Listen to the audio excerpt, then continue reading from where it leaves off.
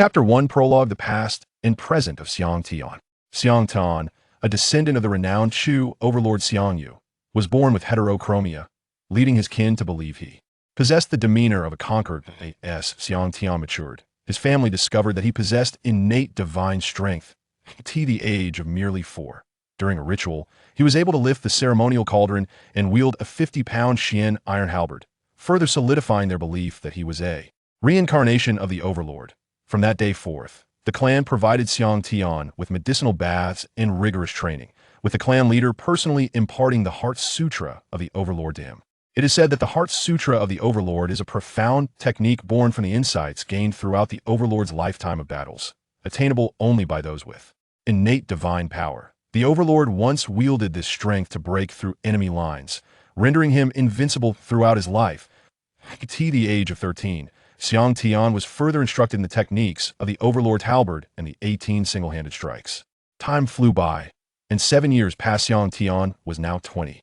Alas, I still cannot break through the 6th level of the Heart Sutra of the Overlord. Is this my limit? With a deep sigh, Xiang Tian rose from his meditative position and drew the Xian iron halberd from its rack. Beginning to practice as he wielded the halberd, a chilling light emanated around him, executing a fluid series of strikes, chopping, thrusting, hooking, slicing, probing, hanging, capturing, and striking. The halberd danced in his hands like a feather, despite its weight of 81 pounds. Regrettably, after the celestial master Lu Bowen severed the dragon vein, spiritual energy dissipated, becoming increasingly scarce. Since the time of Zhang Sanfeng, no one has managed to transcend to the realm of terrestrial immortals. In modern times, due to the depletion of spiritual energy, only a handful have achieved mastery.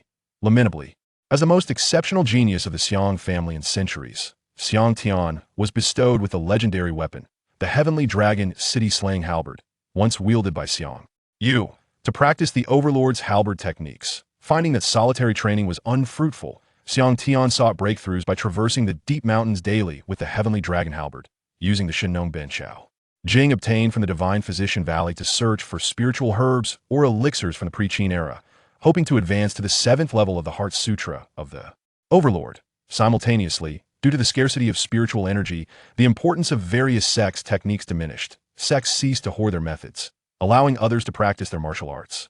After all, in modern times, decades of training might yield only a trace of inner strength, with ordinary practitioners only slightly stronger than the average person.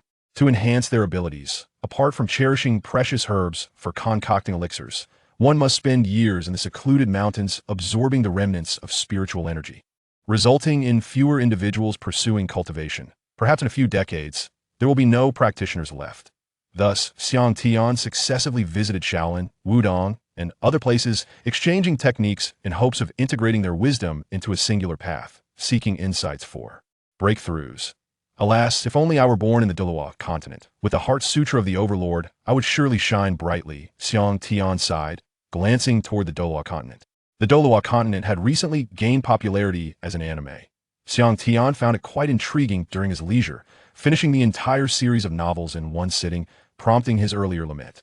At last, I have arrived at Kunlun Mountain. That I hope this place will enable me to break through to the 7th level of the Heart Sutra. Xiang Tian, wielding the dragon-breaking spear, ventured deep into the Kunlun Mountains, exploring for 3 months until he stumbled upon a remnant of dragon energy and a dragon-source fruit at a dragon vein. Overjoyed, he meticulously arranged his surroundings and immediately began to channel the Overlord Heart technique to break through. Once, twice, thrice, finally, he succeeded in surpassing the 7th layer of the technique. Da-ha-ha-ha! I have finally broken through, Xiang Tian exclaimed, opening his eyes and letting out a triumphant roar to the heavens. Suddenly, a bolt of lightning descended directly upon him, striking Xiang Tian. Blood spewed from his mouth, splattering onto the dragon-breaking spear. In that moment, he comprehended that the heavenly Tao of this blue star forbade such a breakthrough. No wonder. Alas, it was too late. Xiang Tian's body became shrouded in black ash, his form shattered, and his consciousness plunged into an abyss of darkness, leaving him utterly oblivious. At that moment, the dragon-breaking spear absorbed Xiang Tian's blood, suddenly radiating a golden light. The golden dragon etched upon the spear's shaft came to life, drawing forth an ethereal human form from Xiang Tian, and then shattering the void, vanishing without a trace. Chapter 2 Rebirth in Douluo. In the city of Wuhan on the Douluo continent, within the Xiang residence, outside a chamber, the anxious platinum cardinal, Xiang Yu, paced back and forth, his expression fraught with tension. He frequently glanced towards the room, and suddenly, a loud wail of a newborn pierced the air. A midwife rushed out, exclaiming to Xiang Yu, "Congratulations, my lord. You have a son, born with dual pupils, extraordinary from birth, destined for greatness. Splendid, splendid. Generous rewards await. Butler, distribute 20 golden soul coins to everyone," Xiang Yu joyfully proclaimed, eliciting a chorus of cheers throughout the Xiang residence. Without delay, Xiang Yu hurried into the delivery room, gazing at his somewhat frail wife and the son in her arms, who was crying robustly and waving his chubby little hands. He quickly wiped the sweat from his wife's forehead and, grasping her hand, said, "You have worked hard. Is this our son? Why does he look so wrinkled like an old man?" He chuckled at his own jest. Lin Shui Ro shot her husband a glance and retorted, "Humph. The child has just been born, and you already criticize him. With your unsightly demeanor and perpetually stern face. Isn't he a reflection of you?" Xiang Yu paused, then burst into laughter. "That is merely my resolute demeanor. Besides, it is to maintain my authority. How am I ugly? If I were, how did I manage to marry you?" Before he could finish, his wife shot him another disapproving look. "You shameless rogue."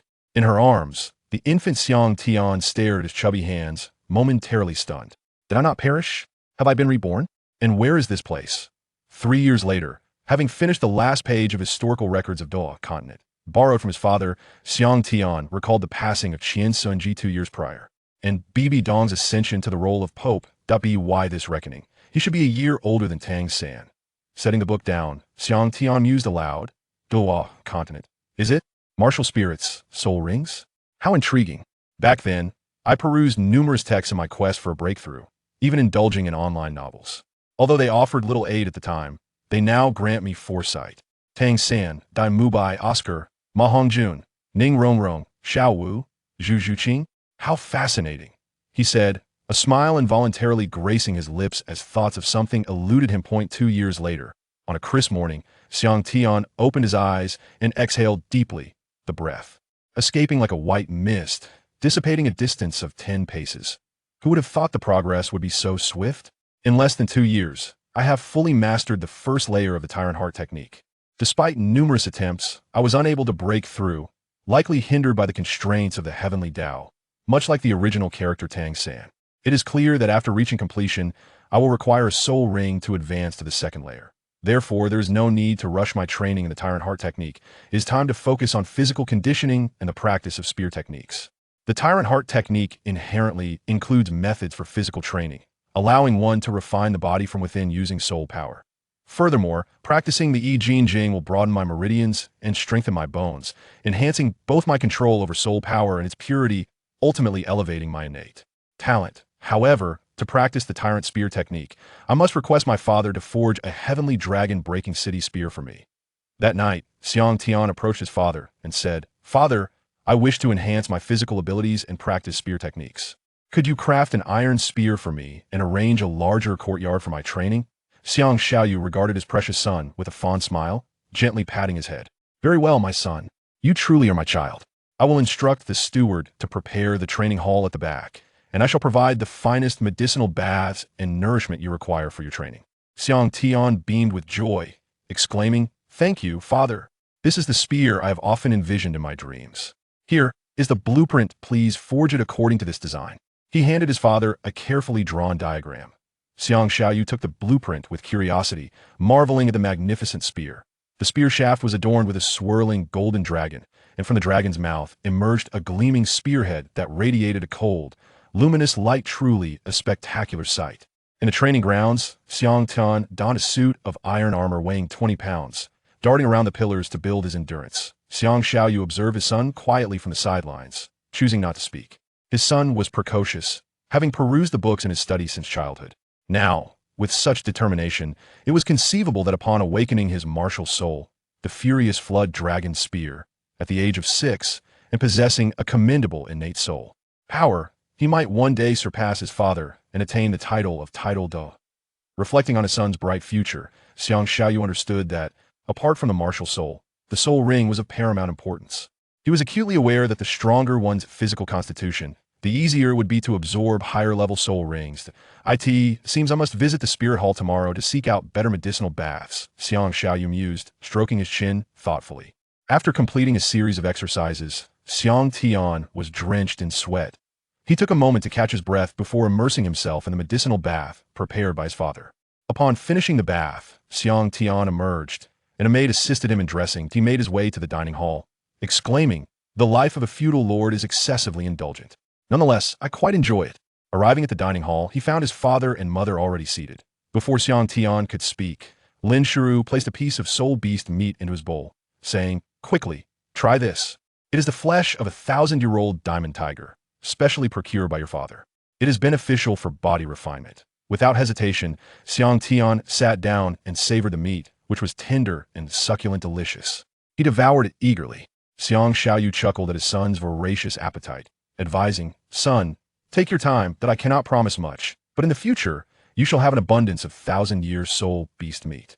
Focus solely on your physical training." Xiang Tian nodded, feeling quite satisfied after his meal as he gently rubbed his rounded belly. By the way, father, I have a prescription for a medicinal bath. I received it from an elderly gentleman whom I assisted during my recent outing. He referred to it as the Foundation Establishment Elixir. The ingredients are not only inexpensive, but also remarkably effective. With that, Xiang Tian handed Xiang Yu a copy of the Foundation Establishment recipe he had previously acquired on Blue Star. "Let me see." Xiang Yu took the document and examined it closely. The cost was indeed low, though the efficacy remained uncertain. "All right, I shall procure it and give it a try. If it proves effective, I will exchange it with you." "Okay," came Xiang Tian's response. "Now, let's take a moment to rest. This afternoon, I will teach you our family's unique spear technique," Xiang Yu announced. "Understood," Xiang Tian replied eagerly. Lying on his bed, Xiang Tian felt the subtle energies circulating within his body, continuously fortifying his physical form. He couldn't help but sigh. How wonderful it would be if such conditions were available on Blue Star. Sigh. I wonder how my parents are faring over there. Are they doing well? I beg your forgiveness, dear parents, for my unfiliality. I cannot provide for you in your old age. In this life, you have treated me with such kindness, and I am thriving here. Rest assured, I shall make the name of the Overlord spear technique renowned throughout Douluo, allowing the people of Douluo to witness the might of the Overlord. I will certainly achieve this," Xiang Tian pondered, gradually drifting into slumber. In the afternoon at the training hall, Xiang Yu and his son stood facing each other on the training ground. Xiang Yu queried his son, "Do you know what a spear is?" Xiang Tian shook his head. The spear is categorized as a heavy weapon, distinct from lighter armaments such as spears and guns. The spear's usage is complex, requiring significant strength and skill, combining the functionalities of both light and heavy weaponry. Those who wield the spear must not only possess adequate strength, but also master the techniques. Otherwise, they cannot harness the weapon's advantages.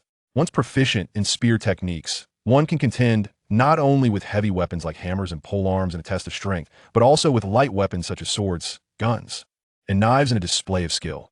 Therefore, you must dedicate yourself to rigorous training in spear techniques. Understood, Xiang Tian nodded in acknowledgement. Chapter 3. Teaching Spear Techniques. Watch closely, this is the Xiang family's spear technique for breaking formations. With those words, Xiang Yu brandished the Fury Dragon Spear, angling the blade as he unleashed a flurry of movements. Chopping, thrusting, hooking, slicing, probing, capturing. Striking, charging, returning, horizontal stabbing, downward slashing, piercing, diagonal pulling, horizontal slicing, cleaving, sweeping, pinning, flipping, and straight hacking. The fluidity of his movements was akin to a flowing river, the spear's radiance enveloping him, creating an illusion where it was difficult to discern which spear blade was genuine and which was not. Xiang Tian observed intently from the side. Although the techniques of the spear technique for breaking formations were intricate, he felt it fell slightly short for one who had practiced numerous exquisite spear techniques. From Blue Star and diligently honed the Overlord spear technique, it seemed he needed to find a reference book on spear techniques for his father. Otherwise, practicing the Overlord spear technique and the 18 single-handed stabs would certainly reveal discrepancies, leading to complications when questions arose. Lost in thought, Xiang Tian became momentarily entranced. "What do you think? Impressive, isn't it?" Xiang Yu approached and playfully patted Xiang Tian's head. Xiang Tian regained his composure and exclaimed, "Wait, I possess a more formidable spear technique." With that, he dashed toward the study, extracting a slender book from the upper shelves and presenting it to his father. The cover bore 4 characters, Supreme Spear Technique. Xiang Yu opened the book and was immediately struck dumb. The Supreme Spear Technique comprised 8 forms, each with 8 variations, totaling 64 formidable moves of unparalleled power. The first form, Extermination of Immortals and Demons. The second form, Rampant Killing Intent. The third form, Chaotic Dance of Spring and Autumn. The fourth form, Changing of Dynasties and Days. The fifth form, Slaying Stars and Moon. The sixth form, Dragon Slaying in All Under Heaven. The seventh form, The Overlord Lifts the Cauldron. The eighth form, Devouring Heaven and Annihilating Earth. Remarkable. My son, from where did you acquire this? After gazing at the Supreme Spear Technique for a considerable time, Xiang Yu finally came to his senses, exclaiming in admiration. It was gifted to me by that old gentleman last time, Xiang Tian replied, for in his previous life, he had encountered numerous fantasy novels, and such fortuitous encounters were typically bestowed by an old man. There was no fault in saying so. What an exquisite spear technique. The next time I meet that old man, I must bring him back to express my gratitude. For now, I shall practice this spear technique and return to teach you later. With that, he leapt onto the arena's stage, repeatedly practicing the Supreme Spear Technique, becoming engrossed in the movements. Xiang Tian was speechless. Alas, dear old man, you shall not see this. Moreover, in my past life, I had already comprehended the essence of the Supreme Spear. It is uncertain who truly taught whom. Contemplating this, Xiang Tian brandished the celestial dragon-breaking city spear, executing the Supreme Spear Technique with fluid grace, the spear's blade emanating a chilling brilliance that enveloped him. As he practiced repeatedly, Xiang Tian gradually rediscovered the essence of the Supreme Spear, and due to his second chance at life, his understanding deepened. As the celestial dragon-breaking city spear danced, his aura surged, creating gusts of wind around him. Xiang Yu on the arena was immediately captivated, halting his own furious spear movements, staring in astonishment at his son. Is this truly my child? A prodigy indeed. Excellent, excellent. Truly, he is my son. How impressive. Xiang Yu exclaimed joyfully to Witness such a powerful aura from the very onset of practicing the Supreme Spear Technique. He mused that once his son awakened his martial spirit next year, he would undoubtedly surpass the offspring of his old friend, who had always boasted of his superior spirit power. After Xiang Tian concluded his practice of the Supreme Spear Technique, Xiang Yu instructed a servant to take him for a medicinal bath, while he himself continued to contemplate the intricacies of the Supreme Spear. Xiang Tian's heart technique was stuck at the first level, unable to break through without awakening his martial spirit. Consequently, he resorted to daily nourishment and the I Jing to forge his body from the inside out, while external medicinal treatments refined him from the outside in, yielding remarkable results in body tempering. Thus, every day, Xiang Tian engaged in body tempering in the morning, practiced the Supreme Spear Technique in the afternoon, and in the evening, he would revisit his memories from Blue Star, diligently writing down techniques and opportunities he knew from Douluo continent to prevent forgetfulness. Day after day, the strength of Xiang Tian's body visibly increased at an astonishing pace. Though arduous, he reveled in the process. Blue Star had never afforded him such opportunities, and now that he had them, he cherished every moment, dedicating himself to diligent practice. After over a month of continuous training, Xiang Tian's physical strength now surpasses that of an average assault-type soul master. With 8 months remaining until the awakening of his martial soul at the age of 6, it is anticipated that his physical prowess will reach that of a powerful soul master. Another day of training has concluded. After dinner, his father, Xiang Yu, sat across from his round-bellied son and smiled, saying, "Tianer, you have been training for more than a month now. It would be wise to take a few days to rest. Tomorrow, your elder brother will return from the academy for his break. Let him take you to explore the Soul Master City and enjoy some leisure." All right. Xiang Tian pondered for a moment before agreeing. As he had not ventured out in quite some time, a trip tomorrow would be delightful. The next day. Xiang Tian, it's time to rise. Your elder brother has returned. Why do you not come out to greet me? Early in the morning, as Xiang Tian lay in bed, still drowsy and wishing to sleep a little longer, he was greeted by the boisterous calls of his elder brother, Xiang Long, from outside.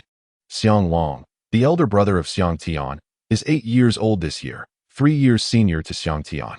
He has awakened the family's ancestral martial soul, the wrathful flood dragon spear, possessing an innate soul power of level 8, which classifies him as a prodigy. He has been sent to the primary academy of the Martial Soul Hall for his studies. In his childhood, his sole pastime was to bully Xiang Tian. He would often tease Xiang Tian, who appeared overly mature for his age. After awakening his martial soul and attending the academy, Xiang Tian finally managed to escape his brother's clutches. However, much to his dismay, another holiday has arrived, and alas. The term calculating aptly describes Xiang Tian's assessment of his elder brother. It seems that once again, he cannot evade his brother's grasp. Upon being roused from slumber, Xiang Tian had no choice but to rise.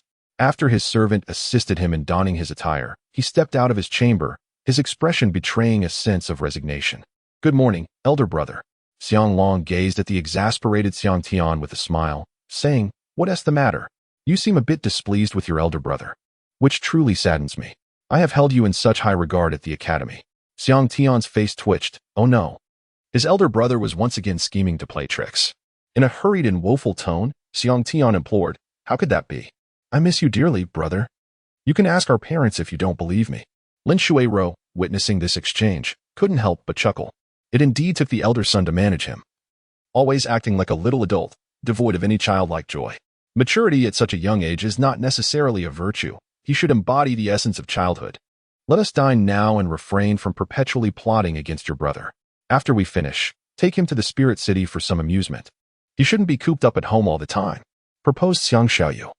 Xiang Tian cast a grateful glance at his father before promptly sitting down to partake in the meal. "Come, do indulge in these tea-infused eggs. They are sourced from the legendary hurricane dragon eagle, a creature of draconic lineage that commands the elemental forces of wind. Its eggs are the finest nourishment for body refinement. Truly a rare delicacy. As for the tea, your mother has generously utilized her treasured collection of millennium-old pure heart tea leaves to prepare this dish, a significant investment indeed, as she usually refrains from sharing it with me. Today, with you brothers conveniently at home, I thought it fitting to prepare something delightful for you," remarked Xiang Yu. Lin Shuai-ro shot him a glance, exclaiming, "Oh, have you even tasted it? Will it elevate your level or something? Eating it is merely eating." Upon hearing this, the two brothers, Xiang Tian and Xiang Long, eagerly picked up their chopsticks, which danced swiftly in the air. In no time at all, they had devoured their meal, their bellies protruding as they sat still, reluctant to move. Burp. Xiang Tian let out a hearty belch, his face alight with satisfaction. Lin Shuai-ro, witnessing this, smiled and handed Xiang Long a golden soul card, saying, "All right, Longer, later I will take you and your brother to the city for some fun. This is your mother's golden soul card, containing over 100,000 golden soul coins for you to spend at your leisure." Xiang Long nodded in agreement. Chapter 4. A stroll through the Soul Warrior City. The two brothers, Xiang Long, exited the mansion in high spirits, momentarily at a loss as to where to go. After a moment of contemplation, Xiang Tian turned to his elder brother and inquired, "Brother, where would you like to go for some leisure?" Xiang Long pondered for a moment and replied, "Shall we visit the Soul Master Trading Street? There are many intriguing items there." Xiang Tian concurred, eager to explore what delightful treasures awaited them. Xiang Long, accompanied by Xiang Tian and two guards, made their way towards the Soul Master Trading Street. Upon arriving, the lively sounds of vendors hawking their wares filled the air, creating a vibrant atmosphere as throngs of people meandered through the bustling street. Discounted eggs of the century-old black-winged eagle.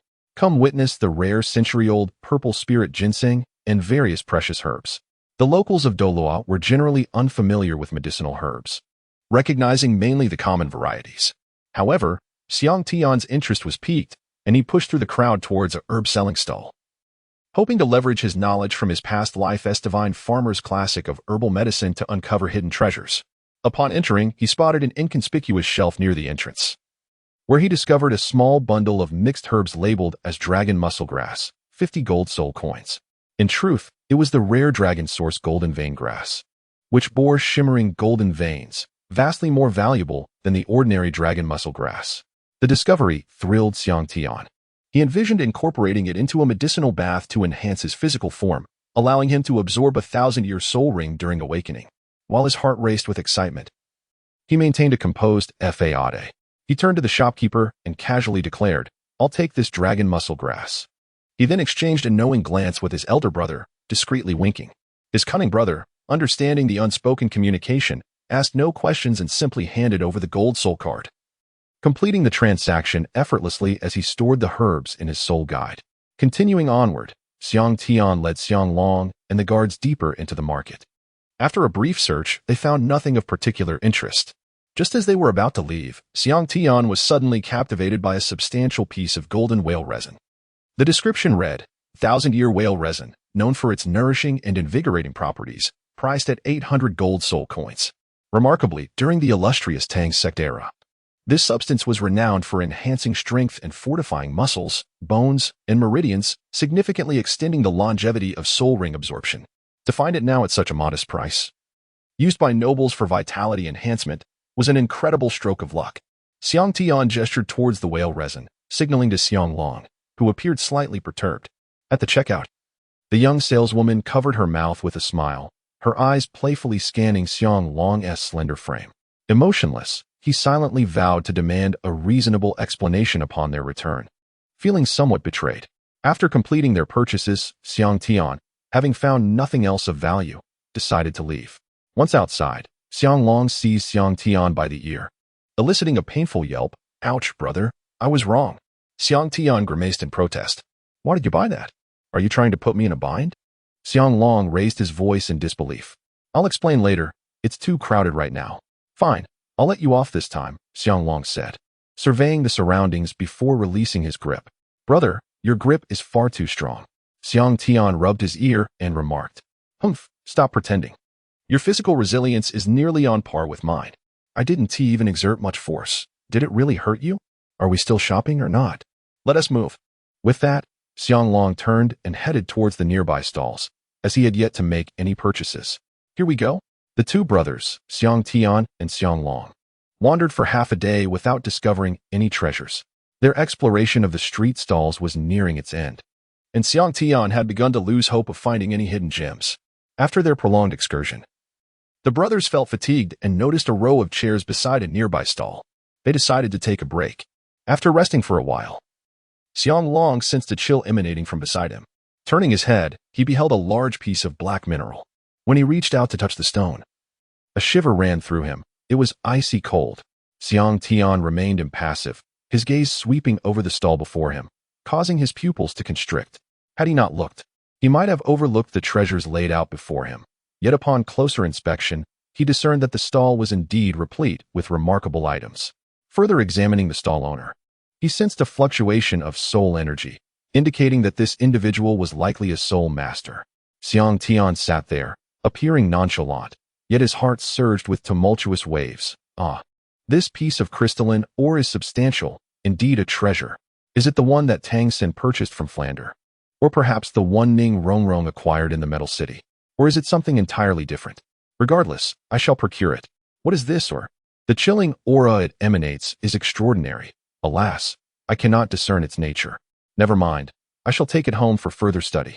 Excuse me, what kind of stone is this? How much do you sell it for?" Xiang Tian inquired, nudging the stone with his foot. "You don't recognize it, do you? This is cold iron, ore, priced at 5 gold soul coins, fixed." The vendor replied, lifting his gaze. Isn't that a bit steep? Throw in that murky crystal as well, or I shall walk away." Xiang Tian leaned back in his chair, adopting an air of indifference towards haggling. "Very well." The vendor contemplated, bemused by the peculiar taste of this affluent young master who had a penchant for murky crystals. Since a silver soul coin is hardly worth much, he acquiesced. After reaching an agreement with the vendor, Xiang Long tossed 5 gold soul coins, which the vendor promptly caught, nodding in acknowledgement. With a swift motion of his hand, Xiang Long stored the 2 items into his soul guide storage device. Upon leaving the market stall, a look of curiosity adorned Xiang Long's face as he gazed at his younger brother, pondering the nature of their recent purchase. Xiang Tian, perceiving his elder brother's inquisitive expression, responded with an air of mystery. "I shall reveal it upon our return. It is a remarkable treasure." As the brothers continued their journey, they arrived at the auction house of Soul Master City. The grand entrance towered several dozen feet high, crafted from netherstone, its thickness formidable and impenetrable. A plaque adorned with a gilded small hammer hung above, while the words Soul Master City Auction House were inscribed in 6 golden characters at the top. Such an imposing entrance. Upon entering the auction house, Xiang Long presented his gold soul card to the attending maid by the reception. Upon seeing the card, the maid promptly bowed and said, "Greetings, esteemed guest. Please follow me." She then led the way ahead. The brothers followed closely behind, captivated by the maid's pure appearance. Clad in sheer fabric and a body-hugging skirt, her figure was alluring, swaying with each step she took. In the early maturity of Douluo children, Xiang Long had never encountered such a scene before, and he found himself momentarily entranced, nearly drooling at the sight. Noticing the shift in Xiang Long's demeanor, Xiang Tian quickly understood his elder brother's predicament. Clearing his throat, he coughed lightly. Instantly, Xiang Long regained his composure, as if nothing had transpired, glancing around nervously. Brother, you've let your drool escape. Perhaps you should wipe it away. Xiang Long, feeling a pang of guilt, wiped the corner of his mouth with his hand, only to find nothing there. Upon turning around, he caught sight of his guard, whose face was flushed with embarrassment and contorted with rage. It was evident to Xiang Long that he had been outsmarted by Xiang Tian. The brothers Xiang Tian followed the maid into the private room, discovering that its decor was extraordinarily opulent. The carpet was crafted from the fur of a century-old ice snow fox, and the lighting fixtures were exquisite crystal chandeliers. The walls shimmered with golden splendor, and the chairs were draped in the hides of a millennial-old wind spirit tiger, offering unparalleled comfort. It could be said that the mere interior was worth tens of thousands of gold soul coins. Considering that an ordinary family typically spent only a few gold soul coins in a year, this extravagance was indeed unimaginable. At that moment, a charming auctioneer clad in a flowing white gown, with a voluptuous and graceful figure, approached the front after receiving a tray from the maid. She announced, "This auction item is a 5,000-year-old ice spirit ginseng, which is found solely in the snow-capped mountains of the far north, making it exceedingly rare. In my hundreds of auctions, I have never encountered such quality. It is a treasure highly sought after by ice and water attribute soul masters." With a starting bid of 10,000 gold soul coins, 13,000, a voice called from the audience. 16,000, 20,000, 24,000. The third bidder raised the stakes to 24,000. Is there any further bidding? First call, second call, third call. Congratulations to bidder number 3 for acquiring the 5,000-year-old ice spirit ginseng. Now, may we present the next item for auction? Chapter 5, The Auction House. Encounter with Hulaina. The next item for bid was a storage soul guiding belt, boasting a generous 80 cubic units of space. This was a rare large-capacity soul guiding device, and the central 10 cubic unit crystal space was particularly special, as it could store living beings. The starting price was set at 15,000 gold soul coins. 20,000 gold soul coins, shouted a wealthy merchant seated in the front row, flanked by companions. I bid 25,000 gold soul coins, came another voice, belonging to a well-dressed noble. 28,000, 30,000. All right, bidder number 3 has offered 30,000 gold soul coins. Is there any further interest? First call, second call. Upon hearing that it could store living entities, Xiang Tian's mind stirred with excitement. He contemplated the prospect of acquiring a soul guide capable of preserving life forms after his martial soul awakening, with the intention of stealthily obtaining the legendary Dugu Bo's celestial herbs. This soul guide appeared to be an excellent option. Observing the lively scene below, he turned to his elder brother, Xiang Long, and remarked, "Elder brother, this soul guide is quite remarkable. You have yet to present me with a gift since your return. Indeed, it is quite impressive, and its capacity is ample. I shall bid 40,000 gold soul coins," Xiang Long declared, boldly raising the stakes by an additional 10,000 coins. Upon his utterance, the fervent bidding within the venue abruptly ceased, as participants refrained from further offers. In box number 9, a voice echoed, "Is that not the little demon king of the Xiang family, the Platinum Bishop?" This voice was unmistakable, only that little demon king thrived in the midst of such excitement. "Let him have it," someone conceded. Xiang Tian burst into laughter upon hearing the discussions below. "Elder brother, your reputation truly precedes you." Xiang Long's eyes glinted with a murderous intent as he fixed his gaze upon Xiang Tian. "Do you find this amusing?" Upon witnessing this, Xiang Tian shivered involuntarily and immediately adopted a serious demeanor, stating, No, as a younger brother, how could I ever jest at my elder brother? You must have misheard. Who would dare to mock my elder brother? I would certainly find someone to deal with him." Xiang Long could hardly let his younger brother off so easily. He extended his 2 claw-like hands to grasp Xiang Tian's chubby cheeks, vigorously kneading and tugging, bestowing upon him a rather vigorous facial massage. Once, twice, thrice, congratulations to the esteemed guest number 9 for securing the soul-guiding device. The auctioneer knocked his gavel, sealing the deal. Only then did Xiang Long release his grip on Xiang Tian. Shortly thereafter, a servant from the auction house arrived, delicately presenting the storage soul-guiding device belt to the private box. Xiang Long handed over a golden soul card to complete the transaction, and then promptly passed the belt to Xiang Tian. Upon examining the belt, Xiang Tian felt an immense sense of satisfaction. Embroidered on its surface were two dark golden-scaled dragons, their claws soaring, vying for the central crystalline space capable of storing living entities. The remaining crystals were scattered around the bodies of the dragons, rendering the entire belt both opulent and imposing. May we present the next item for auction? At that moment, the attendant brought forth two boys, each around 5 years of age. These siblings had been rescued by a soul emperor from the clutches of a malevolent soul master. Their village had been utterly decimated, leaving them unable to fend for themselves, and they had willingly offered to sell their services. Is there anyone who wishes to purchase them?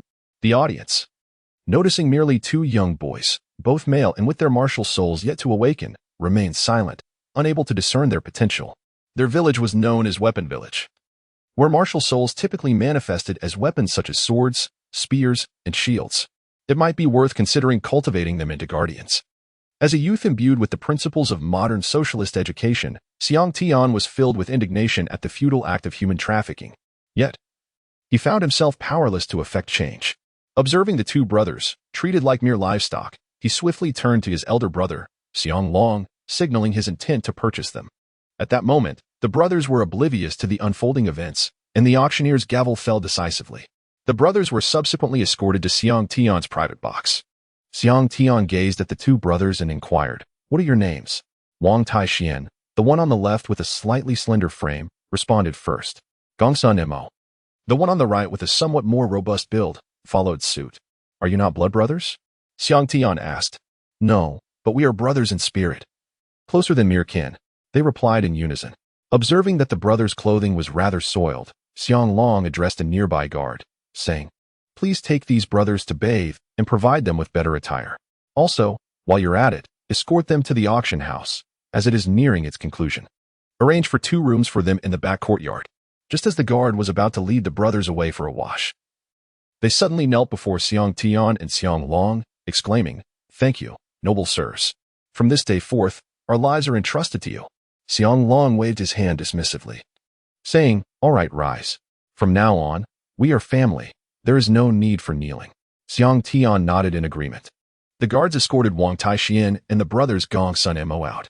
Shortly after the last item, the right leg bone of the Millennium Gale Demon Wolf was auctioned off.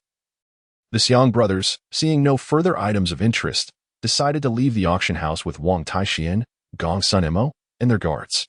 As they stepped out of the private room and walked a short distance, they encountered a girl of around 14 years, graceful and statuesque, accompanied by a tall, effeminate young man.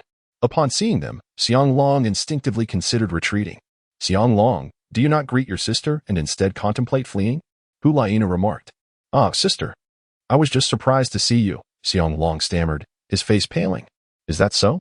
It seems I have misunderstood my younger brother," Hu Laina purred, licking her lips and gazing at Xiang Long with a mischievous smile, akin to a fox eyeing a hapless chick. "Enough of that. Allow me to introduce you. This is my brother Xiang Tian." "Xiang Tian, greet Sister Laina." Xiang Long hastily redirected the conversation, pushing Xiang Tian forward to deflect attention. "Hello, Sister Laina. You are truly beautiful," Xiang Tian exclaimed, recognizing his elder brother's obvious discomfort akin to a mouse encountering a cat, and promptly offered his greetings. "What a charming little brother. Such sweet words," Hu Laina said, bending down to pinch Xiang Tian's chubby cheek playfully. Xiang Tian lifted his gaze and was met with an abyss of deep valleys upon his chest, prompting him to hastily lower his head. "Nana, it is time to depart," spoke Douluo from the side. Hu Laina, with a lingering reluctance, released her magical grasp and said, "Farewell, little brother Xiang Long. We should gather again when time permits, and we shall converse at length then. Elder Ju, we shall take our leave." "Farewell, Sister Nana," the two brothers, Xiang Tian and Xiang Long, replied with utmost respect. Phew. At last, they were free from her clutches. Watching as the two figures receded into the distance, they both exhaled in relief. After their separation, the brothers, accompanied by their guards, made their way back to the Xiang residence. Upon their return, Xiang Long erupted with excitement, calling out, "Mom and Dad, come quickly. You must see the splendid treasures my brother has acquired." His insatiable curiosity, which he had restrained throughout their journey, was finally unleashed. Without delay, he rummaged through the soul-guiding device and produced an assortment of chaotic herbs, a chunk of golden resin, a murky yellow crystal, and a sizable piece of dark, glistening or exuding a chilling aura.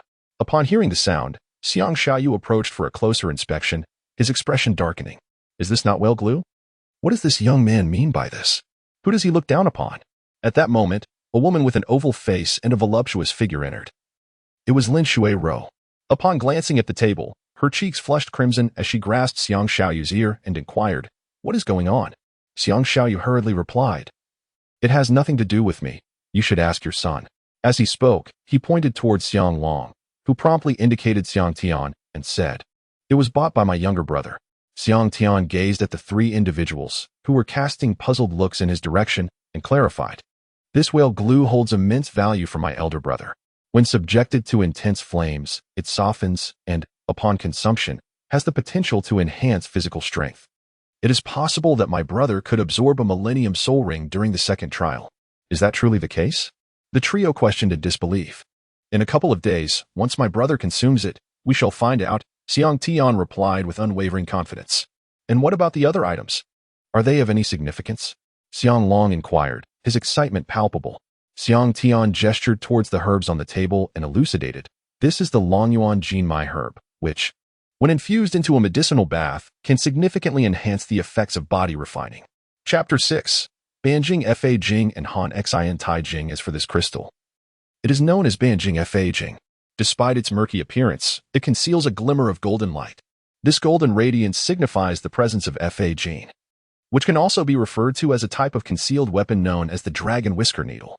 Judging by the quality of the golden hue within this crystal, it is estimated that it contains no fewer than 10,000 Dragon Whisker Needles.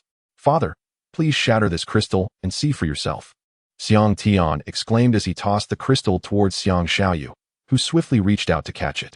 "What should I do?" "Utilize your soul power to isolate the surroundings, ensuring that the Dragon Whisker Needles do not escape, and then shatter it with brute force," Xiang Tian replied calmly. Xiang Yu, resolute in his actions, enveloped the surroundings with his soul power. With his left hand grasping the crystal and his right hand forming a fist, he unleashed a tremendous strike. A resounding bang echoed as the crystal shattered into fine powder, simultaneously releasing countless golden specks that soared in all directions. These luminous particles, ensnared by Xiang Yu's soul power, converged together. Before him, grains of golden particles, akin to millet in size, amassed into a small mountain of gold, numbering at least in the tens of thousands. Each particle was uniform in size, perfectly round, and radiated a brilliant glow. Intrigued, Xiang Yu picked up one of these tiny orbs and, with a hint of skepticism, inquired, "Is this small object of any significance? Try infusing it with your soul power," Xiang Tian replied with a gentle smile. Upon hearing this, Xiang Yu infused a trace of spiritual energy into it, and he observed as the golden particle gradually elongated into a slender golden thread, measuring over 3 inches in length. It was as fine as a hair, nearly invisible unless one noticed its shimmering golden glow. "What purpose does this serve?" Xiang Yu glanced at Xiang Tian, his face still filled with questions. "First, press the tip with your finger and see. Then, try to shoot it into the stone slab, and you will soon understand," Xiang Tian teased, withholding the answer.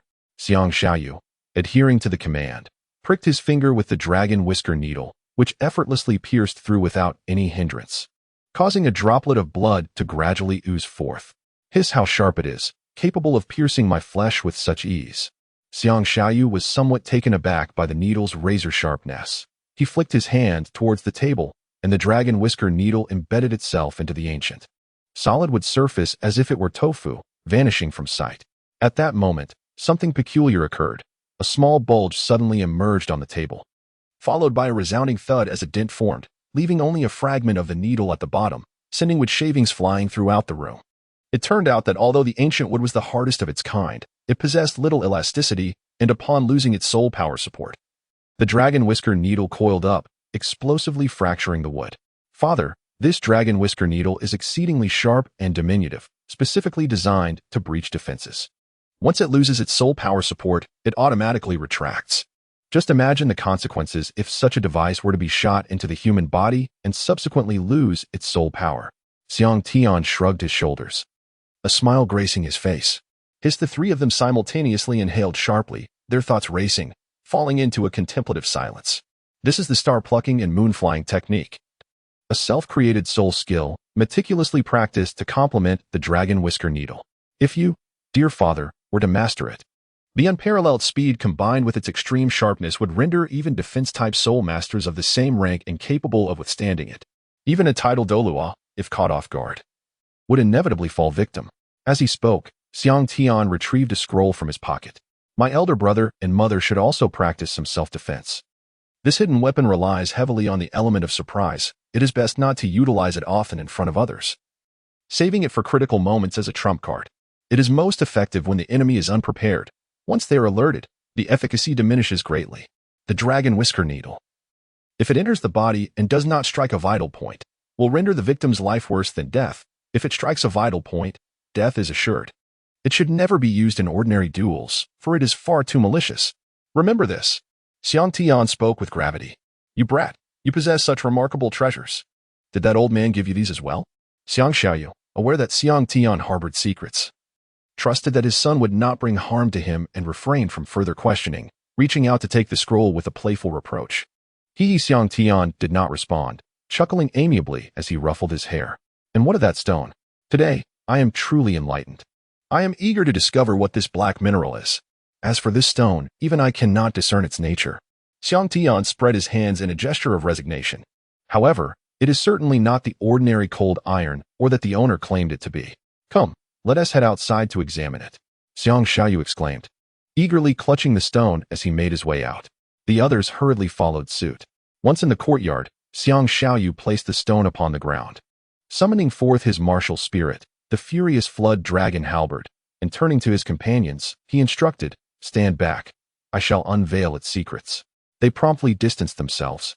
As Xiang Yu raised the halberd and struck down upon the mineral with great force, followed by a tremor. Amidst the resonant hum, the layers of the ore's exterior peeled away, releasing a chilling aura that enveloped the surroundings. Frost swiftly formed upon the surfaces of the stone table and chairs in the courtyard as the temperature plummeted. It was at this moment that Xiang Tian and his companions discerned the true nature of the ore. The stone was entirely black, an unadulterated darkness that absorbed sunlight without a trace of reflection, drawing the gaze as if into an unfathomable abyss. This was heart-cooling iron essence, the hardest metal on the continent, weighing at least several hundred kilograms, rendering its value immeasurable. What a fortune we have stumbled upon today, exclaimed Xiang Yu, bursting into hearty laughter as he playfully patted Xiang Tian's head. Father, stop it. You'll make me foolish, and who will take care of you in your old age? Xiang Tian rolled his eyes, strongly disapproving of Xiang Yu's antics, though his protests seemed in vain. After a few days of rest, Xiang Tian resumed his training, albeit with additional companions, Xiang Long, Gongsun Mo, and Wang Taixian. Following several days of rigorous practice, Xiang Yu also experimented with the method Xiang Tian had suggested. Consuming some whale glue, he discovered it indeed bolstered physical strength, though it could lead to an excess of yang energy. As Xiang Long was still young, the dosage needed careful regulation, otherwise, he would face troublesome consequences from unspent energy. After preparing himself, Xiang Yu finished his dinner. Just as Xiang Long was about to leave, his father called out to him, informing him that he need not train the following day and should maintain his physical condition by consuming whale gelatin. Understood. Xiang Long replied with a hint of excitement. The next day, Lin Shuai-Ro summoned her martial soul, the flame sprite, which catalyzed a small piece of whale gelatin. Melting it, the gelatin emanated a faint golden glow, gradually transforming into a soft, viscous substance while releasing a peculiar fragrance that lingered in the air. Be careful, it's hot. Lin Shuai-Ro cautioned as she gently pinched the whale gelatin and blew on it to dissipate some heat. She then carefully handed the gelatin to Xiang Long, speaking to him in a tender voice. Xiang Long grasped the soft, pliable whale gelatin and tilted his head back to swallow it whole. Upon entering his mouth, a potent fishy aroma enveloped him, yet he steeled himself and swallowed it down. Almost immediately, this pungent essence transformed into a warm current coursing through his abdomen. A sensation of warmth blossomed within his chest and belly, akin to being immersed in a steaming hot spring, as the surging heat radiated from his core to his limbs. Indeed, it was a treasure of heaven and earth. Xiang Long's physical strength surged at an astonishing pace. The comforting warmth gradually escalated to an intense heat, and he felt the relentless flow of warmth streaming through every part of his being as dark brown impurities began to expel from his body. At that moment, the vigor of his vital energy rivaled that of a level 25 Grand Soul Master, if not exceeding it. Xiang Yu exclaimed beside him. Maintain your focus and channel the gathering spirit technique to absorb the medicinal effects. I shall provide you with protection. Xiang Long nodded, persistently channeling his soul power. After half an hour, he opened his eyes and leaped up, exclaiming, I've reached level 16. Have you broken through? How does your body feel? Xiang Yu inquired from the side. Remarkably well. My physical strength rivals that of a level 25 Soul Master, and my power has significantly increased. I feel as though I could fell a cow with a single punch, Xiang Long declared, clenching his fist with exuberance. Haha. Excellent. After taking a few more doses in due time, your physical strength should ascend to the level of a Soul Sovereign, achieving a second ring after a millennium. Xiang Yu laughed heartily after assessing Xiang Long's physical prowess. Chapter 7. Awakening of the Martial Soul in the Early Morning, within the training hall of the courtyard. A diminutive figure wielded the heavenly dragon city-breaking spear, moving with relentless focus. Sweat adorned his earnest face, and his gaze radiated unwavering determination. Each movement, chop, thrust, hook, slice, probe, hang, seize, and strike, was executed with precision and grace, embodying the essence of the Overlord spear technique. Upon closer inspection, it was none other than Xiang Tian performing the spear dance. As Xiang Tian wielded the heavenly dragon city-breaking spear, countless leaves and fine sand swirled around him, forming a miniature whirlwind. Occasionally, leaves would drift into the shadows of the spear, vanishing into nothingness in an instant. Xiang Tian continued to dance with the spear, his speed escalating until the weapon became nearly invisible to the naked eye, transforming into a glimmering arc of cold light. Standing nearby, Xiang Yu could only observe a silhouette enveloped in a chilling radiance. With a resounding shout, devour heaven and earth. All the cold light coalesced into one, adhering to the heavenly dragon city-breaking spear. As Xiang Tian executed a direct thrust towards the courtyard wall, cracks rapidly spread across the surface, followed by a thunderous boom as a large hole appeared in the wall. Bravo! Truly the son of my blood. Xiang Yu applauded. Dad, what brings you to the training hall today? Xiang Tian asked, a hint of curiosity in his voice. Xiang Yu, recently preoccupied with numerous affairs, had not graced the martial hall in quite some time. Feeling somewhat guilty, he remarked, I merely wish to observe how my son has been faring with his spear techniques. Moreover, tomorrow marks the day of your martial soul awakening. It is imperative that you rest adequately and maintain your best condition. Humph. Our esteemed busybody even remembers his son's martial soul awakening? He is perpetually occupied with official duties or training, neglecting everything else. Lin Shuru scoffed while gently wiping the sweat from Xiang Tian's forehead. Xiang Yu offered an awkward smile. Ever since Xiang Tian bestowed upon him the spirit-gathering technique, Xiang Yu's cultivation speed had increased by 30%, making a breakthrough to the title of Douluo a promising prospect. Xiang Yu resumed his arduous training, and after 6 months, he has ascended to the pinnacle of the 88th level Soul Douluo. Recently, Lin Shuru also achieved a breakthrough in her soul ring, attaining the Soul Douluo level. With the aid of the gathering spirit technique, Xiang Long's cultivation speed rivals that of a naturally gifted full soul power, leading him to break through to the 18th level. Xiang Tian intends to impart the I Jing Jing to Xiang Long once he becomes familiar with his meridians after returning from the academy. In order to enhance his innate qualities, Wang Taixian and Gongsun Mo have recently awakened their martial souls. Gongsun Mo's martial soul is the mutated celestial star axe shield, possessing innate soul power at level 7, while Wang Tieshuan's martial soul is the white tiger black gold spear, with innate soul power at level 9. In gratitude for Xiang Tian's kindness, the two swore allegiance to him through their martial souls, which greatly moved Xiang Tian, prompting him to teach them the gathering spirit technique, to which they obediently complied. Xiang Yu found himself somewhat envious of Xiang Tian's fortune, capable of effortlessly attracting two prodigies. Meanwhile, after over 6 months of training, although still constrained by his martial soul, Xiang Tian has diligently practiced the I Jing Jing, resulting in a doubling of his meridian capacity and the refinement of his soul power twice. His physical strength has reached the level of a soul sovereign, significantly enhancing his prowess. However, he now senses a bottleneck. The effects of his physical training appear increasingly negligible. That night, Xiang Tian lay upon his bed, his mind swirling with countless thoughts, eagerly anticipating the awakening of his martial soul on the morrow. As the night deepened, he found himself tossing and turning, excitement rendering him restless and unable to slumber. After what felt like an eternity, he finally succumbed to a deep sleep. In his dreams, Xiang Tian envisioned the celestial dragon breaking City Halberd soaring through the air, approaching him with an ethereal grace. This magnificent weapon, measuring 2 meters and 25 centimeters in length and weighing 108 pounds, featured a sleek black shaft adorned with a golden dragon that seemed to writhe with life. The blade, glinting with a chilling radiance, emerged from the dragon's maw, sharp beyond compare. As Xiang Tian beheld the halberd, the golden dragon upon its shaft appeared to come alive, beckoning him to grasp it. Overcome with exhilaration, he reached out and seized the celestial dragon breaking City Halberd, brandishing it with great enthusiasm. Just as he was lost in the rhythm of his movements, a voice called from outside, "Tian, rise and shine. Do not forget that today is the day you awaken your martial soul." It was his mother, Lin Shui-ro, who had noticed his unusual slumber and was urging him to wake. Xiang Tian suddenly awoke, his eyes fluttering open to reveal the bright light of day. Realizing it had all been a mere dream, rising from his slumber, he found his mother entering the room, while a maid attended to him, meticulously helping him dress.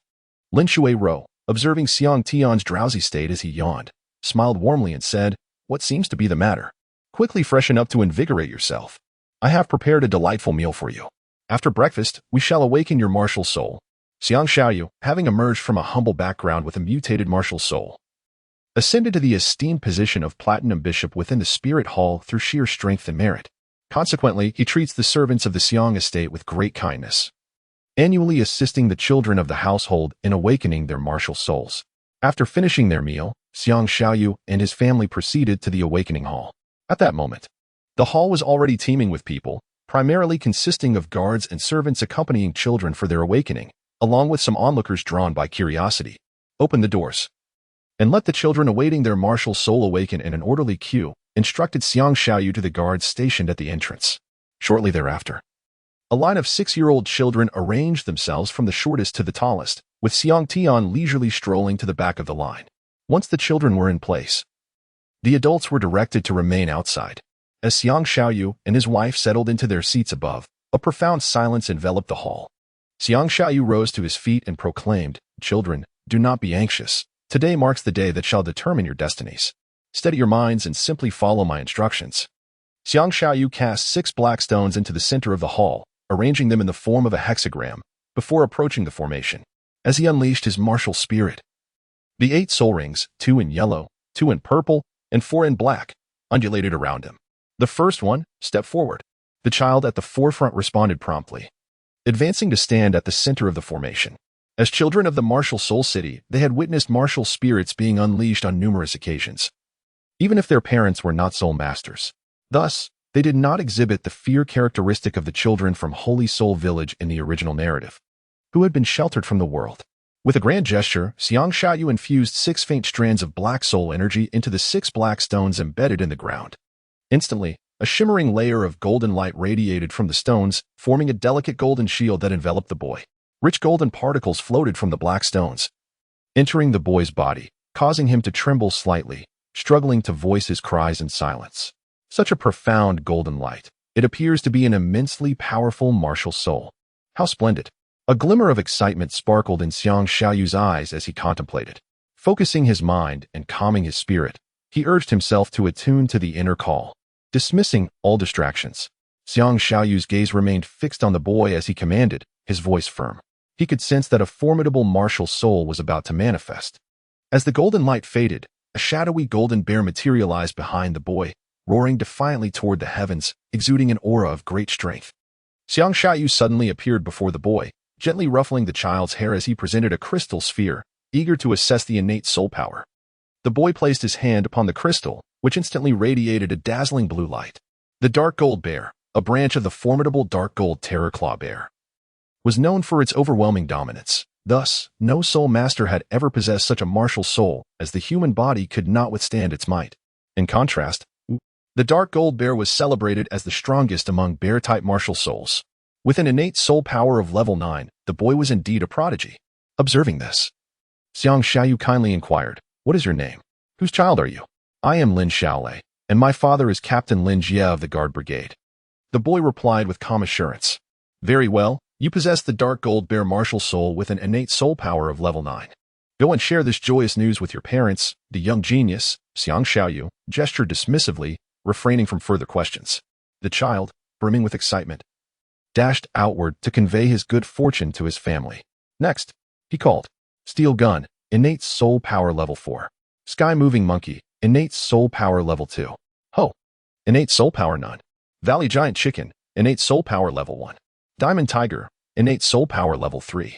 Xiang Yu seemed to have exhausted his luck, for none of the remaining children possessed innate soul power exceeding level 5. Soon, only Xiang Tian remained among those awakening. As the others had completed their awakening and exited the hall, center your thoughts and keenly sense the call of your martial spirit, Xiang Yu advised Xiang Tian, who stood within the awakening array. With a calm nod, Xiang Tian acknowledged the instruction. As Xiang Yu infused his soul power, the awakening array once again manifested a luminous shield enveloping Xiang Tian. Unlike the awakenings of the others, the moment the shield formed, an unprecedented and resplendent golden light surged forth, encasing Xiang Tian entirely. Witnessing this spectacle, the composed expressions of Xiang Yu and his wife vanished in an instant.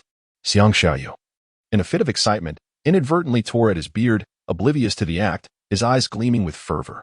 He had an inkling that his son's martial spirit was extraordinary. Chapter 8. The Tyrant's Divine Body and the Heavenly Dragon's City-Breaking Strike. Xiang Tian stood within the awakening array, enveloped by countless golden rays. A sensation of comfort nearly eliciting an audible exclamation. After a brief moment, a surge of spiritual energy flowed outward from his being, ultimately escaping into the outside realm. Xiang Tian was eager to discover the nature of his martial soul, only to realize that it seemed absent. Instead, he found himself enveloped in a resplendent dark golden light, emanating a formidable and weighty aura of power. Moments later, he sensed another surge of dark golden radiance stirring within his right hand. Upon raising his hand, a halberd materialized before him in an instant.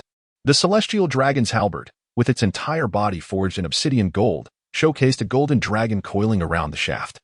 A sharp blade emerged from the dragon's maw, while a crescent-shaped horizontal blade, gripped tightly by two dragon claws, exuded an air of piercing intensity. It appeared strikingly majestic and imposing, reminiscent of Xiang Tian's previous life's celestial dragon's halberd, stirring within him a torrent of emotions. Xiang Yu stood by, observing the martial soul of Xiang Tian before him. As the moment the heavenly dragon breaks the city halberd was unleashed, an unparalleled sharpness surged forth, suppressing the angry flood dragon halberd within him, which stirred restlessly, seemingly unwilling to be subdued. This supreme martial soul was undoubtedly on par with the renowned Haotian hammer. A wave of emotion surged within Xiang Yu. Tentatively, he summoned his soul power to sense the aura emanating from the halberd. When his soul power made contact, he was met with a tyrannical and razor-sharp force that left him feeling as though his own soul power was being sliced and shattered by countless tiny blades in that fleeting moment. The heavenly dragon breaks the city halberd consumed an excessive amount of soul power. With a mere thought, Xiang Tian retracted the halberd and stepped forward to test his own soul power. Placing his hand upon the crystal ball, a sudden wave of suction pulled at him, causing his soul power to surge forth like a tidal wave, illuminating the crystal ball with a brilliant radiance. Innate full soul power. Marvelous, marvelous, truly commendable.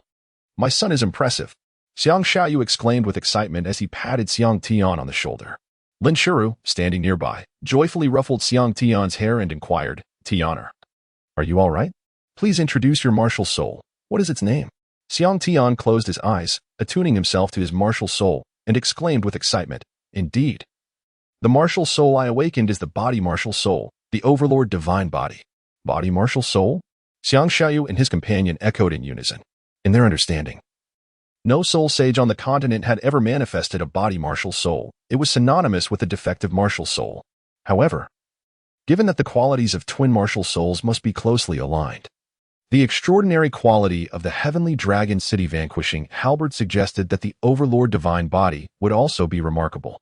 Xiang Yu and his spouse were momentarily lost in thought, rendered speechless. Yes, from my perception of the martial soul, I initially should have awakened my mother's martial soul, the flame spirit. However, due to the Overlord heart decision and the enhancement from the I Ching Jing, combined with the fact that the flame spirit is already a humanoid spiritual martial soul, it was absorbed by my body, resulting in a fusion that mutated into the body martial soul, the Overlord divine body. It is a martial soul of ultimate power. Wonderful. Xiang Yu laughed heartily, relieved to hear that it was indeed an ultimate martial soul. But what about this halberd? He eagerly inquired. This halberd is known as the Heavenly Dragon City Vanquishing Halberd. It has mutated from the Angry Flood Dragon halberd and is also an ultimate martial soul, possessing unparalleled sharpness. Nothing can withstand it. Xiang Tian replied with pride. Excellent. Xiang Yu cheered enthusiastically, while Lin Shui beamed with pride as she watched her son. Tiana, you have awakened a twin martial soul, blessed with innate full soul power and an extraordinary talent. Yet, to date, only His Holiness, the Pope, has successfully cultivated a twin martial soul and overcome the conflicts between them. Tomorrow, I will report to His Holiness to see if he might take you as his disciple, Xiang Yu said, a hint of excitement in his voice. Xiang Tian seemed somewhat distracted. Do not worry, Tianer. Even if His Holiness does not accept you, I will strive to find a way for you to navigate the conflicts of twin martial souls. If all else fails, we can focus on cultivating one martial soul, and you can still achieve the rank of title Douluo. I have a good relationship with Elder Ju, so we will manage, Xiang Yu murmured, his confidence wavering slightly. Xiang Tian was reminiscing about how he overcame the challenges posed by his twin martial spirits, and for a moment, he did not quite catch what Xiang Yu was saying. That night, as he lay in bed, he pondered deeply. The dual martial spirits required a formidable physical constitution to accommodate a second spirit ring, to enhance physical strength. The only methods available were spirit rings, spirit bones, celestial herbs, and rigorous training. Only by enduring the limits of his body could he absorb higher quality and longer-lasting spirit rings, thereby achieving a more profound transformation upon success. The absorption of spirit bones would further augment his physical strength. As for celestial herbs, Xiang Tian had long coveted them in his past life. They existed solely in ancient texts, with no physical manifestation. In this life, he was determined to witness them firsthand. Regarding Dugu Bo, he planned to assist him and his granddaughter in alleviating their poison, and then provide them with 2 celestial herbs for enhancement, better than being deceived by Tang San, who left him with none. How benevolent I am, he thought with a sense of pride. Xiang Tian had always held a low opinion of Tang San and the Tang sect, known for their use of hidden weapons and poisons, which earned them a rather unsavory reputation in the Central Plains martial world.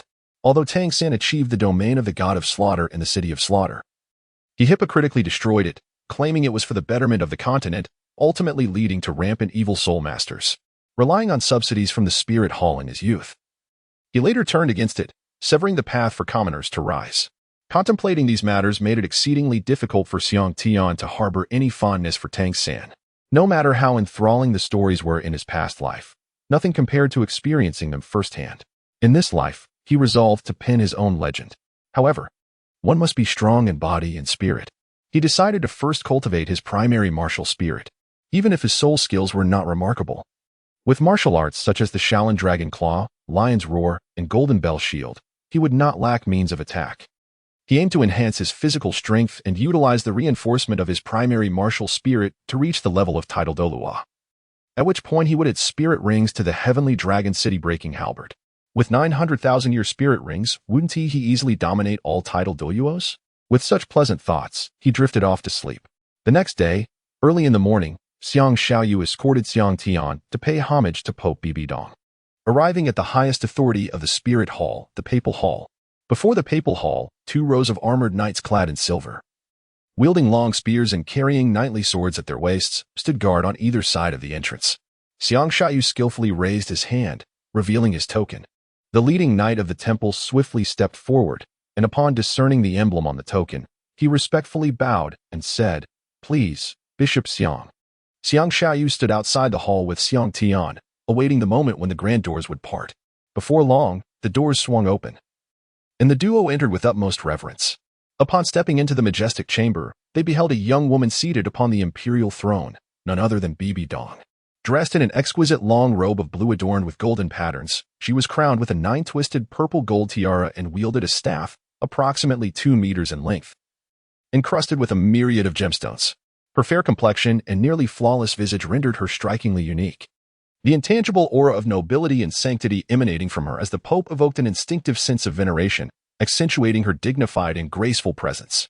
Xiang Tian, I have heard that your martial soul awakened with innate full soul power, and that you possess twin martial souls? Bibi Dong inquired with a hint of curiosity. Indeed. Your Holiness, Xiang Tian responded with composure. Bibi Dong nodded thoughtfully and continued, please release your two martial souls for me to observe. Chapter 9. Seeking the guidance of Bibi Dong, Xiang Tian dared not lift his gaze for too long. His understanding of Bibi Dong was solely derived from the original work. If the narrative held true, the current Bibi Dong was indeed a heartless figure, wounded by love and intent on annihilating the Spirit Hall. However, at present, Bibi Dong was still in the process of accumulating strength and developing the Spirit Hall. She was the first to overcome the conflict of twin martial souls. And when it comes to the study of martial souls across the continent, she undoubtedly surpassed the master by leaps and bounds. Hence, becoming Bibi Dong's disciple was undoubtedly an excellent choice. After all, the master had yet to reach level 30 and had never conducted any experiments. He was oblivious to the concept of soul vibrations. It could only be said that the master was merely benefiting from the resources provided by the Spirit Hall. Bibi Dong had supplied him with numerous texts, from which he derived the so-called 10 core competitive advantages of the martial soul realm. Yet, these were ultimately theoretical, mere armchair discussions. According to the information provided by the Spirit Hall, no one had ever surpassed 400 years with their first soul ring, leading to the conclusion of a so-called limit on soul rings, without considering the impact of individual martial souls and the physical strength of soul masters. Tang San was merely his guinea pig. There are no worthless martial souls, only inept soul masters. Why did the master not choose to mentor a mediocre talent to prove his point? Instead, he opted for a genius with twin martial souls and innate full soul power. Having resided at Notting Academy for so many years without ever taking on a disciple, was it not due to his disdain for those who did not meet his standards, fearing that they would be labeled as failures? Assisting Tang San in hunting a soul ring nearly cost him his life. In the early stages, Tang San relied on hidden weapons and the mystical herb, while the master merely imparted some knowledge about soul beasts, which was of slight benefit to Tang San. Later on, he resorted to carrying stones and running, participating in competitions. For someone like Xiang Tian, modern training methods far surpassed the efficacy of merely running with stones. The master's understanding of martial soul knowledge paled in comparison to that of the little witch, Ning Rongrong, who even recognized the 9 hearts Sido. Your Holiness the Pope.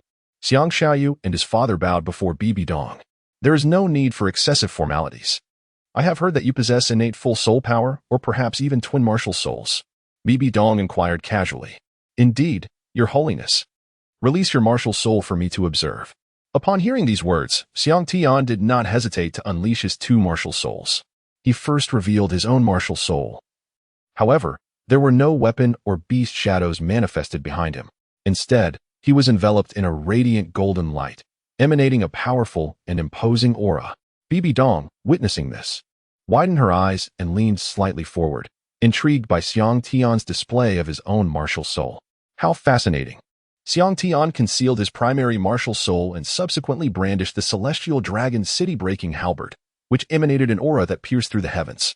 Under the formidable presence of the celestial dragon's halberd, Xiang Tian appeared imposing and majestic. I wish to take you as my disciple. Would you be willing? Bibi Dong inquired, somewhat intrigued. Xiang Tian had come here primarily to seek Bibi Dong as his mentor, and it appeared that no one else was more suitable for the role. After all, they both possessed twin martial souls, and currently, Bibi Dong was the only one on the continent who had successfully cultivated hers. Naturally, Xiang Tian was eager to accept this opportunity, bowing respectfully as he declared, I am willing, Your Holiness. This arrangement seemed too favorable to refuse, especially considering his teacher's beauty. It would be utterly unreasonable to decline. Very well, from this day forth, I shall guide you in your cultivation. However, you will continue your studies in the Genius class at the Martial Soul Hall as primary academy. Should you encounter any issues, feel free to consult me, and you may also seek guidance from your senior sister, Hulaina. I will introduce you to her in due course, Bibi Dong instructed.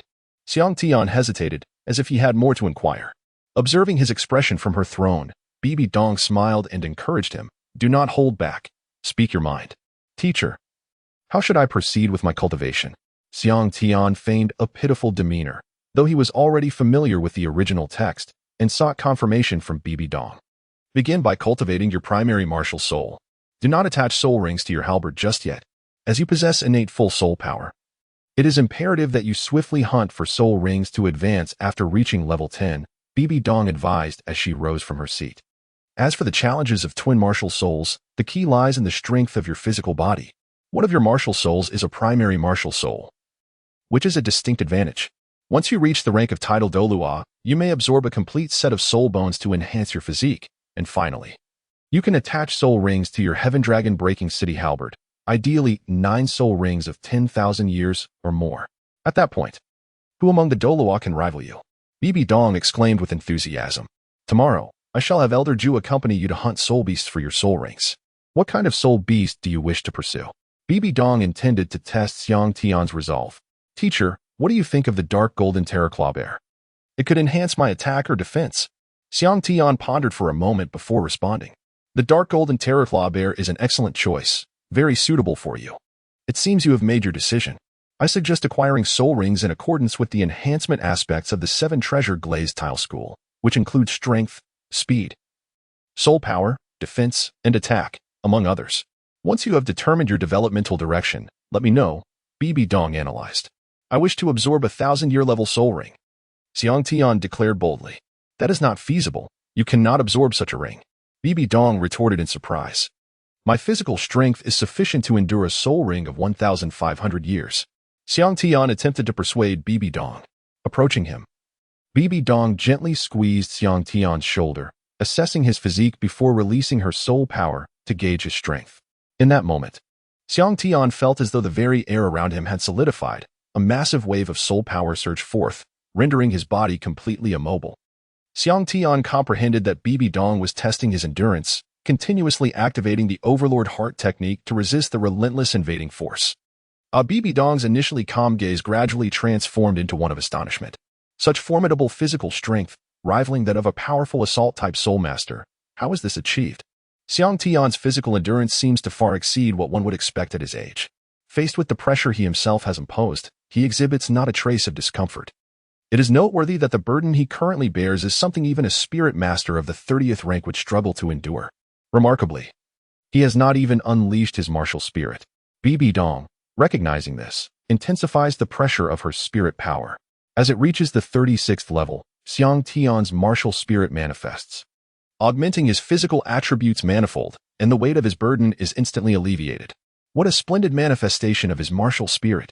Bibi Dong clearly acknowledges the formidable power of the tyrant god body and muses for those under 1,200 years of age. The dark gold fearsome bear spirit power is indeed formidable. This is the limit set by my master. I eagerly anticipate your miraculous feats. It appears that the martial spirit of his true body is not to be underestimated. I must seek opportunities to cultivate it. A thought strikes Bibi Dong just then. As Douluo enters with Hulaina. Teacher, I have broken through to the 30th level. As soon as Hulaina steps in, she rushes into Bibi Dong's embrace. Excellent. Just in time. This is your junior brother, Xiang Tian. He, too, is in need of a spirit ring, and he shall accompany you tomorrow to procure one. Ju Ghost Douluo will accompany you. Bibi Dong gestures towards Xiang Tian. Hulaina releases her hold on Bibi Dong and, with a cheerful smile, approaches Xiang Tian. Little junior brother Xiang Tian, quickly greet your senior sister. And with that, she playfully pinches Xiang Tian's chubby face, thoroughly enjoying the moment. After Xiang Tian's emergence, Xiang Yu was summoned by Bibi Dong for a round of inquiries. The method of utilizing whale gel could not be concealed any longer, as Xiang Yu had presented it to Bibi Dong as a token of apprenticeship. Last night, he had discussed this matter with Xiang Tian, who was not particularly distressed. After all, his physical strength was immensely formidable, being at the first ring level of a millennium. Others would inevitably suspect that Xiang Tian possessed secret techniques to enhance the absorption age of spirit rings. In such a scenario, Xiang Tian might not even know how he would meet his demise. It would be far more prudent to offer this method to Bibi Dong, allowing the Golden Generation to utilize it collectively. Consequently, the members of the Spirit Hall would all absorb spirit rings surpassing the optimal age limit, thus diverting their attention away from Xiang Tian. This plan would not only shift suspicion but also earn the favor of Bibi Dong, 2 birds with 1 stone. Furthermore, Xiang Yu had amassed a significant quantity of whale gel in advance, sufficient for his own training or for gifting to others. After all, the initial application of whale gel yielded the best results, With diminishing effects upon subsequent uses, an individual would hardly require much.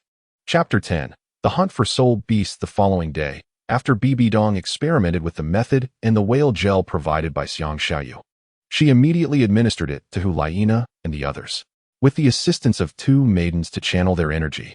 Both Xiang Yu and Yin experienced a substantial enhancement in their physical strength, testing capable of absorbing spirit rings around 3,000 years in age.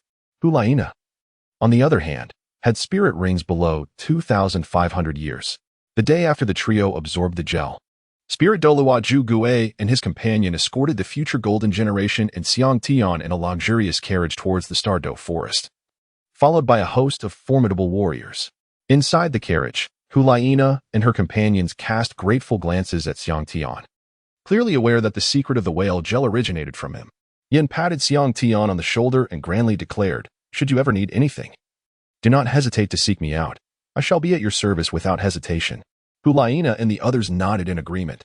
The Millennium Dragon-scaled horse galloped swiftly, and within 2 days, Xiang Tian and his companions arrived at a small town near the Douluo forest, where they rested for the night. On the following morning, at the outskirts of the Douluo forest, several figures swiftly darted among the towering trees. It was Xiang Tian and his group. The Douluo forest is situated directly south of the Tiando Empire, spanning across 2 major empires and serving as the largest habitat for soul beasts. Due to the abundance of soul beasts, this area marks the least distinct boundary between the 2 nations. From a cartographic perspective, most of the Douluo forest lies within the territory of the Xinglua Empire. However, the Tiando Empire has never acknowledged this fact. No one can ascertain how many years the Douluo forest has existed in the Douluo continent, but upon entering, its towering and dense foliage is enough to convey the antiquity of its existence. As Xiang Tian stepped into the Douluo forest, he felt a refreshing breeze wafting towards him, imbued with the fragrant essence of plants, which was profoundly soothing. Taking a deep breath of the crisp air, it felt as if all 100,000 pores of his body unfurled in blissful relaxation, a sensation that is beyond words.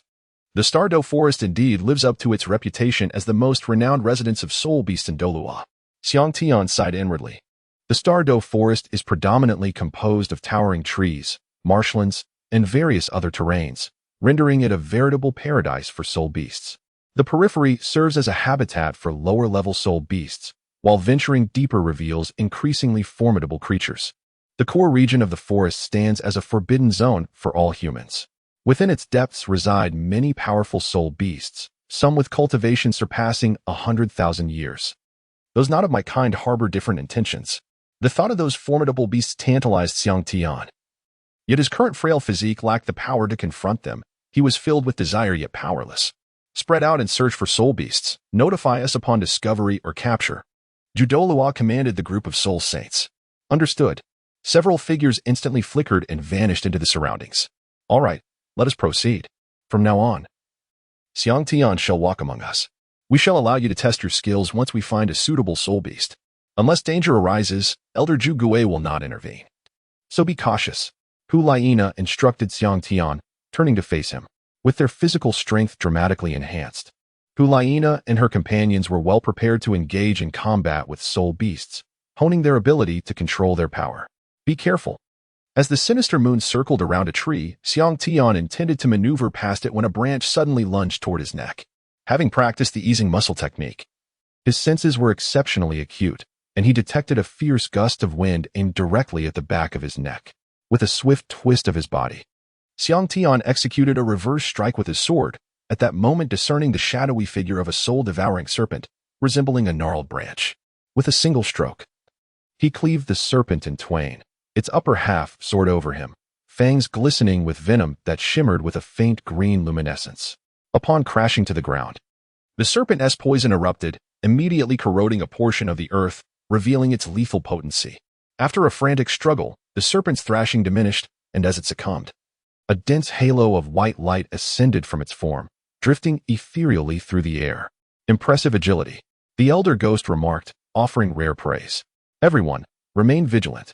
This level 70 soul-devouring serpent could easily fell a soul sovereign. Do not underestimate it. Duke Zhu, sheathing his short sword that he had almost drawn, interjected with a teasing tone. Xiang Tian and his companions pressed onward in their quest, navigating the intricate terrain of the starry forest, where paths were non-existent. The responsibility of forging a way forward naturally fell to Xiang Yu. Following the incident, the group adopted an even more cautious approach.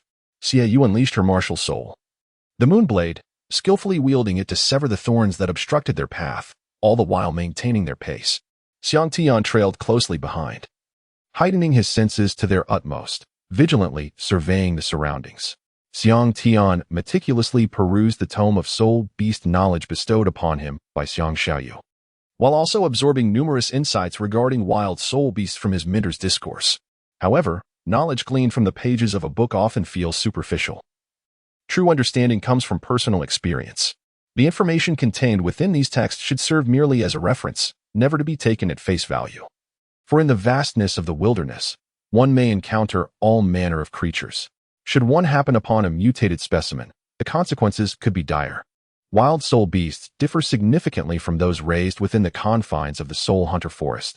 Their predatory instincts are fervently intense, particularly towards humans who seek to enhance their prowess by hunting them. When wild soul beasts detect a human who appears weak or injured, they may seize the opportunity to attack. Most alarmingly, certain species among these wild soul beasts are known to form packs, which means one might very well confront a formidable group of powerful creatures. These soul beasts, under the leadership of a dominant soul beast king, exhibit a remarkable degree of cooperation, making them capable of easily dispatching solitary beings. The Stardew Great Forest, with its towering trees and lush foliage, aptly embodies the phrase "a canopy that obscures the sun," as glimpsing even a few sunlit patches within its depths is no simple feat after approximately 2 hours of journeying. Xiang Tian and his companions found themselves nearing midday. During this time, they encountered numerous soul beasts, yet most were merely of the 10 and 100-year variety, with the exceedingly rare sighting of only 2,000-year shadow cats. The majority of the soul beasts tended to avoid them, opting for evasion rather than confrontation, though occasionally some foolish creatures approached, unwittingly seeking their demise, which was swiftly dealt with by Xiang Yu's Moonblade. Let us take a moment to rest. I shall inquire about the soul beasts we have located, arranged Douluo. After a brief interval, several soul saints returned in succession. Have we found any soul beasts? Douluo inquired. Reporting to the elder, we have located a 9-tailed enchantress fox, situated 3 kilometers ahead, which is quite suitable for His Highness Hulaina. Responded a tall and agile soul saint specializing in agility attacks. Reporting to the elder, at the base of the volcano 6 kilometers away, there exists a pack of flame lions, among which a flame lion king has just reached 3,000 years, making it an appropriate target. Reporting to the elder, near the volcano, we have found a swift claw tyrannosaurus, approximately 3,000 years old. And what of the dark golden claw bear? Has anyone spotted it? Douluo inquired. The group collectively shook their heads, eliciting a sense of disappointment from Xiang Tian. Do not rush. Let us first rest and prepare for an afternoon hunt. For now, we shall pursue the 9-tailed enchantress fox, Douluo decided. After a period of rest and a meal, the group set forth towards the direction of the 9-tailed enchantress fox. Upon arrival, they beheld a fox of purest white, adorned with 3 tails, 2 long and 1 short, its limbs robust, and its body slender and delicate. It was encircled by a group of black-clad soul hall elites. Upon sighting the group, the 9-tailed enchantress fox immediately lowered its body and emitted a low growl, its eyes shimmering with a faint pink glow. Xiang Tian, caught off guard, locked eyes with it, and in that instant, he fell under its enchanting spell. Xiang Tian felt a sudden whirl of sensations, and in an instant, he found himself in an opulent chamber, surrounded by several stunningly beautiful women. Some were massaging his shoulders. Others were attending to his legs, while one nestled close to him, offering a fine wine. Just as he was about to indulge in this unexpected luxury and reach for the drink, a sudden pang of realization struck him. Something was amiss. Had he forgotten something essential? Was he not in the starry forest hunting souls? The 9-tailed charm fox. Xiang Tian hastily closed his eyes, reciting the Taoist technique of calming the heart. Time seemed to stretch indefinitely until he finally regained his awareness, only to discover that less than a minute had passed outside. Hulaina and her companions were fiercely engaged in combat against the 9-tailed enchantress fox.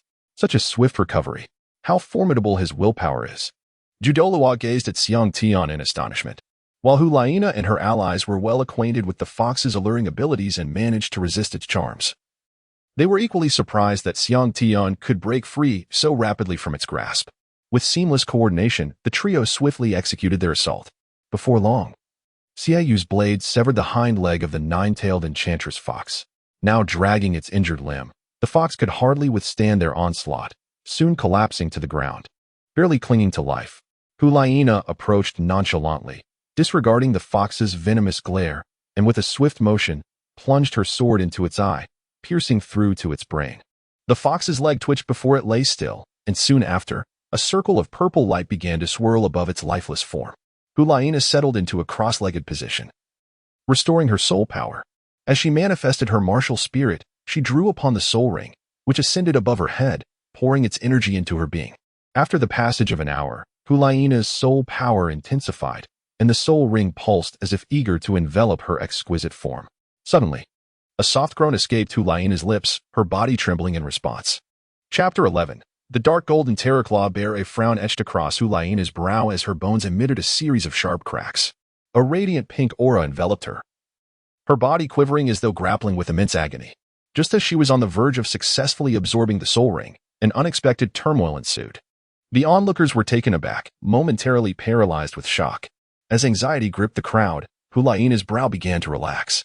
With a delicate sigh, 3 fluffy, snow-white foxtails sprouted from her lower back, swaying gracefully behind her. An external soul bone. What good fortune? Douluo remarked enviously. Hulaina retracted her tails as congratulations poured in from her companions. Afterward, Xiang Tian and his group hastened to the foot of the volcano. Guided by the Spirit Hall Soul Saints, they quickly located the swift-clawed Tyrannosaurus, a creature resembling the Blue Star's velociraptor, with robust forelimbs and claws sharp as scythes. Its chest glimmering menacingly. The Soul Saints from the Spirit Hall surrounded it, ready for confrontation. The nine-tailed enchantress fox excelled in mental allure, but was physically frail and weak in attack power, making their collaboration relatively effortless. The swift-clawed Tyrannosaurus, possessing the bloodline of the Golden Dragon, has the capability to easily hunt soul beasts that have existed for 10,000 years, rendering Hulaina and her companions powerless against it, compelling them to rely on the intervention of the Soul Master from the Spirit Hall. Soon, the swift-clawed Tyrannosaurus was left battered, its scales shedding, claws broken, and limbs shattered, lying on the ground in a near-death state. Witnessing this, Xiang Yu stepped forward and swiftly severed the creature's neck with his moonblade, causing the swift-clawed Tyrannosaurus to take its last breath, with its soul ring rising. Xiang Yu then sat cross-legged to absorb the soul ring, successfully completing the process after an hour. Subsequently, Yan's Flame Lion King also absorbed its soul ring, leaving only Xiang Tian. By the time Yan finished, it was already evening, and the group sought a spacious area near a lake by the volcano to pitch their tents and rest for the night, planning to continue their quest for the Dark Golden Terror Claw Bear the following day. The Dark Golden Terror Claw Bear ranks among the most formidable soul beasts in Douluo, possessing a bloodline partially derived from the behemoth. Typically, soul beasts exhibit tendencies towards specific abilities, such as speed, attack, or defense. However, the Dark Golden Terror Claw Bear is a remarkable exception, excelling in both offense and defense, embodying a paradox. Its dark golden fur boasts formidable defensive capabilities, while its fearsome giant claws possess terrifying offensive power. It is said that the most powerful among them can even contend with dragons.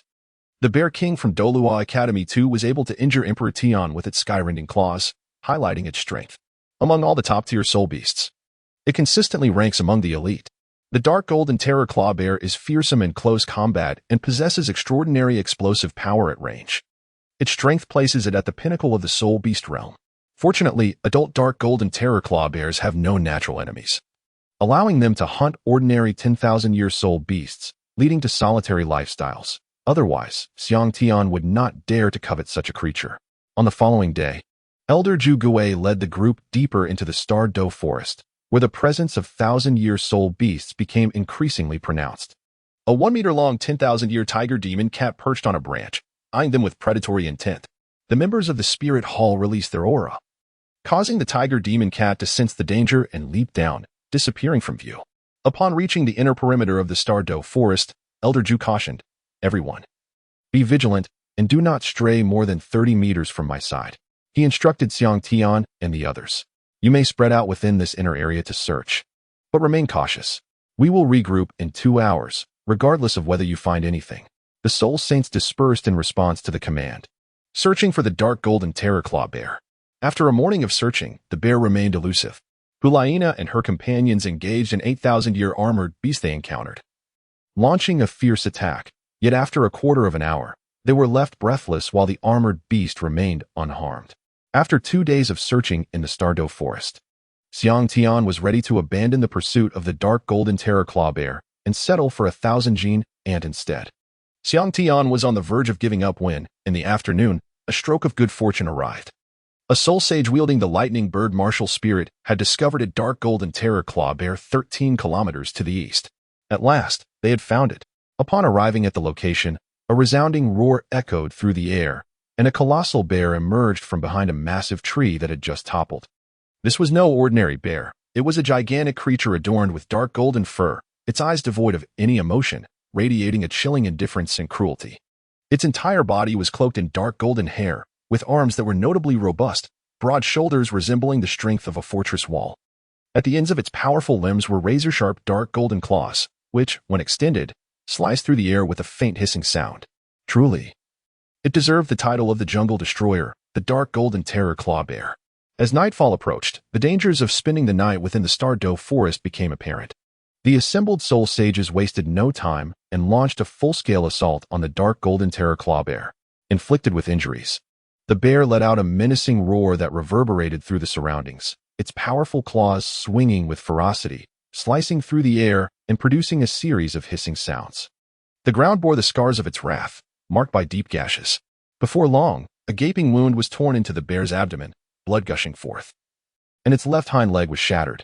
As the dark golden terror claw bear lost copious amounts of blood, it began to falter, teetering precariously. With a defiant roar, it collapsed to the ground. In a decisive move, the formidable Douluo stepped forward and delivered a crushing blow, shattering the bear's entire skeletal structure. In that instant, the creature began to bleed profusely from its 7 orifices, gasping for breath as its life force waned. Upon witnessing this, Xiang Tian provocatively stomped on the face of the dark golden fearclaw bear several times. The damage was negligible, yet the insult was profoundly offensive, igniting a crimson fury in the bear's eyes as it prepared to unleash a furious roar. In a swift motion, Xiang Tian thrust his sword like a bolt of lightning into its mouth, piercing the central nervous system of the millennium-old dark golden fearclaw bear and bringing its life to a decisive end. A circle of luminous purple soul rings began to drift above the bear's lifeless body. Douluo approached to assess the situation and determined that the soul ring was approximately 1,000 years old, making it right for Xiang Tian's absorption. Oh, the flesh of this dark golden fearclaw bear is indeed a rare delicacy, especially its paws. Such treasure must not go to waste, Xiang Tian mused, his mouth watering like a glutton. With a casual flick of his hand, he stored the bear's corpse in his waist-bound storage soul guide. The onlooker said nothing, as the bear emitted no fluctuations of soul power and bore no soul bones. Thus, any potential nourishment for them at the soul sage level was rendered ineffective. If Xiang Tian had an appetite for it, they might as well indulge his whims. Having secured the bear's remains, Xiang Tian eagerly settled into a meditative position, extending his hand to commence the absorption of the dark golden fearclaw bear's soul ring. The purple soul ring transformed into a stream of light, enveloping Xiang Tian in a soft violet hue. Ju, Ghost Douluo, and Hulaina surrounded him, their eyes filled with anticipation, ready to witness this historic moment, the first millennium soul ring. While the age of the soul ring is of paramount importance, the species of the soul beast also plays a crucial role.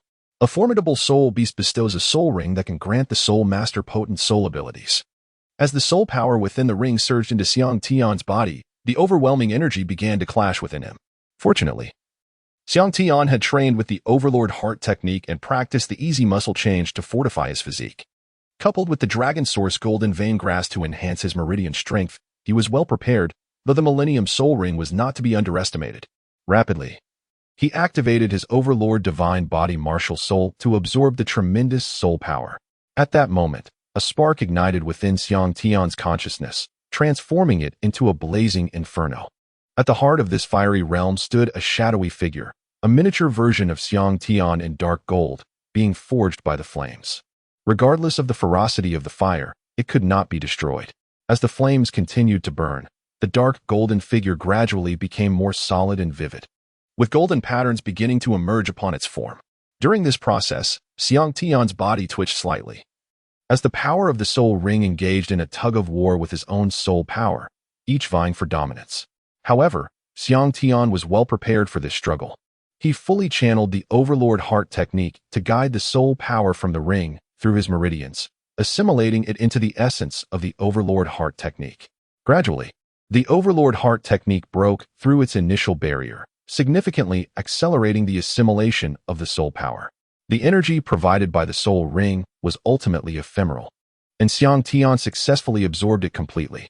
The aura within Xiang Tian began to surge dramatically, escalating through the 11th, 12th, and 13th levels, ultimately stabilizing at the pinnacle of the 13th rank.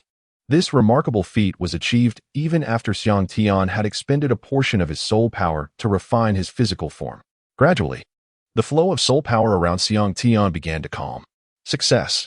Hulaina and the others were overwhelmed with joy at this moment. The first ring of a millennium. Truly a marvel. Chapter 12, Transformation of the Dark Gold, Acquisition of the External Soul Bone. Xiang Tian opened his eyes. Dusk had already begun to fall. The four individuals, having concluded their hunt for soul spirits, exited the inner depths of the Douluo forest. They chose a spacious area on the outskirts to set up camp, preparing to rest for the night before departing from the forest on the morrow. As night fell, they gathered around the campfire, and Hulaina, filled with curiosity, inquired of Xiang Tian, how does your first 1,000-year soul skill manifest? The others, including Xiang Yu, leaned in with keen interest. Xiang Tian's lips curled into a smile, radiating a serene demeanor as he calmly stated, the Dark Gold Transformation, a self-enhancement skill, grants a total attribute increase of 100, with a boost of 200 to both strength and defense. Within the realm of soul skills, my body becomes immune to all abnormal states. His Hulaina and the others drew in a sharp breath. Extraordinary. A single thought flickered through the minds of the crowd. What Xiang Tian did not reveal was that after absorbing the dark gold terrifying claw bear's spirit ring, his tyrant divine body acquired the ability to harness the properties of gold. The benefits of absorbing the dark gold terrifying claw bear extended beyond this. The transformation of his physique through the spirit ring filled Xiang Tian with exhilaration. He had grown slightly taller, his shoulders had broadened, and his skin had taken on a more lustrous quality, exuding an aura of strength with every movement. His physical attributes had undergone a significant enhancement. Through this spirit ring absorption, Xiang Tian seemed to have discovered the method of cultivating the tyrant divine body. He resolved that his future path as a spirit master would be one of formidable offense. The best defense is indeed a powerful attack, reflecting on the formidable poison immortal, the leader of the body sect in Douluo too. It appeared that his training encompassed not only the strength of his physical martial soul but also the integration of toxins into his body, resulting in formidable offensive capabilities. However, when faced with opponents impervious to toxins, the efficacy of such poisons could easily diminish.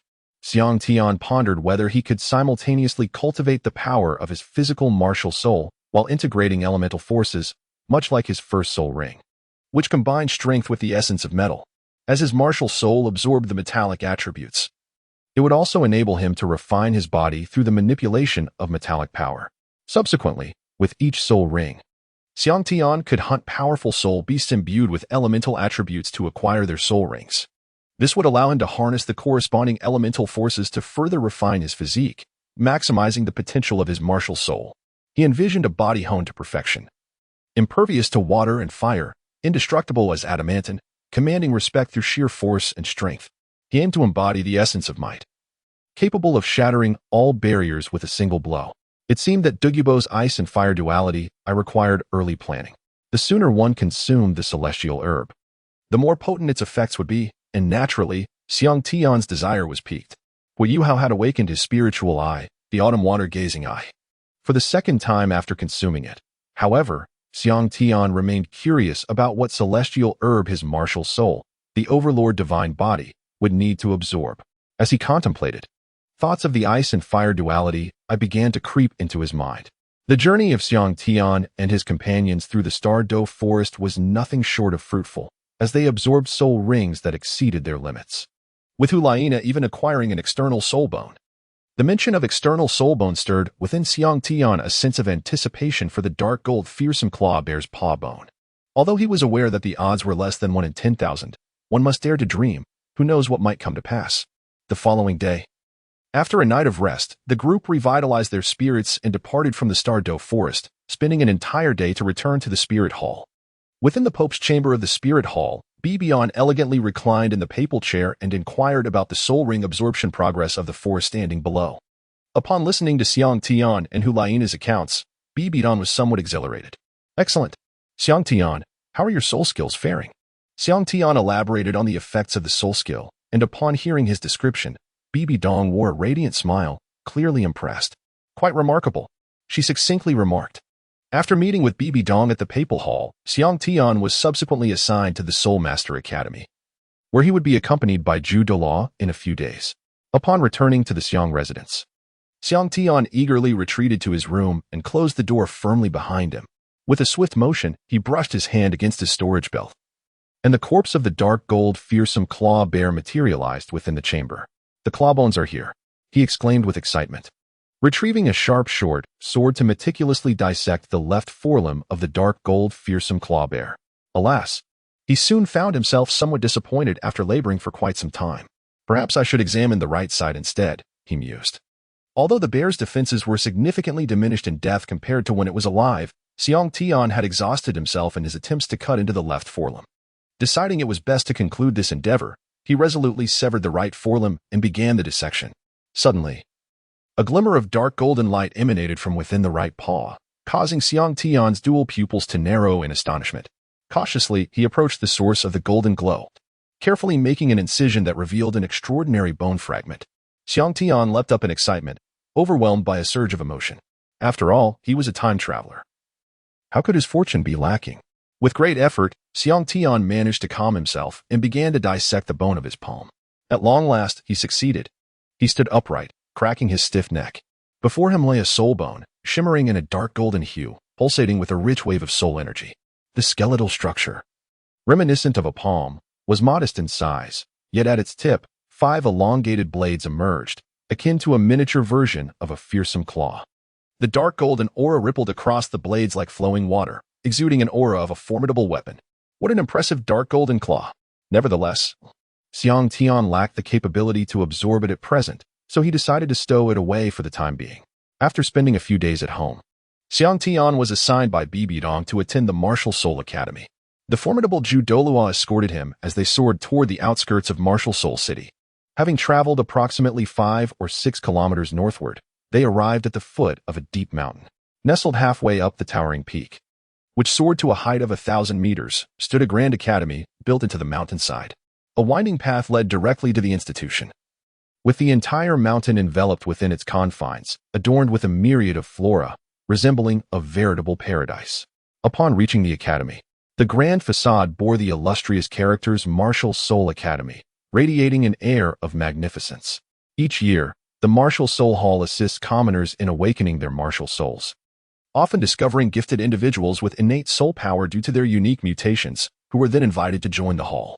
The most exceptional talents among them are brought to this esteemed academy for concentrated instruction. Upon landing directly in front of the Martial Soul Academy, the guards immediately emerged from within, kneeling before Yueguan. "Welcome, Elder." "Rise," Yueguan commanded, observing the kneeling guards, and waved his hand. "Take me to find Tolkien." As they entered the academy, the institution was divided into 3 tiers: primary, intermediate, and advanced levels. Furthermore, it comprised 5 main areas: the teaching buildings, the soul battle arena, the simulated training environments, and the dormitories. Xiang Tian followed the esteemed J.D.U. Lu to a somewhat smaller pavilion located in the teaching area, where the words Faculty Office Building were prominently displayed. Along the way, he encountered numerous students. Some were soul masters, while others had yet to acquire their first soul ring. Among them were several talented individuals around the age of 10, indicating that the Spirit Hall had indeed gathered a wealth of promising talent. "J. Elder, we have arrived. The Dean is in the office on the 3rd floor. If there are no further matters, I will return to my post," the attendant announced. "Indeed." J.D.U. Lu nodded in acknowledgement. After the attendant departed, J.D.U. Lu led Xiang Tian directly to the office marked with the words Dean on the 3rd floor, pushing open the door. "I entrust him to you." J.D.U. Lu indicated Xiang Tian, who stood beside him. The robust, broad-shouldered elder seated in the chair made no move to stand upon J.D.U. Lu's arrival, merely responding with a calm assurance, "Rest assured." Chapter 13. 2 years upon arriving at the Spirit Academy, Xiang Tian officially embarked on his journey through the primary level of spirit education. Having perused numerous books from a young age, he was well versed in the theories of spirit and soul beasts, having thoroughly explored the collection in Xiang Shoi's study. The theoretical knowledge imparted by the Academy's instructors was largely familiar to him. Consequently, he engaged in discussions with the teachers, ultimately deciding that he need not attend theoretical classes, but instead focus on practical combat lessons to enhance his experiential learning. Practical experience was indeed essential for Xiang Tian. After all, the myriad of extraordinary spirits on the Douluo continent required him to engage with various soul masters, allowing him to understand their techniques and better prepare for future encounters. Despite facing a diverse array of spirits and unpredictable soul skills, Xiang Tian excelled in the genius class, thanks to his formidable physical prowess, enduring soul power, and the martial arts knowledge acquired from his previous life. 1 year later, go, Xiang Tian. Let us go, Kuing Xiang. Teach the junior disciples a lesson. Kuing Xiang, defeat the younger students. The arena buzzed with excitement as numerous students passionately cheered. Xiang Tian strode confidently onto the stage, exuding an aura of authority. Opposite him was a level 25 soul master wielding the mighty golden bear spirit, a figure of muscular strength with a physique that spoke of raw power. His bronze skin was taut with pronounced veins, and his large, bright eyes sparkled with intensity. As he entered the arena, he let out a mighty roar that resonated through the air, showcasing his formidable presence. Junior, this is not your place. Step aside lest I inadvertently harm you. I recognize you, but my fists do not. Xiang Tian remained silent, directly summoning his martial soul as he beckoned to the ferocious bear with a casual flick of his finger, observing it with an air of indifference. The battle spirit commenced. With the referee's commanding voice, the duel began. With a swift stride, Xiang Tian charged towards the raging bear, reaching its formidable presence in an instant. There was no flourish. Instead, he delivered a powerful straight punch directly to the bear's chest, exerting tremendous force and exuding an overwhelming aura. The bear, taken aback by Xiang Tian's astonishing speed, could only cross its arms defensively before being sent staggering back several paces by the impact of the blow. A flicker of incredulity crossed the bear's face, clearly astonished by the sheer strength Xiang Tian possessed. Even more astonishing was the vivid blue imprint left upon the bear's arm, accompanied by a searing pain that coursed through its bones. The sensation was akin to being struck by a hammer rather than a mere fist. What a formidable punch! Xiang Tian was somewhat astonished. It is worth noting that his previous punch was executed with considerable speed and strength, coupled with his training in the Great Smash technique. His palms were as solid as bronze and iron, remarkably resilient. To his surprise, the impact had seemingly caused no harm. With a thunderous roar, the mad bear unleashed its second spirit ability, Rampage. The creature's physique swelled, its aura surged dramatically, and with eyes gleaming red, it charged at Xiang Tian, delivering a powerful strike.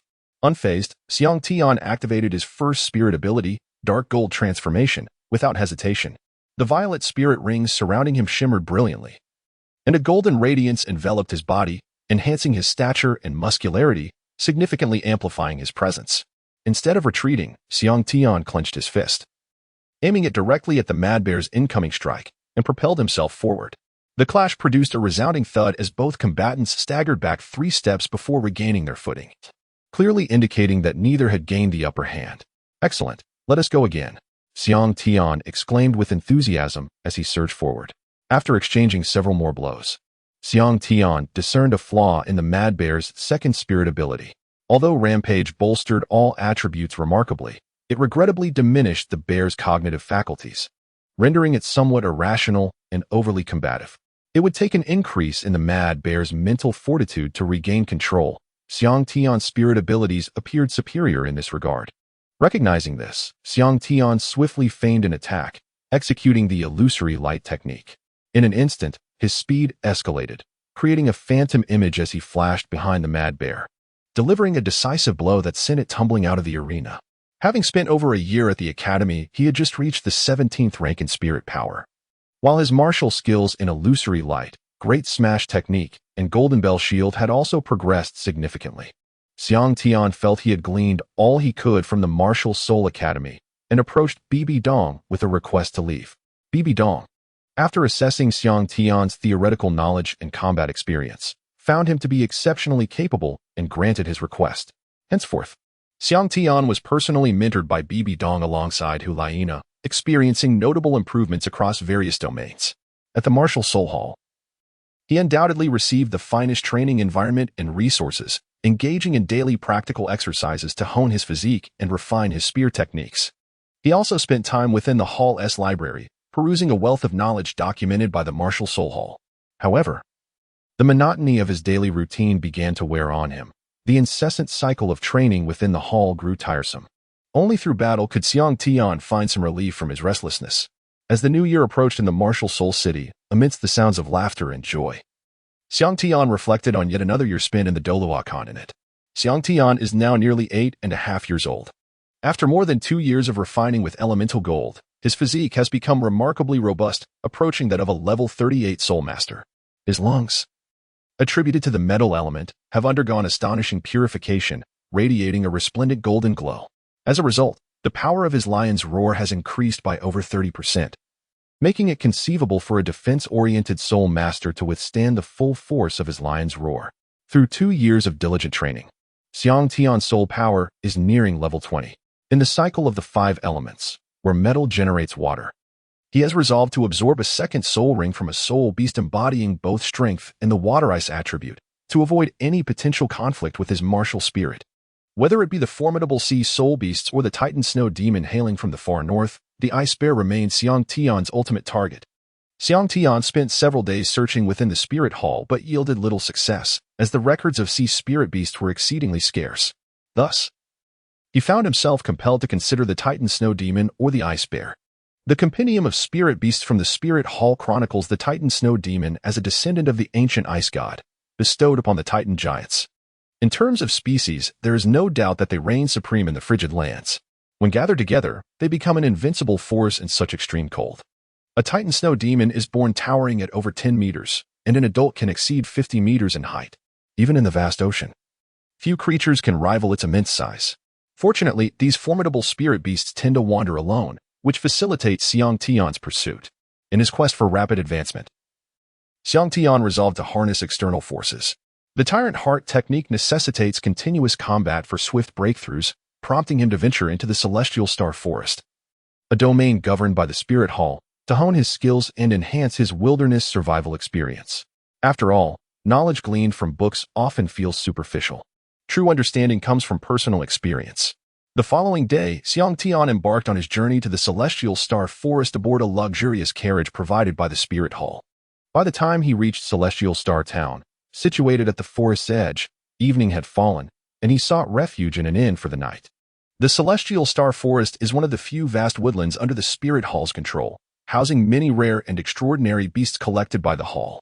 The core area of the forest is particularly rich with 10,000-year spirit beasts, accessible only to the Hall's prodigies during their breakthroughs. However, as a disciple of the current pope, Xiang Tian was not among them.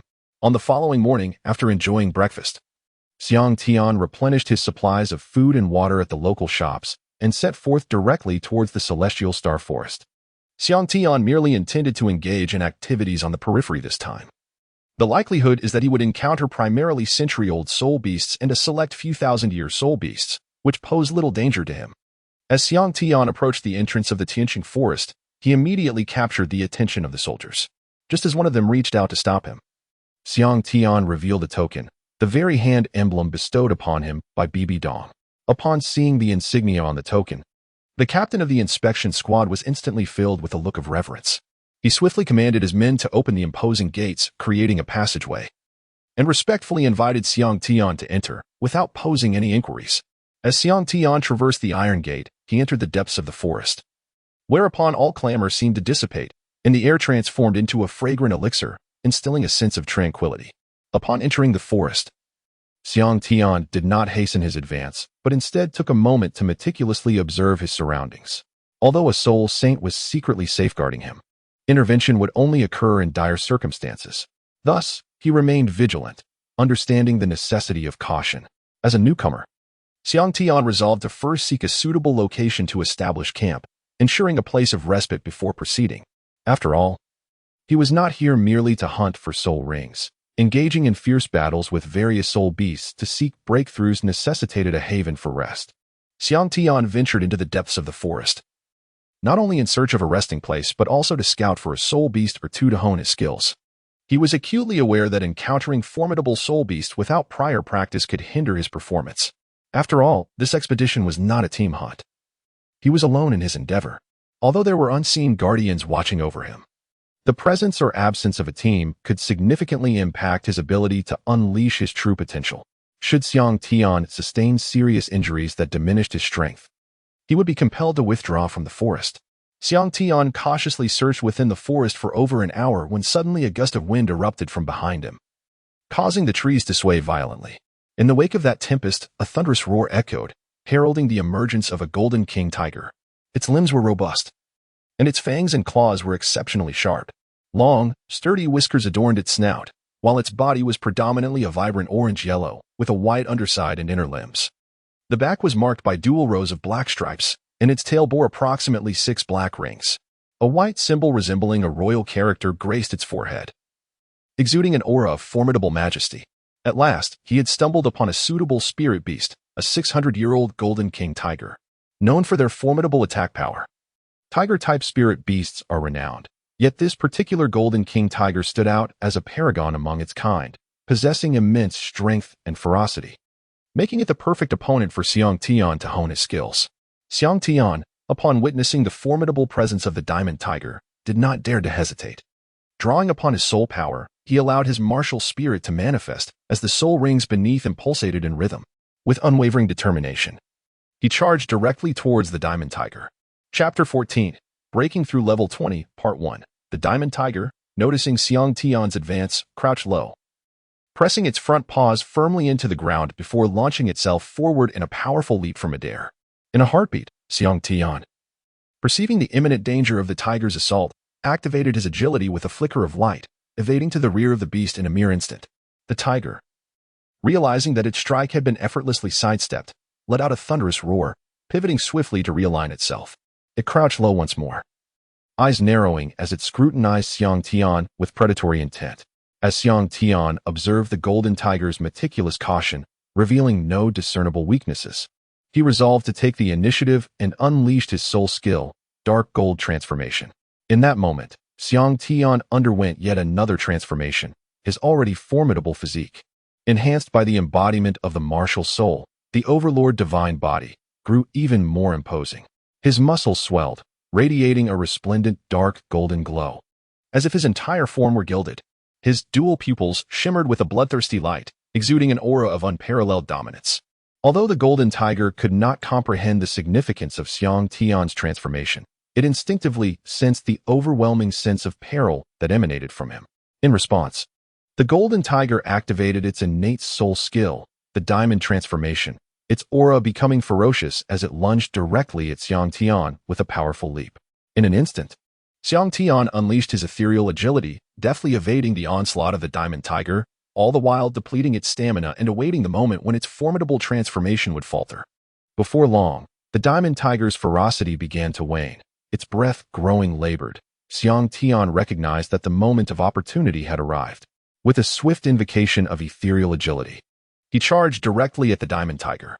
As the beast brought down its mighty paw, Xiang Tian appeared to be obliterated, only to reveal it was but an illusion. Seizing the moment, he swiftly maneuvered to the rear of the diamond tiger, his right palm aglow with a dark golden radiance. With a powerful strike aimed at the creature's flank, the sound of a bone snapping echoed through the air. The diamond tiger's spine was shattered, sending it careening sideways. Not allowing the diamond tiger a moment to recover, Xiang Tian invoked his ethereal agility once more, delivering a decisive blow to its head, causing the beast to emit a mournful cry before collapsing to the ground, incapacitated. Xiang Tian walked over with a sense of joy and promptly stowed the prize into his storage belt. With dinner secured, he looked forward to savoring barbecued tiger meat. After taking a moment to regain his composure, Xiang Tian pressed on in search of a suitable place to rest. Through his encounter with the diamond tiger, he gained a clearer understanding of his own capabilities. He realized that confronting a century-old soul beast posed no challenge for him. After all, he had dealt with the diamond tiger with remarkable ease. Beasts under a millennium in age presented no trouble, although certain exceptionally formidable soul beasts were an entirely different matter. Xiang Tian wandered through the forest, simultaneously searching for a suitable place while testing the survival skills he had acquired. After meandering for quite some time, He finally stumbled upon a large tree hollow. Aside from a solitary bear, the vicinity was devoid of spirit beasts. By merely dispersing the scent within the hollow and tidying up the entrance, it could serve as an impeccable resting spot. I am truly grateful to the benevolent bear for providing me with shelter from the elements. What a splendid creature, Xiang Tian expressed with a beaming smile. However, if a homeless bear in the forest were to overhear this, it would undoubtedly roar in indignation. I may not be human, but you are indeed a cur. Xiang Tian tidied up his resting area and then scattered a circle of medicinal powder around it. He also gathered some dry twigs nearby, preparing to cook a modest meal. After all, he had spent quite some time on his quest and had even engaged in battle with a century-old soul beast. With noon upon him, it was essential to replenish his strength. Xiang Tian retrieved a large cauldron from his storage belt and, taking out a diamond tiger, skillfully severed its hind leg to prepare a hearty meat stew. The aroma of the simmering meat wafted from the cauldron, enticing and robust. Once satiated, Xiang Tian resolved to tidy up his surroundings, intending to set up traps and warning devices to prevent being ambushed by soul beasts at his doorstep during the night. He ventured out to scout suitable locations, diligently establishing numerous traps and alert systems in the vicinity. As he immersed himself in this task, afternoon approached swiftly. Xiang Tian decided to venture further afield in search of a water source. Although he had ample supplies of water and food stored within his belt, this expedition primarily aimed at achieving a breakthrough while honing his wilderness survival skills. Xiang Tian set forth on his quest, meticulously observing his surroundings and continually adjusting his course. After a brief while, he seemed to hear the gentle sound of flowing water. Focusing intently, he discerned that the sound emanated from the left front. He proceeded in that direction, and soon the air became increasingly humid, with the sound of water growing louder. With a swift stroke of his sword, he severed the obstructing blue-silver grass, revealing a small river before him, a source of water discovered. Upon finding this vital resource, Xiang Tian began to scour the vicinity of the river for edible soul beasts. After approximately half an hour of searching, he finally spotted a soft-boned rabbit, a creature less than 400 years old, posing no threat to him.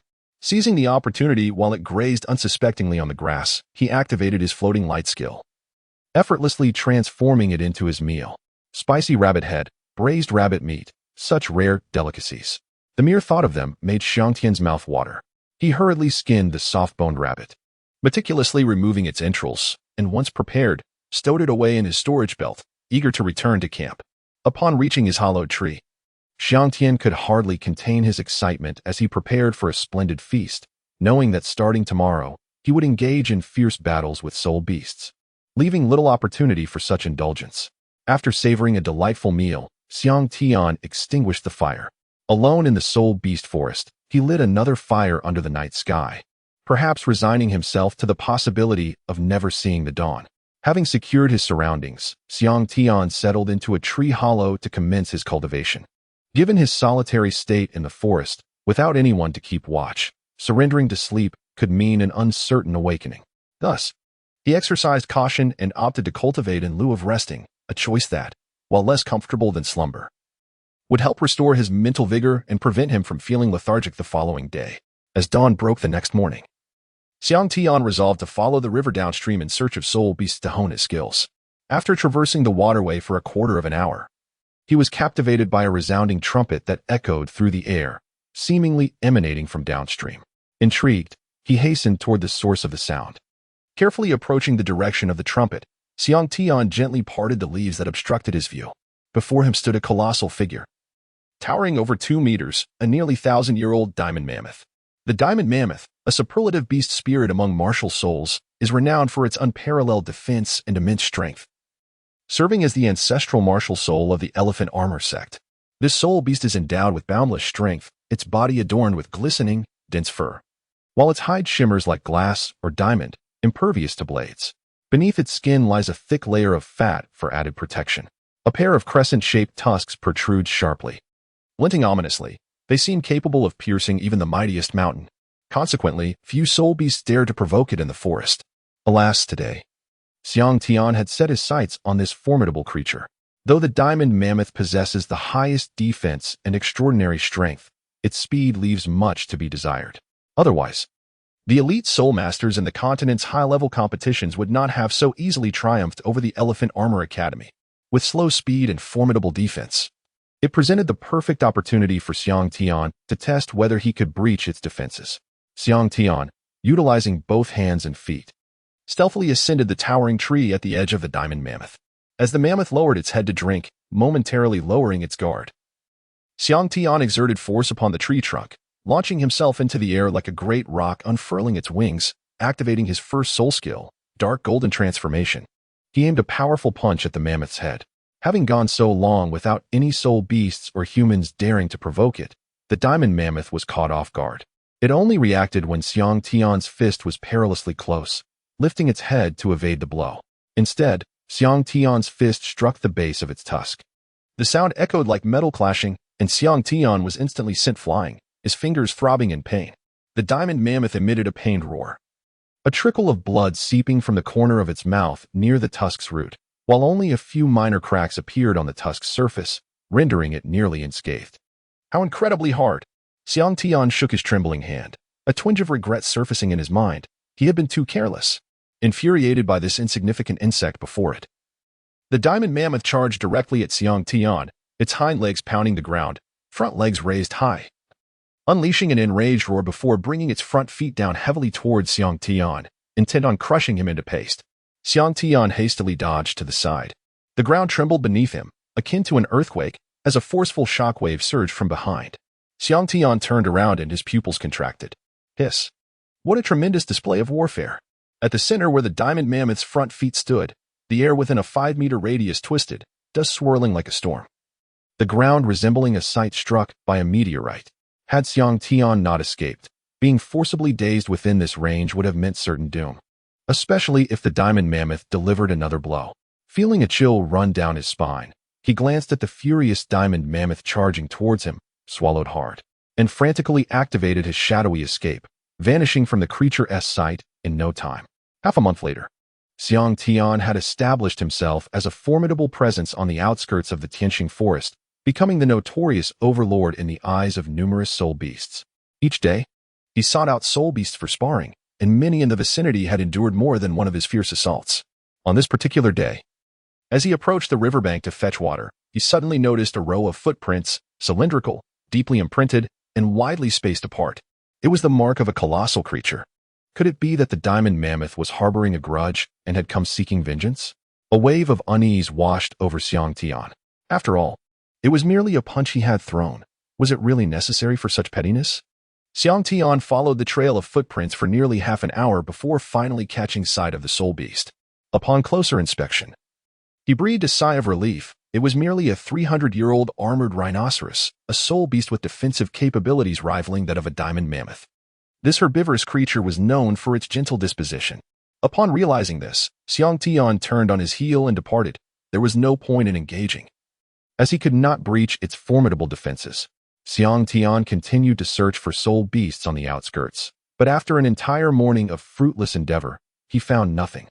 It seemed that over the past fortnight, he had been rather relentless in his pursuits, causing the creatures in the vicinity to shy away. Reluctantly, he decided to venture further from the tree hollow in search of his quarry. As the sun began its descent in the afternoon sky, he contemplated returning to the tree hollow for a much-needed rest, feeling disheartened by his lack of success. Suddenly, a haunting howl echoed from the summit of a nearby hill, resonating through the air. Instantly invigorated, Xiang Tian realized he had finally located a soul beast. Xiang Tian, exhilarated by the sound of howling, swiftly made his way towards the source of the cries, only to discover not a solitary wolf as he had anticipated, but a formidable pack comprising 13 of the century-old Gale demon wolves. Among them, the alpha wolf stood out, boasting an impressive age of nearly a millennium. As it raised its head to howl beneath the moonlight, the Gale demon wolves are advanced soul beasts that command the power of the wind, adorned with dual wings. They adeptly harness the tempest, attaining remarkable speed in their movements. They are social creatures, characterized by their wind-blue fur, predominantly active during the night, and possess acute olfactory and auditory senses. Xiang Tian felt a chill of sweat bead on his forehead, his heart finally at ease. It seemed that he had not been discovered after all. Xiang Tian remained utterly still, his breath elongated and faint, as if his very essence had vanished, rendering him as immovable as a stone, fearful of alarming the pack of Gale demonic wolves. Soon, under the leadership of their alpha, the pack surged down the mountainside. Only when they had receded into the distance did Xiang Tian truly exhale in relief. At that moment, a gust of wind rustled the trees, causing him to realize that he had broken into a cold sweat. The Gale demonic wolves themselves were not terrifying. Rather, it was the formidable might of the pack. United under the command of their leader, the wolves collaborated with precision, capable of effortlessly hunting soul beasts older than themselves. The very pack Xiang Tian encountered made it nearly impossible for any soul beast in the vicinity, aged between 500 to 1,000 years, to escape their jaws. As Xiang Tian observed the encroaching dusk, he nimbly descended from the tree, preparing to return to his hollow for rest. However, after taking just a few steps, he sensed something amiss. The surroundings were unnaturally silent and oppressive, with even the chirping of insects having vanished. Xiang Tian immediately became vigilant, maintaining an outwardly calm demeanor while secretly channeling the supreme heart technique within him, his soul energy swirling fervently as he gathered strength. His eyes incessantly scanned the surroundings. At that moment, an unexpected turn of events occurred. In the dimness of the night, glimmers of green light flickered around Xiang Tian, resembling fireflies. Those were the eyes of the Gale demon wolves. This was troublesome. It seemed he had been detected upon arrival, and he had not anticipated the creature's cunning. To capture the thief, one must first seize the king. Only by subduing the wolf king could he hope for victory. Xiang Tian felt a pang of frustration. Yet his movements remained swift. With a flick of his hand, he retrieved the celestial dragon city-breaking halberd, forged from profound iron and golden essence, from his storage belt. His gaze sweeping over the Gale demon wolves as he sought out the wolf king. As he gripped the celestial dragon city-breaking halberd, a surge of audacity welled within him. With such a weapon in hand, he felt an overwhelming sense of dominion. "Come, let us fight," Xiang Tian bellowed. The Gale demon wolves, caught off guard by this bold declaration, halted their advance toward him. Just then, a brief howl echoed from behind Xiang Tian. It was the Wolf King, issuing commands to its pack through its cry. There it was, the Wolf King. He had found it. A glimmer of intense focus sparkled in Xiang Tian's eyes. In the instant the Wolf King howled, several Gale demon wolves charged directly at him. Xiang Tian observed the approaching wolves, their bared teeth glinting menacingly, remnants of blood still staining their fangs, instilling a profound sense of dread. Without hesitation, Xiang Tian unleashed his first soul skill, the dark gold transformation, dramatically amplifying his momentum. He positioned his spear diagonally behind him, gathering strength as he charged recklessly towards the Wolf King.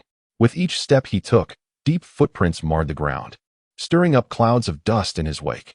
Drawing closer to the swift-winged demon wolf, Xiang Tian struck downwards with his spear, delivering a powerful blow to the creature's head, followed by two rapid horizontal slashes that struck the wolf's flank. Behind Xiang Tian, two Gale magic wolves leapt forward, intent on tearing at his throat. In a swift motion, Xiang Tian horizontally positioned his spear to block their assault. Seizing the moment, he delivered a powerful kick to one of the wolves aiming for his leg, propelling himself towards the Gale Wolf King. The series of maneuvers flowed seamlessly, executed in one fluid motion. Before the Wolf King could comprehend the unfolding chaos, Xiang Tian closed the distance. In an instant, the Wolf King unleashed its innate soul skill, Blade of Gale, sending several azure blades of wind hurtling towards Xiang Tian with astonishing speed. There was no room for evasion. Another opportunity to approach the Wolf King would be elusive, and delay would surely lead to demise. Determined, Xiang Tian gritted his teeth. Golden Bell Shield. As the wind blades approached, a shimmering golden bronze bell materialized above his head, enveloping him entirely. Clang, clang. The wind blades struck the golden bell, leaving only faint marks. Triumphantly, Xiang Tian drew closer to the Wolf King. Activating Dark Gold Transformation, he immediately invoked his first soul skill, raising the celestial dragon breaking city spear. Star Hunting Moon Slash. Xiang Tian soared into the air, the spear's blade gleaming like a resplendent moon, descending upon the Wolf King.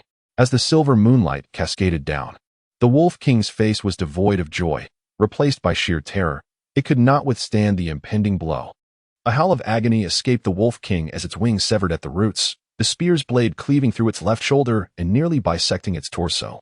However, the Wolf King proved cunning, deflecting the trajectory of Xiang Tian's spear with its wings while sacrificing them to dissipate much of Xiang Tian's force. Xiang Tian beheld the Wolf King, unyielding in its ferocity, as it lunged forward with a decisive thrust, disregarding the claws of its brethren that approached from behind. With a piercing sound, Xiang Tian's spear penetrated the cranium of the Wolf King, while simultaneously, a claw savagely raked across his back. Although he activated the golden bell shield at the last moment, Xiang Tian felt a searing pain on his back, where 3 crimson gashes now marred his skin. Fueled by rage, Xiang Tian surged forth, empowered by the dragon-breaking city spear. In a brief span, several wolf carcasses littered the ground around him, and the remaining gale demonic wolves hesitated to advance.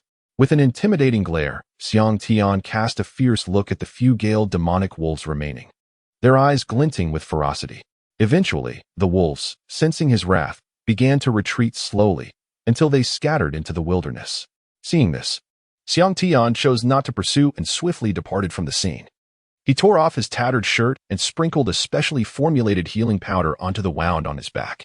Upon returning to the hollow of the tree, Xiang Tian meticulously applied another layer of the healing powder before properly bandaging the injury and then commenced his training. Xiang Tian has survived in the wilderness for half a month. During these days, he has vanquished dozens of century-old soul beasts, most of which are over 500 years old. Now, dealing with soul beasts under 500 years poses little challenge for him. In combat, Xiang Tian frequently employs martial arts. After mastering the golden bell shield, he can manifest an ethereal golden bell as a form of defense. Currently, the projection of the golden bell has solidified considerably, and his other martial skills have also seen advancements. After battling the Wolf King, Xiang Tian sensed an opportunity for a breakthrough. The following day, his wounds began to heal, and with just a day or two of rest, he would be fully recovered. Having achieved his purpose in the Tianqing forest, Xiang Tian decided it was time to depart. At noon, he returned to the inn in the small town, filling a tub with hot water and adding medicinal herbs. In his room, Xiang Tian sat cross-legged, his bare body submerged in the tub, hands forming intricate seals, eyes tightly closed as he diligently harnessed and absorbed the soul energy. That night, while immersed in the medicinal bath, Xiang Tian opened his eyes, a glimmer of brilliance flashing within. He had finally broken through to level 20, and at just over 8 years of age. He had progressed more swiftly than Tang San and his companions in the original tale. After completely absorbing the potency of the medicinal bath, Xiang Tian emerged from the tub and donned his clothing. Xiang Tian stood before the mirror, surveying his reflection. The youth in the glass appeared to be approximately 1 meter and 45 centimeters tall, with tousled hair as dark as jade. His skin glimmered like warm jade, and his physique was well-proportioned and robust, with defined contours that radiated strength. Most striking were the features of his face, arched brows, a countenance chiseled with sharp angles, and deep, obsidian-like eyes that exuded an air of dominance, leaving an indelible impression on anyone who beheld him. Chapter 16. The far north Xiang Tian has broken through to level 20 and returned to the Spirit Hall.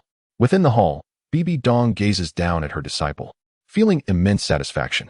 Not only is he exceptionally gifted, but his dedication to training has allowed him to reach level 20 in such a short time. Alas, the challenge lies in locating suitable soul beasts. His primary martial spirit is already rare, and the data on soul skills acquired from primary martial spirits is even scarcer. Moreover, primary martial spirits are extraordinarily diverse, compelling her to find only the most elite soul beasts for him to absorb, ensuring at least some potency in his soul skills. The mere thought of this predicament gives Bibi Dong a headache. Very well, what soul beast do you intend to hunt for your second soul ring? She inquires, her expression composed. Perhaps a 3,000-year-old Titan snow demon or an ice bear. What do you think, master? Xiang Tian replies with a cheerful smile. You truly dare to dream. The Titan snow demon, a premier soul beast from the extreme north, possesses the bloodlines of both Titans and the ice god. It is indeed the most suitable for you. Although hunting it will not be easy, the ice bear is also a rare sight in the extreme north. You are truly my commendable disciple, Bibi Dong exclaims, feeling a mix of pride and exasperation. Enough. Go find Elder Ju. You have half a month. If you can't find an opportunity, abandon the notion and consider alternatives. Do not dwell solely on lofty aspirations. Understood. Xiang Tian grins mischievously and hastens away to seek Elder Ju, fearing that any delay might provoke Bibi Dong's ire. You've broken through to level 20? Upon their meeting, Elder Ju is taken aback by Xiang Tian's rapid progress, momentarily lost for words. Yes, I just achieved it. It's been a while since I was last here, and I came straight to see you, Xiang Tian admits, scratching his head in slight embarrassment. Elder Ju rolls his eyes, bemused by Xiang Tian's antics. This young man seldom visits without ulterior motives, and it seems he is again seeking to venture forth to capture a soul beast. Resigned, he asks, just say it. What soul beast are you after? The Titan Snow Demon from the extreme north, Xiang Tian replies, maintaining his composure despite Elder Ju's exasperation. What the hell? Get out of here, we're leaving tomorrow. Elder Ju's expression darkens, his temper flaring upon hearing the news. Since Xiang Tian sought his guidance on the knowledge of celestial herbs, their relationship has grown notably closer, and Xiang Tian, not minding the camaraderie, swiftly departs, eager to avoid a reprimand. After Xiang Tian departed, Douluo remained gritting his teeth in frustration. Alas, this rascal Xiang Tian would inevitably bring about his own demise with such lofty demands for soul rings. The following day, Douluo took to the skies with Xiang Tian, and after 5 days of relentless travel, they finally arrived at the extreme northern region. The two sought refuge in an inn located in a small town just outside this desolate land, resting for the night. The extreme northern region lies at the very apex of Douluo continent, recognized as one of humanity's forbidden zones, scarcely trodden by human feet. It is home to exceedingly powerful soul beasts and an unrelenting chill that mere mortals cannot withstand. As one approaches the core of the extreme north, temperatures plunge to frigid extremes, with legends of treasures such as the eternal ice marrow surfacing within its depths. Upon entering the extreme northern territory, Xiang Tian beheld a world enveloped in white. Other colors were scarcely visible, if at all. After traversing several miles, the scenery appeared strikingly similar to where they began. Had it not been for the trail of footprints behind them, Xiang Tian might have believed he had not moved at all. The sheer expanse of the extreme north rivals that of the Star Do Great Forest, yet its exact dimensions remain a mystery to all. Douluo swiftly guided Xiang Tian deeper into the core of the region, though the biting winds posed no threat to them. The swirling snowflakes impeded their speed. Before they knew it, another day had elapsed. The two had fully immersed themselves in the desolate heart of the extreme north. As they ventured further inward, they began to encounter an increasing number of 10,000-year ice-type soul beasts, having sighted several ordinary specimens already. Along their path, they encountered a plethora of soul beasts. The snow blanketing the ground grew thicker with each step, and when Xiang Tian paused, he found himself sinking into the snow, which now surpassed his knees. In that moment, he recalled the sport of skiing from Blue Star and fashioned 2 wooden planks into skis, which proved to be a much more efficient means of traversing the terrain. During downhill stretches, he could even glide for a distance, thus discovering a rather effective method for navigating this harsh landscape. Over the course of 2 days, although Xiang Tian's pace had considerably slowed, he had nonetheless ventured more than 400 miles into the extreme north. Now situated firmly within the core, the icy winds howled ferociously above, slicing against him like a razor, making it nearly unbearable. Xiang Tian's primary martial soul is the sovereign divine body. He endeavors to harness this martial soul to withstand the frigid forces of ice and snow, while simultaneously refining his martial soul, physique, and soul power with the chilling energies of the world. To strengthen the sovereign divine body, it is imperative to utilize various elemental forces from nature for body tempering, thus enhancing its might. As Xiang Tian's martial soul manifested, he continuously channeled his soul power to ward off the biting cold. Initially, he felt as though the chill penetrated to his very bones. However, as his body gradually absorbed the frigid energy for refinement, he became accustomed to the discomfort. Yet, the effects of this refinement were minimal, indicating that he would need to acquire a spirit ring to better control the ice elements for enhanced bodily fortification. Upon reaching the inner region, the esteemed Douluo led Xiang Tian in search of the Titan Snow Demon. The Titan Snow Demon, colossal in size, left enormous footprints that would take 3 days for the heavy snowfall to completely conceal. As long as the two could locate these tracks, they would be able to follow them to find the Titan Snow Demon. In the depths of the snow-clad mountains, Xiang Tian and his companion searched tirelessly for the elusive Titan Snow Demon, yet their efforts bore no fruit. As dusk descended, they found themselves at the foot of the mountain, laboring to construct an ice shelter beneath the thick blanket of snow. Upon the ground, they laid down layers of coarse animal hides and seated themselves upon them. Xiang Tian swiftly retrieved provisions from his storage belt, devouring the food ravenously. The bitter cold demanded such urgency, lest he find himself unable to chew at all. Beside him, the ever-reliable Douluo, while partaking in his meal, simultaneously grasped a water flask, channeling his spirit power to warm the icy contents. Unfortunately, due to the negligence of a certain fool who had left the flask unattended, the water had frozen solid, rendering it impossible to pour. Thus, Douluo found himself once again assuming the role of a handy tool, a task to which he had long since grown accustomed. Xiang Tian had also attempted to consume the snow on the ground, which had been frozen for an indeterminate period.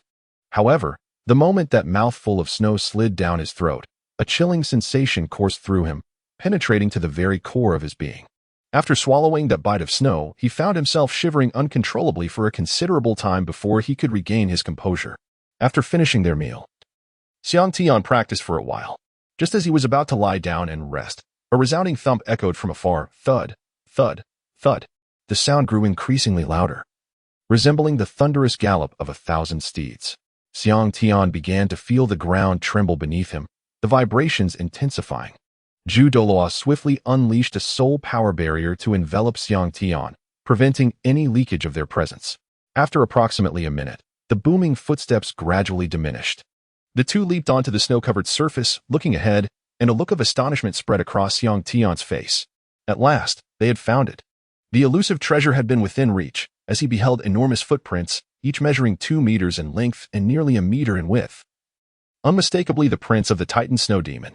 Gazing at the massive tracks leading into the distance, Xiang Tian felt a surge of excitement, fixating intently on their direction. All right. Enough of that. Let's take a break and follow the tracks tomorrow. Douluo remarked with a hint of satisfaction, a gentle smile gracing his features. Chapter 17. The Titan Snow Demon and the Ice Heaven Snow Lotus. The following day, before dawn had even broken, Xiang Tian could hardly contain his eagerness as he halted his practice, watching Douluo with eager anticipation. Sensing Xiang Tian's gaze, Douluo ceased his meditation, opening his eyes.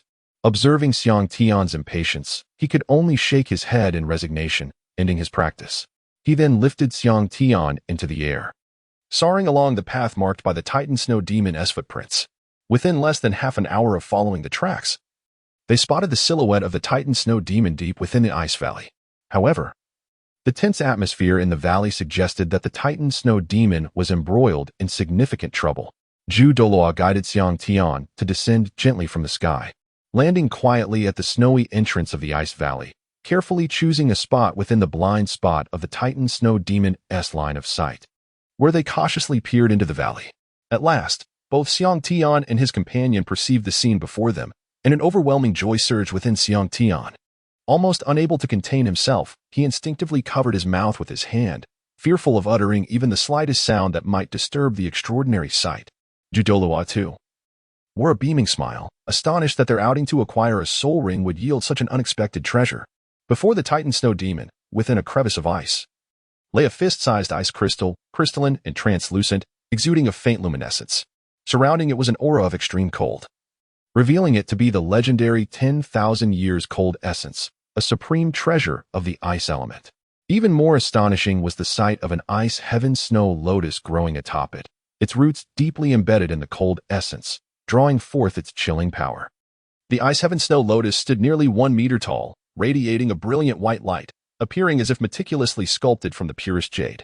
Guarding this precious lotus was a 3-meter-long, arm-thick, shimmering silver ice serpent, coiling protectively around it, hissing menacingly at the Titan Snow Demon.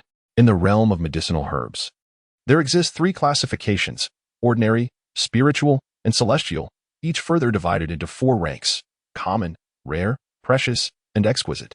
The Ice Heaven Snow Lotus, a rare spiritual herb unique to the far north, flourishes only on the sheer cliffs of ice mountains or within the crevices of glacial rocks. The climate in the far north is exceedingly frigid, with perpetual snow, rendering it inhospitable to ordinary flora, yet perfectly suited for the growth of the Ice Heaven Snow Lotus. The harsher the icy conditions, the more rapidly the lotus thrives. As a gust of cold wind swept through, the Ice Heaven Snow Lotus gently swayed, releasing a refreshing fragrance that invigorated the senses and made one feel lighter upon inhalation. What a marvelous treasure, nearing the age of 10,000 years, a rarity indeed. Xiang Tian murmured softly. The 10,000-year-old Ice Heaven Snow Lotus holds a transformative effect for ice-type soul masters, rivaling even that of celestial herbs. However, the ice serpent was not to be trifled with. Its chilling venom could easily incapacitate the Titan Snow Demon, Douluo remarked nonchalantly from the side. Clearly, the Titan Snow Demon had set its sights on the Ice Heaven Snow Lotus only to encounter a formidable opponent. Once the lotus reaches maturity, its effects will be greatly amplified. Consuming it after ripening could enhance one's cultivation by several millennia, which is why both creatures were locked in a standoff, refraining from immediate confrontation. as the sun began to rise, marking the dawn of a new day and the peak of life as vitality. The Ice Heaven Snow Lotus was destined to reach maturity. Soon, a crimson sun ascended in the east, casting its golden rays upon the Ice Heaven Snow Lotus, causing it to shimmer with glints of light. The petals of the lotus gradually unfurl, revealing the inner layers, until at last, the innermost petals bloom, releasing a rich fragrance of lotus into the air. At this moment, the Titan Snow Demon seizes the opportunity as the Ice Serpent is momentarily distracted by the blossoming flower. Like a thunderbolt, it charges towards the Ice Serpent with the force of a tank, its right palm, larger than a fan, reaching for the vital spot of the serpent. Just as the Titan Snow Demon's hand is about to make contact, the Ice Serpent springs forth, narrowly evading the colossal grasp, and retaliates by sinking its fangs into the Titan Snow Demon's right hand. A roar escapes the Titan Snow Demon as it recoils in pain, swiftly snatching the Ice Serpent and violently slamming it to the ground, sending shards of ice flying.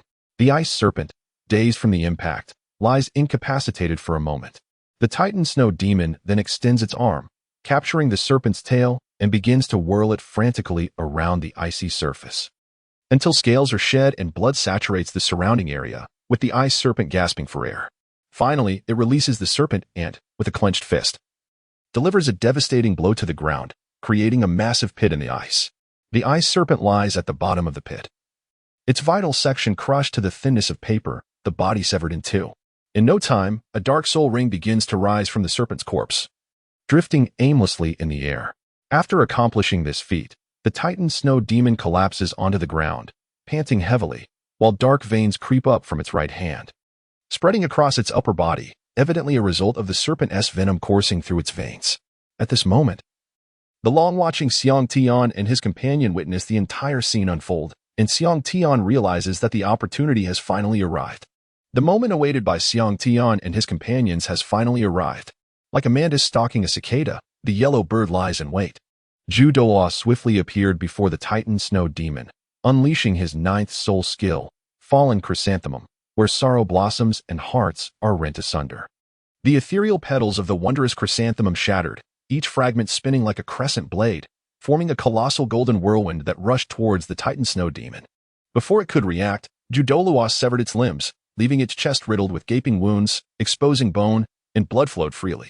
In no time, Xiang Tian dashed over, and the Titan Snow Demon lay on the ground, barely clinging to life, gasping for air as if attempting to draw every breath into its lungs. Its heaving chest revealed the rhythm of its heart pulsating through the wounds. Pierce this chest, and this soul ring shall be yours. Duuluo pointed to the vast gash between the 7th and 8th ribs of the Titan Snow Demon, speaking in a calm tone. Having said this, he turned, his excitement palpable as he surveyed the Ice Heavenly Snow Lotus. Xiang Tian was acutely aware of Duuluo's profound affection for the exquisite flowers, possessing knowledge of celestial flora that even surpassed the extensive research of the seasoned Dugu Bo. In the original narrative, during the ambush, despite Xiao being a target of the mission, Duuluo, upon encountering the Heavenly Flower King, expressed a willingness to eternally guard and recognize Xiao as his own. This vividly illustrated his fervent adoration for the divine herbs. After scrutinizing for a considerable time, Duuluo finally retrieved a jade box, delicately placing the Ice Sky Snow Lotus within, cradling it tenderly while caressing the box incessantly. His infatuated demeanor rendered Xiang Tian somewhat speechless. He pondered whether, in the future, Duuluo would be willing to consume a rare mushroom like the Qirong Tong Tian Chu. Xiang Tian held his doubts, preferring to avert his gaze from Duuluo. He leaped onto the chest of the Titan Snow Demon, forcefully stabbing the wound indicated by Duuluo. Blood erupted from the heart, soaring a foot high and staining the surrounding snow with crimson. Ultimately, the Titan Snow Demon emitted a mournful cry, reluctantly closing its eyes. Soon after, a brilliant purple soul ring floated in midair. Due to the scant records on the Titan Snow Demon, the age could only be inferred from the depth of its color. Duuluo observed the hue of the soul ring and smiled, stating, "The age is precisely between 2,800 and 3,000 years. It can be absorbed." Chapter 18. Ice Phoenix, thank you for your trouble, Elder Ju. Xiang Tian replied earnestly. Without further ado, Duuluo swiftly exerted his soul power to carve out a small space in the ground, simultaneously extracting 3 lotus seeds from the Ice Sky Snow Lotus with a hint of reluctance. He handed them to Xiang Tian, saying nonchalantly, "To those who see, there is a share. This is yours." Absorb the lotus seeds first, then the soul ring will be easier to assimilate. Xiang Tian expressed his gratitude with a glance at Douluo before leaping into the space, laying down animal skins and settling cross-legged. He tilted his head back and swallowed a lotus seed. Upon entering his abdomen, the lotus seed transformed into a chill that coursed through his body. Immediately, Xiang Tian activated the tyrant heart technique, striving to absorb the medicinal properties. He observed the cold energy circulating through his meridians, releasing a refreshing aura. Gradually, his meridians expanded, becoming more resilient, while some dark impurities were expelled from his pores. In less than half an hour, Xiang Tian completed the absorption. With his eyes opened, a fleeting glimmer shone within, and he summoned his martial spirit, the tyrant divine body, which began to draw in the soul ring. As the soul power entered his body, Xiang Tian felt a tremor. The tyrant heart technique surged furiously, allowing the soul power that had previously hit a bottleneck to easily shatter its restraints, elevating him to level 21. His soul power continued to ascend, circulating throughout his body and refining it, enhancing his physical strength. Thanks to the absorption of the ice lotus seed, his resistance to cold and physical fortitude increased, and with the soul ring's appropriate age, the second soul ring, in contrast to the first, was absorbed with remarkable ease. After the absorption, Xiang Tian closed his eyes to introspect his martial spirit. Indeed, alongside the golden patterns, blue markings had emerged, confirming his newfound control over water attributes, and his soul power had risen to level 23. Standing up, he stretched languidly, his bones cracking satisfyingly. He glanced at Douluo, comparing their heights, noting he had grown a little taller, which brought him joy. Watching Douluo, who stood guard nearby, Xiang Tian felt a deep sense of gratitude. The elder, who cherished flowers dearly, had gifted him 3 lotus seeds, an unexpected kindness. Elder Ju, may I inquire about the enmity between you and Poison Douluo? Xiang Tian asked, curiosity piqued. There is nothing I cannot share. When I was a soul saint, I had an acquaintance with Poison Douluo. We were somewhat friends. However, after I became a title Douluo and joined the Spirit Hall to enjoy life, he refused to be constrained by the Spirit Hall. He merely registered his title and departed. But how could the Spirit Hall allow such a lethal Poison Douluo to escape their grasp? The Pope dispatched me to hunt him down. I tracked him to the outskirts of Tiando City, but he was rescued by Prince Xuexing. From that moment, our fates were intertwined, and we became sworn enemies. Douluo spoke with a hint of melancholy. Now, every year and a half, we clash, and each time he escapes in utter disgrace. Yet he remains undeterred, always seeking an opportunity for revenge. Douluo scoffed. This is troublesome. It seems that directly seizing the celestial herb is rather implausible, while it may be within reach. Poison Douluo has thoroughly allied himself with the Tiando Empire. As for killing Poison Douluo, if it were feasible, the Spirit Hall would not have allowed him to linger. Dugu Bo, the Poison Overlord, is not to be trifled with. It appears that I must approach Dugu Yin instead, Xiang Tian mused, stroking his chin thoughtfully. However, the celestial herb is of paramount importance, and it is time to prioritize this matter. If Xiang Yu were to consume the Earth Dragon Golden Melon, it is conceivable that the Furious Jiao Spear could evolve into the Heavenly Dragon Spear, potentially allowing him to transcend into a title Douluo. Upon acquiring the extraordinary Tong Tian Chrysanthemum, which aligns harmoniously with his martial soul, Yueguan would undoubtedly reap immense benefits. It is possible that his martial soul could evolve into a divine-level martial soul, perhaps leading him to become yet another 99th level limit Douluo. With a stroke of good fortune, he might even discover a divine position and ascend to godhood directly. Simultaneously, he intends to utilize the ice and fire tempering body while harnessing the ice and fire tuin to absorb the dark gold terror claw. The external soul bone can grow alongside the soul master, and the earlier it is absorbed, the more advantageous the effects will be.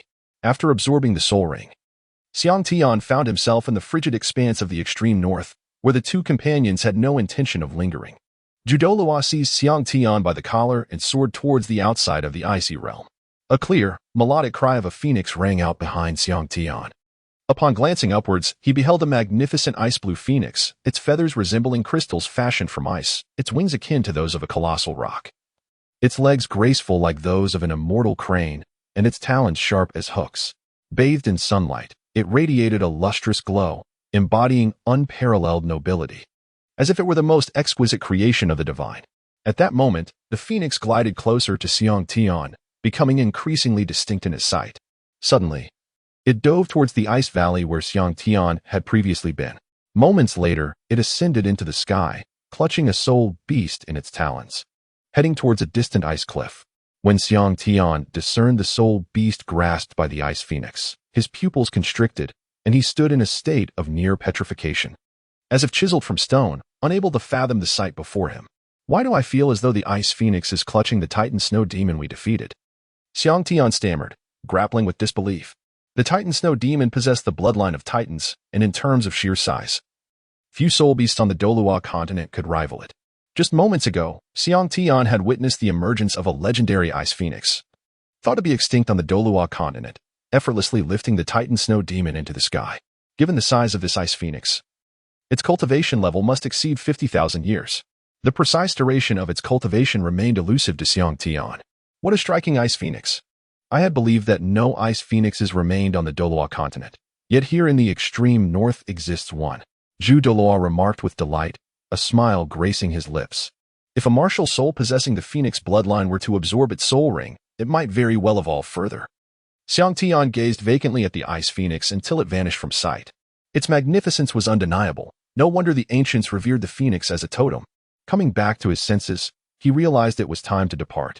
The inner region was perilous. Should they encounter a 10,000-year soul beast, they would undoubtedly find themselves in grave trouble. Douluo, observing Xiang Tian's dazed expression, couldn't help but chuckle. With a flash, Douluo and Xiang Tian transformed into a beam of radiant light, soaring toward the outskirts of the extreme north. Upon reaching the periphery, Douluo relaxed, allowing Xiang Tian to traverse the snowy terrain. After the swift transition from the inner region to the outer, Douluo felt a tinge of fatigue, prompting them to slow their pace. Just as they were about to leave the frigid expanse, a piercing cry of a phoenix echoed through the air, startling Xiang Tian. He turned, expecting to see the ice phoenix pursuing them, yet it was nowhere in sight. Instead, he beheld two girls, around 13 years of age, their expressions frantic as they fled towards the outer reaches. The girls were sprinting directly towards Xiang Tian, and behind them, the ice shattered, sending snowflakes swirling through the air. A striking ice-blue scorpion, the formidable ice-blue scorpion, surged after them. "Run! There's a soul beast!" one of the girls shouted, waving her arms frantically towards Xiang Tian and Douluo. "Elder Zhu, please help!" Xiang Tian exclaimed, recognizing the urgency of the situation. Douluo wasted no time. The 9 soul rings on her body resonated simultaneously, unleashing a formidable pressure upon the ice-blue scorpion. The ice beneath the scorpion cracked, splintering under the immense weight of the impending threat. A 10,000-year soul beast was far more astute than its 1,000-year counterpart, possessing an enhanced capacity for survival. Realizing the danger posed by Douluo, the ice-blue scorpion emitted a series of hissing sounds, raising its scorpion tail, revealing a glimmering silver tip, and tautening its form like a drawn bow, brandishing its massive pincers in anger. As the two girls reached Xiang Tian, he momentarily froze, his attention captivated by the slightly older girl, momentarily forgetting the ice-blue scorpion. It was the girl's martial soul, the Ice Phoenix, that held him in thrall. Chapter 19. Encounter with the Ice Sisters. Xiang Tian suddenly realized why the sound of the phoenix cry he had just heard was so faint. It was, in fact, the sound emitted by the Ice Phoenix spirit when it possessed the young girl. The Ice Phoenix martial soul, could it belong to Shui Binger? Wasn't she supposed to be at the Heavenly Water Academy? Could it be that there was another individual with the Ice Phoenix martial soul on the Douluo continent? Curiosity piqued within Xiang Tian.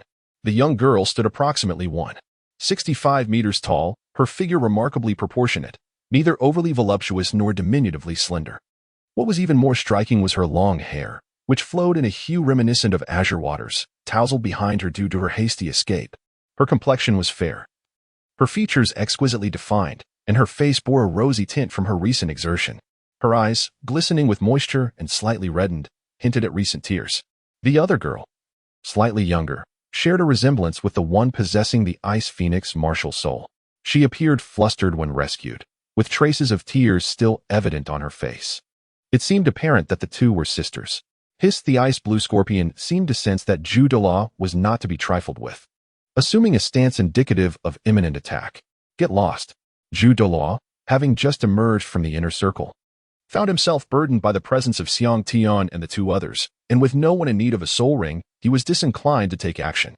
With a thunderous shout, Douluo unleashed his tidal Douluo's oppressive aura upon the ice-blue scorpion. The 10,000-year-old ice-blue scorpion, capable of comprehending human speech, appeared momentarily taken aback by Douluo's unexpected restraint. However, regaining its composure in an instant, it swiftly maneuvered its 6 scorpion legs, disappearing before Xiang Tian and his companions as if by teleportation. Once the ice-blue scorpion had departed, Xiang Tian and the others approached the 2 girls. Upon seeing Xiang Tian and Douluo advancing, the girls promptly bowed in gratitude. Xiang Tian observed 2 individuals with disheveled hair and tattered clothing, panting heavily, evidently having been pursued relentlessly by the ice-blue scorpion. "Do not worry, all is well," he reassured them.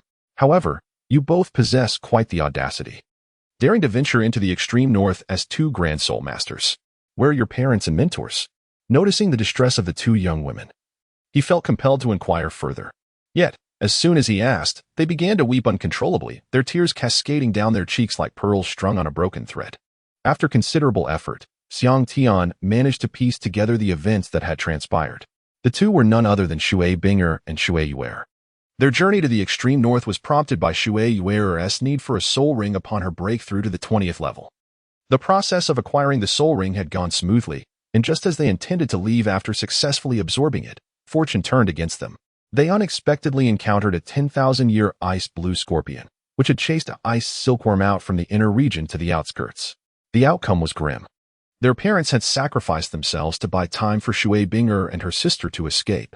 Having just lost their parents, the sisters were accompanied by Xiang Tian and his companions as they exited the extreme north. Upon reaching a small town, night had fallen, and they decided to rest at an inn for the night. The following morning, Xiang Tian arose early, eager to explore the town and discover its treasures.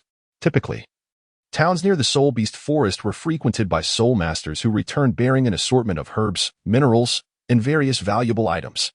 Whether one could uncover hidden gems depended entirely on their discernment and knowledge, both of which Xiang Tian believed he possessed in abundance. He was eager to experience the thrill of a fortunate find. He first ventured to the street market, where stalls lined the thoroughfare, bustling with activity and vibrant with the sounds of commerce. Xiang Tian meandered leisurely, observing his surroundings without making any purchases. As he did so, the stall owners quickly lost interest in him, turning their attention to the other patrons. Having wandered for a while, Xiang Tian finally stumbled upon a remarkable find, one of the primary ingredients for concocting the cleansing essence pill, the ice spirit flower. The vendor, lacking in discernment, failed to recognize its value, allowing Xiang Tian to acquire it with little effort. After exploring further, he purchased numerous specialties from the northernmost lands, intending to share some with Hulaina upon his return, thereby safeguarding himself against her enchanting allure. From a young age, Xiang Tian began his training in the Sun and Moon Divine Pupil, daily absorbing the essence of the Sun and Moon to refine his dual pupils. His mental prowess was exceptional, rendering him impervious to seduction. However, one day, Hulaina playfully attempted to enchant Xiang Tian, only to find her efforts thwarted. Following this failure, Hulaina became fixated on Xiang Tian, determined to successfully enchant him and bring him embarrassment. She euphemistically dubbed this endeavor an experiment of soul skills, aimed at enhancing her proficiency, much to Xiang Tian's chagrin. Xiang Tian, now a mere 8.5 years old in body, harbors the soul of a young man in his 20s, a predicament that is quite overwhelming. Should he fail to bring a gift, Hulaina might find an opportunity to charm him, leaving Xiang Tian utterly powerless against this mischievous vixen, which is quite vexing. After perusing the market stalls and purchasing local specialties, Xiang Tian returned to the inn, his heart brimming with satisfaction. Upon resting for a night, when Xiang Tian encountered the Shui sisters again at the inn, he noticed their complexions had improved somewhat, though traces of sorrow still lingered in their brows. "What are your plans moving forward? Would you consider returning to Wuhuan City with us?" Xiang Tian inquired with genuine concern. Shui Binger pondered for a moment before shaking her head and calmly declared, "No, I have made my decision to join the City Academy. This has always been my parents' wish, and I aspire to fulfill it. However, we will forever remember your life-saving grace, and after graduating from City Academy, we shall repay you." "Indeed," Shui Yu chimed in, nodding in agreement. "Very well," Xiang Tian mused, feeling a twinge of regret for not being able to persuade Shui Binger to join the Wuhuan Palace. "Has your Ice Phoenix martial soul determined the direction of your future as a soul master?" he asked with curiosity. In the original text, Shui Binger's Ice Phoenix martial soul had regrettably evolved into a control type, a fact that had left Xiang Tian longing for a different outcome. Now, he was determined to offer some guidance. I plan to pursue a control type. I will use ice to manipulate my opponents, Shui Binger replied without hesitation. Why not opt for an assault type? Xiang Tian inquired, intrigued. Because assault-type soul masters primarily hunt soul beasts with formidable attack capabilities, making them exceedingly difficult to capture. Shui Binger seemed to recall the tragic fate of her parents, her eyes misting over. Then you should definitely consider becoming an assault type, Xiang Tian stated boldly, causing Shui Binger to pause in surprise. Why? Do you seek vengeance? Retribution requires strength, and an assault type would grant you greater offensive power, allowing for swifter revenge. Moreover, beast martial souls typically gravitate towards the assault type, and your Ice Phoenix is among the most elite of beast martial souls, possessing tremendous attack potential, Xiang Tian asserted. Is frustration palpable? Utilizing ice to control your opponent is feasible, but what if they are immune to ice? Or if there is a significant disparity in strength? Allowing them to suppress your ice with their soul power and break free from your control? Xiang Tian analyzed meticulously. Furthermore, your strategy of controlling others with ice bears resemblance to the poison control of the poisoned Douluo, who is ironically known for being the weakest in one-on-one confrontations, he added. However, if you become an assault-type soul master, it would be an entirely different story. The Ice Phoenix martial soul is one of the most elite beast martial souls within the assault type, rivaling even the Blue Lightning Tyrant Dragon martial soul. With your innate talent, you could potentially ascend to the rank of title Douluo. Are you truly willing to forsake the advantages of your Ice Phoenix simply due to the challenges of hunting soul beasts? If it is merely a matter of capturing soul rings, join our Wuhuan Palace, and we shall handle that aspect for you. Xiang Tian enticed. Chapter 20. Return to the Spirit Hall. Shui Bing's eyes sparkled with intrigue, clearly captivated by the notion. Beside her, Shui Yu having been persuaded by Xiang Tian. Chimed in, sister, if that is the case, then indeed, the assault type is more suited for you. Your first two spirit rings and abilities, Ice Sealing and Ice Ring Armor, would not be wasted even in the offensive category. As for the acquisition of spirit rings, did not Brother Xiang say it would be entrusted to him? Shui Binger pondered for a long while in silence, and suddenly, her eyes shone with brilliance. Yes, I have made my decision. I shall embrace the assault type, she declared, clenching her right fist to rally her spirits. With this resolution, both Shui Binger and Shui Yu decided to head to the Tianshui Academy. Consequently, Xiang Tian had no choice but to ask Douluo to escort the two sisters to Tianshui City in the Heavenly Do Empire. Tianshui Academy is situated just outside Tianshui City. It is one of the 5 prestigious elemental academies in the Heavenly Do Empire. The students here possess formidable strength. And Tianshui Academy has a distinctive policy. It admits only female students, each one exceptionally beautiful and long-legged, making it a veritable paradise for the discerning eye. The 4 individuals, led by Xiang Tian, swiftly arrived at the entrance of Tianshui Academy, situated beyond the city limits. From a considerable distance, they beheld the academy's magnificent visage. Centered around a towering iceberg, with a vast lake at its base and several grand buildings encircling the ice formation. Every structure within the academy was adorned in shades of aquamarine, evoking the essence of an oceanic realm. Upon reaching the entrance, they encountered a grand archway, 30 meters wide and towering over 15 meters, entirely crafted from solid ice rock and resplendent in water blue. Inscribed upon the arch were the 4 prominent characters denoting Tianshui Academy. Here we are. You may enter now. I hope that when we meet again, you shall have achieved great things, Xiang Tian remarked with a calm demeanor. Since Tianshui Academy exclusively admitted female students, he could only accompany the Shui sisters to this point. The Shui sisters expressed their heartfelt gratitude to Xiang Tian before turning to enter the academy. Their parents had been acquaintances of the principal, thus facilitating their admission with relative ease. Xiang Tian escorted the Ice Sister duo to Tianshui, causing a delay of several days. And it was now time to return to Wuhuan City. Douluo effortlessly lifted Xiang Tian into the air, and within a few days, they arrived back at the Wuhuan Hall. Upon reaching the Wuhuan Hall, Douluo, having completed his task, vanished instantly. As was his routine, Xiang Tian proceeded to the Hall of the Pope to inform his teacher. However, upon arriving at the hall, he discovered to his surprise that Bibi Dong, his teacher, was absent, an unusual occurrence for this time of day. Curious, Xiang Tian ventured into the rear hall, only to discover his teacher seated in the pavilion, with his back turned towards him. As Xiang Tian approached, he discovered that his teacher was holding a letter, seemingly lost in thought. With glimmers of affection and hints of disdain flickering in her eyes, revealing a complex emotional state. Teacher.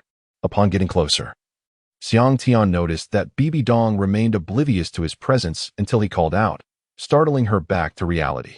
With an impassive expression, she discreetly tucked the letter away, took a sip of tea, and casually inquired, "Have you returned from hunting the soul beasts? The Titan Snow Demon? How was the soul skill?" It was the Titan Snow Ape, and its soul skill is called Titan Ice Fist. It is an offensive soul skill that increases strength by 200%, while enhancing defense and speed by 80%. Furthermore, with each increase in soul ring as one ascends in level, strength is augmented by 10%, and both speed and defense by 5%. Xiang Tian replied with a smile. Bibi Dong appeared somewhat taken aback, her eyes widening in astonishment. Is the innate martial soul truly so formidable? Although the Titan Snow Demon is among the most elite of soul beasts, that soul skill is exceptionally impressive. Indeed. With your current prowess and these first two soul skills, you should be invincible below the rank of Soul Sovereign. Bibi Dong nodded in satisfaction. Teacher. I wish to venture out for some practical experience. Xiang Tian hesitated briefly before expressing his desire. Why do you harbor this notion? Your primary focus should be on cultivating your soul power. Enhancing your soul energy is of utmost importance. As for practical experience, it would be wiser to wait until you reach level 40, Bibi Dong analyzed, her brow furrowed in contemplation. I long to witness the diverse cultures of the continent and experience the myriad martial souls. Xiang Tian chuckled. Bibi Dong regarded him thoughtfully. Sensing that his words were somewhat insincere, she initially suspected he merely wished to indulge in leisure, but then reconsidered, acknowledging his precociousness, which set him apart from other children who were often playful. Very well, it seems my disciple has his own aspirations. He may proceed.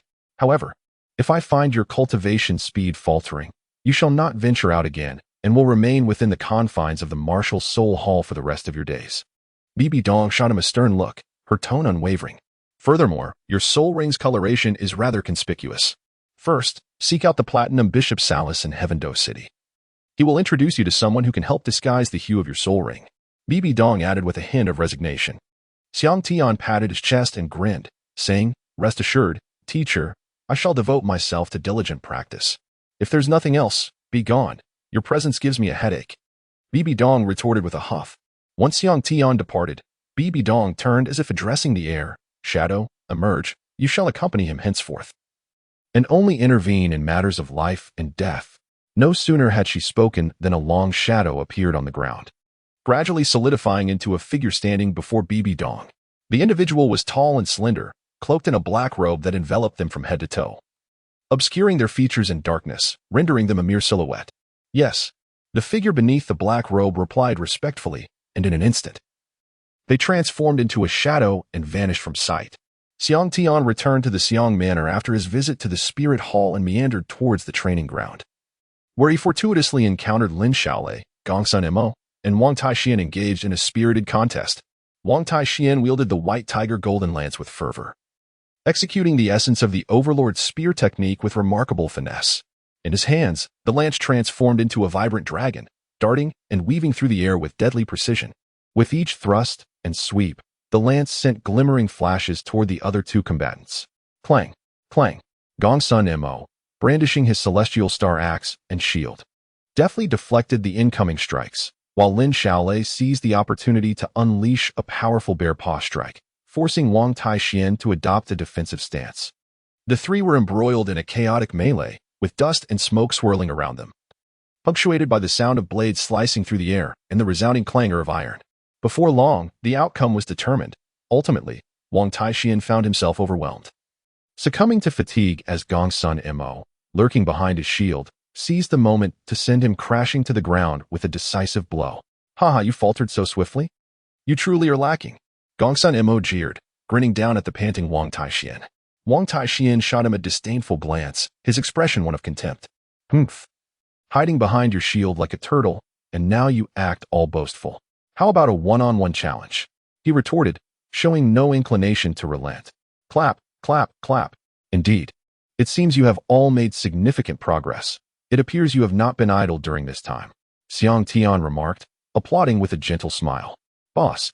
Upon hearing the applause, the the trio turned to see Xiang Tian had returned. Chapter 21. To the Heavenly Battle City after awakening the Dark Golden Bear. Lin Xiaolei joined Xiang Tian and Wang Taixin in their studies at the Spirit Academy. Within the academy, Lin Xiaolei became part of Xiang Tian's team, aligning himself closely with Xiang Tian, and was thus assigned to reside in the outer courtyard adjacent to Xiang Tian's quarters, just like the brothers Wang Taixin. Consequently, whenever the academy had a break, the three frequently engaged in friendly competitions at the training hall. This recent skirmish was a testament to their diligent practice. Boss, what did you think of my earlier charge? Gongsun Mo asked, brimming with pride. Xiang Tian regarded the trio with satisfaction and said with a gentle smile, well done.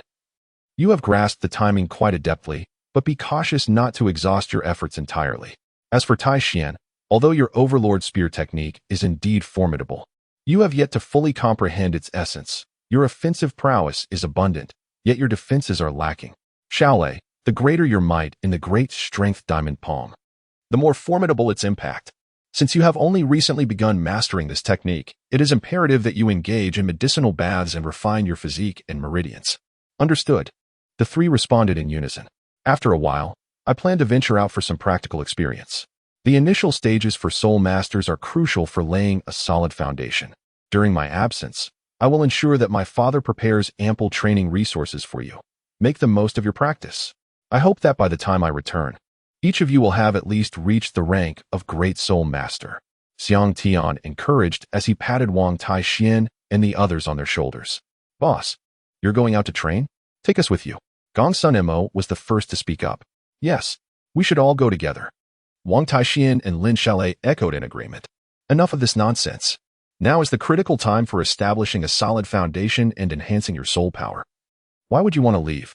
I am merely going out for a short period to gain experience, not to disappear forever. Xiang Tian playfully smacked Gongsun Mo on the back of the head, chiding him with a smile. All right, continue your training. With that, Xiang Tian turned and walked away, heading to the backyard to discuss his plans for travel with his parents. In the backyard, Lin Shuai-ro was overjoyed at Xiang Tian's return and had prepared a lavish meal. After dinner, with Xiang Xiaoyu present, Xiang Tian broached the subject of his upcoming journey.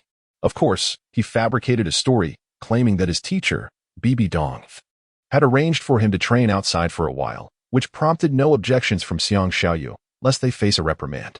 Be cautious while you are out. The world beyond the academy is fraught with peril, where life and death are at stake, and others will not show you mercy, Xiang Xiaoyu expressed with concern. Rest assured, father, I am merely going to Tian-do City for a bit of leisure. It is nothing to be worried about. Xiang Tian nodded in reassurance. The next day arrived. Xiang Tian began to tidy up the essentials at home, for the duration of this journey was uncertain, and it was only prudent to make ample preparations. After Xiang Tian tidied up his belongings, he spent some time conversing with his mother, Lin Shuai-ro, cherishing the moments of companionship. They engaged in delightful discussions until his father returned, after which they continued their conversation for a while longer. The primary focus was on Xiang Xiaoyu sharing anecdotes from his past experiences during his travels, imparting wisdom and enriching Xiang Tian's understanding of the world. On the third day, Xiang Tian, accompanied by Wang Taixin and two others, arrived at the Yulai restaurant in Wuhan City. Xiang Tian was preparing to embark on a journey of cultivation for some time and decided to gather the remaining members of his formidable team for one last reunion, as opportunities for such gatherings would be scarce once he departed. They returned to the familiar little tavern, to the same private room. This time, however, their conversation diverged from the usual discussions of cultivation, as they resolved to enjoy a hearty meal and foster their camaraderie, leaving aside the matters of training. Boss. Upon entering the room, Xiang Tian and his companions were greeted joyfully by three figures who rose to their feet. Among them were two women and one man. The remaining trio from the 7 members of Xiang Tian's team. Lu Tianchen, a male descendant of the ghost leopard Douluo from the Spirit Hall, wielded the soul of the abyssal ghost leopard, possessing innate soul power at level 8 and current peak soul power at 16, specializing in agility and attack. Lu Qingyin, a female with the soul of the Tree of Life, boasted innate soul power at level 9 and current soul power at 17, serving as a supporting soul master. Lu Jinger, another female, wielded the soul of the shimmering golden rope, with innate soul power at level 9 and current soul power at 18, functioning as a controlling soul master. Brothers, after this gathering, I shall set forth on my journey of cultivation, and for the time being, You will form a team of 6, Xiang Tian announced, lifting his cup. Let us not dwell on other matters today, but rather cherish our brotherhood. Cheers. All right, boss. Cheers. They echoed. Boss, how long do you intend to be away on this journey? Currently, there is no one in our academy of our level capable of standing against us. And the higher levels are out of reach without your presence.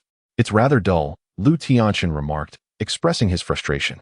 Haha, the duration remains uncertain. But I promise to bring you a gift upon my return, Xiang Tian replied with a smile. We want one too. The others chimed in unison. Rest assured. Everyone will receive a share. Today, let us indulge and savor this meal, for such opportunities will be rare in the future. Xiang Tian proclaimed, raising his cup once more. As the evening descended, Xiang Tian and his companions engaged in lively conversation and revelry before parting ways to return home. The following day, upon awakening, Xiang Tian first bid farewell to his parents before proceeding to the Hall of Pope to take his leave of his teacher, Bibi Dong.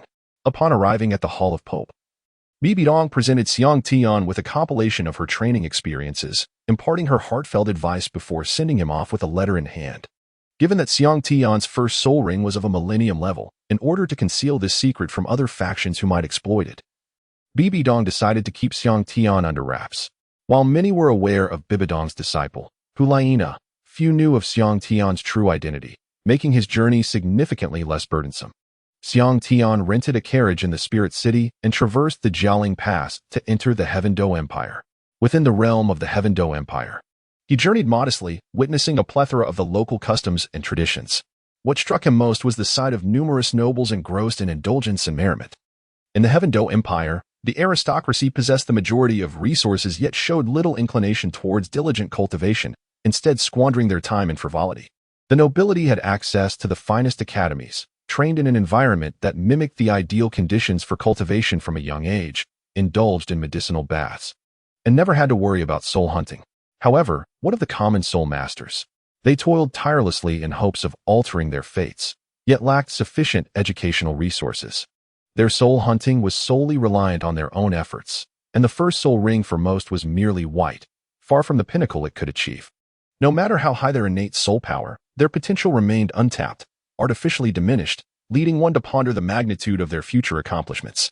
Alas, had it not been for the interference of the Spirit Hall, which obstructed the path between the Star Luo and Heaven Do empires over the years, Heaven Do, with its current strength, would have long been engulfed by Star Luo. Strength is paramount. With sufficient power, ascending to godhood and annexing 2 nations would be a mere trifle. The urgent task at hand was to first procure the ice and fire Yin-Yang Well's celestial herbs, he mused quietly. As he walked, he arrived at the metal city of Gingxin. With his innate mastery over the metal element, Xiang Tian sensed a plethora of richly concentrated metallic ores, thereby acquiring numerous precious metal resources. After all, no one could ascertain the contents of the ores until they were mined, which inadvertently benefited Xiang Tian. He diligently scoured Gingxin City for 2 days, and only when his storage belt reached its capacity did he reluctantly take his leave. Upon departing from Gingxin City, Xiang Tian did not linger. After more than half a month of travel, he finally arrived at the resplendent Tiando City. Chapter 22, Meeting Qianrenqiu at Tiando City. The capital of the Tiando Empire and the 3rd largest city on the Douluo continent, boasts towering city walls of immense grandeur. Even before entering the city, one could feel the vibrancy of its prosperity from a mere glance at the endless expanse of the walls. Upon entering Tiando City, one would be greeted by broad and pristine streets lined with numerous shops, bustling with a continuous flow of people. Xiang Tian grew up in the Soul City, which flourished even more than the Heaven Do City. Thus, he was not particularly astonished by its vibrancy. As noon approached, a subtle pang of hunger stirred within him, prompting him to enter a local tavern for a hearty meal. After feasting, he reserved a room to rest, planning to meet with the Platinum Bishop, Salis, later that evening. Bibi Dong's invitation to Heaven Do City likely stemmed from her desire for Qianrenqiu to assist in concealing the age of his spirit rings. After all, the prominent bird is often the first to be shot. If Xiang Tian were to reveal his 1,000-year spirit ring in public, it would not be long before he was captured for research. As night fell, Xiang Tian made his way to the Lufang, a secluded residence near the Heaven Do Spirit Hall in the city center. Xiang Tian approached the door and knocked gently, uttering the secret code while presenting the token bestowed upon him by Dong. Only then did the servant admit him inside. After a brief tour around the courtyard, They finally arrived at a secluded section marked by a plaque reading Dream Creek Garden. Upon arrival, the servant withdrew, gesturing for Xiang Tian to enter alone. Xiang Tian pushed open the door and stepped inside, where he beheld an elderly man with white hair seated and engrossed in a book. Upon noticing Xiang Tian's entrance, the old man raised his gaze, his eyes shimmering with a brilliance that belied his advanced age. Xiang Tian carefully sensed the soul power of the family head, and to his astonishment, it was at least that of a soul king. Xiang Tian presented the token, and the elder, upon glancing at it, respectfully returned it to him. Rising, he pressed down on a gold toad ornament on the table, twisting it left and right. With a soft click, the bookshelves slid apart, revealing a downward hollow, with a series of steps extending into the abyss. The adjacent stone walls flickered to life, illuminated by faint glimmers of light. Without hesitation, Xiang Tian stepped into the void, and in an instant, he vanished from sight. Before long, Xiang Tian reached the end of the secret passage. He turned the switch on the stone wall, and with a click, the hidden door swung open. The stone slab beneath him ascended to the surface, and Xiang Tian slowly stepped off the stone platform. As Xiang Tian stepped off the stone slab, it sank immediately, and the hidden door closed automatically, leaving no trace behind. Had it not been for Xiang Tian's recent exit, one would never suspect the existence of a secret passage. Two fully armed guards stood vigil at the entrance of the hidden pathway. As Xiang Tian emerged from the hidden passage, the two guards before him immediately raised their long spears, crossing them in a cautious barrier, and sternly inquired, "Who goes there?" Xiang Tian raised his hand and cast a token, which the guard on his right deftly caught. Upon closer inspection, the guard was taken aback and hurriedly presented the token with utmost respect. "Where is High Priest Sarath?" "Lead the way," Xiang Tian stated calmly as he accepted the token. The guard swiftly guided Xiang Tian to Sarath's office. "You may leave now," Xiang Tian signaled to the guard with a wave of his hand.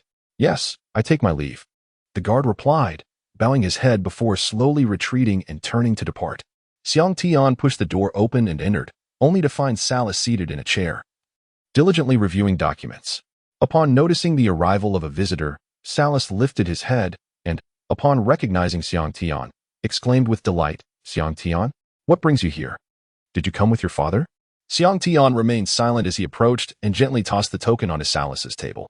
With an air of familiarity, he pulled out a chair and sat down. "No need, I came on my own," Salas remarked. "You, a mere lad, traveled here alone from the Spirit City? Quite audacious. Aren't you? What brings you here?" "My teacher sent me to undergo some training for a while," Xiang Tian replied. "Of course. My main purpose is to seek assistance from His Highness Qianrenxue." Salas and Xiang Yu shared a profound friendship. Last year, upon returning to the Spirit Hall, they spent several days together. After being taken as a disciple by the Pope, Xiang Tian naturally had stories to share, and their camaraderie blossomed. "How long will you be away this time? Don't let your training slip. If you fall behind, I might just have to tell your father," Salas admonished earnestly. "Indeed. My teacher also tasked me with delivering a message to His Highness Qianrenxue. I should inform her to send someone to Xingxing Tavern when she is available," Xiang Tian responded. "Excellent. However, you'll need to consult His Highness Qianrenxue first. She'll notify you of the specifics," Salas chuckled. After chatting with Salas for a while, Xiang Tian quietly returned to the tavern through a hidden passage. "No rush. I'll wait until I conceal my spirit rings before seeking a conversation with Dugu Yan," he contemplated inwardly. Xiang Tian lingered in Tiando City for an additional 2 days, and at last, Qianrenxue found the time to meet him at the Lu residence. The fleeting passage of these 2 days seemed to vanish in the blink of an eye. On the appointed day, Xiang Tian arrived at the Lu Manor well ahead of time. Shortly thereafter, a young lady clad in imperial garb made her entrance. It was none other than Qianrenxue. Appearing to be around 15 or 16 years of age, Qianrenxue possessed skin more radiant than snow, with a straight nose and slightly delicate phoenix-like eyes. Her neck was long and alabaster, and her golden tresses cascaded like a celestial being. Her visage embodied a divine and noble aura, manifesting her sanctity in a most striking manner. Adorned in an elegant long gown of gold-threaded silk, she bore minimal embellishments, exuding an ancient yet refined style. Her physique had developed quite maturely, with a graceful silhouette that was both curvaceous and alluring. If Ulaina were to be deemed enchantingly beautiful in the future, then Qianrenxue could undoubtedly be hailed as an unparalleled beauty of her time. Xiang Tian gazed at Qianrenxue, and with just a glance, he found himself captivated. Is this truly the daughter of his teacher, Bibi Dong? In the year 620 of the Douluo calendar, Xian Rinxue was born. By the age of 6.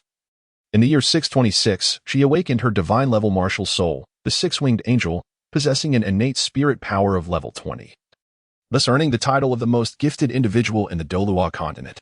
At the age of 9, in a bid to prove herself to be Dong, Xian Rinxue infiltrated the Tiando Imperial Palace, assuming the role of a maid to Shui Qinghe, meticulously mimicking her every movement. By the time she turned 12, she had donned the identity of Shui Qinghe through a disguised soul skill, achieved by merging with an angelic spirit bone.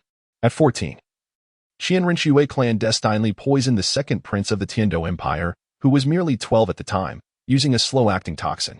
At 15, she once again resorted to poison, this time targeting the third prince, who was notably gifted in soul master cultivation, while the fourth prince, Shui Lang, was only 7 years old. That same year, Emperor Shui Yu dispatched Prince Xuexing to thoroughly investigate the matter. Prince Xuexing, through meticulous inquiry, discovered that the poison affecting the two deceased princes was identical.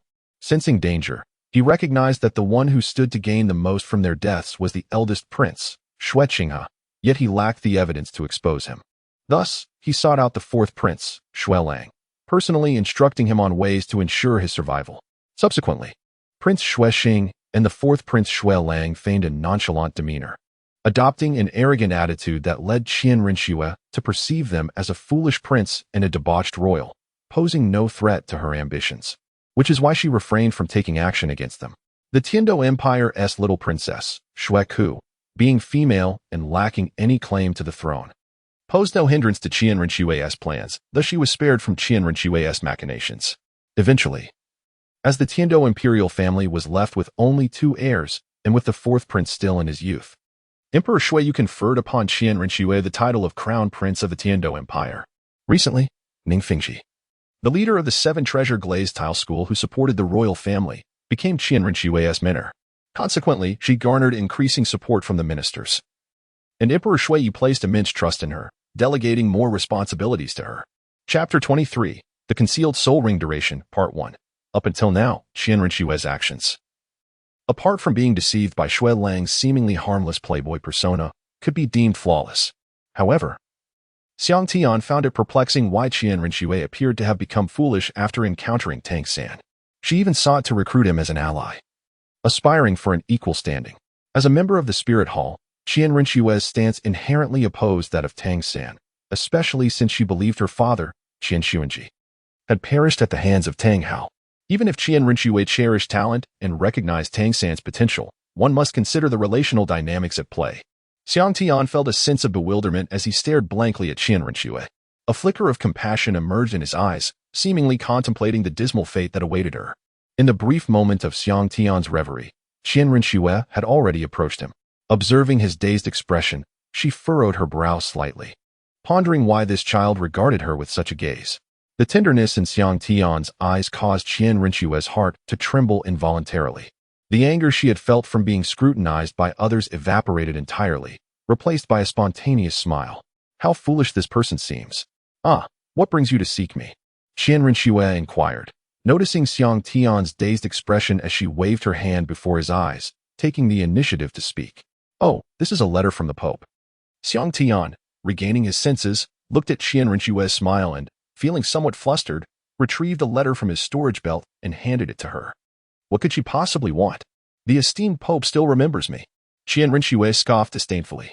As she spoke, Xian Rinxue carelessly tore open Dong's letter and glanced through its contents. After finishing the letter, she curiously looked at Xiang Tian. Little brother, what is your name? Whose disciple are you? What brings you here to deliver a message? Xian Rinxue asked with curiosity, smiling as she reached out to pinch the young man's cheek playfully.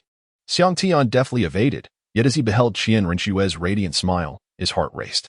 He was acutely aware that the current Xian Rinxue harbored immense resentment towards Bai Dong. Should she discover his affiliation as Bai Dong's disciple, it could spell trouble. Nevertheless, Xiang Tian recognized the futility of evasion. One could escape the initial confrontation but not the subsequent reckoning. Thus, he resolved to be forthright. I am Xiang Tian, the newly appointed disciple of His Holiness the Pope, he declared openly.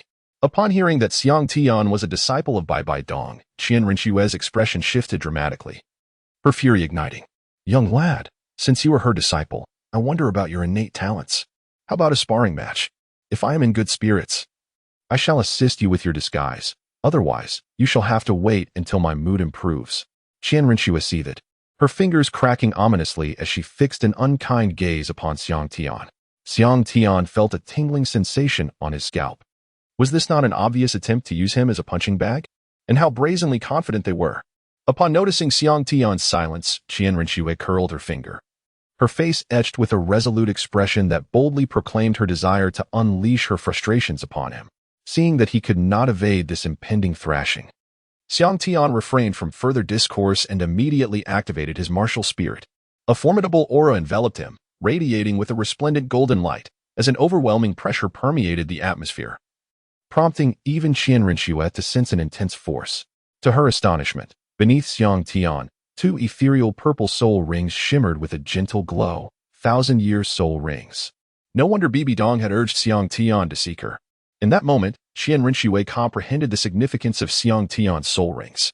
Xiang Tian, wielder of the martial spirit, the sovereign divine body, a 23rd level battle soul master, I humbly seek your guidance. Xiang Tian presented himself with a respectful bow. How intriguing. A martial spirit that is an embodiment of oneself is indeed a rarity.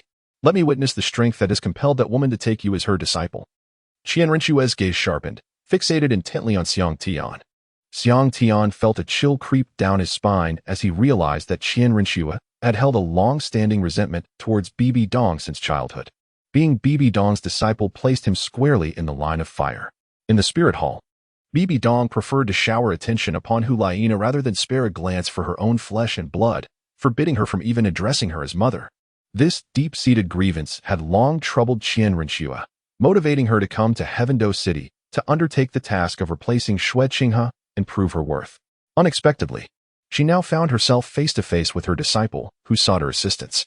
Though the impression this young lad made on her was quite favorable, Qian Rinxue resolved to give him a good thrashing. After all, it would not be unreasonable for her to collect a token of appreciation for her help, she mused inwardly. Come at me, Qian Rinxue declared, excitement bubbling within her, while Xiang Tian felt a surge of trepidation. Although he was invincible among his peers, Qian Rinxue's strength far surpassed his own, leaving him with little choice but to endure the impending blows. As soon as her words fell, Qian Rinxue's figure flickered and she was instantly before Xiang Tian. So swift, he thought, barely regaining his composure when her fist was already hurtling towards him. Reacting quickly, he retreated, activating his floating light and shadow technique just in time to evade her strike. Oh, Qian Rinxue exclaimed softly, surprised by his deft maneuvering. Yet, Xiang Tian's astonishment surpassed hers. He had never encountered an opponent like her before. With a powerful stomp, Qian Rinxue charged once more, her fist coiling with energy as it rocketed towards Xiang Tian's chest, the intensity of her attack escalating dramatically. Xiang Tian possesses remarkable speed. Yet Qian Rinxue's swiftness surpasses his by a significant margin.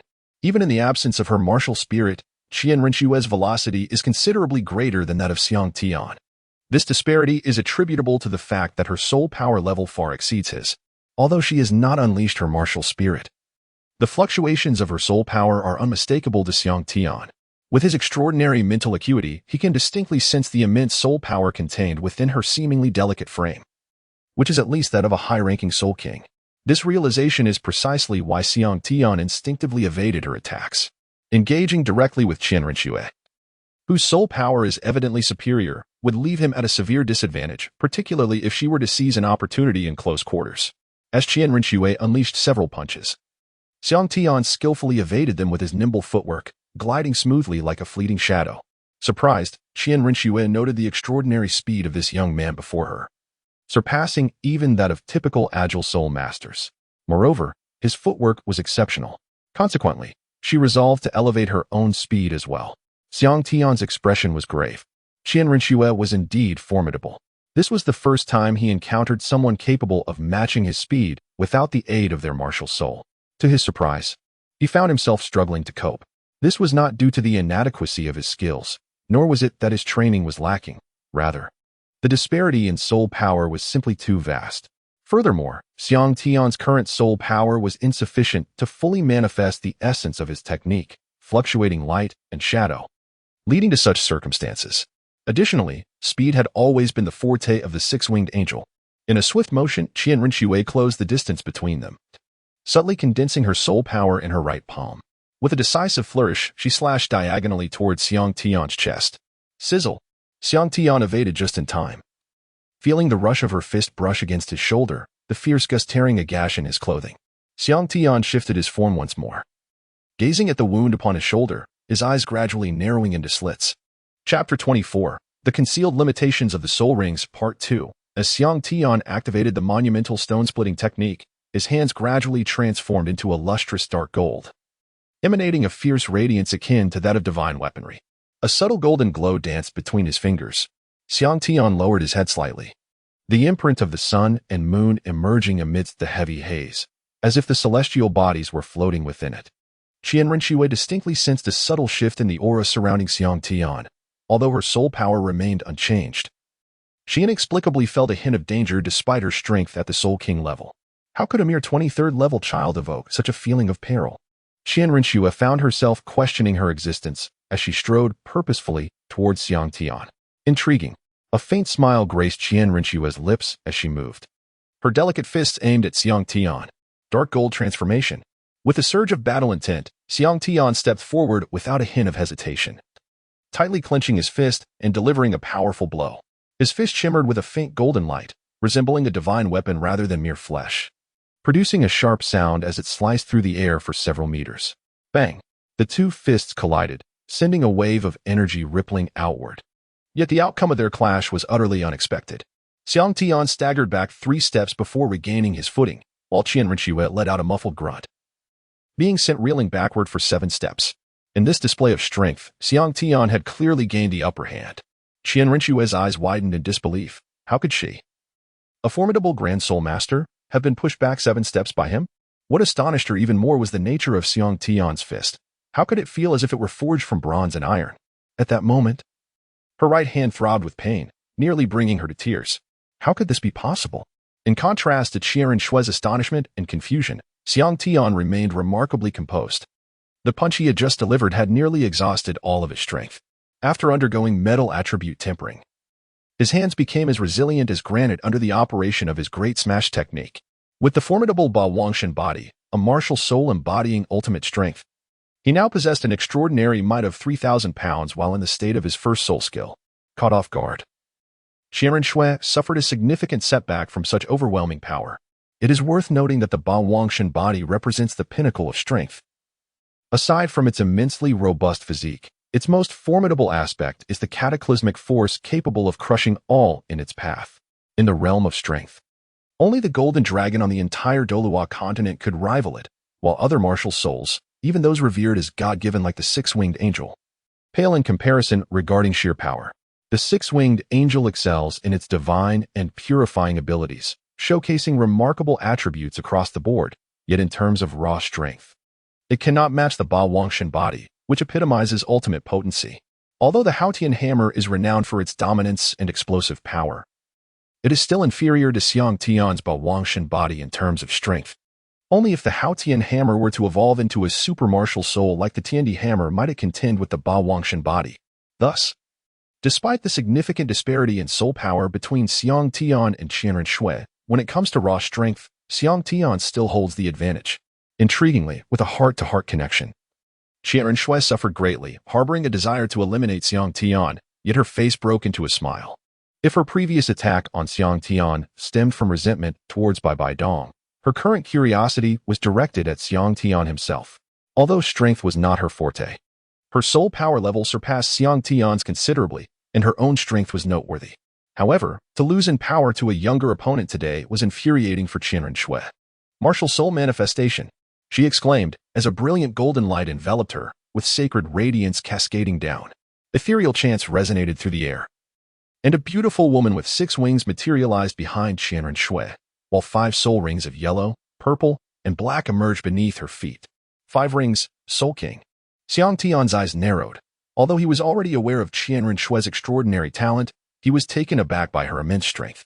Xiang Tian, be cautious. Qianren laughed, her movement swift and decisive, her soul ring shimmering with dazzling brilliance.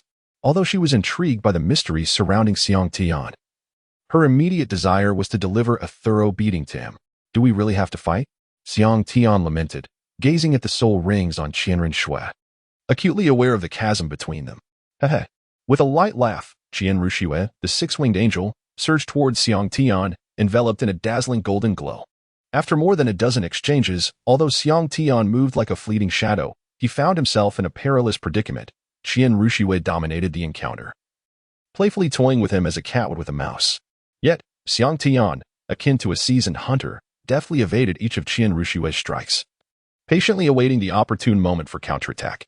At last, as Qianren Shui unleashed a powerful blow with both palms, Xiang Tian seized the opportunity, delivering a forceful punch to her abdomen.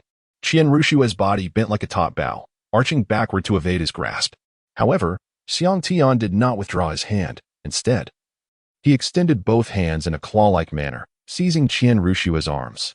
With a swift motion, he redirected her arms to the side, causing her fists to miss their target, gliding past his shoulders without making contact. Taking advantage of this moment, Xiang Tian deftly evaded Qianren Shui's assault. He slightly tilted his body, and with a hand movement reminiscent of plucking flowers and leaves, he penetrated through Qianren Shui's arm and delivered a powerful strike to her chest. Xiang Tian seemed to sense something amiss, and as he looked up in confusion, he caught sight of Qianren Shui's blushing face and her piercing gaze. "No, please. Do not strike my face." The mournful cries of Xiang Tian echoed through the air. Unsurprisingly, he had been severely beaten. Relying on the swiftness and purifying power of the six-winged angel, Xiang Tian had indeed suffered greatly. Ultimately, his actions ignited the wrath of Qianren Shui, leading to a merciless thrashing. Given the comparable strength of their martial souls, the outcome of this confrontation between a soul king and a great soul master was entirely predictable. Touching his bruised and battered face, Xiang Tian found himself on the verge of tears. In the end, Qianren Shui stormed off, leaving behind a scene of devastation and a barely conscious Xiang Tian sprawled on the ground. Hiss. "One day, I shall reclaim every bit of what I have lost." "Just you wait, Qianren Shui," Xiang Tian thought bitterly, imagining the moment when he would triumph over Qianren Shui and make her sing his praises. A wicked smile crept upon his lips, only to be met with a sharp pain from his injuries, causing him to grimace. Of course, after thoroughly thrashing him, Qianren Shui did fulfill a small wish of Xiang Tian's by disguising his spirit ring. Xiang Tian's objective in Tiando City has been accomplished halfway, with only the celestial herb remaining. Chapter 25. Joining the Royal Academy of Tiando. Xiang Tian, in his pursuit of celestial herbs, could only set his sights on Dugu Yin. Xiang Tian, clutching his swollen face, sprinted back to his room with unparalleled speed. Xiang Tian devoted several days to healing the wounds upon his visage. Given his extraordinary regenerative capabilities, he should have recovered significantly 2 days prior. However, to his astonishment, Qianren Shui had been exceedingly ruthless, and striking his face, she had infused her blows with the purifying power of the angel. This purifying force became enmeshed within his wounds, rendering them obstinately resistant to full recovery. Were it not for this interference, his injuries would have long since mended. After Xiang Tian's wounds healed, he utilized the prince's token bestowed upon him by Qianren Shui after enduring a beating a few days prior to gain entry into the prince's residence. With the token in hand, Xiang Tian effortlessly entered the prince's manor and encountered the disguised Prince Xueqinghe, who was actually Qianren Shui. Upon seeing Xiang Tian, Xueqinghe paused momentarily, pondering why he had returned despite having instructed him not to seek him out unless there was an urgent matter. Xueqinghe appeared to be in his early 20s, with a smooth and fair visage that exuded strikingly defined features. His sculpted face, adorned with distinct and sharp contours, was exceptionally handsome. Though he seemed carefree at first glance, the glint in his eyes revealed a depth that commanded respect. Every movement he made radiated nobility and elegance. "Your Highness." Xiang Tian offered a slight bow. "Everyone, please leave us. I wish to converse with my young brother." Xiang Tian, Xueqinghe gestured to the nearby maidens. Xueqinghe led Xiang Tian to a tea room, where they took their respective seats. Once seated, Xiang Tian made himself comfortable, pouring himself a cup of tea and savoring its fragrance. "Delicious. Your Highness, this tea is exquisite. You must try it." "What brings you to see me?" Xueqinghe inquired, noticing Xiang Tian's unhurried demeanor, and thus felt compelled to speak first. "I wish to enroll in the Tiando Royal Academy for further studies," Xiang Tian replied with a smile. "A trivial matter. I shall have someone assist you with your admission tomorrow." Xueqinghe, somewhat puzzled by Xiang Tian's intentions, agreed, curious to see what he was up to. Surprised by Xueqinghe's prompt acceptance, Xiang Tian expressed his gratitude. "Thank you for your support, Your Highness." Feeling a bit embarrassed by the ease of Qian Rinxue's agreement, Xiang Tian decided to discuss the topic of avalanches as a gesture of appreciation, to express my gratitude. May I share a story with you? He teased, leisurely sipping his fragrant tea with a faint smile. Do tell. Xue Qinghe responded, curiosity evident in his tone. Once, there was a grand prince who, in his quest for the throne, poisoned the second and third princes.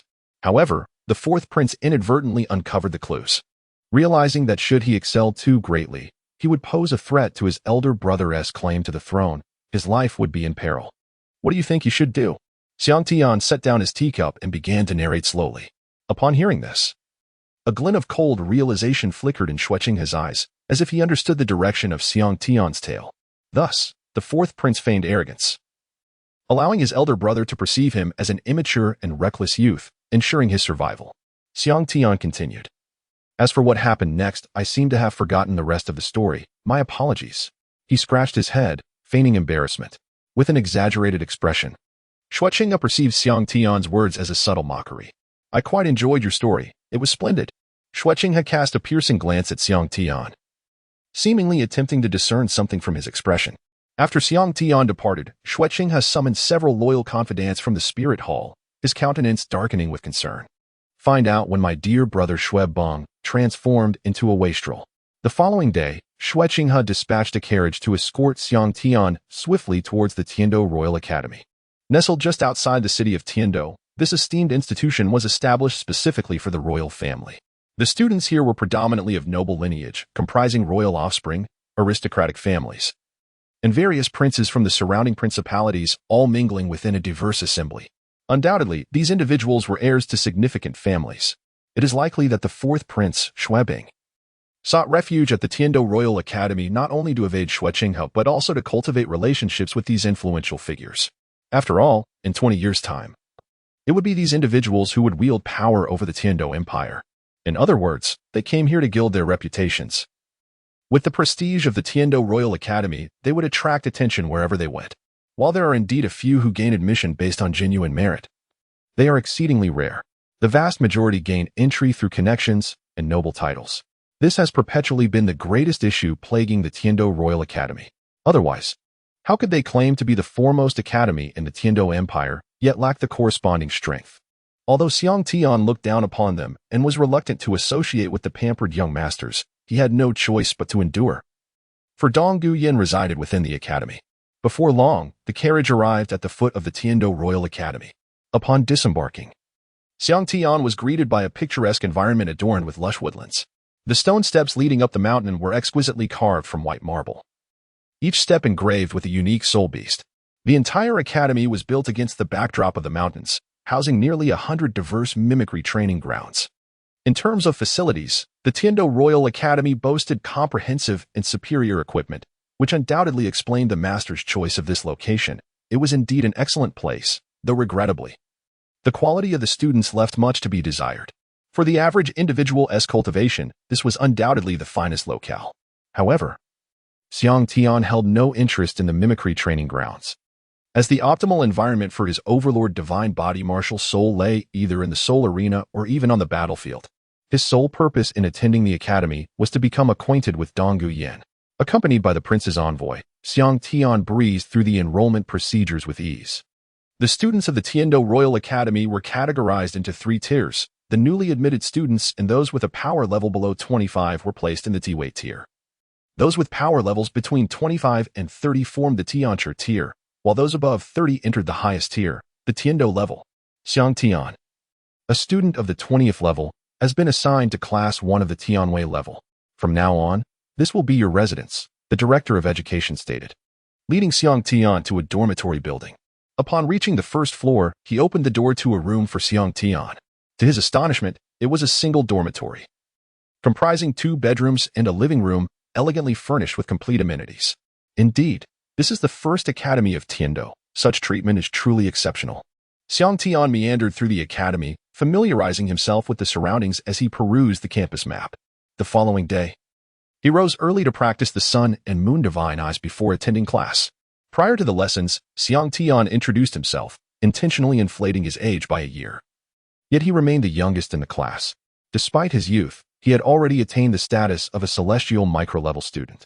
The pampered scions of wealthy families, though arrogant, were not foolish enough to trouble him.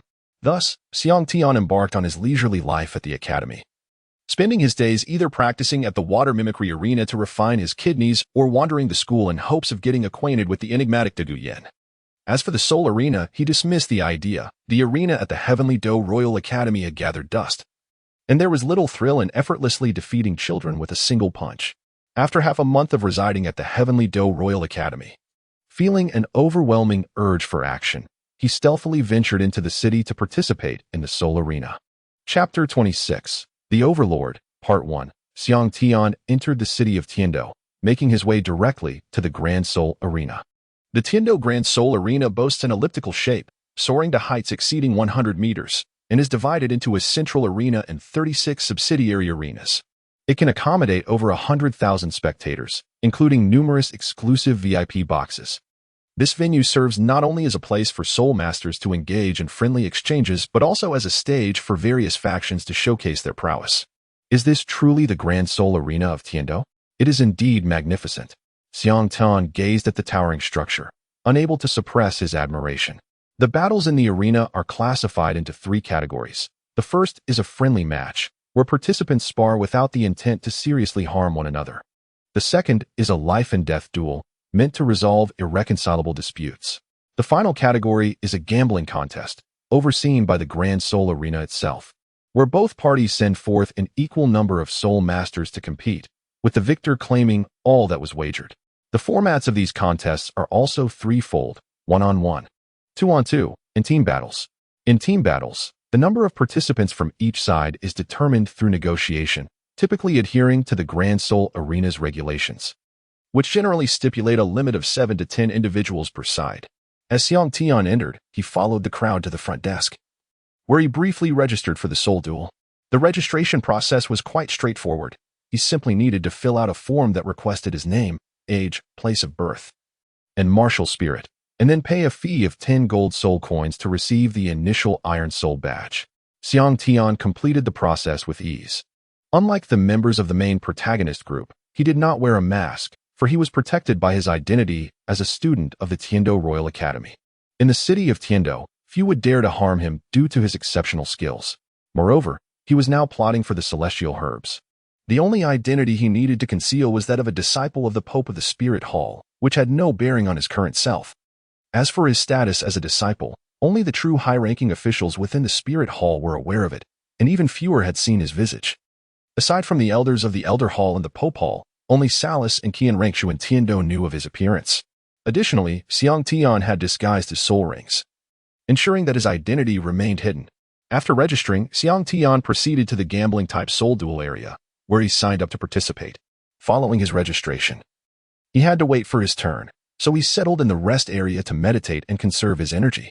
His presence immediately attracted the attention of other soul masters, for his youth was striking. Even more captivating was the domineering aura he exuded, clad in a purple robe and wielding a gleaming long spear. His handsome and chiseled features were complemented by his striking dual-colored eyes, from which emanated an undeniable air of authority. However, despite the astonished expressions of the other soul masters, none approached him. Each was deeply engrossed in meditation, striving to maintain their best state for the impending duels. On the duel stage, a striking young woman dressed in a flowing white gown stood at the center, her beauty radiant. With a gentle smile, she announced, "Now, we shall commence the 7th match of our 27th Soul Duel Arena, featuring a 1-on-1 duel. The contenders are 2 Grand Soul Masters, the Battle Soul Master Bawang, who possesses a primary martial spirit, facing off against the Battle Soul Master Jixing, who boasts a weapon martial spirit in the form of a black iron engraved spear and has achieved 4 consecutive victories. Will Grand Soul Master Jixing continue his glorious streak with a 5th victory, or will the newcomer Grand Soul Master Bawang secure his first win? Let us await the outcome." With that, the young woman bowed slightly and exited the dueling arena. A primary martial spirit? Isn't that considered a useless martial spirit? Murmurs of curiosity rippled through the audience as they absorbed the host's introduction. A tall, robust figure soon appeared on the duel stage, his face etched with hard lines, half hidden by a thick beard, and his piercing gaze exuding an indomitable spirit. "Jixing, Jixing, Jixing." The crowd erupted in fervent cheers as Jixing took to the stage, their excitement palpable as they chanted his name. It is evident that everyone holds great expectations for Jixing. Meanwhile, Xiang Tian, bearing a long spear, slowly ascends the dual soul platform. With a youthful visage and shouldering a spear nearly his own height, he instantly captures the attention of numerous spectators. Haha, how old can this lad be? Which family's child has strayed into the wrong place? The host had just mentioned something about a soul master of the main body. Yet this boy seems far from it. Laughter and skepticism erupted from the stands, as no one believed that Xiang Tian could be a soul master, let alone a soul master of the main body. The referee, hearing the jeers from the audience, paused in astonishment, casting a dubious glance at Xiang Tian. Don't guess anymore. I am the Overlord. Xiang Tian, with a resigned gesture, summoned his martial soul, the Overlord divine body, as two yellow soul rings pulsed around him. Instantly, the crowd fell silent in astonishment. Boom. When did even a discarded martial soul become capable of such rapid cultivation? The audience erupted into chaos. Jixing, momentarily taken aback, observed Xiang Tian's opulent attire and his remarkable achievement of surpassing level 20 at such a tender age. He addressed Xiang Tian politely. Young man, have you come to the wrong place? This is not a venue for play. You should return home. Come on, let me see how well you wield that spear. With that, Xiang Tian drew forth his long spear, aiming its tip directly at Jixing. Jixing furrowed his brow, thinking, what a bold lad. Refusing to heed my warning. Very well, let me enlighten him. If need be, I shall merely knock him off the stage. He summoned his martial soul, the Xian iron-carved spear, gripping it firmly as two yellow soul rings rose from beneath him. With a soul power of 29 and 2-century-old soul rings, it was no wonder he had achieved for consecutive victories. As he felt the sensation of the Xian iron-carved spear, Jixing's mind settled, devoid of distractions beyond the weapon in hand, emanating an inexplicable aura. 3, 2, 1, begin. As the match commenced, Xiang Tian lunged towards Jixing with a swift stride, closing the distance and sweeping his spear horizontally. Jixing hastily raised his spear in defense, yet he soon realized that Xiang Tian's strength was not so easily resisted. He was forced back several meters, his body jolted and his blood surging, leaving a long mark on the ground. How is this possible? Jixing exclaimed in shock. Before Xiang Tian could calm his qi and blood, he charged forward with his spear in hand. Upon witnessing this, Jixing activated his first yellow soul ring, unleashing his initial soul skill, the sky-piercing spear. The black iron-engraved spear surged forth like a dragon traversing the seas. A glimmer of cold light aimed directly at Xiang Tian's heart. Xiang Tian promptly summoned all his strength, using the blade of his spear to deflect the tip of the opponent's weapon. Unexpectedly, Jixing seized the opportunity to pivot and, with a sudden twist, launched a fierce thrust, a counterattack. This strike was swifter and more perilous than the last. At this critical juncture, Xiang Tian had no choice but to dance away on the ephemeral glimmers of light, narrowly evading the assault. Upon halting, he sensed a chill on his shoulder and winced. In his carelessness, the fabric had been sliced open, blood oozing from a small wound. What an astonishingly fast spear! Xiang Tian's pupils constricted, observing that his lightning-fast strike had been effortlessly dodged by Xiang Tian. Jixing's expression grew grave.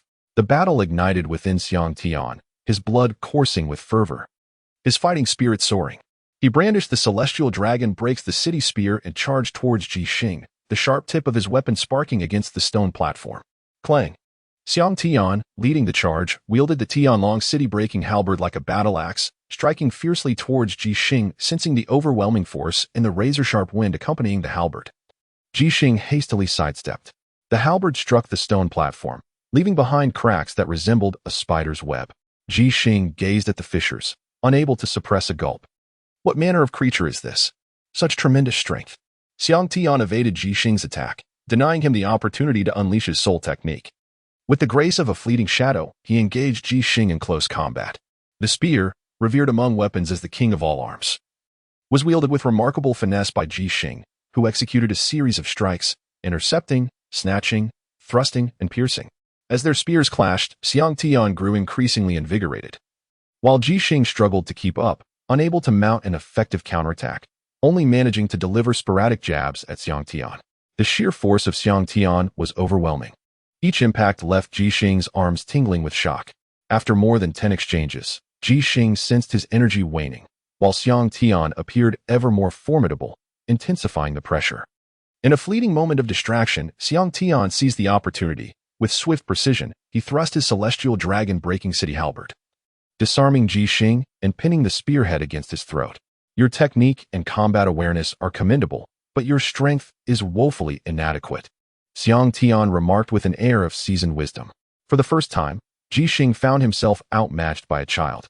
Observing the youthful Xiang Tian's authoritative demeanor, he couldn't help but smile. Suddenly, a resounding cheer erupted from the crowd. A striking young lad, wielding a seemingly inferior martial spirit, had astonished everyone with his prowess. Capturing the attention of all present, and applause thundered from the stands. The host, having regained composure, hurried to the arena, raising Xiang Tian's right hand and announcing loudly. The Soul Master Ba Wang emerges victorious, boasting a record of 1 win and 0 losses, while Ji Xing holds 4 wins and 1 defeat. Ba Wang, Ba Wang, Ba Wang. The audience erupted in fervent cheers for Xiang Tian. Such is the grand arena of martial spirits, where victors reign supreme, and the vanquished are forgotten. Xiang Tian surveyed his surroundings, his heart devoid of any turmoil, and with an elegant turn, he departed. Chapter 27. The Overlord, Part 2, gazing at Xiang Tian's retreating figure. The host was filled with astonishment. She had an inkling that this individual, known as the Overlord, would unleash a tremendous wave in the sky fighting Great Soul Arena. After the battle at the Duhan, Xiang Tian returned to his dormitory, seated himself in meditation, and began to cultivate the Overlord Heart Sutra to restore his soul power. As the night deepened, a sudden surge of energy erupted. After more than a month of diligent effort, Xiang Tian finally ascended to the 24th level. Indeed, it seemed that combat was the most conducive to the enhancement of his soul power. It appeared that he needed to engage in more battles. As little could be gleaned from the academy. Clenching his fists, he felt the increment of strength within him and mused to himself. From that moment on, Xiang Tian made it a habit to visit the Heavenly Do City for battles whenever he found the time. Gradually, the title of Overlord began to resonate throughout the Heavenly Do Duhan arena. In the prince's manner, Shuqing sipped a cup of fragrant tea leisurely and, glancing at the serpent spear Douluo beside him, inquired, "How is that fellow Xiang Tian faring at the Heavenly Do Royal Academy? What has he been up to lately?" The serpent spear Douluo replied, "It is indeed peculiar. He has scarcely spent any time in the academy of late, almost daily venturing out to the Heavenly Do Grand Duhan arena for battles. He participates in both 1-on-1 and 2-on-2 matches, and he has achieved an impressive winning streak of 13 in a row. If he continues this streak, he may soon earn the Silver Duhan badge upon the conclusion of the points tally." "Oh, Duhan? How strange. What significance does his enrollment in the Heavenly Do Royal Academy hold?" Shuqing pondered, unable to discern Xiang Tian's intentions after much contemplation. Suddenly, recalling something, he asked, "You mentioned he participates in 2-on-2 matches. Where did he find his partner? A student from the Heavenly Do Royal Academy?" Curiosity tinged his voice, as he wondered where this individual, who had come alone, had acquired a teammate.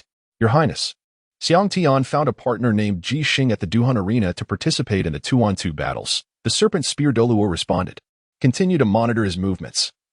I am keen to discover his true aspirations," Shuqing commanded. Xiang Tian has become an illustrious figure in the renowned Tiando Great Soul Arena, akin to a celebrated star. Throughout this month, his presence has been synonymous with 1-on-1 and 2-on-2 battles, in which he has emerged victorious without exception. The name Overlord has become widely recognized within the hallowed grounds of the arena. Today, Xiang Tian has returned to the arena, intent on challenging the esteemed soul sovereigns. Feeling no trace of pressure in the face of battle against great soul masters, in the 1-on-1 duel area, he approached the registration window to partake in the soul battles. Xiang Tian approached a strikingly attractive female staff member and handed her the Iron Soul badge in his possession. "I would like to participate in a 1-on-1 duel at the Soul Master level." The staff member, with her delicate features, instinctively accepted the Iron Soul badge. However, upon noticing the character's Overlord emblazoned on the badge, her expression shifted dramatically. She looked up at Xiang Tian, her eyes filled with astonishment. "What? A Soul Master?" Young Xiang Tian has already achieved remarkable fame by winning 13 consecutive matches at the Tiando Soul Arena, despite being merely in his 20s. The staff, aware of his relatively low rank, were momentarily taken aback upon hearing that he wished to participate in the Soul Master level competition. "Please hold on a moment," I must consult with my supervisor. One of the staff members quickly responded before dashing off to the work area.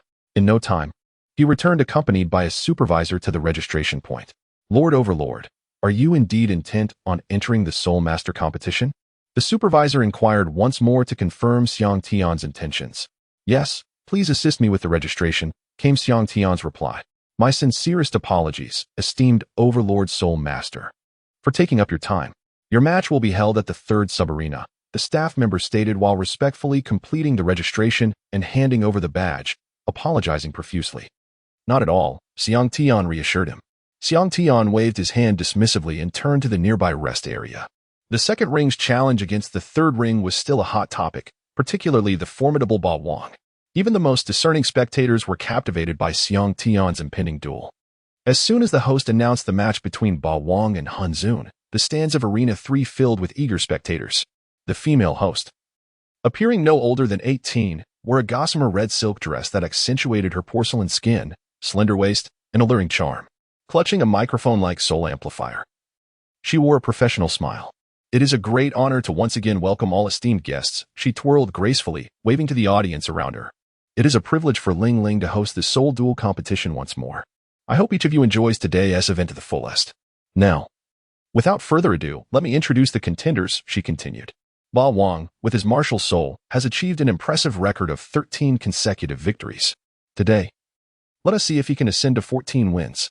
Next, please welcome Ba Wang's opponent, the formidable Feng Lang, who has secured 5 consecutive victories. Feng Lang's martial soul is the advanced Wind Demon Wolf. With his remarkable martial soul and extraordinary speed, he has dominated his previous 5 matches.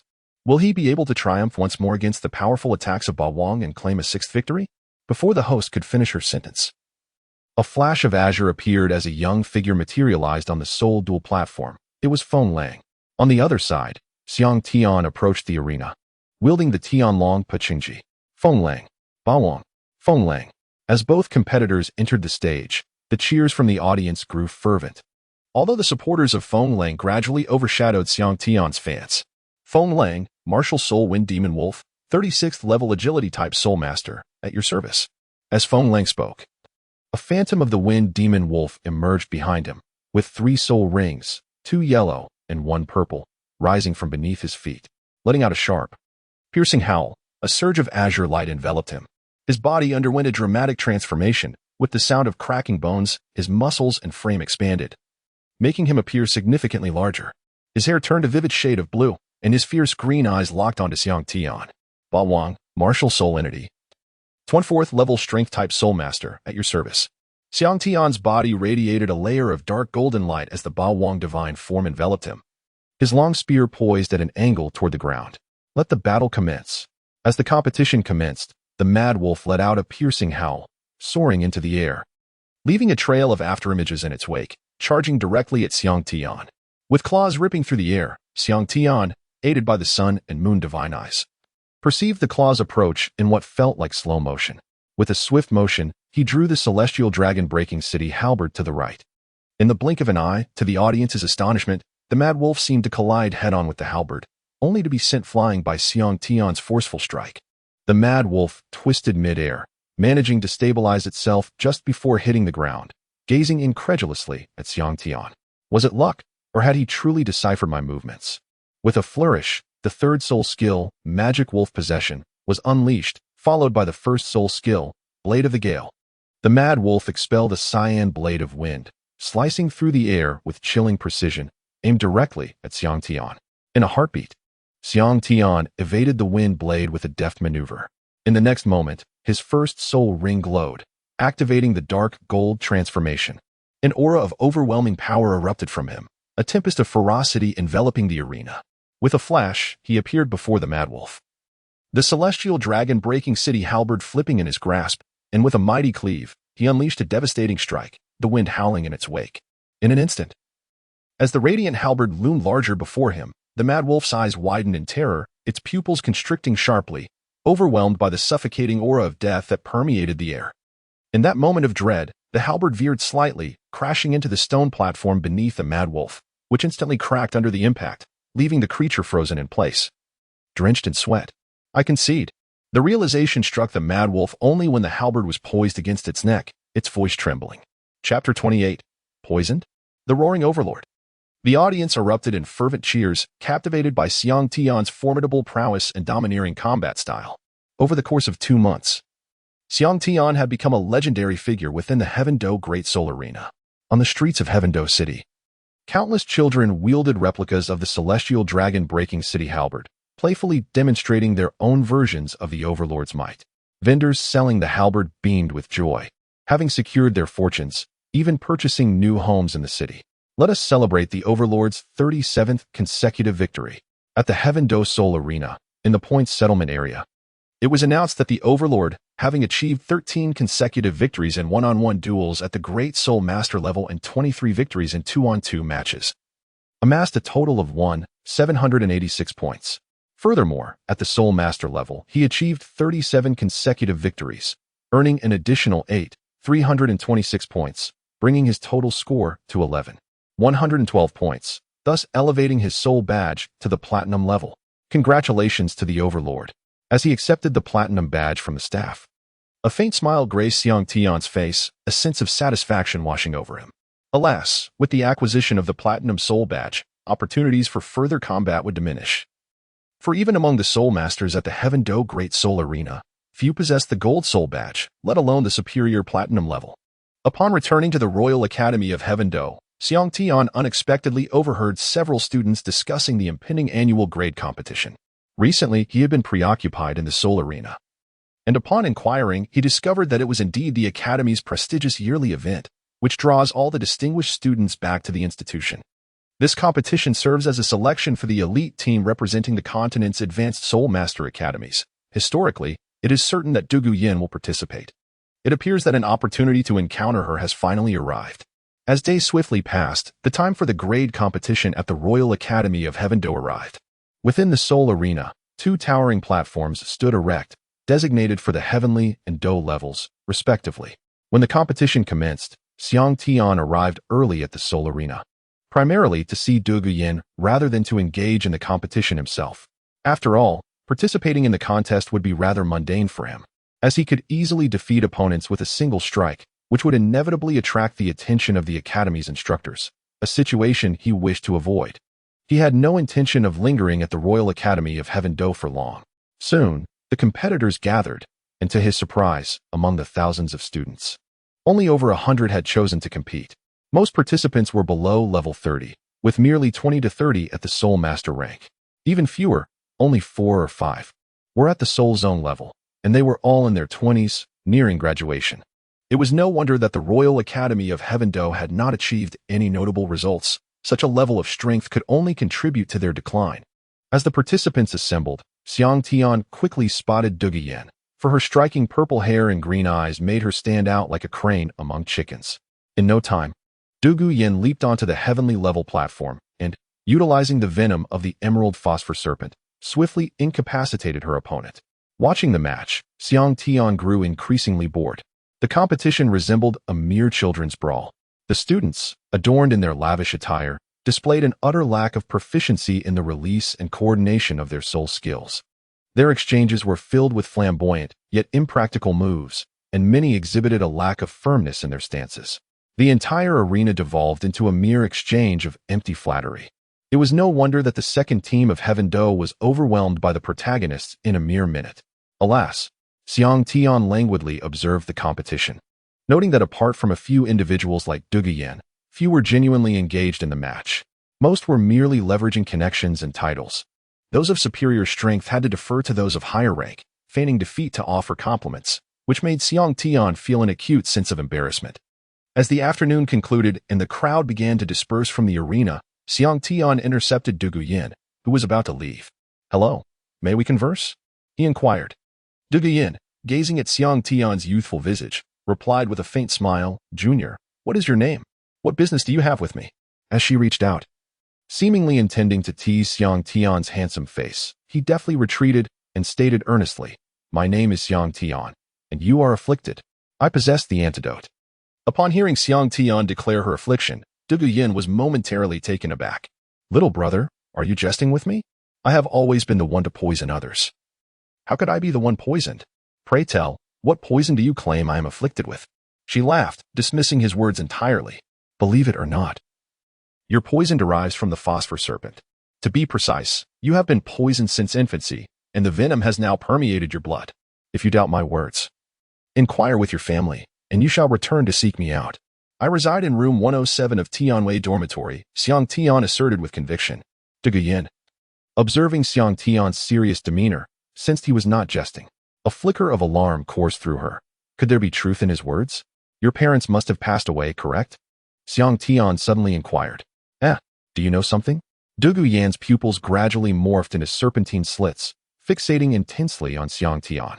Your poison originates from the phosphor serpent. You were born bearing its venom. Given your age, it stands to reason that your parents were afflicted more severely, thus I surmise they may have perished, Xiang Tian analyzed. I refuse to believe it. My grandfather reigns supreme in the realm of poison. His mastery is unparalleled. How could my parents have succumbed to poison? They must not have died from it. Dugu Yin retorted angrily, shoving past Xiang Tian and storming out. With a sudden creak, the door swung open, and Yi Lingling entered. Surveying the room strewn with belongings, Dugu Yin sat forlornly on the sofa, hugging her knees, her eyes reddened and streaked with tears, clearly having recently wept. What happened? What is the matter? Yi Lingling gently embraced Dugu Yin, her tone soothing. After listening to Dugu Yan's account, Yi Lingling grasped the situation and replied with a wry smile. Silly, why not simply ask your grandfather? Why get so worked up over this? Yes, when grandfather comes in a couple of days, I shall inquire. That insufferable Xiang Tian, should he be deceiving me, I shall ensure he experiences the wrath of my phosphor serpent venom. Dugu Yin fumed, clenching her fist in indignation. After conversing with Dugu Yin, Xiang Tian returned to his dormitory to practice. As for Dugu Bo, Xiang Tian remained utterly unperturbed. Given Dugu Bo's temperament, Dugu Yin was undoubtedly his lifeline. Until the toxin within Dugu Yin was resolved, Xiang Tian's life was assured. Once the poison was cured, considering Xiang Tian's esteemed position as the crown prince and the life-saving debt owed to Dugu Bo by the Prince of Shuai, Xiang Tian's assistance in alleviating the poison for both Dugu Bo and his grandson would further solidify the bond of gratitude, ensuring Xiang Tian's safety. Moreover, it was of paramount importance that Xiang Tian, upon learning that he would encounter Dugu Yin during the upcoming interclass competition, had sent a letter to his teacher, Bibi Dong, requesting her to dispatch a title Douluo for protection. The one who came was the newly ascended title Douluo, Flame Douluo. This particular Douluo had long been hindered at the threshold of rank 89 due to age and waning vitality, until Xiang Tian introduced the technique of body refinement using whale resin. After consuming the millennium-old whale resin, Flame Douluo fortuitously broke through to become a title Douluo. When Xiang Tian's letter reached Bibi Dong, Flame Douluo willingly volunteered to assist. Chapter 29. The arrival of the poison Douluo after concluding his conversation with Dugu Yin. Xiang Tian ceased his soul battles and instead utilized the icy depths of the simulated training cave within the Tiando Royal Academy to refine his body with the ice element. Venturing into the depths of the ice cave, Xiang Tian settled into a meditative posture, adeptly commencing his absorption of the chilling power, which diverged from his usual practice of harnessing the soul power of heaven and earth. Xiang Tian, in his endeavor to absorb the power of ice, required the embodiment of the Overlord's divine form. By harnessing his affinity and mastery over the ice element, he drew the chilling energy into his being.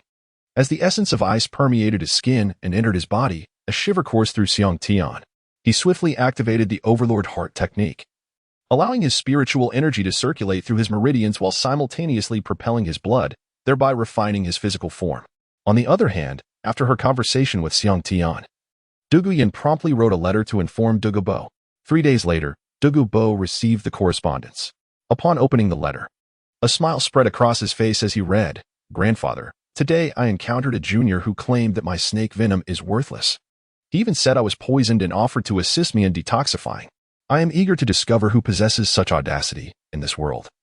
I consider myself second to none in toxic mastery, and no one dares to claim the title of first. With a cold snort, Dugu Bo crumpled the letter into ashes. Immediately after receiving the letter, Dugu Bo rushed to the academy to find Dugu Yin. Grandfather, Dugu Yin exclaimed, rushing towards him. Yinner, Dugu Bo chuckled, inquiring. Where is that young man you mentioned in your letter? Did he bully you? Where is he? I shall deal with him. Grandfather, he said my parents died of poisoning. Could that possibly be true? Dugu Yin probed cautiously. Dugu Bo's body stiffened, and his expression shifted slightly, but he quickly regained his composure and replied nonchalantly. How could that be? Your grandfather is the unrivaled master of toxins. Who could have poisoned your parents? They were slain by enemies. And what of the young men you described in your letter? Though Dugu Bo reacted swiftly, Dugu Yan's keen gaze did not miss the subtle change in his demeanor. She sensed that what Xiang Tian had stated was likely the truth. Soon, Dugu Yan led Dugu Bo to Xiang Tian's dormitory. Coincidentally, Xiang Tian had just returned from the mimicry training ground. Before Dugu Bo arrived, Xiang Tian sensed a formidable wave of spiritual energy outside, imbued with an eerie chill that exuded a powerful pressure. Suddenly, Xiang Tian's nostrils flared, his eyes gleaming. A metallic scent. A metallic scent? Pressure? Dugu Bo. Indeed. A knock echoed from the door. Suppressing his excitement, Xiang Tian composedly opened the door. Standing before him were two figures, Dugu Yin and an elderly man, who stood beside her like a spear, tall and slender in a green robe, with hair and beard of a deep emerald hue. His eyes sparkled like green gemstones, radiating an overwhelming aura of menace. Undoubtedly, this was Dugu Bo.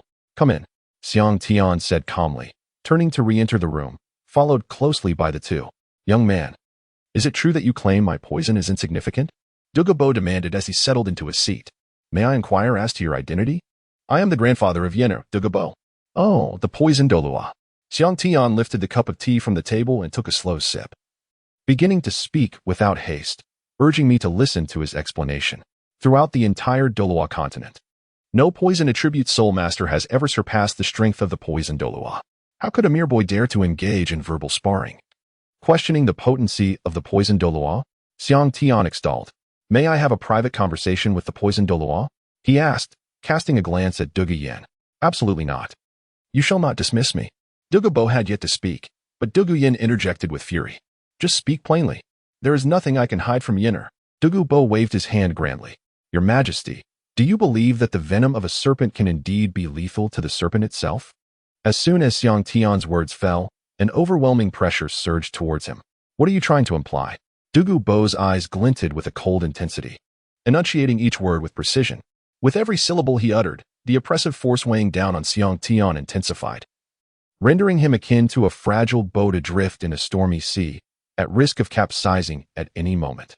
With a thunderous roar, another aura of a tidal Douluo erupted, locking onto Dugu Bo and Dugu Yin. Grandfather, cease this at once, Dugu Yin exclaimed, noticing Xiang Tian drenched in perspiration. Dugu Bo retracted his imposing aura, staring incredulously at Xiang Tian, his emotions surging tumultuously. A tidal Douluo.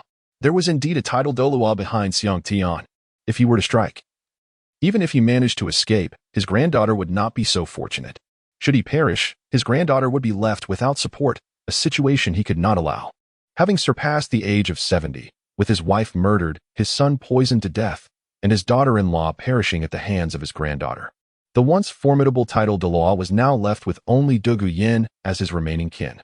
He could endure the suffering himself, but his granddaughter could not.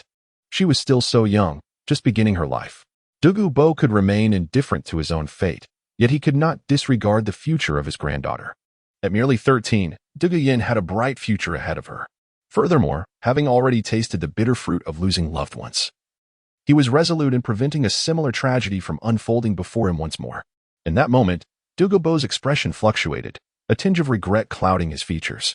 At this moment, Xiang Tian profoundly realized the essence of the adage that strength equates to truth and authority.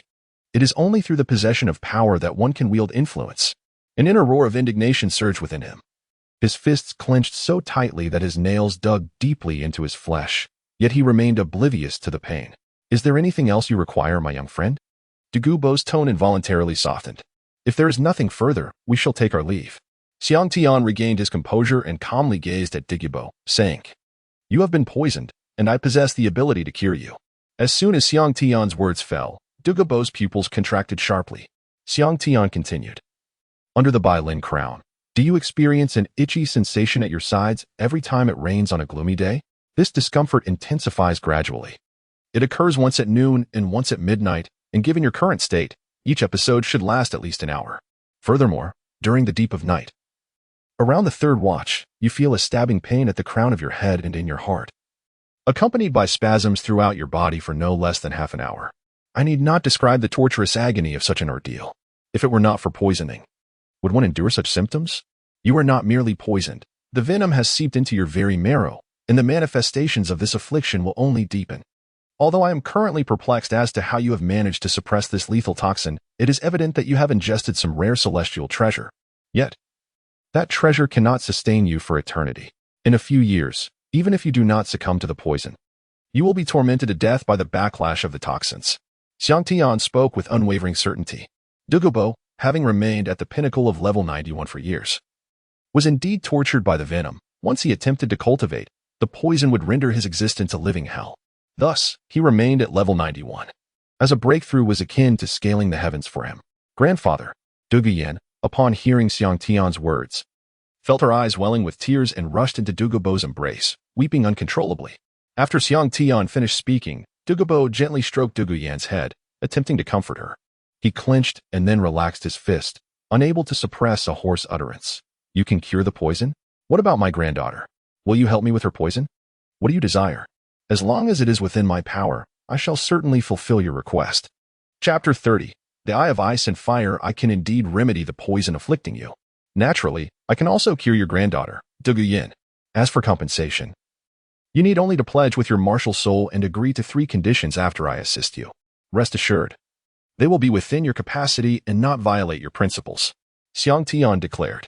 In the Douluo continent, a pledge made with one's martial soul carries significant weight. To break such an oath could result in a regression of cultivation or even the shattering of one's martial soul.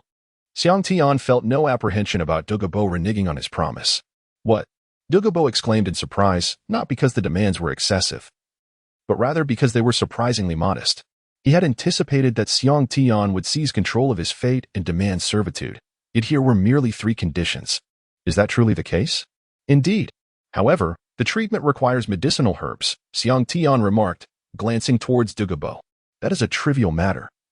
My medicinal garden is replete with herbs. Dugu Bo interjected hastily before Xiang Tian could finish. Very well. Shall we set out for the medicinal garden tomorrow? Dugu Bo, having sworn an oath with his martial soul, eagerly inquired. Certainly. After Dugu Bo departed, at the entrance of the Tiando Royal Academy, the blazing Douluo stood there, wearing a knowing smile as he observed Dugu Bo, cautioning, I hope you do not entertain any foolish notions. Think of your granddaughter. Should anything happen to the young master, the consequences will be dire. Dugu Bo, with a wary gaze, scrutinized the blazing Douluo, deep in thought, yet his mind offered no recollection of the blazing Douluo's presence. Could he be from a hidden family? There's no need for your reminders. Dugu Bo coldly huffed as he brushed past the blazing Douluo. Young master, are you truly not going to accompany me tomorrow? The blazing Douluo inquired once more. No need. Just keep an eye on Dugu Yin. He will not take such a risk. He still requires my assistance to cure his granddaughter. One side holds life, the other death. He knows what must be done. Xiang Tian replied nonchalantly. The following morning at 8 o'clock, at the gates of the Tiando Royal Academy, as Xiang Tian arrived at the grand entrance, he found that Dugu Bo was already there. The two exchanged minimal pleasantries before Dugu Bo eagerly led Xiang Tian directly towards the sunset forest. Soon, under Dugu Bo's guidance, they arrived at the inner perimeter of the forest, nestled amidst a range of mountains. Upon reaching this location, Dugu Bo quickened his pace and, in no time, plunged down the mountainside. They had arrived. Standing at the edge of a mountain summit, Xiang Tian was taken aback by the terrain before him. Encircled by a ring of toxic miasma, they faced a conical depression. Their position on the mountaintop was the very edge of this hollow. Dense, humid heat wafted up from the depression, imbued with a hint of sulfur's distinct aroma. The Eye of Ice and Fire. Xiang Tian's heart raced with excitement as he gazed into the valley below. This was the place. Let us descend. Without hesitation, Dugu Bo grasped Xiang Tian and leaped down. Upon reaching the valley floor, a fragrant aroma of medicinal herbs enveloped them. As they surveyed the surroundings, they were greeted by an array of diverse herbal plants, each uniquely exquisite, resembling a veritable paradise of flora. Remarkably, every herb in sight was a rare specimen, just at a glance. Xiang Tian recognized no fewer than 100 kinds, all aged over a century. Further ahead, several herbs emitted a distinctive radiance, dazzlingly bright, standing out amongst the others like a crane among chickens. These were immortal-grade herbs. At the center of the herbal bounty lay a small hot spring, divided into 2 sections. The oval-shaped pools exhibited waters of milky white and vibrant crimson hues. Even more astonishing was the fact that, while they coexisted within the same pool, the two springs remained distinctly separate, never encroaching upon one another, akin to the yin-yang symbol. The billowing steam rising was a consequence of the unique positioning of the two springs. Xiang Tian regained his composure and made his way toward the hot spring. From a distance, two celestial herbs stood in stark contrast on either side of the spring. On one side, amidst the milky white chilling spring water, the herb known as the eight-pointed ice crystal grass appeared in an octagonal shape, its top resembling a grand white blossom, with a center glimmering like ice crystals. It exuded no fragrance, embodying the essence of the eight-pointed ice crystal grass. On the opposite side, the fiery red spring was home to the fiery apricot blossom, a plant that resembled cabbage but was entirely engulfed in vibrant red. Upon sighting these two celestial herbs, Xiang Tian's heart swelled with joy. How about that? Are these herbs sufficient? Unbeknownst to him, Dugu Bo waved his hand grandly and stated, "The poison coursing through your veins is, in fact, the toxin of your martial soul. The Azure Phosphor Serpent Emperor. It has amalgamated with your body since you attained your title. Had you possessed a weapon-type martial soul, it might have been manageable. However, you bear a beast-type martial soul. Thus, the toxins from your martial soul have accumulated within you, causing you unbearable suffering." Dugu Bo listened intently, and though reluctant to admit it, he nodded in resignation. "Is there a remedy?" "Indeed. There are two methods," Xiang Tian replied nonchalantly, hands clasped behind his back. Upon hearing that two methods existed, Dugu Bo's eyes brightened, fixating eagerly on Xiang Tian. Under Dugu Bo's fervent gaze, Xiang Tian slowly gestured toward the two celestial herbs in the hot spring and, with deliberate calmness, elucidated the methods. The first method is relatively straightforward. Observe these two herbs. The blue one, the eight-pointed ice crystal grass, is a flower of extraordinary coldness that can chill the heart and mind, creating an oppressive cold within a 10-meter radius. If prolonged, it can deliver a chilling poison that is beyond cure. On the other hand, the fiery apricot blossom is a top-tier poisonous herb with an intense fire toxin, countering the effects of the eight-pointed ice crystal grass.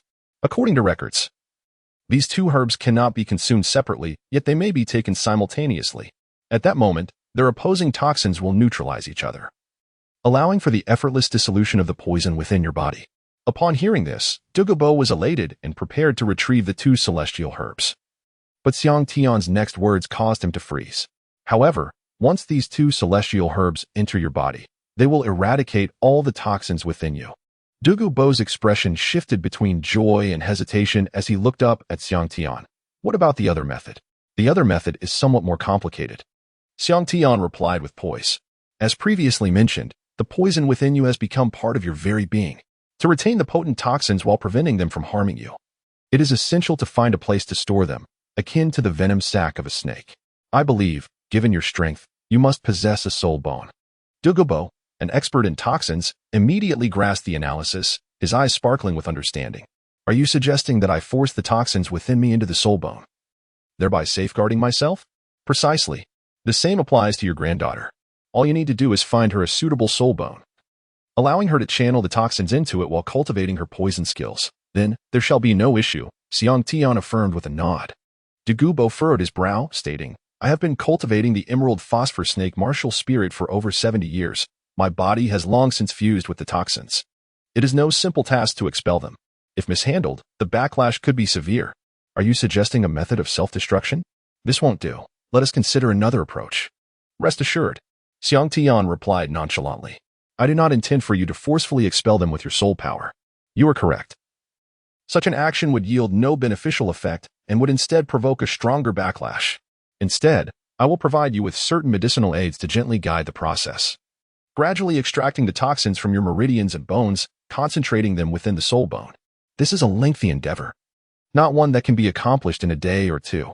Will you place your trust in me and take this gamble? Very well. Dugu Bo's eyes sparkled with renewed hope. I shall wager. As he spoke, he opened his mouth, and a green light emerged, forming a verdant orb. The green pearl floated towards Xiang Tian under Dugu Bo's control, eventually settling before him. Dugu Bo cast a cold glance at Xiang Tian, declaring, This is a pill condensed from the evolution of my emerald phosphor snake into the Serpent Empress. One could say that half of my power resides within this orb. Should I perish, it will detonate within you, and not even a tidal Douluo could withstand such an explosion from within their own body. You are quite the cunning one. I must retain a safeguard. Xiang Tian observed the expression of Dugu Bo and realized there was no escaping the situation. He let out a wry smile, carefully retrieved some water from his storage belt, rinsed his mouth, and then swallowed the elixir. A wave of warmth cascaded down his throat, enveloping his dantian in a comforting heat, with no sense of discomfort whatsoever. Dugu Bo, who had initially maintained his composure, felt a surge of anger upon witnessing Xiang Tian's disdainful expression, his veins throbbing visibly.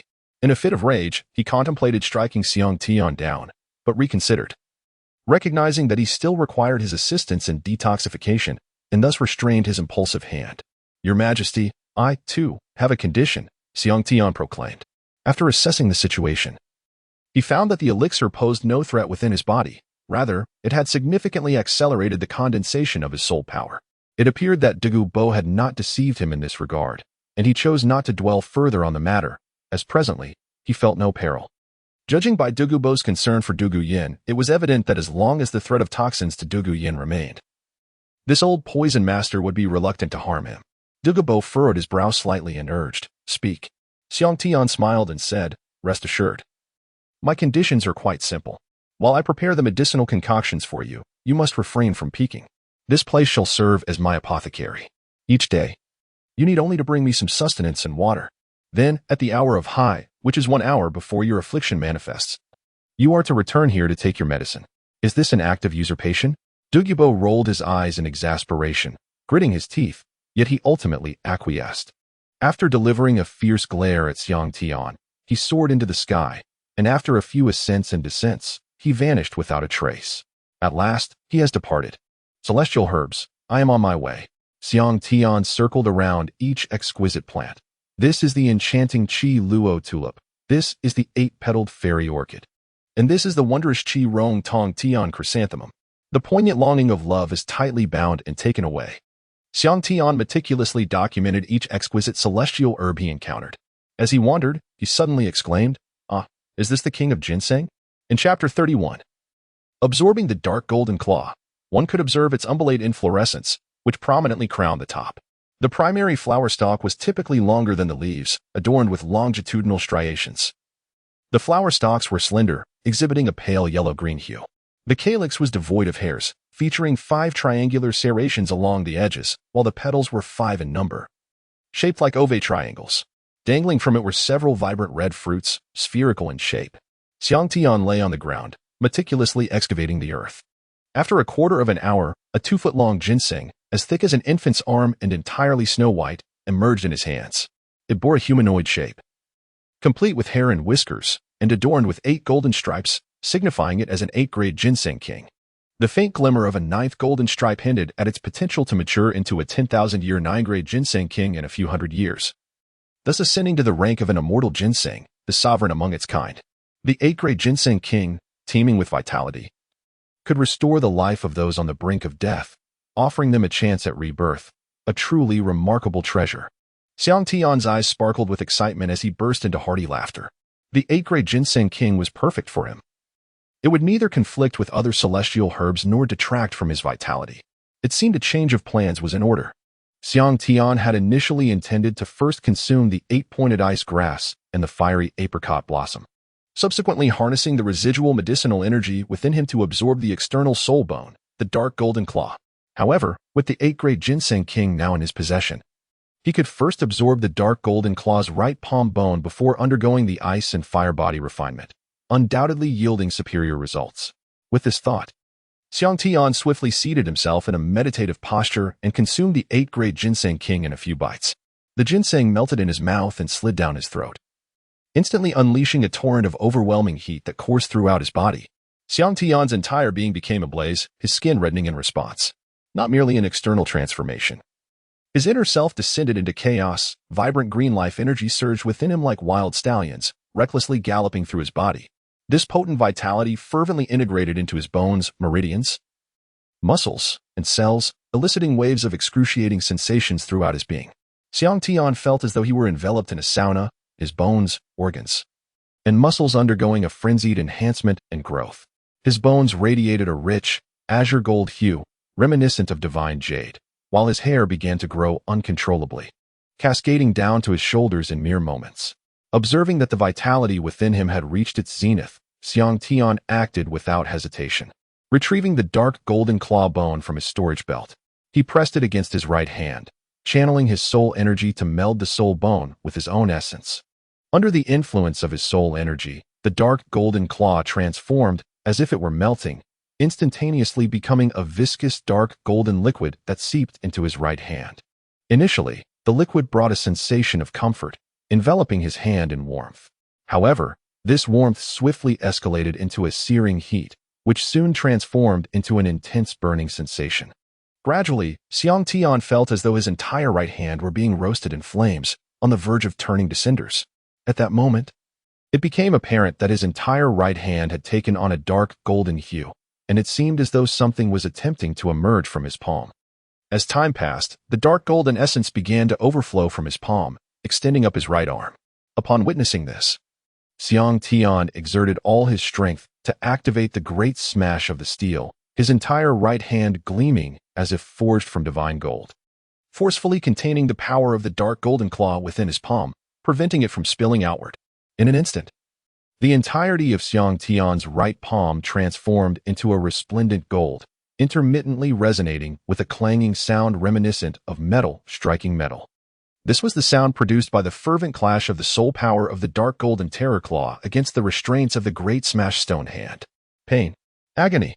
Xiang Tian was drenched in sweat, his face contorted with agony, veins protruding from his forehead, resembling a figure freshly pulled from the depths of a turbulent sea. Endure. Xiang Tian's heart continuously roared, his body remaining utterly still, as if his right hand was not his own. Simultaneously, the formidable aura of the Overlord's divine body enveloped him. The soul ring of the dark golden grizzly bear flickering, continually emanating the essence of the bear. The immense vitality of the 8th grade Ginseng King surged uncontrollably within him. Like a dam bursting, rushing towards his right palm and transforming his entire right arm into a verdant hue. This rich life force flowed incessantly into his severely damaged hand. A cycle of destruction and restoration ensued, as Xiang Tian's right palm experienced this relentless rhythm. With each cycle completed, the power of his devastating technique, the Great Smash, grew stronger, while the destructive force of the dark claw diminished. Time eluded him, and gradually, Xiang Tian acclimated to the pain. Aside from the occasional crackling sounds akin to bursting beans emanating from his right hand's bones, the entire ice and fire duality fell into an eerie silence. After what felt like an eternity, Xiang Tian's perception finally penetrated into his right palm, where he discerned that his entire hand was undergoing a peculiar metamorphosis. The earlier sensation of shattered bones was not true destruction, rather, countless minute fissures had formed upon the bones of his fingers, allowing the energy of the dark golden grizzly bear's right claw to seep into his hand through these cracks. From a young age, Xiang Tian diligently practiced the formidable art of the great stone shattering hand, honing his skills with medicinal enhancements and metallic infusions. His right hand, imbued with resilience akin to gold and stone, bore a palm bone that glimmered with a celestial whiteness. At this moment, however, the entirety of his right palm bone had transfigured into a deep, dark golden hue, exuding an aura of immortality from its profound depths. The phalanges had subtly enlarged, their expansion not overtly conspicuous, while the skeletal structure of the 5 fingers widened at the top and tapered below, resembling the shape of razor-sharp blades. With the surrounding muscles undergoing continuous transformation in a rhythmic undulation, a tremendous force was progressively compressed within the bones, gradually taking form. To Xiang Tian's astonishment, he observed peculiar patterns beginning to emerge upon his palm bone. The thicker regions of the phalanges and palm bone displayed swirling cloud-like motifs, while the sharper sections bore triangular, acute textures, layered intricately upon one another, each pattern seemingly harboring boundless power. As time slipped away, the sky darkened, and the day passed by unnoticed. As the night deepened with a rising fog, the precious beads of energy emanating from Xiang Tian diminished, signaling that the absorption process was nearing its conclusion. Success! Roar! Xiang Tian's eyes sparkled with brilliance as he propped himself up with both hands, releasing a long, resonant roar from his lips. A sound reminiscent of a tiger's roar and a dragon's chant. Xiang Tian clenched his fist, feeling the explosive power coursing through his right arm. With a sudden motion, his right arm shot upward, and a sharp sound echoed as blood erupted from the tips of his fingers. At that very moment, 5 beams of dark golden light swiftly extended from his fingertips, each measuring approximately 1 foot and 2 inches in length, tapering elegantly like the edge of a blade. The dark golden luminescence rippled like water, and as they manifested, the air involuntarily emitted a faint whistling sound. Xiang Tian's entire right hand had transformed into a dark golden hue, the wound at his fingertips rapidly healing, merging seamlessly with the blade, indistinguishable from one another. The 5 blades appeared as extensions of his fingers, moving with the grace of his own limbs. With a swift stroke of his right claw against the rocky surface, Xiang Tian felt no resistance. The granite fractured instantaneously into several pieces, its cut surfaces gleaming like mirrors. Laughing heartily, he reveled in the formidable power of the dark golden fear claw, his voice soaring toward the heavens, as he felt that all the suffering he had endured was finally not in vain. Chapter 32. The Forging of the Golden Body Through Fire and Water. After absorbing the dark golden fear claw, Xiang Tian turned his gaze toward the Eye of Ice and Fire. As Xiang Tian approached the Eye of Ice and Fire, an overwhelming surge of frigid cold and searing heat assailed him.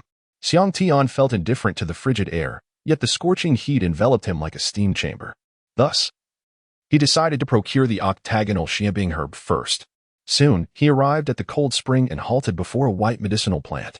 As he approached the icy spring, a delicate mist of frost began to materialize upon his skin, channeling the power of the Overlord god body. He summoned all his strength to resist the penetrating chill emanating from the spring. Without hesitation, he brandished the exquisitely crafted heavenly dragon city-breaking halberd, its blade gleaming with a cold light. The octagonal Xianbing herb fell to the ground amidst the vegetation, and in an instant, a wave of icy air surged forth, draping the surrounding herbs in a fine layer of frost. Upon severing the octagonal mysterious ice grass, Xiang Tian did not linger. Instead, he swiftly darted to the opposite side of the Eye of Ice and Fire, reaching the very heart of the blazing sun spring. This time, Xiang Tian's objective was the fiery apricot blossom. As the second soul ring of Xiang Tian illuminated, the Titan Ice Fist was unleashed, emanating a profound chill from his palm, countering the scorching heat emanating from the blazing sun. The light flickered and danced. Xiang Tian's figure flickered, and in the blink of an eye, he had arrived beside the blazing fire-red apricot herb. Lowering his body, he extended a jade knife forward and, with a swift motion, severed the vibrant plant from its roots. Once accomplished, he immediately retreated, stepping lightly and swiftly into the distance. Now, the next step was to consume the herb. With a swift inhalation, Xiang Tian summoned the fiery apricot blossom and the 8-pointed ice grass, both of which soared toward him, descending gracefully before his very eyes. As they congregated at his feet, the contrasting energies of cold and heat abruptly vanished. Seizing the moment, Xiang Tian unhesitatingly devoured the 2 poisonous celestial herbs, stuffing them into his mouth with fervor. Although these 2 exquisite plants were toxic, once subdued by their natural nemesis, they lost their prior ferocity, dissolving instantly upon contact and flowing like nectar down his throat. Xiang Tian felt a surge of salivation beneath his tongue, the delightful aroma enveloping his senses. The taste was truly exquisite, prompting him to smirk and savor the flavor. After consuming the celestial herb, Xiang Tian swiftly shed his garments and made his way towards the convergence of the ice and fire duality. In what seemed like merely 3 breaths, his body trembled violently, and a layer of ice-blue energy surged up from beneath his feet. In the blink of an eye, he was entirely enveloped in blue, only to be followed by a layer of red, resembling a freshly boiled shrimp. The interplay of blue and red was remarkably peculiar, signaling the onset of the herb's effects, allowing him to leap. The reason Xiang Tian did not plunge into the water immediately after consuming the 2 divine herbs was to await the full manifestation of their powers. Otherwise, had he acted even a moment too soon, he would have met with certain demise upon immersion. If Tang Xin dared to jump, why should Xiang Tian hesitate? With a resounding splash, he submerged into the spring, quickly disappearing beneath the surface. The waters of the ice and fire duality surged momentarily with his entry, but soon regained their tranquility, the milky white and vivid red remaining starkly distinct. The mist lingered in the air as everything returned to silence. At this moment, Xiang Tian's entire being was caught in the duality of ice and fire, with frigid cold and searing heat alternating within him. Externally, he experienced the same oscillation of extremes. Each time the internal heat threatened to overwhelm him, the external chill would temper it, allowing his body to steadily absorb the medicinal potency. The reverse held true as well. It was akin to heated iron immersed in water. becoming ever purer through the cycles of temperature. Although the energies of ice and fire had previously been somewhat balanced, they now raged wildly within him. The terrifying potency of the celestial herb erupting explosively. Under the violent clash of these opposing forces, Xiang Tian swiftly lost consciousness. As he succumbed to unconsciousness, his martial spirit, the heavenly dragon city-breaking halberd, appeared in his grasp, voraciously absorbing the powers of ice and fire from the spring. Patterns of ice blue and fire red began to manifest upon the blade, its brilliance intensifying, while the halberd's shaft darkened with an ominous glow. Within the ice and fire duality, the halberd grew increasingly formidable amidst the contrasting temperatures. In the sunset forest, Dugu Bo hastily navigated through the trees, advancing with purpose. Upon reaching the ice and fire duality, he scanned the herb garden but found it utterly desolate, devoid of any sign of life. Panic surged within him. Could that young man have perished? Dugu Bo was well acquainted with the ice and fire duality, a realm inhospitable to living beings. Although numerous herbs flourished, no creature could survive there. He had once witnessed a highly toxic six-headed luminous lizard enter the domain, only to perish in mere hours. Regret washed over Dugu Bo. If Xiang Tian had indeed met his end, what would become of his companion, the titled Douluo guarding Dugu Yin? Would she remain safe should he return alone? Dugu Bo, in a fit of frustration, slapped his own head. Damn it, damn it. After a brief moment, he recalled his inner Dan, guided by the faint connection to it. He arrived near the ice and fire duality springs. To his astonishment, he discovered that his poisonous Dan was submerged within the spring, miraculously untouched by its corrosive waters. How peculiar. Upon glancing again at the ice and fire duality springs, he discerned something amiss. The two toxic herbs, which thrived on the extremes of yin and yang essence, had vanished from their central positions beside the ice and fire springs. As he focused his senses, he became aware of a faint life force emanating from the spring. Intrigued, Dugu Bo circled the ice and fire duality springs, eager to observe the creature within the waters. However, before he could complete even half a circle, he stumbled upon Xiang Tian's clothing on the shore, with a note pressed beneath it. Old poisoner, I'm taking a bath. Wait for me to finish before I detoxify you. Could it be that this rascal was truly soaking in the spring? A wild thought flashed through Dugu Bo's mind. He recalled that within the waters of the ice and fire duality springs, everything dissolved. The energy contained within was astonishing, even to him. Typically, he dared not touch a single drop of that water, yet this boy had the audacity to immerse himself in it. Thus, as Dugu Bo fretted, dawn broke. And Xiang Tian had luxuriated in the spring for an entire night. With the sun now high in the sky, it was midday when Xiang Tian finally awoke. Stretching his fist and feeling an indescribable surge of power within him, a smile of triumph gracing his lips. The effects of the celestial herb were indeed formidable. All the scheming he had engaged in had not been in vain. Suddenly, bubbles began to rise from the spring, signaling movement. Dugu Bo hastily approached the increasingly agitated waters. His gaze fixed intently on the bubbling surface, as if attempting to penetrate the depths below. After all, if Xiang Tian were to meet his demise, not only would he be unable to resolve his own poison, but he would also have to contend with the vengeance of the titled Douluo behind Xiang Tian. At last, under Dugu Bo's anxious gaze, Xiang Tian emerged from the depths, joyfully swimming ashore, his already handsome visage now exuding an air of proud confidence. Who else? Who else could bathe in this extreme cold and heat? Only I, Xiang Tian. Elated by the ever-growing strength of his body, Xiang Tian burst into hearty laughter. Just as he was about to revel in his newfound power and demonstrate the heavenly dragon-breaking City Halberd, a cough interrupted him. As Xiang Tian turned around, he was met with the sight of Dugu Bo. At that moment, Dugu Bo's eyes widened in astonishment, fixated on Qian Dong's lower half, utterly shocked by the boy's formidable presence.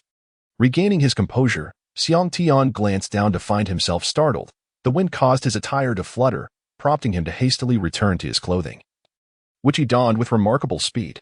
To his surprise, the garment seemed to have shrunk considerably. Observing the significantly shortened sleeves and pant legs, he looked towards Dugu Bo and gestured to indicate his height. How delightful! He had grown taller. Xiang Tian felt a surge of excitement. Chapter 33, Detoxification Boy. Where's my medicine? Before Xiang Tian could fully attire himself, Dugu Bo impatiently inquired. Seeing Dugu Bo's pitiful, yearning expression, Xiang Tian felt a twinge of embarrassment, scratching his head awkwardly. Without a medicinal cauldron, it is indeed impossible to concoct and refine the medicine. Dugu Bo's face darkened, and he could not help but feel exasperated. In a moment of resignation, he promptly transported various specialized vessels he used for potion making from his abode.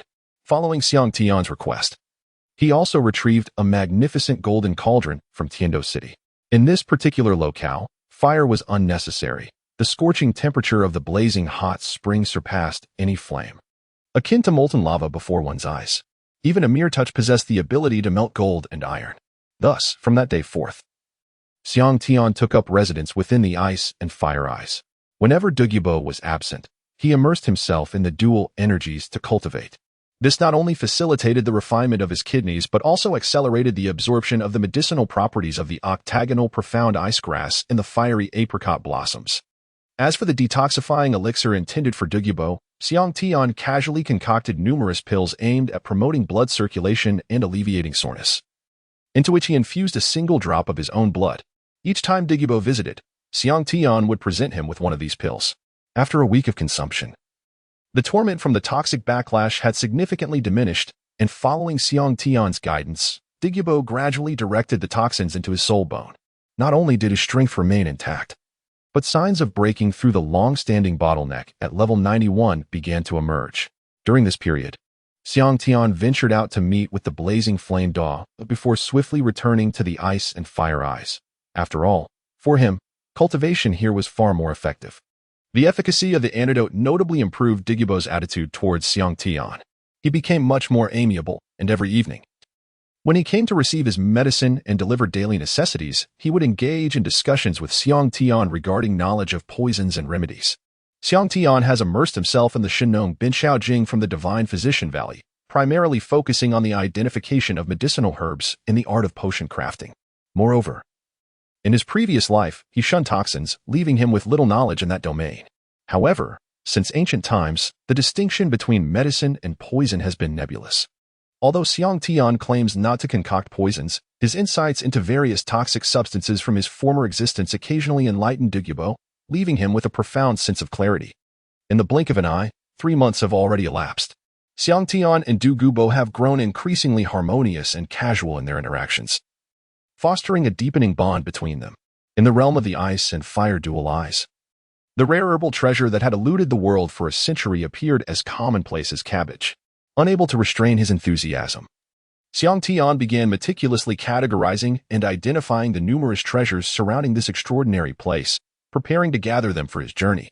The 8-pointed mysterious ice grass and the fiery apricot blossom played crucial roles in the enhancement of his physical form, alongside the unique effects of the solitary Bodan pearl. Within a mere few months, Xiang Tian's soul power had surged remarkably. From a humble 24th level upon his arrival, he had ascended 3 levels, reaching the pinnacle of 27, on the brink of breaking through to 28. Furthermore, the refinement of his kidneys was complete, revealing an astonishing water-blue glow upon inner inspection. Alas, it seemed time to venture forth. However, before doing so, he resolved to concoct the cleansing marrow pill. With this thought in mind, he continued his nimble preparations, arranging the selected herbs with precision. Among them were the ice lotus seeds, the millennium cleansing flower, the bone refining grass, and the crimson flame fruit. He placed the alchemical cauldron upon the blazing yang spring to preheat it. As the temperature gradually escalated, with a flick of his wrist, the herbs soared into the cauldron. Leveraging the intense heat of the yang spring, he refined the materials into pure powder or elixir within half an hour. Under Xiang Tian's masterful control, the herbs blended nearly flawlessly. As time slipped away, night fell, and the fragrance of the elixir became increasingly potent within the ice and fire dual eyes. The energy in the air grew remarkably vibrant, as if animated by the delightful aroma. Suddenly, Dugu Bo descended from the heavens, and upon reaching the ice and fire dual eyes, he was greeted by an overwhelming scent of the elixir. Instantly captivated, he inquired, "What is this enchanting fragrance? What pill are you concocting?" Xiang Tian, without turning his gaze, replied, "The cleansing marrow pill." Dugu Bo settled beside Xiang Tian, drawn by curiosity. "Little monster, what are you brewing?" he pressed, as he inhaled the rich aroma greedily, his expression one of pure bliss. The fragrance was so intoxicating it seemed to open every pore in his body, providing an indescribable comfort. Having spent decades studying poisons, Dugu Bo had never encountered such an extraordinary elixir, leaving him utterly astonished. Following Xiang Tian's gaze, he beheld the alchemical cauldron, from which vibrant, multicolored light emanated. soft yet radiant, with the aromatic essence condensing into a colorful mist that floated above the cauldron. Xiang Tian sat cross-legged, his expression grave. As the temperature within the cauldron began to wane, the alchemy was complete. Only the nurturing remained. A glimmer of anticipation graced Dugu Bo's visage, as if he could scarcely contain his eagerness to discover the extraordinary elixir that lay within. The mere fragrance of the potion was utterly enchanting. Half an hour later, the temperature continued to drop, and the mist surrounding the cauldron gradually subsided, retreating slowly back into the bronze vessel. Fortunately, the technique had not faltered. Otherwise, it would be uncertain when the necessary herbs could be gathered again. Wiping the sweat from his forehead, Xiang Tian felt utterly exhausted, nearly collapsing to the ground. After taking a moment to catch his breath, he slowly rose to his feet and approached the cauldron, lifting the lid. Inside, 8 vividly colored elixirs lay quietly, shimmering with resplendent brilliance. The pills were crystalline and translucent, reminiscent of exquisite glass, each the size of a longan, adorned with intricate patterns and brimming with immense energy. Even for Dugu Bo, who possessed little knowledge of alchemy, the extraordinary nature of these elixirs was palpable. What herbs were used to concoct this elixir? What are its effects? Dugu Bo inquired eagerly. Xiang Tian cautiously retrieved the elixir, meticulously placing it into a jade vial. Once secured, he waved his hand dismissively and remarked, "It's of little consequence. It merely enables one to cleanse their marrow and elevate their innate soul power by a level, along with accelerating the pace of cultivation." Upon hearing this, Dugu Bo's eyes sparkled with excitement. He rubbed his fingers together and chuckled. "Little monster, in this domain. Herbs and such must be worth at least a couple, right? I don't ask for much. Just 3 or 4 will suffice." With a roll of his eyes, Xiang Tian tossed a jade vial towards him and retorted, "What a ridiculous notion. There is only one, and there are no more." Dugu Bo hurriedly caught the vial, opened it, and found a solitary cleansing pill nestled inside. How miserly. After more than 3 months of recuperation, Dugu Bo had undergone a remarkable transformation. His once ghastly green hair had turned to a more normal silver, and apart from his eyes, the overwhelming green hue had largely dissipated. He was thoroughly satisfied with his current condition and was acutely aware of his own circumstances. Moreover, he was confident that employing the same method, he could easily rid his granddaughter of her affliction. Thinking of Dugu Yin, Dugu Bo's eyes gleamed with a sudden realization. He contemplated Xiang Tian, musing that with such an exceptional young man, it might not be a bad idea for Yin'er to marry him. Chapter 34. Harvesting celestial herbs. Xiang Tian suddenly felt a chill, as though someone were plotting against him. Turning around, he saw Dugu Bo gazing at him with a sly smile. Alas, could this old poison master be scheming against me? The 36 stratagems suggest that retreat is the best option. It is time to depart. Old poison master, do you recall those 3 conditions? Speak. What do you require of me? I have always been a man of my word. As long as it does not contravene my principles, I shall comply. Dugu Bo nodded, his expression serious. My first condition is that you must allow me to take the herbs I need from here. You cannot obstruct me. Is that all? Dugu Bo remarked, his tone less than amiable as he regarded Xiang Tian. Indeed. Very well, take as many as you wish. This wishful treasure bag is yours for the herbs. Dugu Bo replied nonchalantly. As he spoke, he produced a blue leather pouch from seemingly nowhere and tossed it to Xiang Tian. The pouch was about the size of 2 adult palms, designed to be hung from a belt. Although it was significantly larger than a typical incense pouch, it could still only accommodate a single hand's worth of items. How generous. Xiang Tian mused, accepting the blue pouch with curiosity, without needing to inquire. He realized it was a soul guide tool. I already possess a storage belt, which can hold living things. You may keep this, or perhaps give it to your granddaughter. He offered the wishful treasure bag back. Dugu Bo shook his head. No need. It would serve you better. My granddaughter has no interest in such herbs. Giving it to her would be a waste. Very well, Xiang Tian responded, relieved to have more space for additional herbs. The medicinal plants surrounding the ice and fire duality eye, while precious in Xiang Tian's eyes, were of little consequence to someone like Dugu Bo, who had already reached the pinnacle of tidal Douluo status.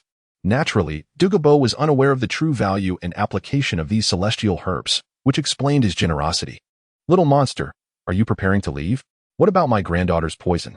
Dugu Bo, perceptive as ever, quickly deduced Xiang Tian's intentions, his demeanor tinged with melancholy. Yes.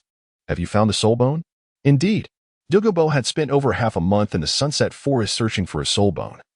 having dispatched several 10,000-year-old venomous snakes before finally acquiring a 30,000-year-old left arm bone from a golden silkworm snake for Dugu Yin. Very well, let us return to the academy, and I shall ensure her treatment provides you with a delightful surprise. It is true, the outside world holds vast opportunities and a more vibrant life. Yet it is also fraught with peril. Little monster, be vigilant. Do not meet your end along the way. Observing Xiang Tian's upright posture and formidable cultivation talent, Dugu Bo felt increasingly inclined to marry Dugu Yin to him. When shall we depart? I must gather the herbs, perhaps in 2 days. After Dugu Bo left, Xiang Tian began to pack the celestial herbs. In a matter of moments, a multitude of tools lay before him. Among these items were numerous small boxes and bottles, each differing in texture and quality. Gold, silver, copper, iron, jade, and an array of boxes and bottles lay scattered about. These items had been meticulously prepared by Xiang Tian in anticipation of this very day, when he would seek the celestial herbs. The more precious the medicinal plants, the higher the storage requirements. Among them were the wondrous Tongdian chrysanthemum, the 8-petaled xianlan, the exquisite Qilua tulip, the heart-wrenching Xiangxi Duanchang Hong, the delicate Shui Xian Yu Jigu, the resplendent Jiguang Phoenix sunflower, the longingly observed Wangchuan Xiushui Lu, the blood-hued swan's kiss, the fragrant Qilua Xianpin, the obsidian Yuanju, and the earth dragon golden gourd. Each celestial treasure was carefully packed by Xiang Tian into his storage belt, after which he began to gather other precious herbs, such as the vermilion lotus, dragon's beard leaf, and snow silkworm, sweeping through the area, leaving behind naught but seeds in his wake. 2 days later, Dugu Bo arrived at the Eye of Ice and Fire. As he surveyed the scene, he could scarcely believe his eyes. The once fragrant and herb-laden Eye of Ice and Fire had been stripped bare, with only a few scattered herbs remaining, those which Xiang Tian deemed useless, the poisonous ones. Enraged, Dugu Bo seethed with fury, raising his hand to confront Xiang Tian. Upon sensing the precariousness of the situation, Xiang Tian hastily stepped into the shimmering shadows and turned to flee. You old monster. It was you who said I could take whatever I wanted. Do not renege on your words. Dugu Bo, filled with rage, swiftly moved and delivered 2 resounding slaps, sending Xiang Tian crashing to the ground. Xiang Tian rose to his feet, brushing off the dust from his attire, and expressed his dissatisfaction, saying, Old monster, rest assured. The seeds are intact. With the Eye of Ice and Fire, it won't take decades for this place to flourish once more. Dugu Bo shot him a fierce glare and departed. With that, Dugu Bo lifted Xiang Tian and soared towards the mountain summit, exiting the Eye of Ice and Fire. The two made their way to the Tiando Royal Academy. Within the Tiando Royal Academy, following the annual competition among grades, a team was formed consisting of 7 members, including Dugu Yin, known as the Royal Combat Team, to cultivate teamwork and prepare in advance for the upcoming Elite Soul Master Academy tournament across the continent. The members of the Royal Combat Team are as follows. Yu Tianhing, with the Martial Spirit Blue Lightning Tyrannosaurus Rex, a level 30 Assault-type Soul Sovereign. Dugu Yin, wielding the Martial Spirit Jade Phosphor Snake, a level 28 Control-type Soul Master. Shuremo, possessing the Martial Spirit Xuanwu Turtle, a level 27 Defense-type Soul Master. Another Shuremo, also with the Martial Spirit Xuanwu Turtle, a level 27 Defense-type Soul Master. Aosuluo, with the Martial Spirit Ghost Leopard, a level 27 Agility-type Soul Master. Yufeng, wielding the Martial Spirit Wind Bellbird, a level 26 Agility-type Soul Sovereign. Yi Lingling, possessing the Martial Spirit 9 Heart Begonia, a level 29 Healing-type Soul Sovereign. Once the 7 were gathered, the Education Committee appointed Qin Ming as their instructor. Hello, students. My name is Qin Ming. Observing the young Qin Ming, Yu Tianhing and the others were filled with disdain. Within the soul fighting arena of the Tiando Royal Academy, the Royal Combat Team engaged in a bout against a young mentor. With a mere flick of his hand, the young mentor sent several members, including Dugu Yin, flying out of the combat circle. In a brief moment, apart from Yi Lung Long, who remained unscathed, the others bore injuries, while the young mentor appeared entirely unruffled. How about it? Are you convinced? Qin Ming chuckled. Remember, I am Qin Ming, with the martial spirit of the fiery wolf. Now 30 years old and having just broken through to level 61. Do I have the qualifications to teach you? Noticing that Dugu Yin and the others remained silent with their heads down, Qin Ming calmly instructed, Yi Lang Lang, please provide them with treatment. Understood, Yi Lingling responded. As a pink begonia flower materialized in her hands, composed of white and pink petals, resplendent and elegantly poised. Then, With a flash of her soul ring and a waft of delicate fragrance, a beam of white light descended, taking the form of petals that gently floated down, landing on the individuals, seamlessly merging into their bodies. Their injuries miraculously healed at a visible pace, and moments later, no trace of wounds remained on the six. Regain your soul power. Shortly, we will have individual battles, Qin Ming commanded. Chapter 35, The Battle, Part 1, after half an hour. Seeing that the Royal Combat Team had sufficiently recovered, Qin Ming arranged, Yu Tianheng will face your MO, Dugu Yin will confront Duuluo. Ensure MO will battle Yufeng. Dugu Bo and Xiang Tian arrived at the Royal Academy of Tiando, searching for a considerable time before finally locating Dugu Yin at the Soul Arena. As they observed her engaged in battle, Dugu Bo took a moment to hide aside, glancing at Xiang Tian and inquiring, "What do you think of these young fighters? While their martial spirits are commendable, their strength leaves much to be desired." Xiang Tian candidly replied, "Come now, don't boast. If you're so formidable, will you not showcase your prowess?" Dugu Bo, having never witnessed Xiang Tian in action, provoked him. "How tiresome," was Xiang Tian's retort, leaving it unclear whether he was referring to the match or to Dugu Bo himself. On the arena, as the contest commenced, Asro leveraged his speed to dominate Dugu Yin, closing in like a leech. Dugu Yin struggled to defend herself, on the verge of elimination. However, a moment of carelessness from Asro allowed Dugu Yin to land a punch, fortified by the energy absorbed from her soul bone, which significantly enhanced her strength and repelled Asro. With her spirit ring glowing, Dugu Yin seized the opportunity to unleash her green phosphor serpent's venom, enveloping herself and rapidly spreading it across the arena. The venom proved lethal, forcing Asro to abandon the platform in a panic, thus granting Dugu Yin victory. On another platform, Yu Tianheng faced off against Shimo. The moment Shimo stepped onto the stage, he released his martial spirit, his shoulders advancing forward as his back arched. All his soul power coalesced into a dark hue, forming a massive green tortoise shell behind him. Not only did the shell appear on his back, but a similar one manifested in front of him, causing his limbs to shorten slightly. A thunderous roar echoed through the soul arena, reminiscent of a dragon's cry, resonating with clarity and depth. Yu Tianheng, imbued with the blue electric Tyrannosaurus, erupted in a dazzling blue light from his forehead, where a blue lightning emblem instantly appeared. This light rapidly enveloped him, with streaks of blue-purple electricity erupting like serpents, swirling around his form. Accompanied by the crackling sounds of his bones, his muscles swelled, and dragon claws emerged, his gaze sharp as a blade. The Yu Tianheng had yet to acquire his third spirit ring and therefore could not fully transform into a dragon. The wild aura he exuded was still formidable. As the battle commenced, Yu Tianheng immediately activated his first spirit skill, Thunder Dragon Claw, charging towards Shimo. Unfazed, Shimo remained resolute, lowering his stance as his first spirit ring illuminated, invoking the Xuanwu shield. A profound and weighty aura emanated from the tortoise spirit master, who was prepared for the impending assault of Yu Tianheng, as immense gauntlets manifested upon his arms.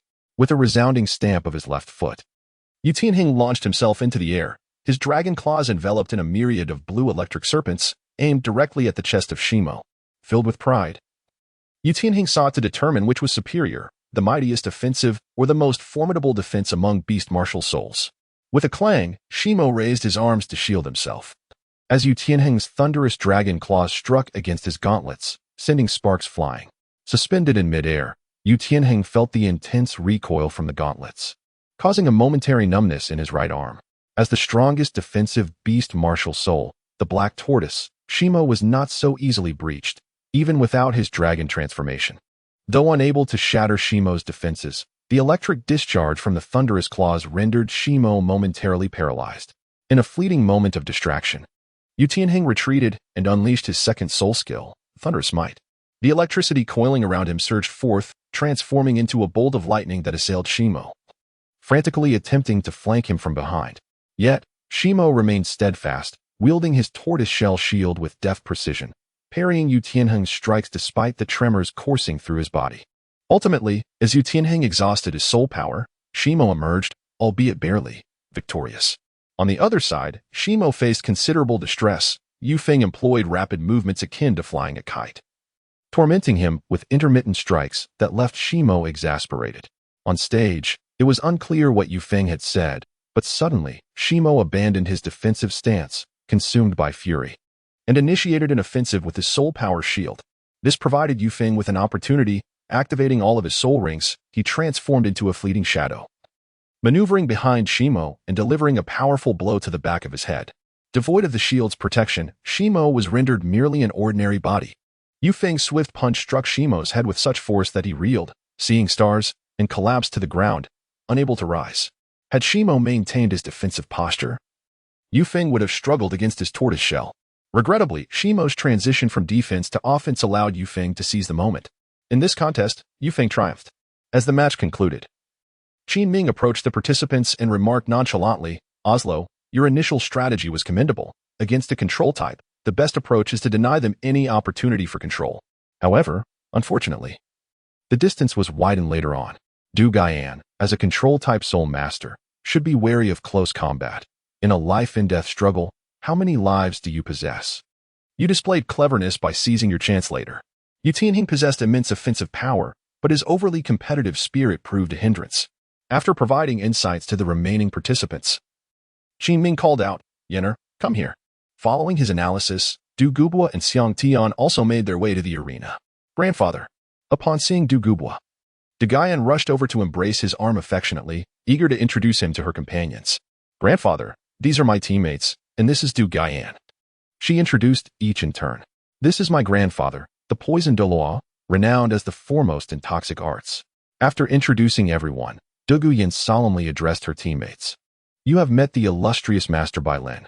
A gasp of astonishment echoed through the group, as they respectfully bowed and paid their respects. "No need for such formalities.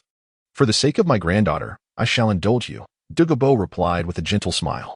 Once the introductions concluded, the group engaged in light conversation. However, Dugu Bo showed no inclination to depart. Sensing this, Xiang Tian contemplated making his exit, but Dugu Bo, with a sly grin, called out to him, "Xiang Tian, did you not express a desire to spar with them? Why the sudden urge to leave?" "Ah, this old poison master is up to something." Xiang Tian thought to himself. "Did I say that? I have no particular business here, so I shall take my leave," he replied nonchalantly. "Do not be in such a hurry. Did you not just claim that the blue lightning tyrant dragon is overrated? Surely, you are not afraid?" Dugu Bo chuckled inwardly, continuing, "Let us see how formidable you truly are." As Dugu Bo placed a hand on Xiang Tian's shoulder, he was taken aback by the sheer strength of Xiang Tian's physique. Today, Dugu Bo was resolute in testing Xiang Tian's abilities. "Why the rush, young man? Come, let us play a little." Uncertain whether it was due to Xiang Tian's derisive comments about the blue lightning tyrant dragon or a desire to showcase his own prowess in front of Dugu Bo, Yu Tianhing swiftly positioned himself in front of Xiang Tian.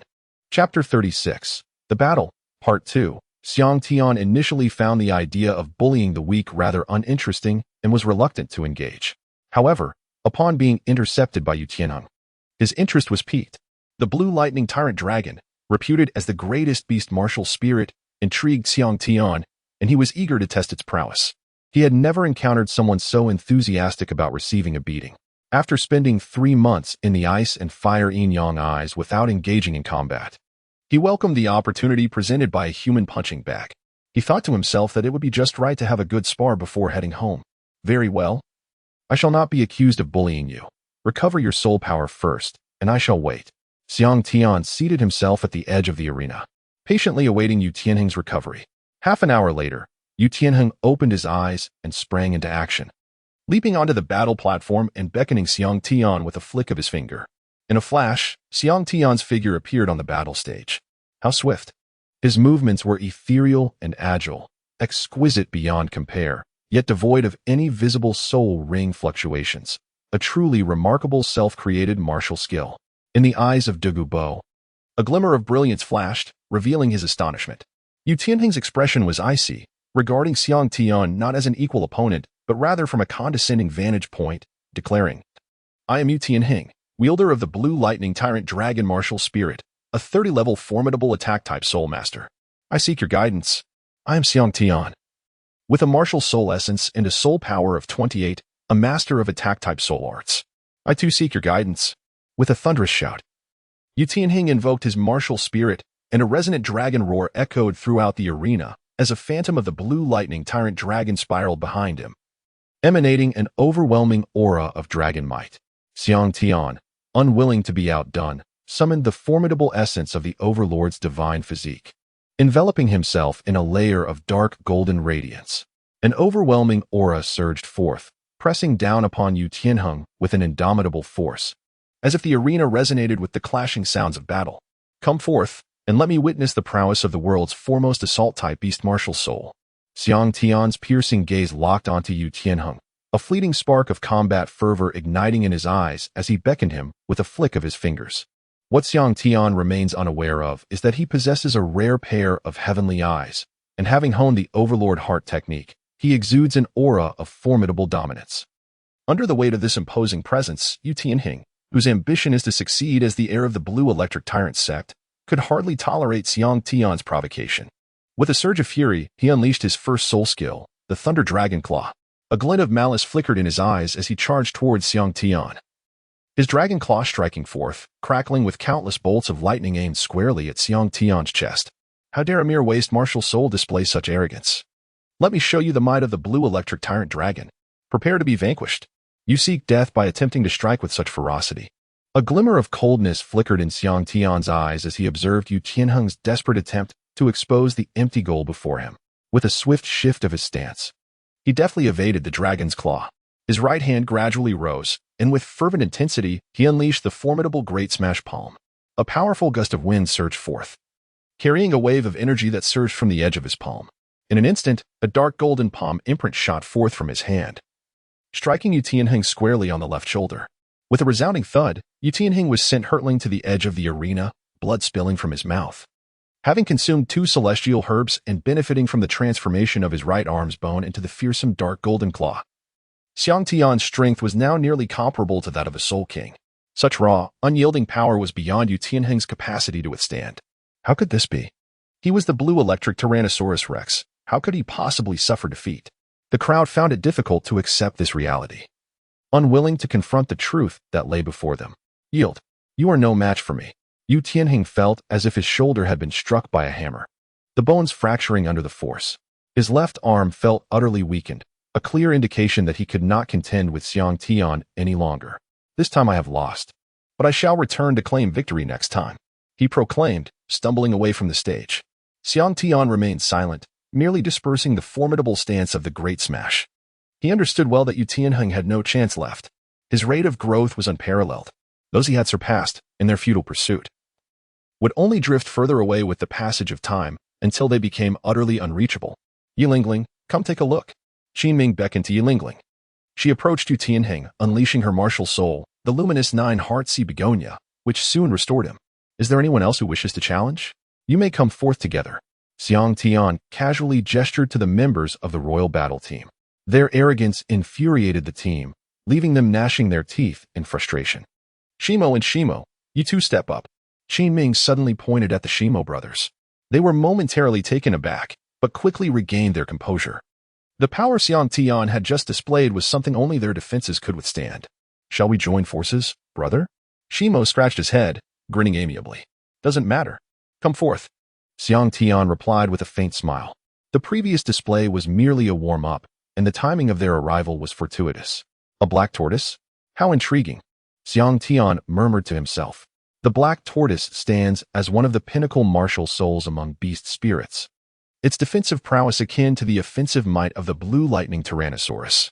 Previously, even Yu Tianheng had been unable to breach its defenses, highlighting its formidable nature. Alas, their opponent now was Xiang Tian. With the manifestation of their martial souls, black patterns began to crawl up the brothers' bodies, and turtle shells appeared. The imposing aura they radiated was as steadfast as a mountain, befitting a top-tier defensive martial soul, showcasing impressive resilience. However, the greenish turtle shell that adorned them imparted a rather peculiar sensation to Xiang Tian. Observing Xiang Tian's nonchalant demeanor, the Shimo brothers exchanged glances before charging towards him. Their massive forms, combined with the turtle shells, resembled human tanks as they barreled forward. Bang! With a soft yet commanding shout, Xiang Tian stamped his right foot down, instantly creating a small crater on the arena. Xiang Tian charged towards the Shijiao brothers, swiftly closing the distance between them. This is not good. His speed is astonishing. As they beheld Xiang Tian's rapidly approaching figure, the two brothers were momentarily taken aback, failing to react in time. Simultaneously, their first soul rings illuminated. and a colossal tortoise shell materialized to envelop them. The first soul skill, Xuanwu Guardian. A radiant black light emanated, and the effects of Xuanwu Guardian augmented their defensive capabilities by 200%. This is the formidable power of the supreme defensive martial soul, the Xuanwu Tortoise. Thud thud. Two resounding impacts echoed as the Shijia brothers staggered backward by more than 10 steps. Yet they remained steadfast on the arena, seemingly unscathed. Xiang Tian was taken aback as he glanced at the two individuals, noting the formidable defense of the black tortoise. Second soul skill, Shield Transformation. A flicker of astonishment crossed the brothers' eyes. It was unprecedented for them to be so easily repelled by a mere punch while under the protection of the black tortoise. Even the blue lightning Tyrannosaurus Rex, wielded by Yu Tianheng, could not have dismissed them with such ease. Yet Xiang Tian accomplished this with remarkable nonchalance, leaving the two brothers laden with gravity. Simultaneously, both of their second soul rings shimmered, and an enigmatic black light flitted through the air. The tortoise shells on their chests and backs vanished, only to be replaced by massive tortoise shell shields, each the height of a person. They exchanged a glance, and with a powerful shout, the brothers hurled their enormous tortoise shells simultaneously towards Xiang Tian, guided by their precise control. The tortoise shield spun wildly through the air, exuding an undeniable fierce aura. The sharp edges of the shells sliced through the atmosphere, producing a hissing sound as they advanced. This is becoming increasingly interesting, Xiang Tian mused, as a surge of resplendent golden light erupted from his hands. The Great Slam technique commenced, transforming his hands into a dark golden hue, emanating an unparalleled sharpness. Was this a self-created soul skill? The astonishment in Dugu Bo's eyes was unmistakable as he beheld Xiang Tian's hands, which resembled divine metal in their formidable intensity. Xiang Tian clenched his right hand into a fist and struck out, sending an invisible ripple through the air. A tremendous force subsequently struck against two pieces of turtle shell. Bang! Bang! In an instant, both pieces of the shell were sent flying, shimmering in the light. With a single step, Xiang Tian left behind only fleeting afterimages, instantly appearing before the Shi brothers. Xiang Tian's current speed is such that even a soul master specializing in agility would find it challenging to keep pace, let alone a defensive spirit like the black tortoise, renowned for its sluggishness. Before they could even react, both individuals were struck by Xiang Tian's ferocious assault. The black tortoise fared decently, but merely decently, with fists imbued with tremendous force crashing into their chests. Both were sent flying, spewing blood. Gasp! Dugu Bo inhaled sharply, a glimmer of astonishment flashing in his eyes. Without even summoning his spirit, Xiang Tian effortlessly defeated two Grand Soul Masters of the Black Tortoise using nothing but a self-created soul technique. The power displayed was terrifying. Chapter 37, The Phosphorescent Flood Dragon King Puff. After being forcefully expelled from the arena by Xiang Tian, the Shijia brothers coughed up blood on the spot. The remaining members of the Emperor battle team were taken aback and rushed forward to check on them. Xiang Tian, it was merely a competition. You have gone too far, striking with such severity, scolded Duguian, seeing the Shijia brothers pale and bloodied. Rest assured, I moderated my strength in the end. A bit of treatment will suffice. Xiang Tian replied nonchalantly. We are fine. After taking a few breaths and under Yiling's healing, the Shijia brothers quickly returned to normal. Thank you, Brother Xiang, for your restraint, they expressed with a slight bow of gratitude. Indeed, Xiang Tian bore no conflict of interest with the two brothers. It was merely a contest, and he did not recklessly place anyone in peril. Qin Ming meticulously examined the injuries of the Shijia brothers, his heart filled with astonishment. To send someone flying off the stage yet inflict minimal harm, what exquisite control. So it is you, Xiang Tian, with your prowess? Why did you not participate in the grand tournament? I wish to extend an invitation for you to join the Royal Combat Team. Would you be inclined to accept? Qin Ming was immediately struck with a thought. This young man is remarkably skilled. Having him in the Royal Combat Team would be advantageous. Joining the Royal Combat Team is out of the question. I have no interest, Xiang Tian replied nonchalantly. Please reconsider. The benefits of joining the Royal Combat Team are numerous. Resources within the Academy will be directed towards you, facilitating your training. You are nearing level 30, are you not? Should you join the Royal Combat Team? I could ensure that you select a rare beast from the Tiando Royal Beast Garden when the time comes. What do you think? Qin Ming pressed, invoking the allure of a coveted spot in the rare beast garden offered when he was recruited by the Tiando Royal Academy. The members of the Royal Combat Team listened eagerly, envious of Xiang Tian, yet apprehensive at the prospect of him accepting the offer. For no one wished to become a substitute. The Tindo Royal Beast Garden was renowned, housing countless rare and exotic creatures from the Douluo continent, including species long thought extinct. These treasures had been painstakingly collected by generations of Tindo emperors from various regions, making it one of the richest repositories of rare beasts on the continent. Qin Ming was indeed pulling out all the stops to recruit Xiang Tian. Xiang Tian's heart was stirred. For the third soul ring, he sought a would attribute soul beast. And he was troubled by the absence of a formidable soul beast.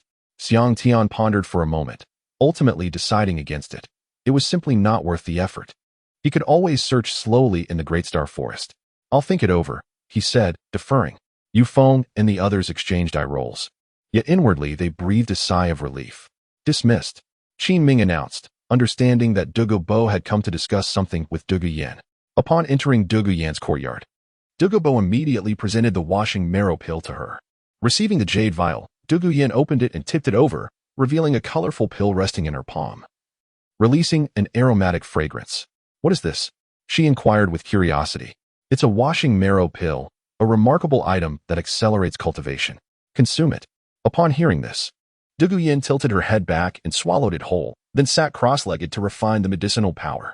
Before long, the effects of the pill manifested, and a layer of dark, foul-smelling filth seeped from her skin, producing an unbearable stench.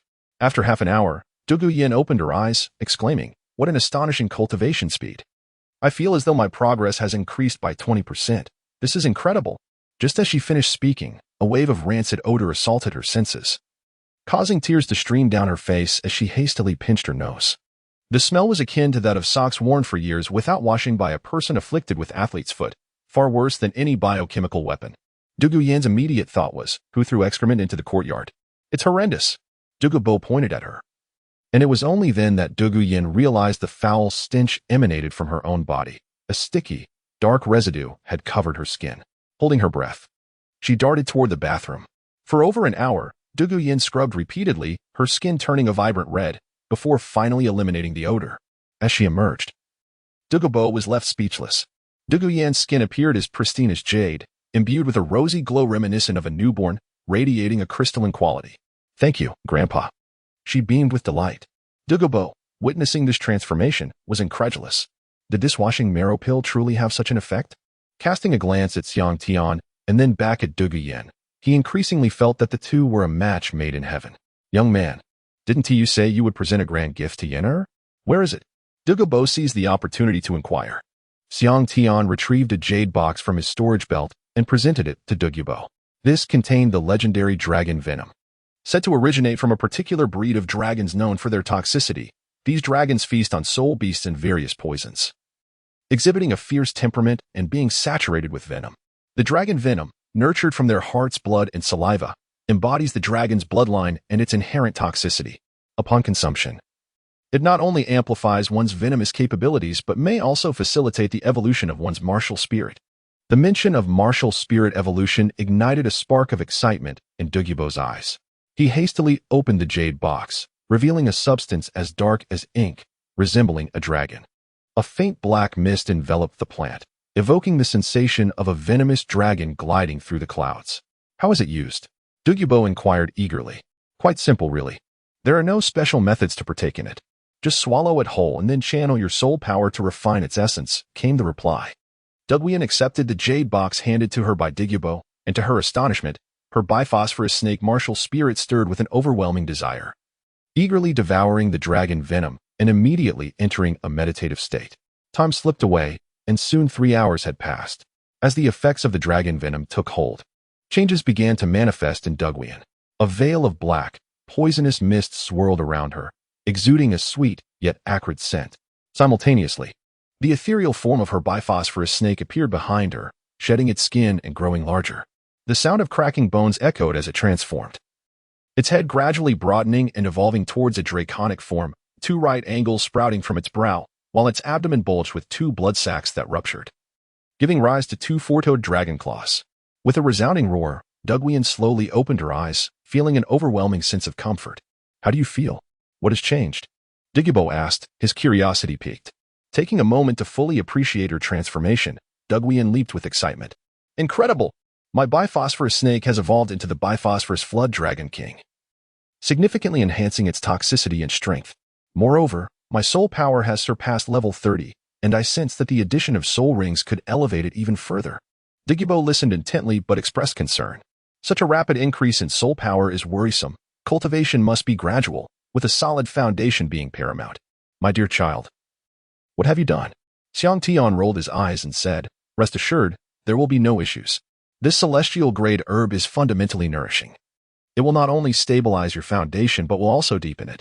You will come to understand this during your future cultivation. Alas, does this mean I have suffered a tremendous loss? My herb garden, my celestial-grade herbs. Dugu Bo felt a profound ache in his heart and soul. Chapter 38, Allocation of Celestial Goods, Part 1. Do not be angry. It is not worth damaging your health. Besides, you are unaware of the proper usage of these celestial goods. They would be of no use in your hands. After you give them to me, you will receive a poison dragon's celestial-grade herb in return. If you were to give it to someone else, would they divulge the secrets of the celestial goods? Xiang Tian reassured. Do not be upset. Do not be upset. I must not let my anger get the better of me. I shall endure. Dugu Bo consoled himself. Kid, get lost. Why are you so quick to anger? Never mind. After having enjoyed such a lengthy outing, it is time to return. My father has been stuck at level 89 for far too long. It is time for a breakthrough. However, before returning, I must repay my debts of gratitude.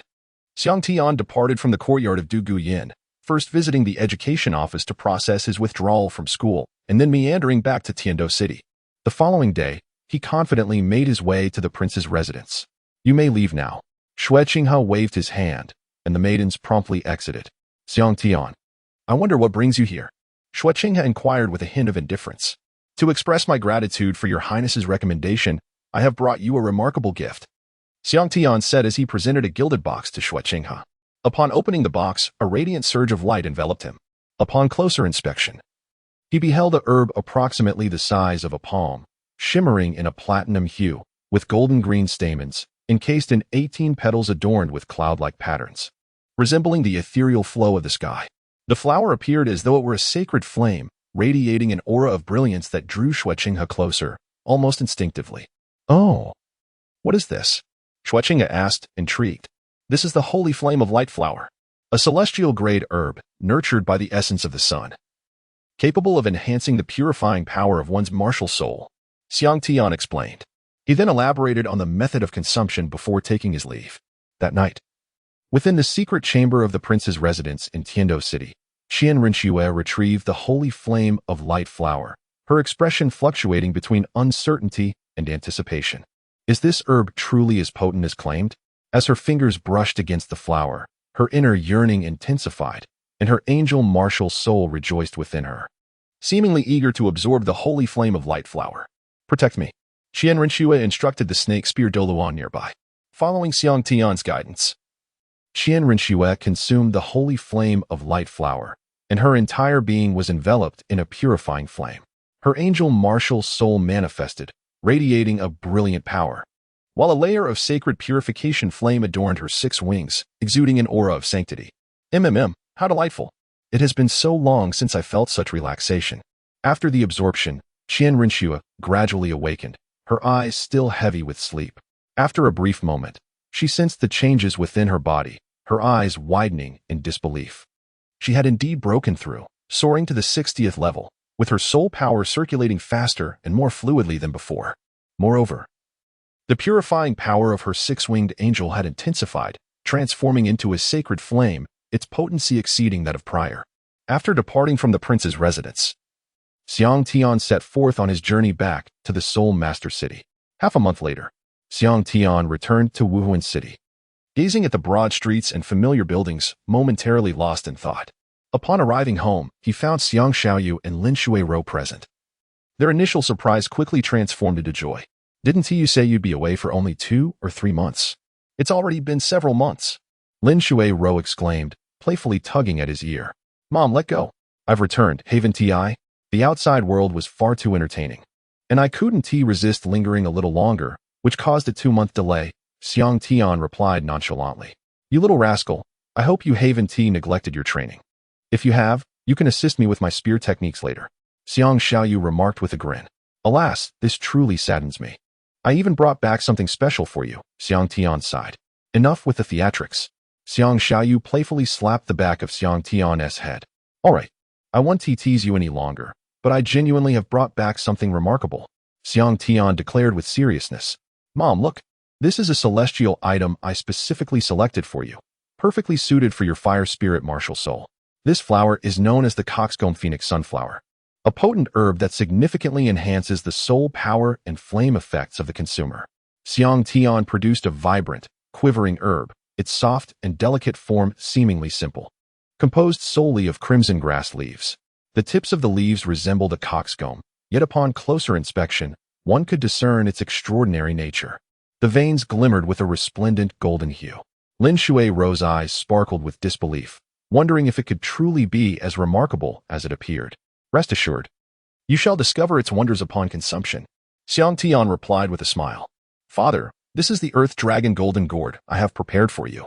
It is a herb of the earth attribute, imbued with the potent essence of dragon blood, possessing the ability to turn the earth over.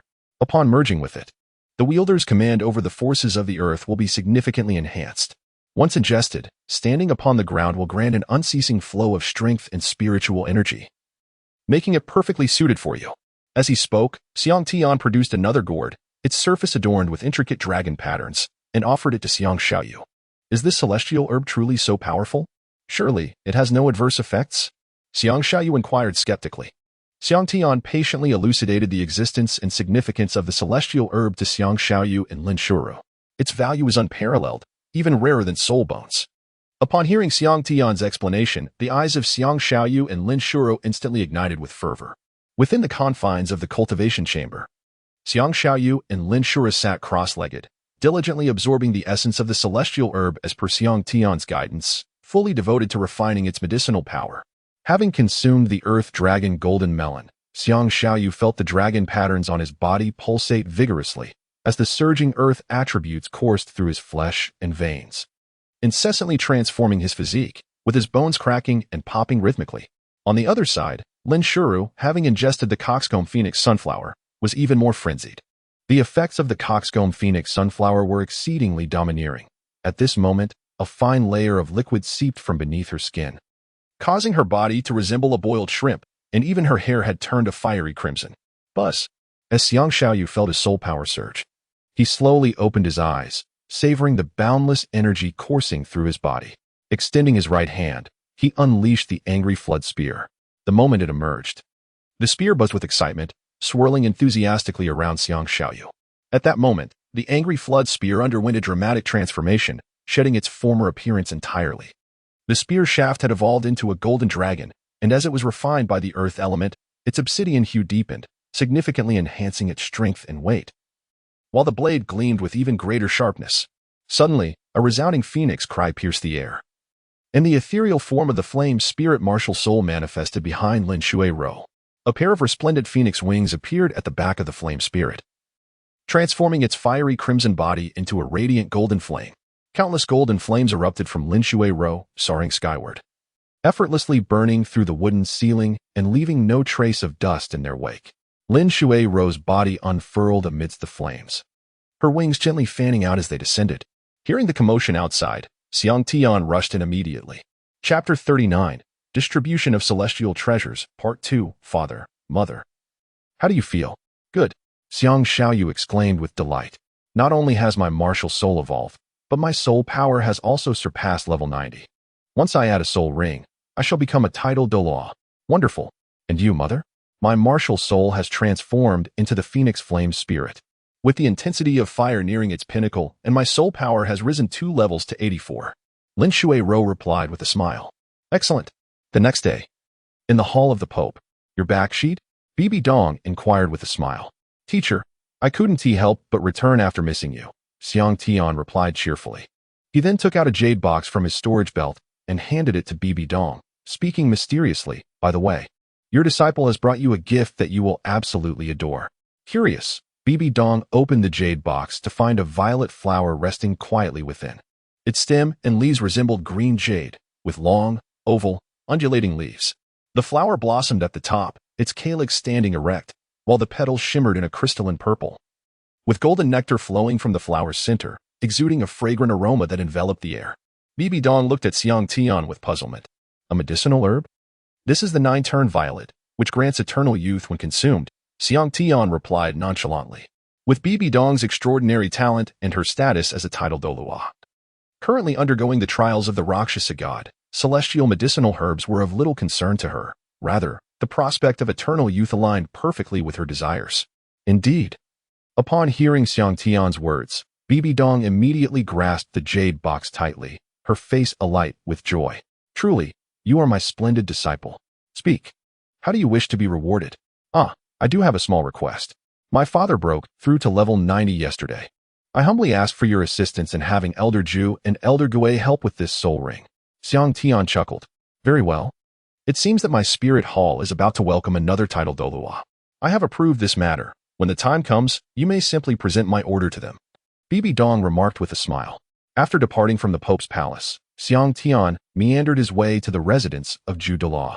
Upon entering, he found Ju Douluo in the courtyard, cradling a pot of vibrant peonies in a manner akin to cherishing a beautiful woman, truly living up to his reputation as a lover of flowers.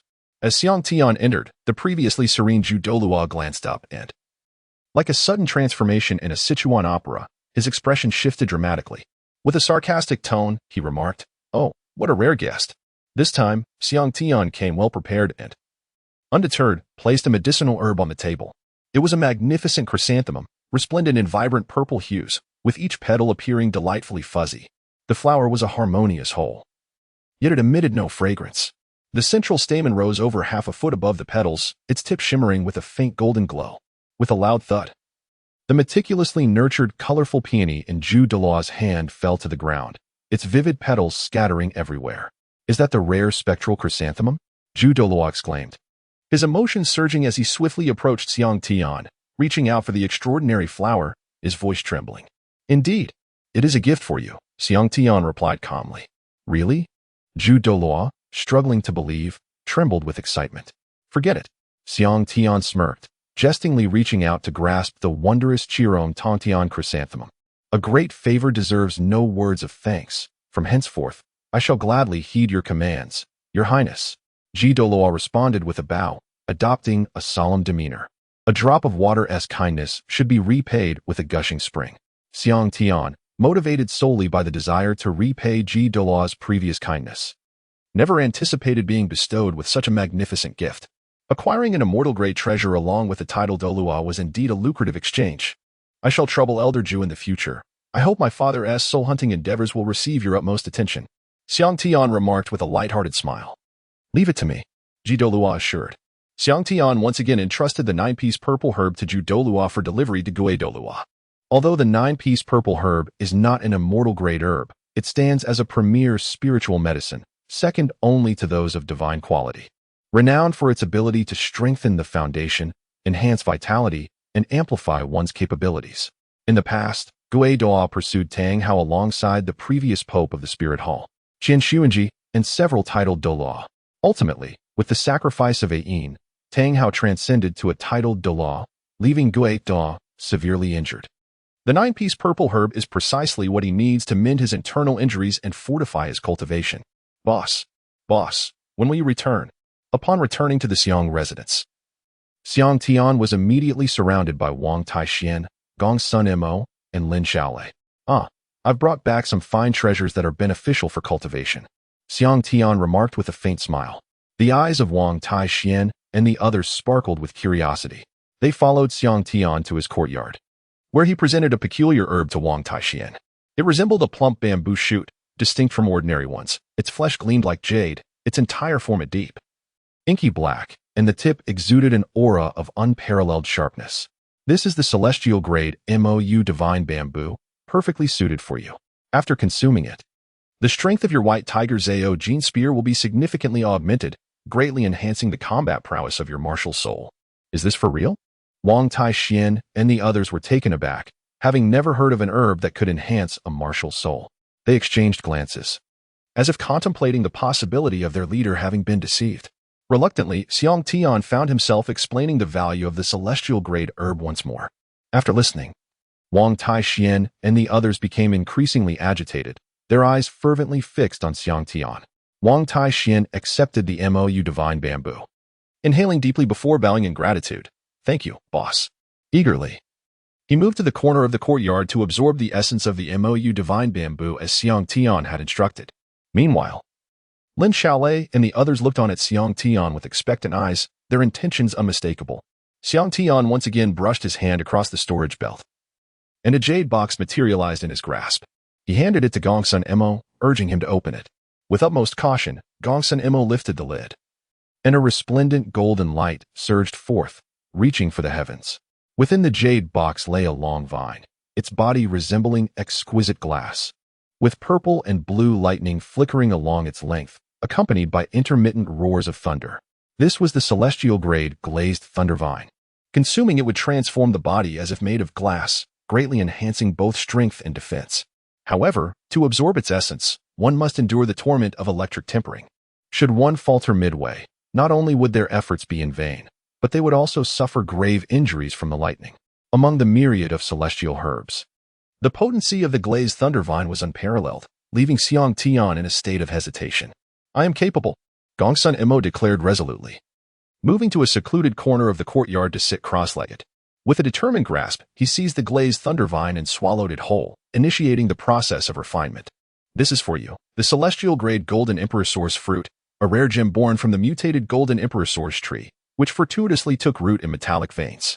After absorbing a vast amount of metallic essence, it took 3 millennia to bear this singular fruit. Consuming it will strengthen your dark gold bear martial soul.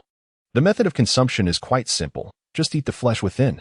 Xiang Tian tossed a fruit the size of an orange to Lin Xiaolei, its exterior glimmering like gold, radiating a brilliant golden hue. Lin Xiaolei's heart skipped a beat as he clumsily caught it with both hands, elatedly scurrying to a corner to begin absorbing the celestial essence. After 3 or 4 hours, Wang Taixian was the first to open his eyes.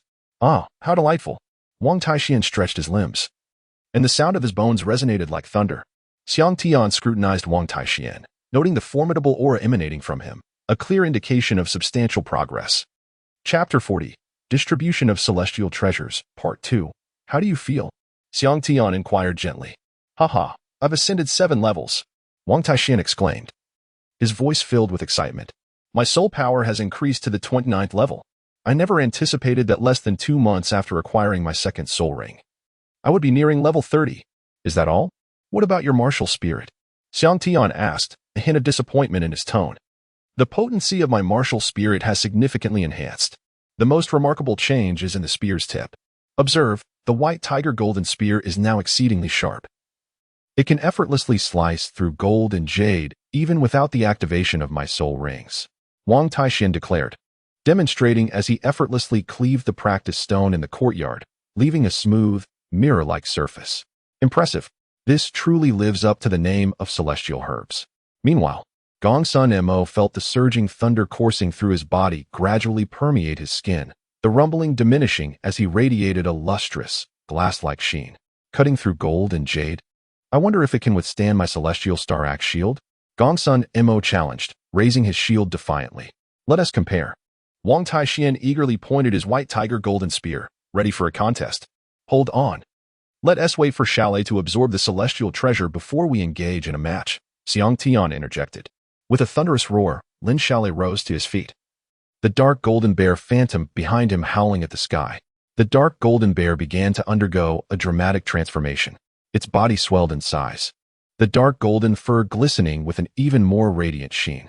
Its shoulders broadened, and its overall presence became more imposing, as its arms thickened and the claws of its dark golden paws grew ever sharper.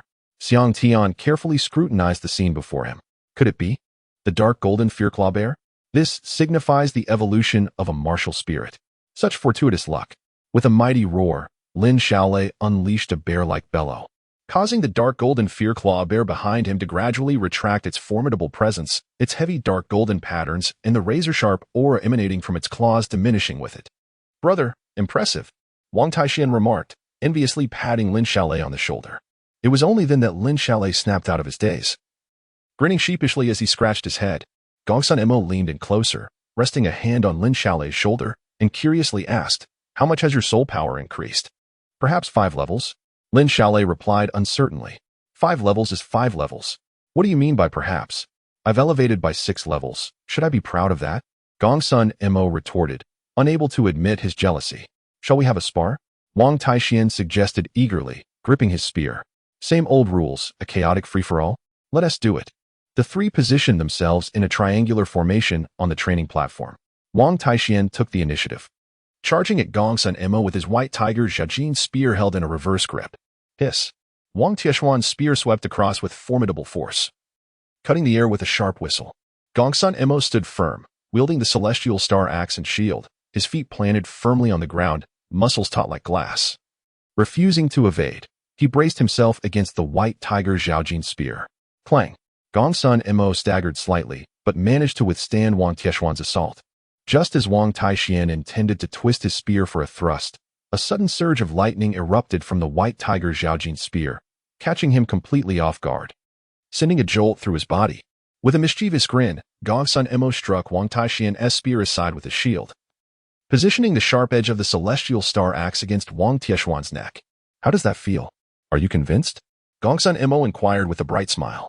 You, Wang Taixian fumed, realizing this seemingly simple-minded fellow had hidden depths of skill for critical moments. Meanwhile, Lin Xiaolei, who had been rushing towards Wang Taixian, abruptly halted. Was it over so soon? Let us go again. Wang Taixian insisted, unwilling to concede. With a fierce roar, Lin Xiaolei summoned the dark claw Fearclaw bear. His bones cracking like popcorn, muscles swelling dramatically, and his arms becoming extraordinarily robust. The dark golden claws erupted from his bear-like appendages, exuding a wild and untamed aura. Once transformed, Lin Xiaolei lunged forward towards Wang Taixian. As he approached, the sharp, dark golden claws unfolded like gleaming scythes, descending directly towards Wang Taixian's head. The claws glimmered ominously. A wave of immense pressure and razor-sharp energy surged forth. Wang Taixian dared not confront it head-on, instead leaping lightly to the side, narrowly avoiding the colossal claws. Crack! The claws struck the blue stone slab in silence, carving deep grooves into the stone as if it were mere tofu, illustrating the sheer sharpness and force behind them. Were an average great soul master to be caught by such claws, they would likely be cleaved in two without a chance for survival. Hiss! Wang Taixian broke into a cold sweat, realizing how perilous that had been. Gongsun Mo's pupils constricted. Could he withstand such a massive bear claw? Would one truly be flattened along with both human and shield? Gongsun Mo harbored some doubts. Wang Taixian, wielding the white tiger Zhaojin spear, executed a sweeping motion, the spear's brilliance aimed directly at Lin Xiaolei's waist and abdomen. Lin Xiaolei, with the force of a bear's paw, struck downwards. With a resounding impact, both figures trembled violently. Wang Taixian let out a thunderous roar, thrusting the white tiger Zhaojin spear forward with ferocity. The fundamental techniques of spear play, blocking, seizing, and thrusting, are the essence and core foundation of all spear arts. It was evident that Wang Taixian had invested considerable effort into mastering his spear techniques, as his thrust shot forth like an arrow released from its bow. Swift and fierce, embodying the force of thunder and lightning. In a mere straightforward thrust, Wang Taixian's momentum surged dramatically.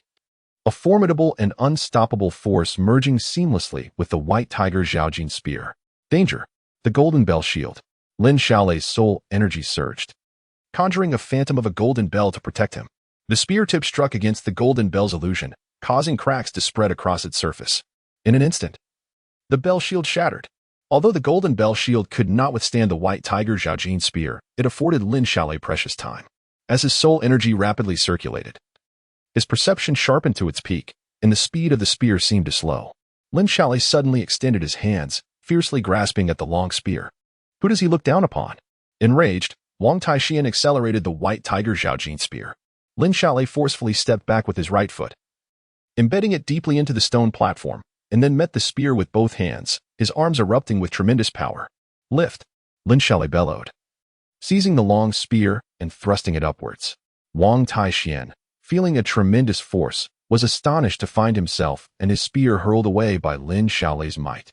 Xiang Tian, standing nearby, could not help but be astounded by the formidable power displayed. It was akin to a humanoid monstrosity. Upon witnessing this scene, Gongsun Mo's jaw dropped as he rushed forward, intending to strike Lin Xiaolei with a sudden surge of energy, his heart pounding with trepidation.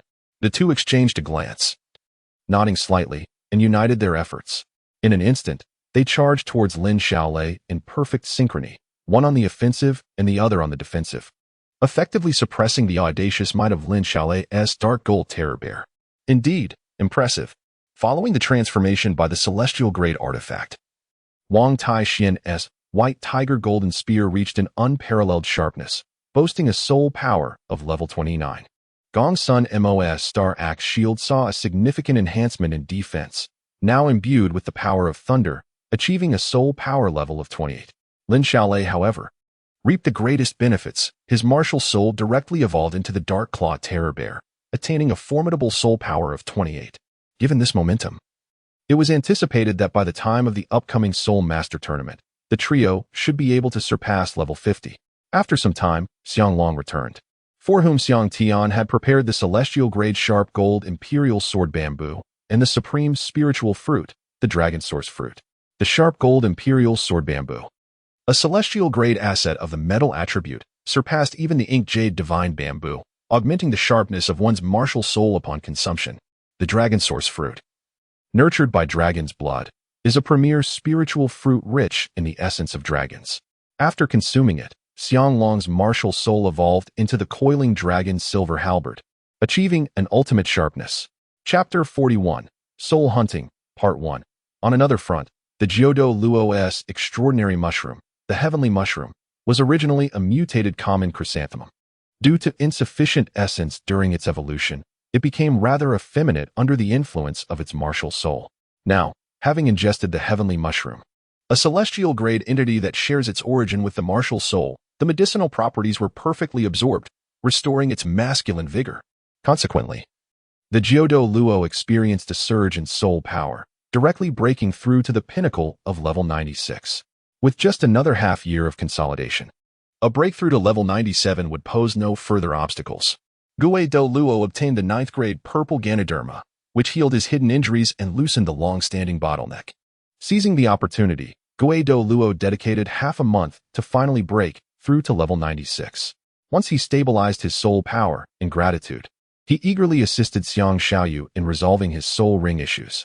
Together, the Douluo and Douluo tirelessly guided Xiang Yu through the Star-Do Great Forest for 2 exhausting months, successfully vanquishing one of the 300,000-year Ant Kings and fortuitously acquiring a piece of the right arm bone of the Ant King. After absorbing the soul ring and soul bone of the 1,000-gene Ant Emperor, Xiang Yu attained the pinnacle of the 92nd level of soul power, significantly enhancing his strength. Upon absorbing the celestial essence, Xiang Long's soul power surged to the 30th level. After acquiring a soul beast, he was poised to further ascend by 2 or 3 levels. Following this, Lin Shuai accompanied Xiang Long into the Star-Do forest, where they hunted a 4,000-year-old sword dragon. Upon absorption, Xiang Long's soul power dramatically soared to the 35th level. Xiang Tian and Lin Xiaolei, along with their companions, absorbed the essence of celestial products, leaving remnants of medicinal power within their bodies. In merely a few months, their cultivation soared remarkably, with all 4 of them breaking through to the 30th level successively. After their breakthrough, Xiang Yu resolved to lead the group into the Star-Do forest to hunt soul beasts. Upon reaching the outskirts of the Star-Do forest, they arrived at a small town as dusk fell. Xiang Yu decided to replenish their supplies before venturing into the forest the following day. Entering the town, it resembled a small city, bustling with shops lining the streets, offering a plethora of goods. Lin Xiaolei and the others, having never traveled far, were captivated by the vibrant array of merchandise, momentarily dazzled by the sights around them. The town thrived on its proximity to the Star-Do forest, with shops primarily catering to soul masters, including those specializing in weapons, armor, antidotes, and restorative potions. Let us dine first, and after our meal, we shall rest. The group agreed, making their way to an inn to enjoy a hearty feast before retreating to their rooms to regain their strength. At the break of dawn the following day, as the first light of day began to illuminate the sky, Xiang Long and his companions set forth once more. Exiting the town, they quickened their pace, and after more than half an hour, they arrived at the outer edge of the Star-Do forest. Here we are, the 5 of them exclaimed, coming to a halt. Xiang Yu spoke solemnly. The starry forest is nothing like the soul-hunting forest where the soul beasts are kept in captivity. The soul beasts here are exceedingly ferocious and possess a high level of aggression. At any moment, you may encounter soul beasts that are 1,000 years old, or even 10,000 years old. Therefore, once we enter the forest, no one is to stray more than 20 meters away from my side. Do you understand? Understood. Xiang Tian and the others responded earnestly. Xiang Yu and his companions swiftly advanced through the Stardoe forest, soon reaching its outskirts where the presence of millennia-old soul beasts became increasingly apparent. Is that a steel-armored crocodile? It seems there is a water source nearby. Continuing forward for a few hundred meters, the sound of flowing water graced their ears, bringing joy to Xiang Tian and the others. Coincidentally, Gongsun Mo, being a defense-type soul master, was on the lookout for a defensive soul beast. Renowned for their formidable defense, tortoise-type soul beasts typically dwell near water, thus offering a potential opportunity for Gongsun Mo's soul ring. Following the sound, they were greeted by the sight of a broad river. Along its banks, numerous soul beasts busily crawled about. Among them was a group of fist-sized boxing crabs, each brandishing its formidable claws with an air of dominance. These boxing crabs, adorned with a thick exoskeleton that shimmered with metallic luster, possessed remarkable defensive capabilities. Most striking were their massive pincers. The boxing crab derived its name from its tendency to strike at foes like a boxer when threatened. The power behind these pincers was astonishing, their speed and might unparalleled, constituting the crux of the creature's survival, with a significant portion of its strength concentrated in these formidable appendages. Alas, their age was insufficient. Otherwise, they would have made a commendable choice for a defense-type soul master. Moreover, the boxing crab's pincers, rich in muscle and frequently exercised, offered a culinary delight. The meat was exquisite, tender and flavorful, requiring no elaborate seasoning. A mere sprinkle of salt would suffice to transform it into a rare delicacy. Xiang Tian resolved that their dinner would consist of these creatures. Suddenly, he halted, raising his right hand to signal the four behind him to stop. What is that? A golden scale Xuanwu turtle? Has something been discovered? The four behind him were instantly filled with excitement as they approached to examine the soul beast in its entirety. They were taken aback. What manner of soul beast is this? Its head and tail resembled that of a dragon, while its body was akin to that of a terrestrial tortoise, entirely enveloped in a golden hue. Xiang Yu and his companions had never encountered a soul beast with draconic characteristics as depicted in this illustrated compendium. Only Xiang Tian had glimpsed such information within the archives of the Spirit Hall. The golden, a superlative soul beast chronicled in the record of extraordinary beasts of Douluo, is known to possess the most potent Xuanwu bloodline among tortoise-like soul beasts. It is said to be a descendant of the divine Xuanwu and the golden dragon, endowed not only with unparalleled defensive capabilities, but also with immense strength. Was it not believed to have become extinct centuries ago? Who would have thought they would encounter one? Father, do you see that golden tortoise? Xiang Yu nodded. Xiang Tian now exclaimed, this must be Gongsun Mo's soul ring. With a swift motion, Xiang Yu appeared before the golden scale Xuanwu tortoise and struck its shell with a resounding slap. The shell sank into the ground, yet remained utterly unscathed. Is it truly this resilient? Or have I simply grown old? Xiang Yu pondered, momentarily questioning his existence. The golden scale Xuanwu tortoise had been resting when abruptly disturbed by Xiang Yu's strike. Upon opening its eyes and seeing Xiang Yu standing motionless, it was instantly infuriated. How dare you? The tortoise roared, twisting its head to bite at Xiang Yu's calf. Amused by the creature's audacity, Xiang Yu retorted, is it you who have become buoyant? Or am I unable to wield my blade? He lifted his leg and delivered a forceful stomp onto the tortoise's shell. With a resounding crack, the tortoise's shell fractured. Crimson blood oozing from the crevices, and some fissures revealed glimpses of its innards. Undoubtedly, the golden scale Xuanwu tortoise had sustained grave injuries and was not far from death. Observing the approach of Xiang Tian and his companions, the cunning creature quickly deduced the cause of its plight, glaring at them with a malevolent expression, its dragon-like eyes shimmering with resentment and fury. What manner of tortoise is this? Its defensive capabilities rival those of an ordinary 10,000-year soul beast. Xiang Yu inquired with curiosity. Xiang Tian provided an explanation regarding the golden scale Xuanwu tortoise. Upon appraising the creature, it was observed to measure approximately 3.5 meters in length, with an estimated age of around 3,500 years, although it fell short of Gongsun Mo's maximum requirements. Such a soul beast was rare and perfectly suited for him, its age being an acceptable compromise. With a swift motion, Gongsun Mo summoned a soul ring radiating a rich purple light from the golden scale Xuanwu tortoise. Sitting cross-legged, he released the Tianqing axe shield from his palm. drawing upon his soul power to guide the soul ring above his head, where it diminished in size to fit snugly upon the Tianqing axe shield. In an instant, the soul power from the ring surged into Gongsun Mo's body. As dusk approached, Gongsun Mo prepared to absorb the soul ring, while Xiang Tian and his companions began to set up camp in a nearby clearing. The forest's periphery was mostly inhabited by thousand-year soul beasts, and with Xiang Yu accompanying them. They lit a fire and set the crab claws of a punching crab to cook. Before they had even begun to eat, the tantalizing aroma had already whetted their appetites. Delicious. The meat was tender yet firm, incredibly succulent and delightful. What a wonderful fragrance! Is there something tasty? I want some. Gongsun Mo, having finished absorbing the soul ring, rushed over to snatch a crab claw. After satisfying their hunger, Xiang Tian and his companions gathered around the campfire. How is it? What soul skill did you acquire? Wang Taixian inquired, playfully nudging Gongsun Mo's shoulder, curiosity evident in his tone. Powerful, exceedingly powerful. My third soul skill is called Golden Scale Xuanwu Golden Body. Gongsun Mo boasted. Once activated, it grants immunity to any attack of the same level. Remember, any attack, be it physical or elemental.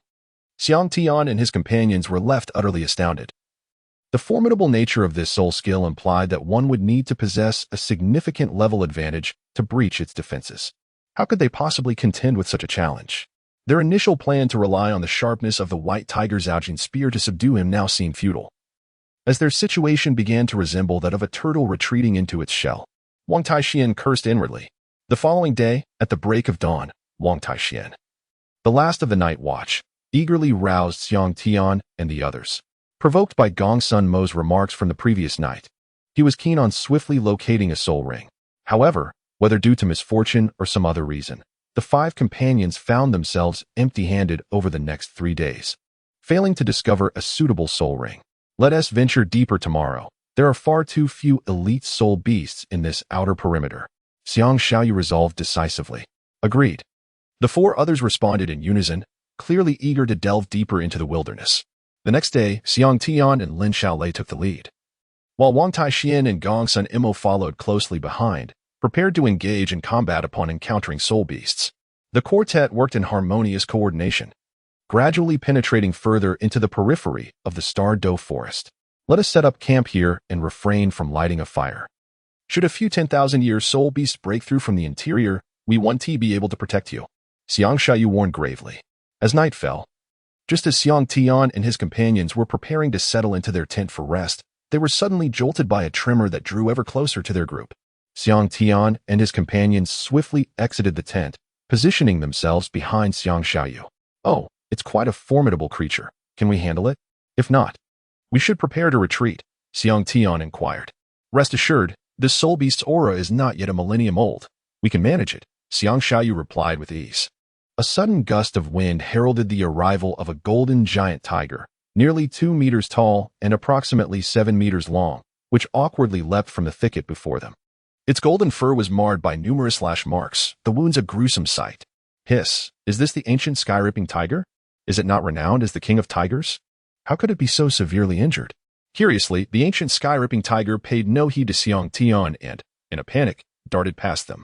Suddenly, a green vine whip lashed out from the forest, ensnaring the ancient sky-ripping tiger with its numerous barbs that pierced its flesh. Subsequently, countless branches surged forth, wrapping around the tiger like a cocoon and dragging it back into the woods. Father, act quickly. We must capture that ancient sky-ripping tiger, Xiang Tian exclaimed as he witnessed the branches attempting to carry the creature away. With a swift motion of the dragon spear, Xiang Yu unleashed a golden energy blade that sliced through countless branches, causing them to shatter. The ancient sky-tearing tiger, momentarily liberated, turned to flee. Halt! Xiang Yu's voice rang coldly as he flashed beside the ancient beast, thrusting the spear against its spine. A series of cracking sounds echoed as the ancient sky-tearing tiger's bones shattered, and it coughed up blood, collapsing to the ground, barely clinging to life. At that moment, the trees on either side parted, revealing a sinister tree demon that advanced, its roots ensnaring 2 of its legs. From its trunk, a pair of malevolent eyes glared at Xiang Yu, brimming with murderous intent. The demon eye tree, a rare and advanced plant-type soul beast, seemed a formidable opponent for the ancient sky-tearing tiger. Its gaze was unnervingly human-like, suggesting a high level of intelligence, Something was amiss. Dad, take care of it. Do not let it escape. I wish to study it, Xiang Tian urged. Leave it to me, Xiang Yu declared as he charged towards the demon eye tree. Ready to unleash his fifth soul skill, the Wind Demon Slash? With a swift motion of the celestial dragon spear, Xiang Yu unleashed a flurry of spear shadows upon the demon eye tree, severing its branches into disarray and etching countless marks upon its trunk. In an instant, the branches began to regrow rapidly, while torrents of corrosive venom rained down from them. Xiang Yu, summoning his soul power, charged forward once more to chop the branches away. The demon eye tree finally sensed fear, uprooting itself and transforming its roots into two massive legs in an attempt to flee. Xiang Yu swiftly advanced, violently cleaving the roots with his spear. Before the tidal Douluo, the demon eye tree stood no chance of resistance and collapsed with a resounding crash. Alas, it was quite a formidable adversary. Shaolei, the reason this ancient tier sky tiger bears its name is due to the unparalleled strength of its foreclaws. Coincidentally, the most formidable attack of the Dark Golden Claw Bear clan is the Tier Sky Claw, and this particular specimen is perfectly aged at 3,700 years. If you absorb its essence, you might acquire an impressive claw-based soul skill. Tian arranged. Excellent, Lin Shaolei exclaimed, stepping forward eagerly. He plunged his sword into the ancient Tier Sky Tiger's eye, penetrating its brain. The creature let out a mournful cry, and a circle of purple soul rings ascended from its body. Lin Shaolei immediately settled into a meditative position, commencing the absorption of the soul rings. As Xiang Tian found himself with idle time, he resolved to delve into the mysteries of the demon eye tree. What purpose does this demon eye tree serve? It is hardly the pinnacle of spirit beasts, golden sword bamboo, undying pine, thunder god willow. Does any of these not surpass it? Inquired Xiang Yu, his curiosity piqued. What do you think of the power of this demon eye tree? Is its strength normal? Xiang Tian replied with a faint smile. Now that you mention it, I hadn't noticed before, but indeed, its strength is rather peculiar. The branches are excessively numerous, and it appears to possess a form of mental attack. Upon making eye contact, I was momentarily paralyzed. Its power is comparable to an ordinary 30,000-year spirit beast. It seemed to transmit a trace of divine thought. Though I managed to disperse it, Xiang Yu finally regained his senses. Curiosity compelled Xiang Tian to approach, intent on studying the eyes of the demon eye tree. Suddenly, a wave of mental energy surged into his consciousness, leaving him momentarily stunned. What? The king of 10,000 demons? He gasped, realizing he was in the presence of one of the 10 great beasts. This is reckless. Xiang Yu, observing Xiang Tian's immobility, presumed he had fallen victim to the mental assault of the demon eye tree. With a single strike, he cleaved the tree in two. It was only after the tree split that Xiang Tian regained his senses, alarm flooding his mind as he surveyed the unfolding situation. Xiang Tian swiftly placed the trunk of the demonic eye tree into his storage belt. He then retrieved a bone-corroding herb from within and smashed it onto the ground. The herb shattered, its juices splattering forth. In an instant, the remnants of the demonic eye tree and its lingering aura vanished completely, leaving the area within a 30-meter radius devoid of any trace. Why the urgency? Xiang Yu inquired, noticing the unease in Xiang Tian's demeanor. Xiang Tian wiped the cold sweat from his forehead and spoke slowly. He is the offspring of a soul beast from 100,000 years ago. Exercise caution to avoid grave mistakes. Although the king of all beasts should currently be in the life lake at the heart of the Stardow forest, consuming the soul power emitted by the heavenly dream eye silkworm, and thus preoccupied with his own affairs, it is undeniable that throughout its extensive existence, it has spawned countless offspring, rendering it unlikely to concern itself with such trivialities. However, the exceptional nature of this offspring cannot be overlooked. It is likely born after the king of all beasts transformed into a ferocious creature, and given its remarkable talent, it has the potential to evolve for over 100,000 years. Should it perish, the king of all beasts might possess means to sense the identity of its slayer, which would lead to dire consequences. Chapter 43, The Soul Hunt, Part 2. After dispelling the aura of the demon tree of the abyss, Xiang Tian confirmed that there were no remnants left and gradually exhaled in relief. Yet, before he could finish his thoughts, a tremendous pressure surged forth from the depths of the Stardow forest, rapidly expanding outward. Who dares to harm my offspring? Countless soul beasts trembled in fear, prostrating themselves on the ground, and the Stardow forest was instantly enveloped in a profound silence. Xiang Yu was taken aback and swiftly pulled Xiang Tian to the side of Lin Shaolei. The four of them formed a tight circle around Lin Xiaolei. Xiang Yu produced a circular soul-guiding device and pressed a button, enveloping Xiang Tian and the others in a sphere of white light. As Xiang Yu and his companions concealed themselves, a vast surge of spiritual energy swept past Xiang Tian in an instant. Fortunately, the king of 10,000 beasts merely glanced over briefly, failing to detect the presence of the five. After an hour had passed without further disturbance, Xiang Tian and the others sighed in relief and gradually emerged from their luminous sphere. That was a close call. Is this what you refer to as a soul beast from 100,000 years ago? Its power is formidable. Thankfully, it merely brushed past with its spiritual energy.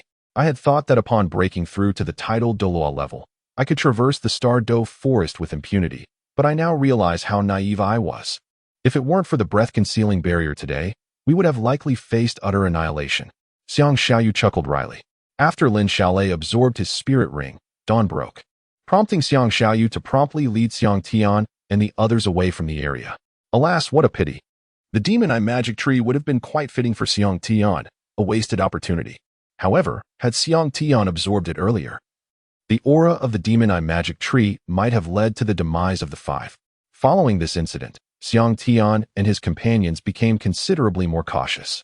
They endeavored to drive away any soul beasts they could, moving with both care and speed. After midday, fortune smiled upon Xiang Tian as he encountered an immortal pine. Approximately 9,000 years old, the immortal pine, renowned for its immortality, possesses an astonishing vitality and an impenetrable defense, with strength beyond measure. It can take root even in sheer cliffs, and its millennia-old root system is capable of hollowing out mountains, permeating the entire mountain with its roots to draw upon the earth's power for rejuvenation. Unless one shatters its heartwood, it is akin to Wu Gang felling the osmanthus. The immortal pine endures any attempt to cut it down, rendering such efforts utterly futile. Xiang Yu brandished his spear thrice, ultimately discovering the heart of the immortal pine within the tree's stump, a fist-sized green crystal radiating an aura of boundless vitality. A splendid treasure. Xiang Tian wielded his blade with precision, carving into the heart of the tree, and moments later, a deep violet soul ring gradually ascended from the stump. Xiang Tian sat cross-legged, his formidable physique embodying the essence of the Overlord. With a single invocation of his soul power, the soul ring enveloped him, and a torrent of energy surged into his being like a flood breaching a dam. Although the life force of the undying pine was vibrant, the impact of the energy was overwhelming, causing Xiang Tian's physical form to strain under the pressure, as sharp pains coursed through his meridians. However, the residual medicinal essence of the two immortal-grade herbs within him began to be absorbed, and as the meridians ruptured, they were reformed by this potent energy, becoming broader and more resilient. The Overlord's heart technique operated with fervor, directing Xiang Tian's soul power toward the chaotic energy of the undying pine within him, which continuously circulated through his meridians in a grand cycle. In a mere moment, the Overlord's heart technique transcended the fourth level, allowing the soul power within him to flow with greater fluidity, and the conversion speed of the undying pine's energy accelerated, ultimately stabilizing Xiang Tian's soul power at level 33. Upon absorbing the soul ring, Xiang Tian gradually rose, his fists clenched tightly as a formidable force erupted from within him. Indeed, his strength had significantly increased. Following this, the group of five continued their quest for soul beasts. Currently, only Wang Taixian was yet to find a suitable soul beast. The sharpness of Wang Taixian's white tiger Zhaojin spear approached perfection, requiring a soul skill with tremendous offensive power or an attribute of unparalleled sharpness. Adhering to the principle of quality over quantity, the group sought soul beasts that possessed formidable sharpness. Fortune smiled upon them as they ventured for over half an hour, eventually encountering an expansive bamboo grove. This grove boasted a diverse array of bamboo species. The periphery contained ordinary iron-bone bamboo, lightning bamboo, and wind-sound bamboo, while the inner circle featured superior varieties such as silver-bone sword bamboo, glazed silver-lined bamboo, turtle-shell bamboo, and thousand-blade sword bamboo. As they approached the dense thicket, the myriad leaves of the sword bamboo shot forth like 1,000 swords returning to their master. Xiang Yu activated the golden bell shield, enveloping the five in an impenetrable golden copper bell, and together they charged deeper into the grove to explore the core area for more exceptional bamboo-type soul beasts. Not long into their exploration, they discovered a golden bone sword bamboo. Xiang Tian pointed at it and remarked, "What about that golden bone sword bamboo?" It is the monarch among the silver-boned sword bamboos, possessing attributes of near-ultimate sharpness, approximately 3,700 years old. Excellent. That's the one I want. Wang Taixian exclaimed with enthusiasm. This golden-boned sword bamboo relies solely on the attack of its leaves, which is rather singular. You all can handle it yourselves. Xiang Yu said lazily, eager to see the capabilities of Xiang Tian and the others. All right. After a brief consultation among the trio, Gongsun Mo was the first to unleash the celestial star axe, positioning it defensively before him, thereby encasing his form behind the shield. Activating his third soul skill, the golden scale black tortoise body, he advanced like a tank towards the golden bone bamboo, aiming to deplete its leaves. Xiang Tian and the others followed closely behind. The moment Gongsun Mo stepped into the territory of the golden bone bamboo, its leaves rose like sharpened swords. In an instant, a multitude of leaves surged towards Gongsun Mo, threatening to engulf him. The sound of clashing leaves resonated, akin to a tempest of blades striking against him, producing a crisp, melodious din. Fortunately, as the golden bone bamboo was less than 4,000 years old, it could not breach Gongsun Mo's golden body. Behind him, Lin Xiaolei summoned the dark gold terror claw bear, his newly acquired third soul ring emanating a brilliant purple light, as he unleashed the sky-rending claw. A powerful dark gold aura enveloped his right hand, and with a swift motion, 5 dark gold claw shadows shot forth, slicing horizontally towards the golden bone bamboo. Crack! Crack! The bamboo stalk bore 5 profound claw marks, nearly severing it in half. Enraged, the golden bone bamboo shed all remaining leaves, swirling into a furious vortex of razor-sharp bamboo shards aimed at Lin Xiaolei, intent on inflicting 1,000 cuts upon him. In this critical moment, Xiang Tian dashed forward, his footwork akin to fleeting light, positioning himself before the golden bone bamboo.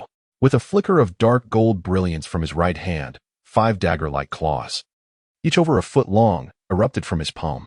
With a mere flick of his right hand, Xiang Tian rendered the golden bone sword bamboo silent, shattering it into several segments in an instant. The swirling bamboo leaves that had been directed towards Lin Xiaolei abruptly ceased as well.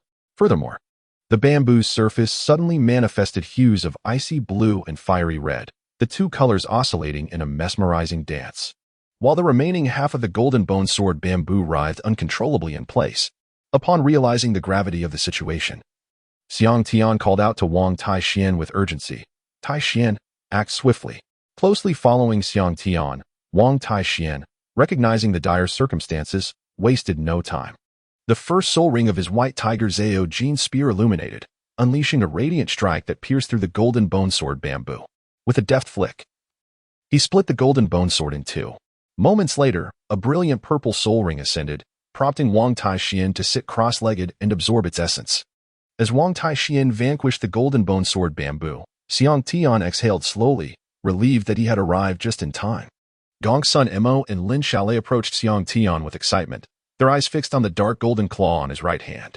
Lin Xiaolei sensed a familiar aura emanating from Xiang Tian's dark golden claw, akin to that of his own dark golden claw bear, and hesitantly remarked, "Boss, is that a soul bone from the dark golden claw bear? It's extraordinarily sharp." Upon comparing the might of his own rending sky claw with Xiang Tian's dark golden claw, he realized the vast disparity in power, regardless of its origin. Lin Xiaolei resolved to acquire a dark golden claw bear soul ring for himself in the future. Indeed, my first soul ring is from the dark golden claw bear. I was exceptionally fortunate to obtain this soul bone. Today marks the first time I have utilized it, and I am astonished by its overwhelming power. The current dark golden claws of Xiang Tian have transformed significantly from their former state. With a foundation of dark golden blades, the surface is intricately adorned with intertwining red and blue patterns, a testament to the refining effects of 2 celestial herbs he has absorbed. The dark golden claws have nurtured their essence for nearly 10 millennia, greatly enhancing their sharpness, while the claws now also possess the ultimate powers of ice and fire. Chapter 44. Joining the Exorcism Society. After Wang Taixian absorbed his soul ring, Xiang Tian and his companions had set up their tent and were enjoying dinner. The following day, they began their departure from the Stardow Forest. Upon exiting the forest and arriving at the nearby town, they finally breathed a sigh of relief. At the Spirit Hall, Xiang Tian respectfully greeted Bibi Dong. "Have you found your third soul ring? What kind of soul beast did you choose? Please enlighten me." Bibi Dong inquired with a gentle smile. "Teacher, my third soul ring is from an immortal pine," Xiang Tian replied. An immortal pine? Bibi Dong's face was filled with astonishment. Isn't this type of soul beast renowned for its robust life force? Why did you select such a soul ring? Shouldn't you have chosen one with formidable offensive capabilities? It would have been better for Elder Ju to accompany you rather than allowing you to choose a soul beast on your own. With your experience, you should have opted for a more aggressive one. Bibi Dong expressed her frustration, feeling exasperated. Alas, what is your third soul skill? Bibi Dong asked, her hopes not high. Immortal body. The effect of this soul skill allows me to absorb the soul power of others through physical contact. The absorbed soul power can only be used to heal my own injuries and cannot be utilized for other purposes. In theory, as long as I absorb enough soul power, even severed limbs can regenerate. Such fortuitous luck. To have acquired the innate soul skill of the immortal pine? Bibi Dong gazed at the composed Xiang Tian below, incredulously asking, can you only use the soul power absorbed from others to heal your injuries? Or can you also use your own soul power? Of course, both can be used. Xiang Tian's face beamed with a smile, clearly pleased with this soul skill. Some of the earlier soul rings, if chosen for offensive skills, may become less effective at higher levels. It is far better to select amplification type skills, even when one reaches the rank of title Douluo. An enhancement of 2 or 3% is far superior to those century or millennium offensive skills. Xiang Tian currently finds no necessity for aggressive soul skills, for with his soul rings surpassing limits, the ultimate power, and the dark golden terror claw, he possesses an absolute confidence that renders him unmatched among his peers. Instead, the immortal body provided by the undying pine aligns more closely with his aspirations. With this soul skill, as long as his opponent's soul power does not vastly exceed his own, the longer the battle endures, the stronger Xiang Tian becomes, while his adversary grows progressively weaker. He can methodically exhaust his opponent. Henceforth, Xiang Tian can engage in combat without restraint, fearlessly trading injuries in soul battles, regardless of the ferocity of the confrontation. Indeed, this soul skill suits you remarkably well. Bibi Dong exclaimed with admiration. As Xiang Tian's mentor, she understands his fighting spirit profoundly. In battle, he exerts overwhelming pressure, growing stronger with each clash, embodying a ferocious warrior and interpreting the essence of dominance to perfection. By the way, how many years is your soul ring? 9,000 years. Truly a monster. Your soul power has ascended at an astonishing rate, yet it remains solid and unyielding, devoid of any fleeting essence. Bibi Dong remarked with a sigh. Do not rush to absorb your fourth soul ring just yet. The transformation from a 1,000-year soul beast to a 10,000-year one is a qualitative leap. Absorbing a 10,000-year soul ring entails not only a massive influx of energy, but also a profound soul resonance. Wait until I procure a head soul bone to enhance your mental fortitude before you absorb your fourth soul ring. Understood. Thank you, Master. Is there anything else you wish to discuss? Master, I also came today with a request. I wish to join the evil extermination team of the Spirit Hall. Xiang Tian stated solemnly. Nonsense. Your primary focus should be on enhancing your soul power. The younger you are, the more vigorous your body is. Breaking through in soul power becomes easier. When you grow older, even years of effort may fail to yield a single level. Bibi Dong reprimanded. Moreover, evil soul masters possess not only bizarre soul skills but may also employ sinister tactics. It is not uncommon for a 30-level evil soul master to defeat a 40 or 50-level soul master. Bibi Dong expressed her frustration, failing to comprehend Xiang Tian's line of thought. If others possessed his talent, they would devote every waking hour to training, yet he seems solely interested in combat, all the while achieving rapid progress. In truth, I have discovered that after each battle, the cultivation speed of my tyrant divine body martial soul accelerates.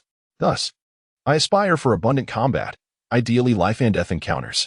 Xiang Tian hastily clarified, sensing Bibi Dong's anger. The Tyrant Heart Technique, a supreme art born from the insights of the tyrant's lifelong battles, allows greater comprehension of the mindset during life and death struggles, thereby facilitating a smoother operation of the technique and significantly enhancing the speed of soul power increase. Is that so? Could this be a characteristic of your martial soul? Bibi Dong inquired, somewhat skeptically. Indeed, Xiang Tian affirmed with a nod. The characteristic of the Tyrant Heart Technique aligns perfectly with that of your martial soul. There is no error. Very well. Then you may proceed. Start as the captain of the lowest-ranked evil extermination team, and we shall discuss further once you have accumulated experience. The Soul Master will show you no mercy. Do not indulge in foolish compassion, for it will bring harm to both yourself and others. Rest assured, I shall not hold back. Recalling the tragic scene encountered on the way to Heaven Do City, Xiang Tian nodded solemnly. As dusk fell, the setting sun painted the clouds in hues of crimson, transforming the horizon into a breathtaking panorama. The radiant glow illuminated the earth, mountains, rivers, flowers, trees, and all living beings, as if draping them in a tapestry of vibrant colors, a sight of unparalleled beauty. Ah, what bliss! Beneath the golden rays of the sun, Xiang Tian rode his century-old snow-white steed, relishing the gentle caress of the breeze and admiring the picturesque landscape. Occasionally, he would draw forth a gourd from his waist and take a swig of strong liquor, reveling in a life that even immortals would envy. With tendrils of smoke gracefully rising into the air, Xiang Tian's eyes sparkled with delight, for feeling a pang of hunger, he discovered a village ahead truly. A manifestation of thoughts becoming reality. Xiang Tian leisurely rode his azure-maned steed through the snow towards the village. After a brief moment, he arrived at the foot of the village, only to be met with a disheartening sight. Instead of the idyllic scene of prosperity and tranquility, he was confronted by countless lifeless bodies strewn across the ground. The village was ablaze in several places, and the air was filled with the cacophony of weeping, wailing, and the sinister laughter of malevolent sorcerers, all permeated by the acrid scent of charred remains. Xiang Tian had never witnessed such a scene of utter devastation. Momentarily stunned, he quickly regained his composure, and in an instant, fury surged through him, causing his eyes to blaze with rage. Xiang Tian delivered a powerful kick to the azure-maned snow beast, wielding a city-destroying spear forged from exquisite gold as he charged towards the sinister Soul Master. Evil Soul Master, meet your demise. Relying on the swift momentum of the snow-treading beast, Xiang Tian surged forward, wielding the celestial dragon's city-breaking halberd with ferocious intent. Taking advantage of the weapon's considerable length, he launched the initial assault against the Dark Soul Master. A soft hum resonated as the halberd ascended above the enemy's head, its blade shimmering with brilliance, transforming into a radiant crescent that descended like a fallen silver moon. This was the fifth technique of the Overlord halberd method, slashing the moon. As the Dark Soul Master barely turned to face him, Xiang Tian's halberd struck down, severing his head. Even in death, shock, resentment, and regret lingered upon the Dark Soul Master's face. Charge! Xiang Tian pressed forward relentlessly, charging directly at the next malevolent Soul Master. The intoxicating scent of fresh blood was truly captivating. With this crimson essence, the three of us brothers could finally ascend to the rank of Soul Sage. In our next endeavor, should we decide to exterminate an entire town, as long as we have enough blood, we shall become titled Douluo. And what could that accursed spirit hall do to us then? One of the bloodthirsty Vine Soul Masters cackled menacingly as he unleashed his martial spirit, driving it into the corpses of villagers to siphon their lifeblood, his eyes glinting with a predatory gleam. Thud! Thud! A subtle tremor resonated through the earth as Xiang Tian galloped forth, brandishing his celestial dragon spear towards the horde of malevolent Soul Masters. Each flourish of the spear echoed with a resounding roar, every strike reminiscent of a mighty dragon's claws, leaving behind trails of vivid scarlet. Once the ranks of these Soul Master minions were vanquished, only the bloodthirsty trio of Soul Masters remained. Kid, you possess quite the killing intent. Have you ever considered joining our ranks? The leader of the malevolent Soul Masters spoke first. Xiang Tian glanced at the bloodthirsty vines incessantly siphoning blood from the three individuals, and in an instant, he discerned their intentions. They aimed to buy time. How naive. Charging on horseback made it easy for the bloodthirsty vines to trip the steeds. It would be far more agile to dismount and act. Xiang Tian leaped from his steed, embodying the formidable presence of a tyrant. His soul ring shimmered brilliantly, transforming into a dark golden hue. Titanic Ice Fist, activate, he proclaimed, as resounding impacts reverberated through the air. With a powerful stomp, Xiang Tian charged towards the trio.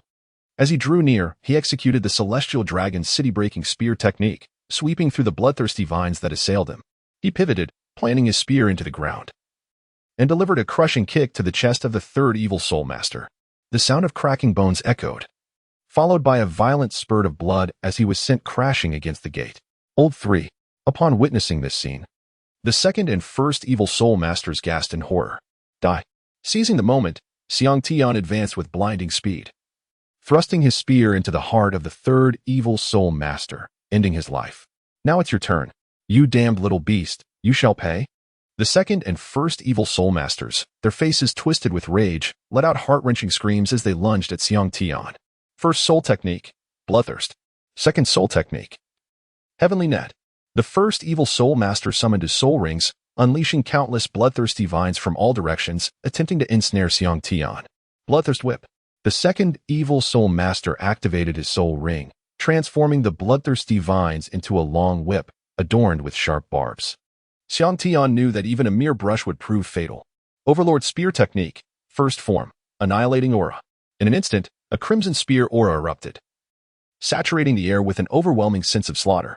The bloodthirsty vines that dared to encroach within a meter of Xiang Tian were reduced to mere fragments. As the bloodthirsty vines halted, Xiang Tian moved like a wraith, appearing beside the first evil soul master, his gaze cold and indifferent. The first evil soul master turned pale with fear. He had not anticipated Xiang Tian's swiftness. Embrace your demise. With a single sweep of his spear, the first evil soul master met his end. Seeing this, the second evil soul master finally regained his senses and turned to flee towards the outskirts of the village. Xiang Tian shook his head. It was too late to contemplate leaving now. Xiang Tian grasped the celestial dragon city destruction spear, taking aim at the second evil soul master from a distance. With a swift run of 3 steps, he bent his right arm, exerting force as he hurled the spear forward. The celestial dragon city destruction spear whistled through the air with astonishing speed, tracing a graceful parabola before striking the second evil soul master, pinning him to the ground. Chapter 45. Extermination of Evil, Part 1. Upon departing from the Papal Hall, guided by the steward of the Spirit Hall, Xiang Tian arrived at the headquarters of the Extermination of Evil Squad, which turned out to be a resplendent tavern located in the very heart of Spirit City. This establishment served as a hub for the Extermination Squad to gather intelligence and accept missions, with every major city housing a similar outpost for information exchange and merit recording. As Xiang Tian entered, he followed the steward through a concealed door, revealing an astonishingly vast space adorned with opulent decorations. The area was alive with the sounds of transactions and inquiries at the counters, creating a bustling atmosphere. Each year, numerous students graduated from the Spirit Academy. Post-graduation, they either chose to travel the continent, join the Spirit Hall branches assigned to various locales, or some opted to enlist in the Extermination of Evil Squad to pursue the eradication of evil soul masters. Within the Extermination of Evil Squad, whenever the Spirit Hall detected the presence of an evil soul master but lacked sufficient personnel or strength from the local branches, missions would be posted on the Extermination task wall. These missions were categorized into 4 difficulty levels: low, medium, challenging, and extremely difficult. Any squad interested in a particular mission could approach the counter to accept it. Once a mission was claimed by a squad, it would vanish from the task wall. Upon successful completion of a mission, the Extermination Squad would earn a certain number of merit points, a vital resource circulating within the squad. These points not only influenced the squad's rank advancement, but could also be exchanged for various cultivation resources. Typically, squads comprised 7 to 10 members collaborating as a team. The squads were further classified based on their achievements against evil soul masters into 4 tiers: Ordinary Extermination Squad, Dual-Winged Angel Extermination Squad, 4-Winged Angel Extermination Squad, and the highest, 6-Winged Angel Extermination Squad. Each tier corresponded to the 4 difficulty levels of the missions. Extermination squads could only accept missions of their rank, unless they aimed to advance in rank, and thus could choose higher tier missions. To achieve rank advancement, 3 conditions must be met. The strength of the team members must meet the requirements, completion of a higher tier mission is necessary, and a specified number of merit points must be accumulated. To the right of the counter lay a recruitment area, where various extermination squads sought new members. Given the inherent dangers of extermination missions, where total losses could occur, there was a continual need for fresh blood. Within the recruitment area, numerous extermination squads occupied tables, displaying their recruitment criteria on signs, eagerly awaiting potential recruits to join their ranks. Xiang Tian carefully observed the various recruiters. Some were enthusiastic in their invitations, others appeared indifferent, and still others were utterly apathetic. Among them, a particularly unique recruiter caught Xiang Tian's attention, while other extermination squads were represented by a single recruiter. This one had 3 individuals, all warmly beckoning others to come and learn about their merit point distribution. The team's merit points seemed quite substantial, yet no one approached them. Intrigued, Xiang Tian decided to investigate the circumstances surrounding this extermination squad. "Hello, I would like to inquire about the recruitment situation for this team," Xiang Tian said as he approached the recruitment point. "Oh, hello. I am Chen Yuxuan. Young brother, what would you like to know? Are you a powerful assault-type soul master? Would you consider joining us?" Chen Yuxuan exclaimed in rapid succession. I see your recruitment requirements are not stringent, and the benefits seem appealing. But why is there such a lack of interest? Xiang Tian asked, his curiosity piqued. Alas, our previous mission was a grave oversight. We were unprepared for the poison employed by the evil soul master, which led to our failure. Not only did we lose 3 members of the Tiger Roar Extermination team, but our captain also fell victim to the poison. Coupled with the deduction of merit points following our failure, our situation has naturally deteriorated. If we cannot recruit new members soon, our team may very well disband. Could you provide some details about your Tiger Roar Extermination team? Xiang Tian inquired further. Oh, you're interested? Chen Yuxuan replied excitedly. Yes. Furthermore, I possess skills in detoxification. Really? That's splendid. Our Tiger Roar Extermination team was originally part of the dual-winged Angel Extermination team. After that mission's failure, we lost rank and are now down to 5 members. Our captain is nearing level 50, and 1 member has just broken through level 40, while the 3 of us are all high-ranking soul masters, ensuring the team's strength. I am an assault-type soul master named Xiang Yu. May I join? Truly? That would be fantastic. Welcome aboard. Let us complete the necessary formalities at once. Chen Yuxuan exclaimed with uncontainable joy. You continue recruiting here. I will take young brother Xiang to handle the joining procedures, Chen Yuxuan announced, promptly leading Xiang Tian toward the counter, eager to prevent any change of heart. Before long, Xiang Tian had completed the necessary paperwork. Chen Yuxuan informed him that they would rest for the day and, once all members were gathered in the evening, introduce him to the rest of the team for mutual familiarization. Xiang Tian's decision to join the Tiger Roar Exorcism Squad stemmed from the fact that this group had recently faced failure. With this lesson learned, the remaining members were more cautious, and with fewer team members, Xiang Tian's inclusion would undoubtedly lead them to take his training seriously. They hoped he would swiftly gain experience and enhance his combat prowess. After all, they were determined to undertake more missions to revitalize the Tiger Roar Exorcism Squad, engaging frequently with evil soul masters, which was precisely what Xiang Tian sought. One evening, at an inn in Soul Master City, the Tiger Roar Exorcism Squad hosted a welcoming banquet for Xiang Tian and the 3 new members, where he had the opportunity to meet everyone in the exorcism team. The captain, Hu Tian, possessed the martial soul of a diamond tiger and was a level 48 assault system soul master with 2 yellow and 2 purple soul rings. The team member Yi Bei Yuan, with the martial soul of a wild gorilla, was a level 42 assault system soul master, also equipped with 2 yellow and 2 purple soul rings. Another member, Shadow, a twin named Douluo, wielded the martial soul of a shadow cat, both at level 38 in the agility system, with 1 white, 1 yellow, and 1 purple soul ring. Chen Yuxian, with the martial soul of a steamed bun, was a level 37 food system soul master, boasting 2 yellow and 1 purple soul ring. The newly added member Wang Bo, with the martial soul of a soul lock chain, was a level 35 control system soul master, possessing 1 white, 1 yellow, and 1 purple soul ring. The other new addition, Lin Shi, a female, had the martial soul of a holy light deer and was a level 36 healing system soul master, with 2 yellow and 1 purple soul ring. Thus, with Xiang Tian, the Tiger Roar Exorcism Squad comprised a total of 8 members. That evening, Xiang Tian showcased his abilities by effortlessly dispelling Captain Hu Tian's formidable poison, leaving the members of the Tiger Roar Exorcism Squad in high spirits. From that moment on, Xiang Tian embarked on his journey to hunt down evil soul masters. With several newcomers in the squad, they initially took on minor tasks, allowing Xiang Tian and the others to accumulate experience while fostering teamwork and camaraderie. A month passed, during which Xiang Tian and his companions honed their skills, increasing their merit points and success rates. Captain Hu Tian prepared to tackle some moderately challenging exorcism missions. All were set, and this mission was to ensure absolute success. Whether they could elevate to the rank of the dual-winged Angel Exorcism Squad depended on this very endeavor. Hu Tian rallied. The next day, the Tiger Roar Exorcism Squad approached the hideout of the evil soul masters in the Kuan Tian mountain range. Under the blazing sun, the members were drenched in sweat. As they veered off the main path towards the mountains, they suddenly spotted a village at the foot of the mountains, approximately a mile away.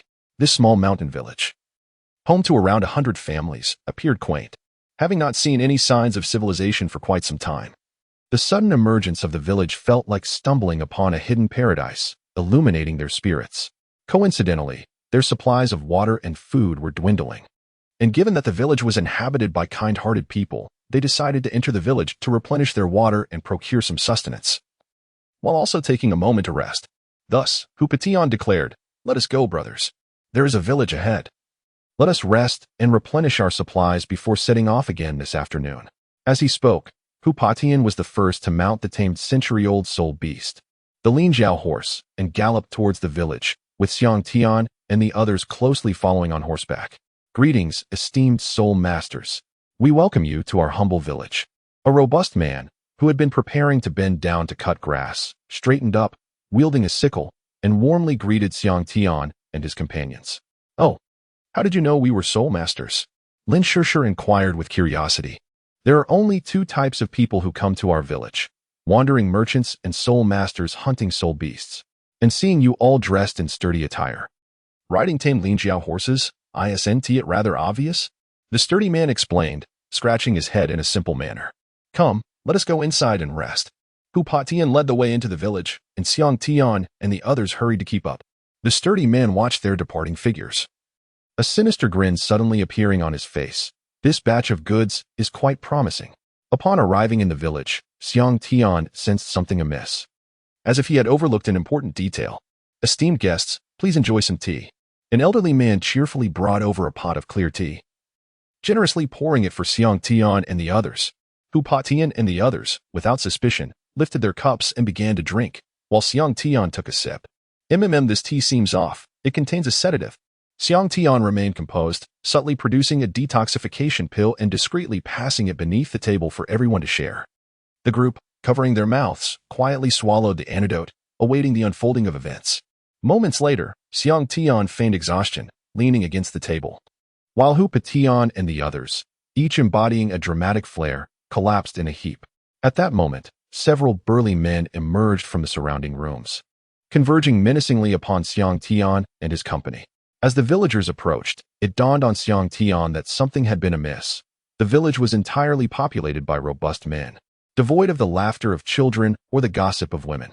It was no wonder that the atmosphere felt off. It was a den of sinister soul masters. No wonder. "Boss, it's been a quarter of an hour. Shall we proceed?" One of the muscular men ingratiated. "Of course. My meticulously crafted 10 fragrant softening powder, derived from 5 millennia of effort, would render even a soul king a mere soft-shelled shrimp at this moment," the leader proclaimed arrogantly, gesturing to his subordinates. "Go. Capture them alive."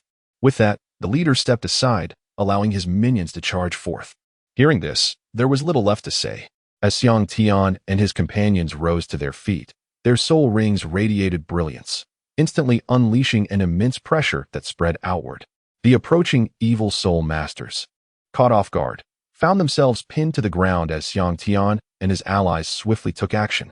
Crack, crack, crack. Xiang Tian and his companions did not grant the evil soul master the opportunity to invoke his secret techniques, swiftly rendering him incapacitated by shattering his limbs and obstructing his soul power.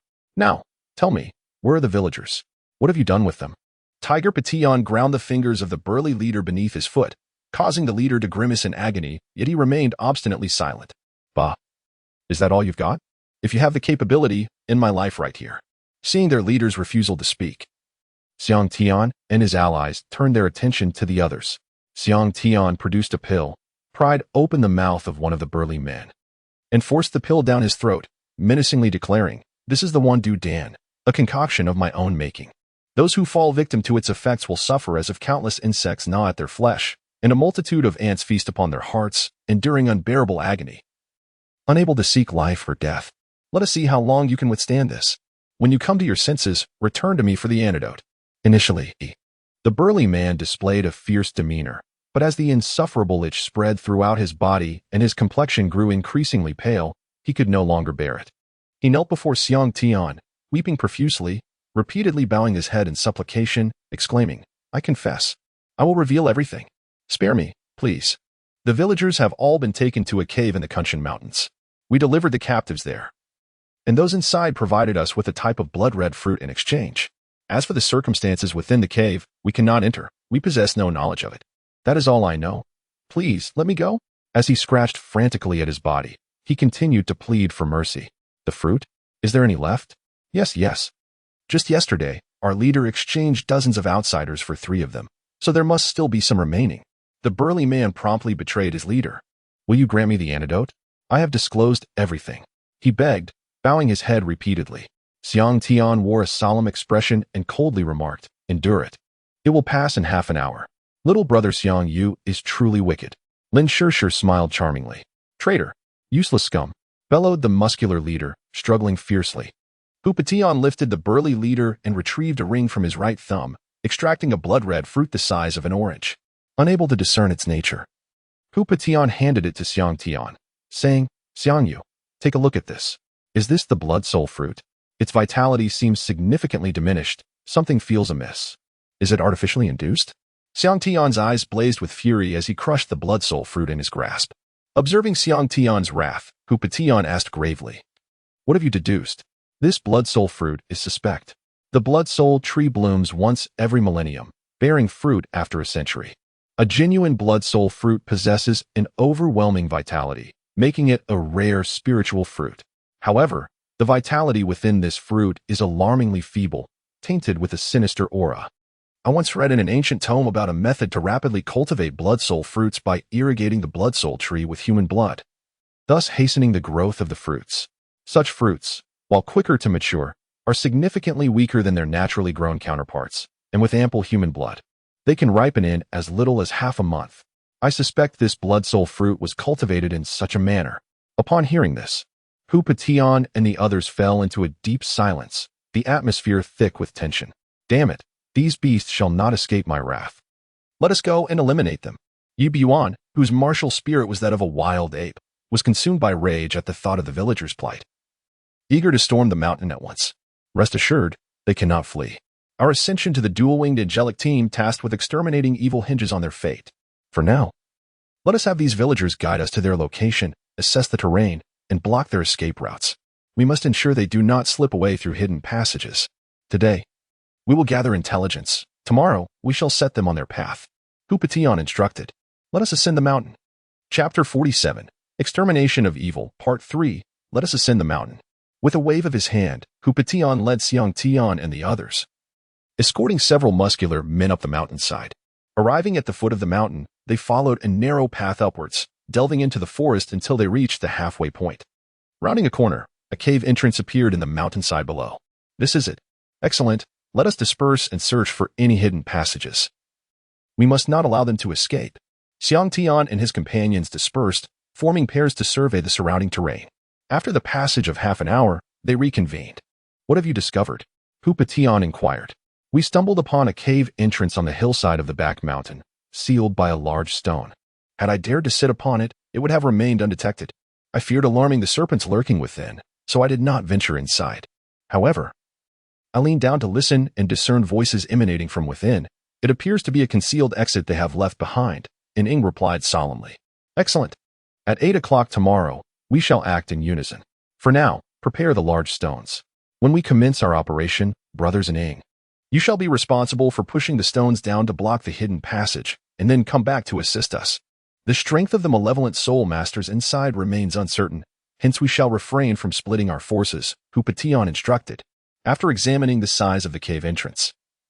Xiang Tian and his companions meticulously shaped stones into perfectly spherical orbs, which would later be rolled into the dark passage to obstruct it. Once all preparations were complete, they enjoyed a night of tranquility. The following day dawned bright and sunny, an auspicious occasion for vanquishing evil. When the time came, the Shadow Brothers pushed aside the stones at the cave entrance, allowing the spheres to roll into the dark passage until they could roll no more. The brothers then brought additional stones to seal the entrance and hurried towards the main gate where Pupation awaited. As the brothers sprang into action, Xiang Tian and his companions followed suit. Under the leadership of Captain Pupation, they charged towards the cave entrance, slaying any malevolent soul masters they encountered, leaving a trail of corpses and blood in their wake. With a swift sweep of his long spear, Xiang Tian cut through 2 malevolent soul masters, their bodies frozen in their previous postures, only to be severed in half moments later, blood sprang forth. How swift!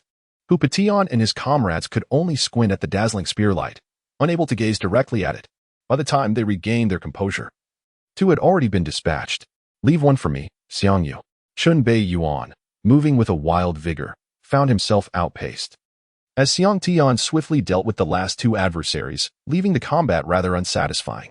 All right, the main force lies deeper within, so tread carefully, Hu Tian urged, leading the way into the mountain's interior, with Xiang Tian and the others hastily following.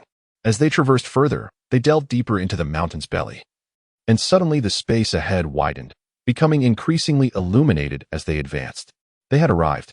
Before them lay an empty expanse within the mountain, where the summit had a large gaping hole allowing sunlight to stream in. A towering blood-red tree, over 20 meters high, reached towards the heavens. Its branches laden with unripe blood-soul fruits and emaciated figures hanging from its limbs, all shrouded in a layer of crimson mist. At the base of the tree, a vast blood pool encircled the trunk, submerging the roots in a swirling sea of blood. Surrounding the cave were the skeletal remains of villagers, some reduced to mere bones, others left as skin-clad skeletons, and more. Upon witnessing the scene within, several individuals turned pale with horror. The sight was utterly shocking, corpses piled high like mountains. And in the pool of blood, waves of crimson surged, treating humanity as mere livestock for sustenance. Such an act is inhumane. It is utterly appalling. Before Xiang Tian and his companions, several rows of malevolent soul masters stood silently before the trees, their predatory gazes fixated upon Xiang Tian and his group. Ah, the exorcism squad?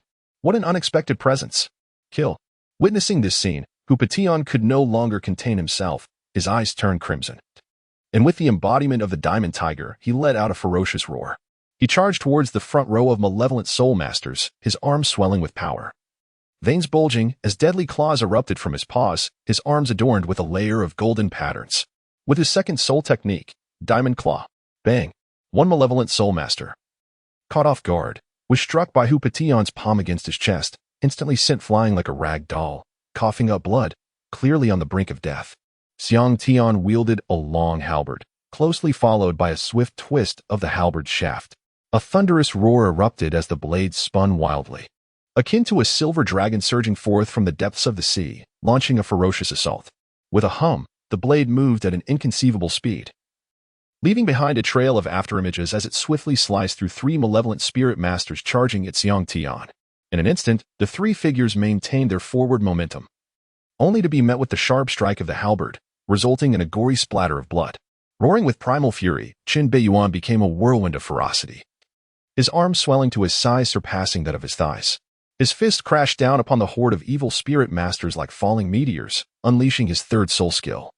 Falling Thunder Meteor.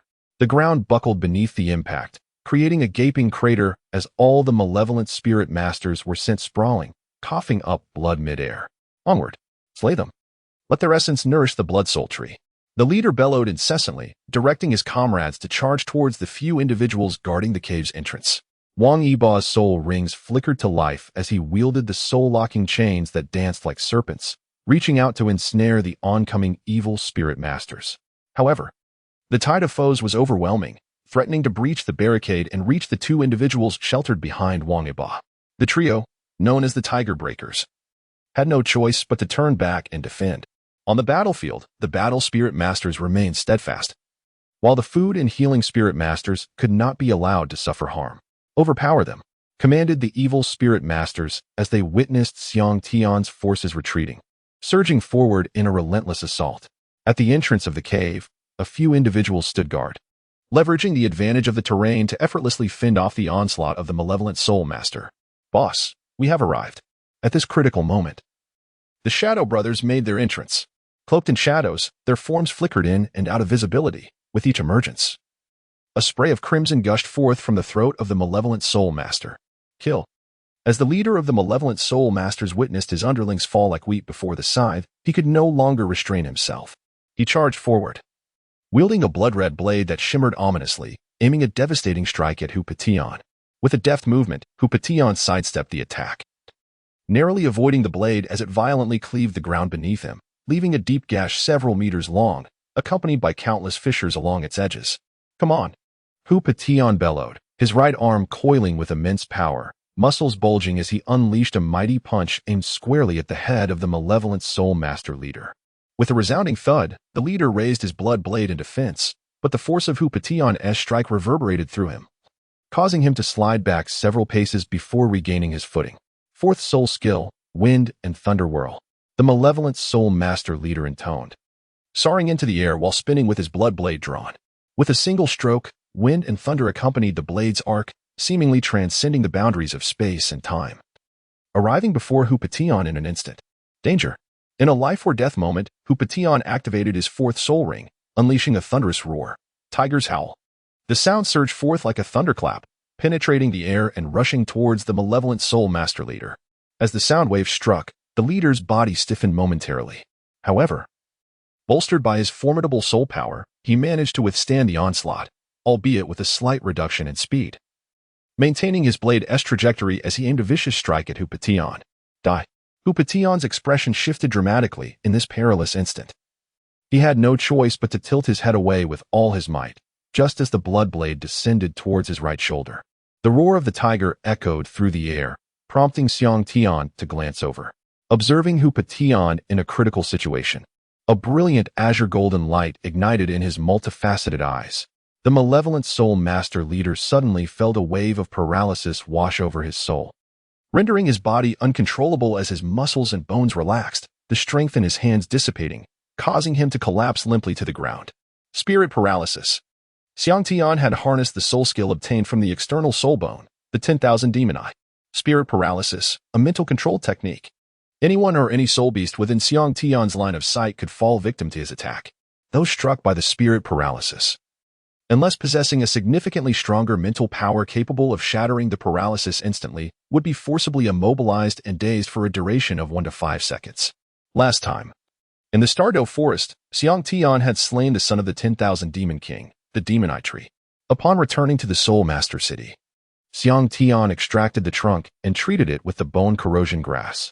To his astonishment, once the trunk had corroded and vanished, he discovered a delightful surprise: 2 azure golden, dragon eye-sized external soul bones known as the myriad demon eyes. As the leader of the evil soul masters shifted his formidable blood saber, his body collapsed as if devoid of bones.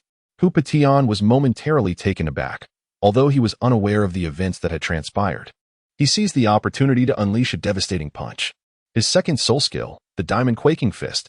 The punch struck the evil soul master leader squarely in the chest, sending him hurtling backward, blood gushing from his mouth.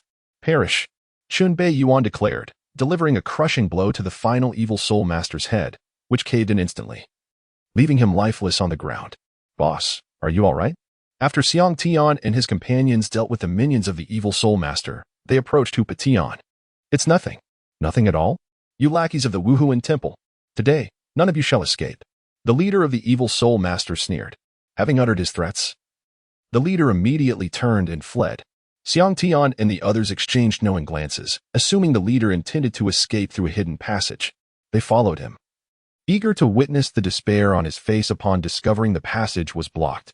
To their surprise, the leader charged straight towards the blood soul tree, leaping into the blood pool, where the enormous blood knife plunged into the depths, leaving only the hilt above the crimson surface. For yellow and purple soul rings shimmered on the great blood knife, causing the blood within the pool to stir and rise in tumultuous waves. A vortex formed around the knife, drawing in torrents of blood. As the great blood knife absorbed the liquid, its crimson aura intensified, and boundless energy surged from the hilt into the body of the evil soul master. Under the relentless infusion of blood, the leader's power soared, swiftly breaking through to level 50. Damn it, interrupt him. Upon sensing the leader's secret technique and the surge in his power, Hupation's expression darkened, and he charged furiously at the evil soul master, with Xiang Tian and the others hot on his heels. Once the leader reached level 50, his momentum faltered momentarily. However, with the continuous absorption of blood, his power quickly smashed through the barrier and continued to rise uncontrollably, as if boundless.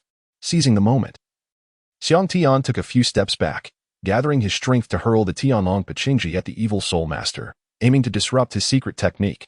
The spear whistled through the air, darting towards the leader, who had no choice but to swing the great blood knife to deflect it. Yet, he underestimated Xiang Tian's strength. The force of the impact caused him to stagger back several steps before regaining his balance. Taking advantage of his unsteady footing, Wang Yiba's soul lock chain coiled around the leader, binding him tightly. The Shadow Brothers, embodying the essence of shadows, materialized behind him with blinding speed. Third soul skill, Shadow Strangulation. Their hands transformed into claw-like appendages, sharp as daggers. With clear coordination, one brother aimed for the leader's head, while the other targeted his heart. Break! The evil soul master bellowed, his aura surging once more as the chains shattered and scattered. He swung the great blood knife behind him. Should the Shadow Brothers persist in their assault, they would all meet their demise, forcing them to retreat. The captain, Tian, was also pushed back by the knife's force. What a peculiar secret technique. Without a fifth soul ring, how can his soul power transcend level 50? And there is a palpable aura of death within it. Observing the leader, whose body was adorned with eerie blood patterns and an aura of lifelessness, the faces of the group shifted dramatically. Haha, death comes? The leader of the evil soul master growled softly, akin to the furious roar of a malevolent spirit, as he rushed towards Xiang Tian and his companions. The leader's secret technique was extraordinarily insidious. Although it could significantly enhance soul power, its side effects were equally profound. Imposing a time constraint. Once the time expired without subduing his adversaries, he would inevitably find himself as vulnerable as a fish on a chopping board, ready to be slaughtered. If they could just hold him off, his endurance would not last much longer. Clearly, as they regained their composure, Xiang Tian and the others discerned this weakness and opted not to confront him head-on, but rather to prolong the encounter. Lin Shishir invoked the spirit of the Holy Light Deer, activating all three of her soul rings, fervently restoring the vitality and injuries of Tian and Chunbei Yuan while alleviating their fatigue. The first soul skill, Power of the Holy Light. The second soul skill, Source of the Holy Light. The third soul skill, Blessing of the Holy Light. Meanwhile, Shen Yuxuan incessantly recited his incantation. I have a char siu bon. I have a red bean bon. I have a crab roe bon. With his soul rings glowing, bun after bun materialized in his hands, which he continuously offered to Tian and the others. After consuming several red bean buns, Wang Yiba experienced a significant revival of his soul power, and his previously dormant third soul ring ignited. The third soul skill, Celestial Binding. Countless soul binding chains suddenly erupted from the void, ensnaring the leader of the evil soul master. Yet, with a swift flash of blades, the chains aimed at the leader were severed one by one, causing his speed to diminish, though he continued his relentless advance towards Tian and the others. The disparity in soul power was too vast. What a pity. The first soul skill, Dark Gold Transformation. The third soul skill, Immortal Body. As the first and third soul rings on Xiang Tian's body shimmered, his aura surged exponentially, radiating an indomitable spirit of battle. Channeling the Sovereign Heart technique, he fortified his arms and unleashed the Great Stone Slam. With his right hand clenched into a fist, a dark golden radiance enveloped it, rendering his hand as unyielding as adamantine. He hurled a devastating punch towards the leader of the malevolent soul masters. Boom! Xiang Tian's right fist struck directly against the blade of the blood knife wielded by the evil soul master leader. Seeking death. How dare you challenge my blade with mere flesh? The evil soul master leader smirked wickedly, swinging the blood knife down with tremendous force, intent on shattering Xiang Tian's right arm. However, upon collision, the anticipated scene of flesh and blood did not unfold. Instead, it was as if the blade had struck diamond, igniting a cascade of dazzling sparks. Under the immense force, the blood knife was lifted upwards. The evil soul master leader quickly regained composure and twisted to slash down again. But Xiang Tian advanced rather than retreating, employing his ethereal movement technique to close the distance. He unleashed a flurry of iron fists, engaging the evil soul master leader in close combat. The efficacy of the blood knife diminished significantly, as each swing was preemptively interrupted by Xiang Tian, who landed several blows, worsening the leader's injuries. Perish. Third soul technique, Bloodthirsty Blade. The evil soul master leader erupted in fury, unleashing a torrent of crimson blade light towards Xiang Tian, infused with boundless death energy. Left with no choice, Xiang Tian activated his ethereal movement to evade. Roar. Fourth soul technique, Tiger-S Roar. Third soul technique, Heavenly Lockdown. Haha. It is my turn to shine. Fourth soul technique, Thunderous Diamond Fist. Chapter 49, Extermination of Evil, Part 5. Unaware of the impending danger, the evil soul master leader was suddenly caught off guard by the sound of the Tiger-S roar, rendering his body momentarily rigid. Wang Yiba's eyes gleamed as countless soul chains materialized from the void, ensnaring the leader's hands, feet, and neck, binding him in midair in a large character formation. Seizing this opportunity, Chen Beiyuan charged towards the evil soul master leader, leaping with ferocity, his right fist surging with violent energy, crashing down towards the leader's head. Realizing too late, the evil soul master leader found Chen Beiyuan's fist already looming above, desperately attempting to snap the soul chains around his neck as his body recoiled. Chen Beiyuan's punch missed the intended target and struck his chest instead. Crack, crack, crack. The ribs splintered, the chest caved in. And the evil soul master leader instantly spewed forth a torrent of blood, spraying several feet. Thud, with a muffled sound. The evil soul master leader was propelled backward as if struck by a sledgehammer, crashing against the mountainside, finally coming to a halt. It was revealed that Hu Patian had completed his fourth soul technique and had joined the fray, delivering a powerful palm strike to the leader's back. With this devastating blow, the evil soul master leader's vitality began to wane. In a moment of desperation, he struggled to rise and dashed towards the blood pool. Several individuals were already prepared for him, uniting their strength to send him flying back. Die. Just die. The leader of the evil soul master had gone completely mad. Wildly wielding his blood-stained blade, unleashing soul techniques as if they were free, attempting to plunge into the blood pool. However, the group worked in perfect harmony, denying the evil soul master any opportunity. The effect of the secret technique began to wane. Fissures appeared on the leader's body, blood gushed forth, and he collapsed to the ground, life rapidly ebbing away. We finally succeeded. The group exchanged smiles. Boss, what should we do with this? They gazed at the towering blood soul tree, surrounded by countless corpses and the vast blood pool, momentarily speechless. Let us burn it all. At the headquarters of the exorcism team in Wuhuan City, I'm here to report the mission. Hu Patian approached the counter and presented the team badge. Congratulations. The Hu Shao exorcism team has been promoted to the dual-winged angel exorcism team. The staff handed back the team badge adorned with an additional angel wing mark, offering their congratulations. Inside the tavern, the Hu Shao exorcism team celebrated their elevation to the dual-winged angel exorcism team with exuberance. Boss, can we now accept tasks of general difficulty? Chen Beiyuan laughed heartily, taking a swig of drink. Of course, if we don't accept general difficulty tasks, how will we accumulate merit points for cultivation resources? When will we ever break through? Hu Patian responded. For the merit points. Wang Yibo raised his glass. His face flushed. Several members of the team were over level 30, without merit points to exchange for cultivation resources. They might require 2 to 3 years to advance to level 40. Accepting general difficulty tasks would provide them with sufficient merit points to acquire resources to hasten their training. After all, their martial souls were only average, barely breaking through level 30 by the age of 20, and those who were young had already surpassed their 20s. Without diligent effort, future breakthroughs would become even more arduous. Following that night, the Hu Shao exorcism team began to fervently hunt down evil soul masters, continuously amassing merit points. After more than half a year, during a mission to eliminate evil soul masters on the border of the Star Luo Empire, at a life and death moment, the brothers in Ing and in Luo both broke through. Ultimately, the Hu Shao exorcism team hunted down 2 shadow leopards, over 3,800 years old, in the Stardo Forest, to serve as the 4th soul ring for the brothers. The breakthroughs of the In brothers seemingly stimulated Wang Yibo and the others, who then embarked on frenzied training, with Wang Yibo and Chen Yuxian successively achieving level 40. In the Tianxi mountain range of the Star Luo Empire. Did that old man sell us a fake map? Is there really a soul-eating blood python in the outskirts of the Tianxi mountain range? That a top-tier soul beast among high-level soul beasts. In search of the soul-devouring blood python, Xiang Tian and his companions scoured the Tianxi mountain range for 7 days. Yet they found not a trace of the creature. With a tattered map in hand, they meticulously compared their surroundings with the landmarks depicted on it.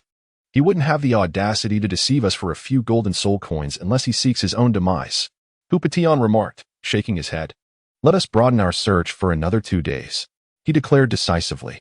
As they ventured deeper into the dense forest, the Tianxi mountain range revealed itself as a sanctuary for serpentine soul beasts. Almost every 100 paces, they encountered a soul beast of the serpent variety. However, as they traversed several small hills, the appearance of these creatures began to dwindle. Let us proceed. Ahead lies a sinkhole, and there are no more serpents.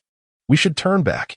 Hu Patian, observing the terrain, turned to lead the group in another direction.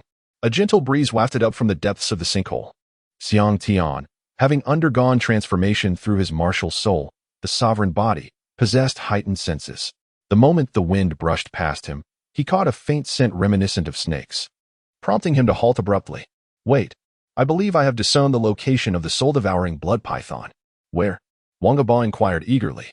The soul-devouring blood python resides in the realm of the nether, feasting upon the souls of soul beasts. It is exceedingly malevolent. This sinkhole must indeed be the entrance to that realm. Let us descend and ascertain the truth. Without hesitation, the group secured a long rope to a sturdy tree trunk and cast it down into the sinkhole.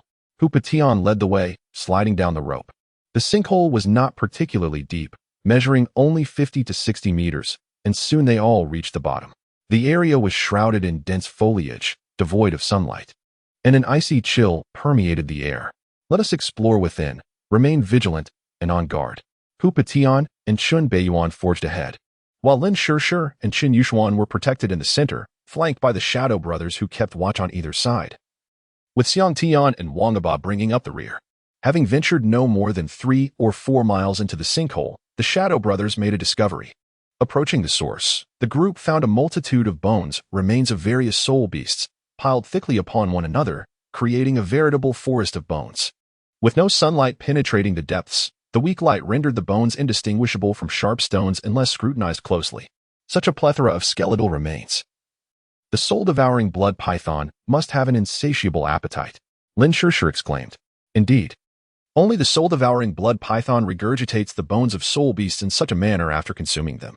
It appears we are on the right track, Xiang Tian declared with excitement. The Tianxi mountain range was home to many serpentine martial souls, some of which were highly venomous.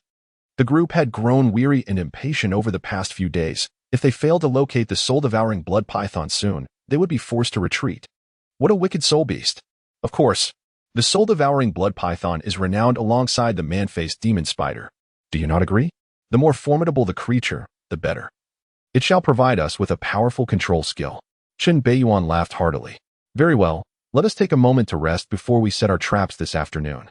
The soul-devouring blood python hunts soul beasts during the day and comes to the bone forest to cultivate at night.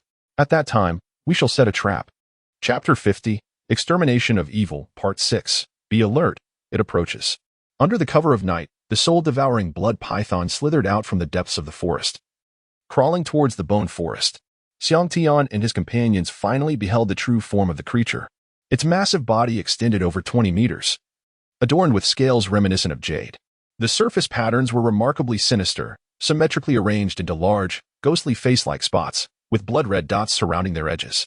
Unlike a typical python, its head was broad and triangular, with slightly parted lips revealing curved, hook-like fangs that exuded an icy aura. Its tail was short yet thick, exhibiting formidable constriction and aggression. Its deep black vertical pupils glimmered with a faint crimson light. What do you think? Is the age suitable? Indeed, it is approximately 3,500 years old. Xiang Tian counted the ghostly face patterns on the surface of the soul-devouring blood python, affirming his findings.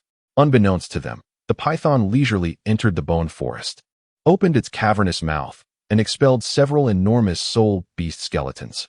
It then coiled around the forest, slowly closing its eyes. Moments later, the corpses of the soul beasts trembled, dark mist rising from them. Suddenly, the soul-devouring blood python inhaled sharply, creating a whirlwind in the bone forest.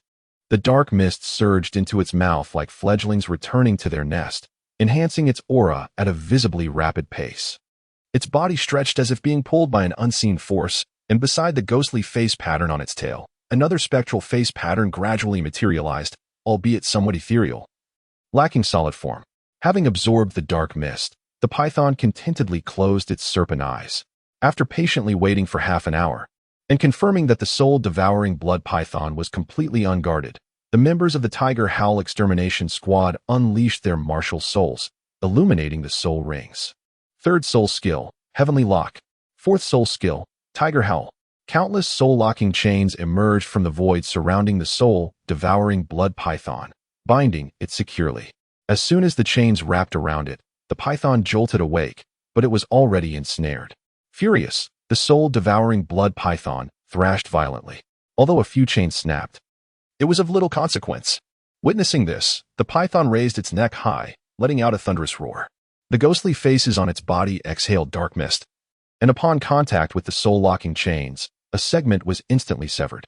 At that moment, a deafening tiger's roar resounded, penetrating the very essence of the soul-devouring blood python. It stiffened in place, its head buzzing, and it collapsed, vigorously shaking its head in an attempt to regain clarity. Third soul skill, Shadow Strangulation. The Shadow Brothers offered no reprieve to the soul-devouring blood python. One struck from the left while the other approached from the right, aiming for its eyes. As the python closed its eyelids and raised its head, Enluo's claw scraped against the scales of its neck, igniting a shower of sparks. The shadow twisted its form, launching itself with a forceful kick against the serpent's neck, leaping into the air to fiercely claw at its right eyelid, tearing it open and rendering the eye ruin. Hiss! The soul-eating blood python lunged, its remaining left eye brimming with hatred, its jaws gaping wide, striking like lightning towards the shadow that had just landed, aiming to bite it in half. With a flash of light from the fourth spirit ring, the shadow activated Shadow Flash.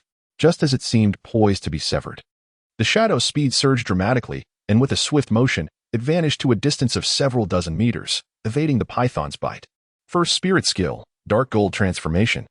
Amidst the flickering shadows, Xiang Tian leaped above the serpent's head, wielding the celestial dragon breaking City Halberd with both hands raised high, sweeping it in a grand arc to strike down upon the serpent's head.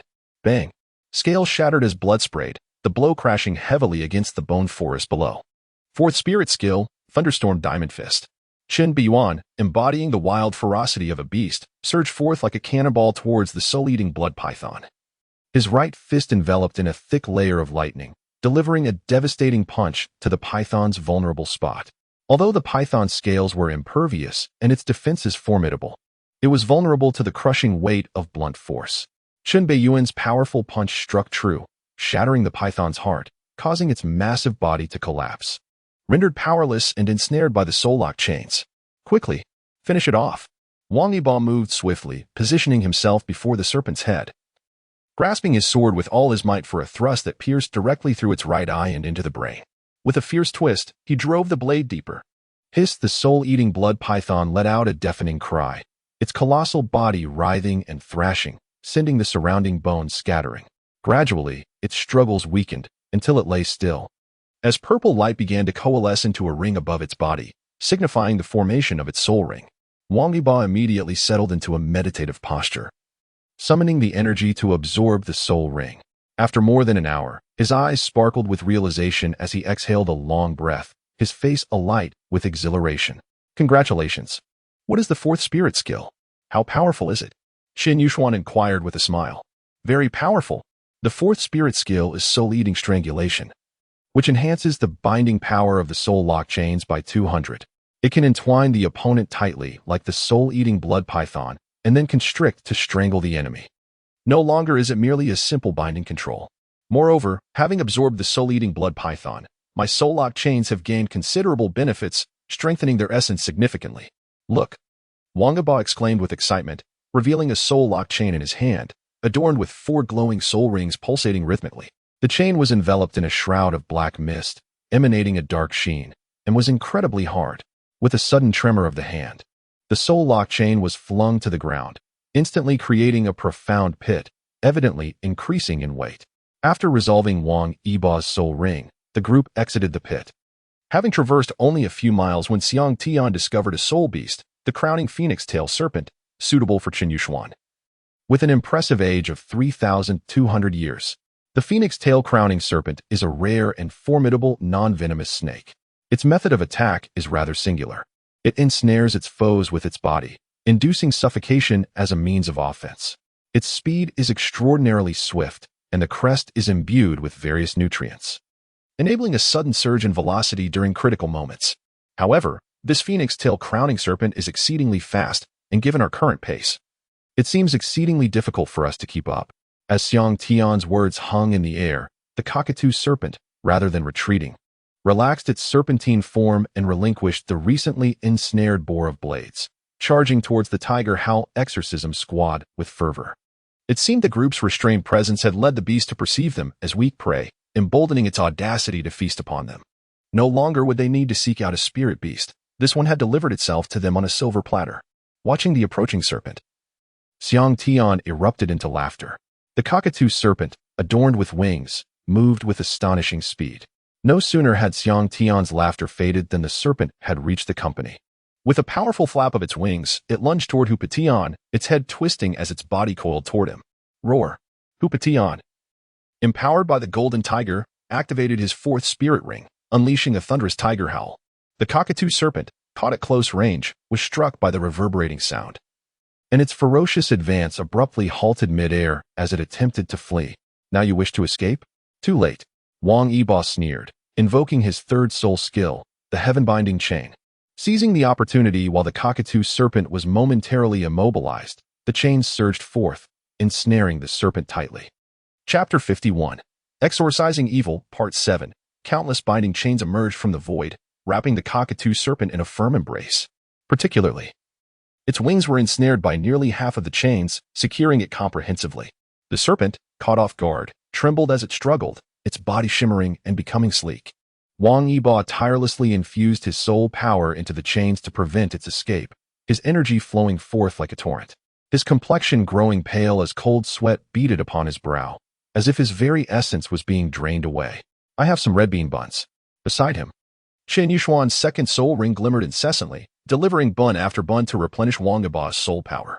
The Shadow Brothers, embodying the Shadow Cat, activated their fourth spirit ring, unleashing Shadow Flash. With a swift motion, they leaped from the shadows at the base of the cockatoo serpent's wings, their claws slicing fiercely at the root of its wings. Startled, the serpent's crimson crest flared with newfound strength as it thrashed violently, attempting to break free from the binding chains. Yet, having absorbed the power of the fourth spirit ring, the chains had grown immensely strong. Although the cockatoo serpent managed to free some of its bindings, its wings remained ensnared, and in its frantic struggle, it suffered grievous wounds to its right wing, blood gushing forth as tendons snapped, leaving it weakened and unable to lift its appendage.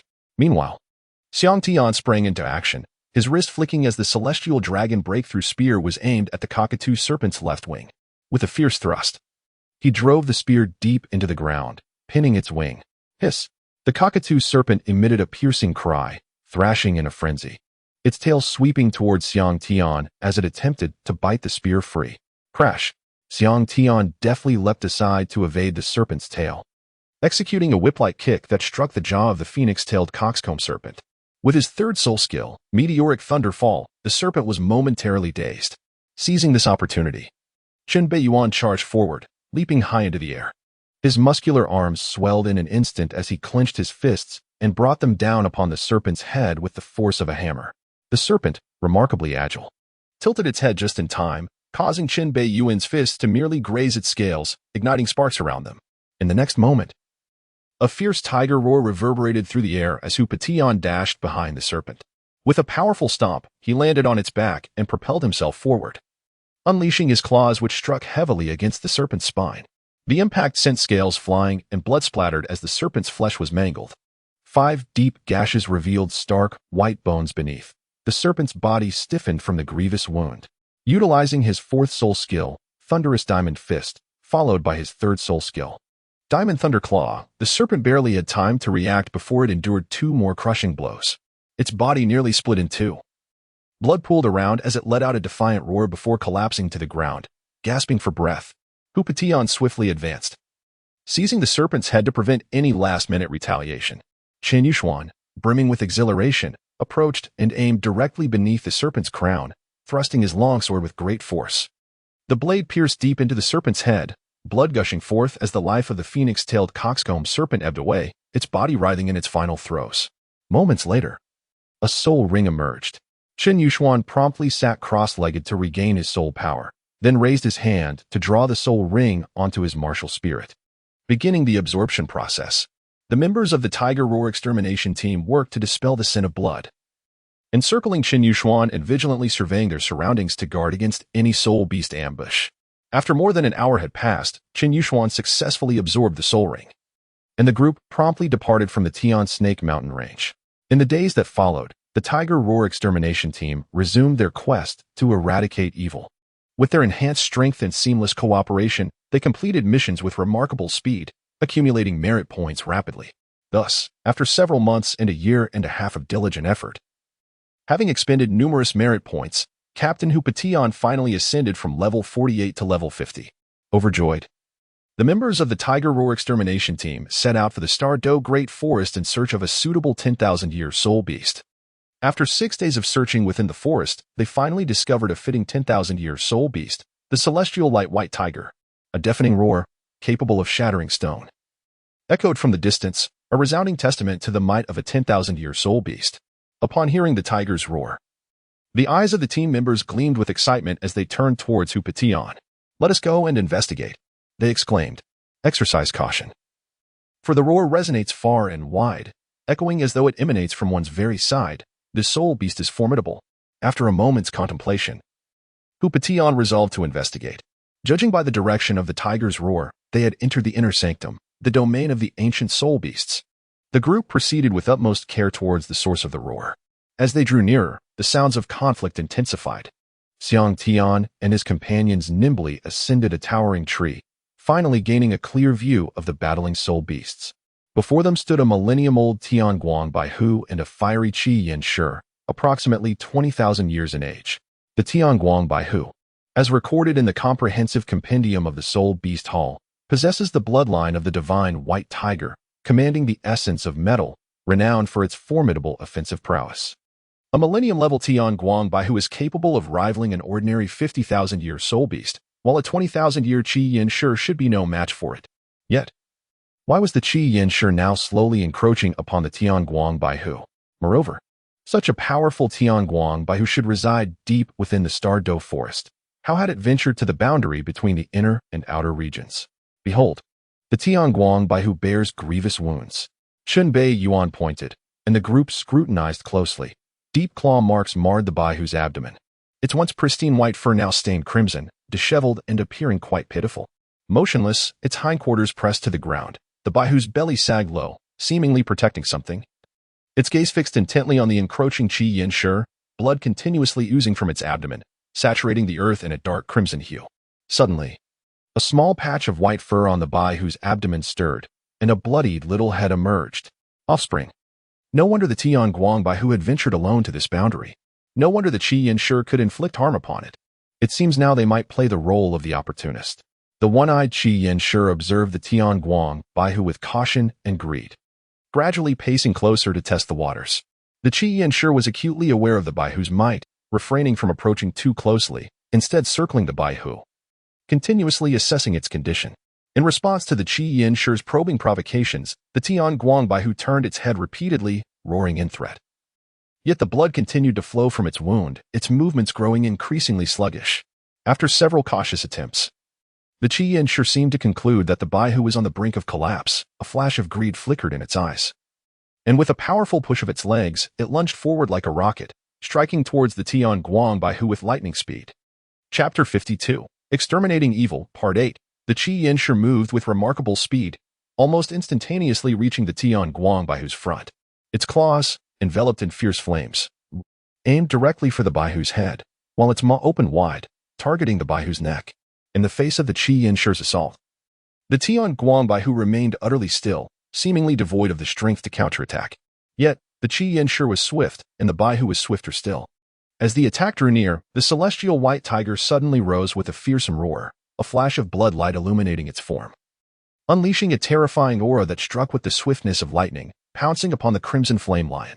The celestial white tiger's momentum surged, and a flicker of fear appeared in the depths of the crimson flame lioness eyes, but it quickly regained its composure, bellowing as it charged toward the celestial white tiger. The celestial white tiger activated its innate soul skill, elevating its physical state to the utmost in an instant, and struck with a claw aimed at the crimson flame lion. With a resounding crack, the immense power of the celestial white tiger's forepaw sent the crimson flame lion flying. Its sternum shattered, blood splattering as chunks of flesh were torn away, deep lacerations revealing glimpses of its innards. With a roar, the crimson flame lion, engulfed in crimson flames, unleashed its innate soul skill, flames roaring around its body as it rose upright, opening its massive jaws to spew forth a torrent of fiery inferno toward the celestial white tiger. Yet, the blood light upon the celestial white tiger glimmered anew, its speed suddenly amplifying as it opened its gaping maw, revealing glistening white fangs, and fiercely clamped down on the crimson flame lion's neck, violently shaking its head. With a crack, The crimson flame lion's neck was rent open, its vertebrae shattered, arteries rupturing as blood gushed forth, collapsing to the ground as its eyes gradually closed. Slipping away from life. So swift, so sudden. Xiang Tian and his companions had yet to react, and the battle was already concluded. Among the trees, the members of the Tiger Extermination Squad were filled with dread, astonished at the cunning of the celestial white tiger, which had cleverly disguised itself, deliberately luring the crimson flame lion into an attack. Truly a beast of millennia, undeniably astute. Only when a circle of black soul rings rose around the crimson flame lion did the celestial white tiger slowly release its grip. With a mighty roar, the celestial white tiger raised its head and cast a gentle glance at its cub, the brilliance in its eyes gradually dimming, its breath plummeting drastically. Dragging its half-destroyed body, leaving a trail of blood, it staggered before its cub, extending its tongue to tenderly lick the young one, before lying down, curling protectively around it. "Let us go and take a look," came the low command from Hu Patian as he leaped from the tree, landing powerfully on the ground and charging towards the celestial white tiger. The others followed suit. Moments later, they arrived at the site of the celestial white tiger's battle. Black smoke continued to rise from the ground, the temperature scorching, the surrounding trees reduced to ash, leaving only a scene of carnage. In the clearing lay a crimson flame lion, resembling a small mountain, its body ablaze with fiery hues, as smooth as satin. Several individuals, filled with excitement, reached out to touch the fur of the crimson flame lion, only to be astonished by its unexpected warmth, despite its apparent demise. What a treasure! It seemed their journey had not been in vain. The group was invigorated. Merely selling the pelt of this magnificent beast would yield substantial profit. At that moment, the celestial white tiger also detected the presence of the Tiger Howl Extermination Squad. Unfortunately, having expended its very life force to vanquish the crimson flame lion, the tiger was nearly drained of blood and lacked the strength to impede Xiang Tian and his companions. The celestial white tiger let out a despairing growl, casting a lingering glance at its unawakened cub, before turning its gaze resolutely upon Xiang Tian and his team. Though it was evident that, given such grievous injuries, the celestial white tiger would not survive, the intensity of its stare caused Xiang Tian and the others to hesitate. After all, no one could ascertain whether the celestial white tiger still possessed the strength for a final counterattack. Xiang Tian and his companions refrained from acting impulsively, each summoning their martial spirits, vigilantly observing the Tianguang white tiger. Suddenly, a stirring from the tiger's abdomen revealed a newborn cub, still damp with the remnants of birth, struggling to rise while its eyes remained shut. Upon witnessing the Tianguang white tiger's offspring, Xiang Tian's mind sparked with a thought. What if we negotiate? I am aware you can comprehend our intentions. Given your injuries, your demise is inevitable. If you perish, your cub stands no chance of survival. Our captain requires a soul ring to transcend level 50. If you are willing to sacrifice for him, I assure you, I shall safeguard your child. Xiang Tian gestured towards Hu Patian, proposing a transaction to the majestic beast. The mightiest of creatures possess heightened intelligence, and the ancient Tianguang white tiger, with wisdom on par with humanity, listened intently to Xiang Tian's words. Casting a glance at the tiny cub, a profound reluctance filled its eyes, and the hostility within its fierce gaze diminished significantly. By engaging in this transaction, your offspring may live. Otherwise, should we take matters into our own hands, both you and your child shall meet a grim fate. Even if we refrain from action, your death would condemn it to become prey for other soul beasts. Xiang Tian spoke with a calm conviction. Evidently, his words rang true. The tiger was nearing its end, with only two paths before it, one of resistance, leading to its demise and the transformation of its essence into another's soul ring, resulting in the cub's inevitable death, or the option to negotiate with Xiang Tian, sacrificing itself for Hu Patian, thereby granting the cub a glimmer of hope for survival. The Tianguang white tiger species was scarce, with low reproductive capabilities and considerable challenges to their propagation. Furthermore, their fierce territorial instincts made cohabitation nearly impossible, even among their kind. Encounters would often result in fierce confrontations to establish dominance. The probability of a male and female Tianguang white tiger meeting and forming a bond was exceedingly rare. Moreover, their mating season occurred only once every 5 years, lasting a brief period, often requiring decades to successfully conceive a single litter, typically yielding only 1 or 2 cubs. This illustrates the formidable challenges inherent in nurturing young. As the dawn light illuminated the scene, The Tianguang white tiger gazed intently at Xiang Tian for an extended period, seemingly attempting to penetrate the depths of his soul. Xiang Tian, unflinchingly meeting the gaze of the Tianguang white tiger, gradually felt the ferocity in his eyes diminish. With a low growl, he gently picked up the little Tianguang white tiger and placed it on the ground, giving it a soft push towards Xiang Tian. Having left the comforting warmth of the Tianguang white tiger's belly, the small creature stumbled and fell, its forelegs flailing as it wobbled back towards the Tianguang white tiger, yearning to return to its embrace. The Tianguang white tiger, filled with reluctance, nudged the little one towards Xiang Tian and let out a low growl, seemingly urging him onward. Upon witnessing this, Xiang Tian swiftly stepped forward before the others could react. He had already reached the Tianguang white tiger and scooped up the little one in his arms. The onlookers gasped in astonishment, their spirit rings glowing brightly, brimming with anticipation. Fortunately, the Tianguang white tiger remained still, fixated on Xiang Tian, displaying no signs of aggression. The young Tianguang white tiger, with its pure white fur adorned with black stripes and a crown-like mark on its forehead, appeared both fierce and endearing as it nuzzled against Xiang Tian. Rest assured, I shall take good care of it, Xiang Tian vowed. The Tianguang white tiger cast a lingering glance at its young one, igniting a fiery aura before gradually dissipating into a dark soul ring that encircled Hoopa Tian. Chapter 53, Exterminating Evil, Part 9, as this was a sacrificial offering. Hoopa Tian swiftly absorbed the soul ring, and once successful, the group immediately set off towards the outskirts of the Douluo forest. Haha, what a remarkably smooth journey this has been, Hoopa Tian exclaimed, laughter escaping him as he cast a grateful look at Xiang Tian. Inside and in on the periphery of the Douluo forest, the members of the Hu Xiaozhu Xie team were celebrating Hoopa Tian's ascension to Soul King, acknowledging the significant increase in their collective strength. Cheers! This expedition into the Douluo forest has yielded soul rings with such ease, all thanks to you, Xiang Yu. Between brothers, I shan't speak of gratitude, but should you ever require assistance, do not hesitate to ask, Hoopa Tian declared, giving Xiang Tian a hearty pat on the shoulder. Cheers! It was merely luck, Xiang Tian replied modestly, a faint smile gracing his lips. As the celebration continued, the night deepened. Xiang Tian returned to his room, pondering for a considerable time before concluding that it was time to depart from the Tiger Howl exorcism team. After all, his initial purpose in joining the exorcism squad was to facilitate a more rapid breakthrough while accumulating combat experience. Following the ice and fire body refinement, Xiang Tian's training pace surged dramatically. After approximately a year and a half, bolstered by the residual medicinal effects of the fierce fire apricot and the octagonal profound ice grass, his soul power ascended from the 33rd level to the pinnacle of the 39th level, nearing the 40th level. It was indeed time to return to the Spirit Hall. Upon returning to the exorcism team, the Tiger Howl exorcism squad had gained a Soul King, significantly enhancing their strength.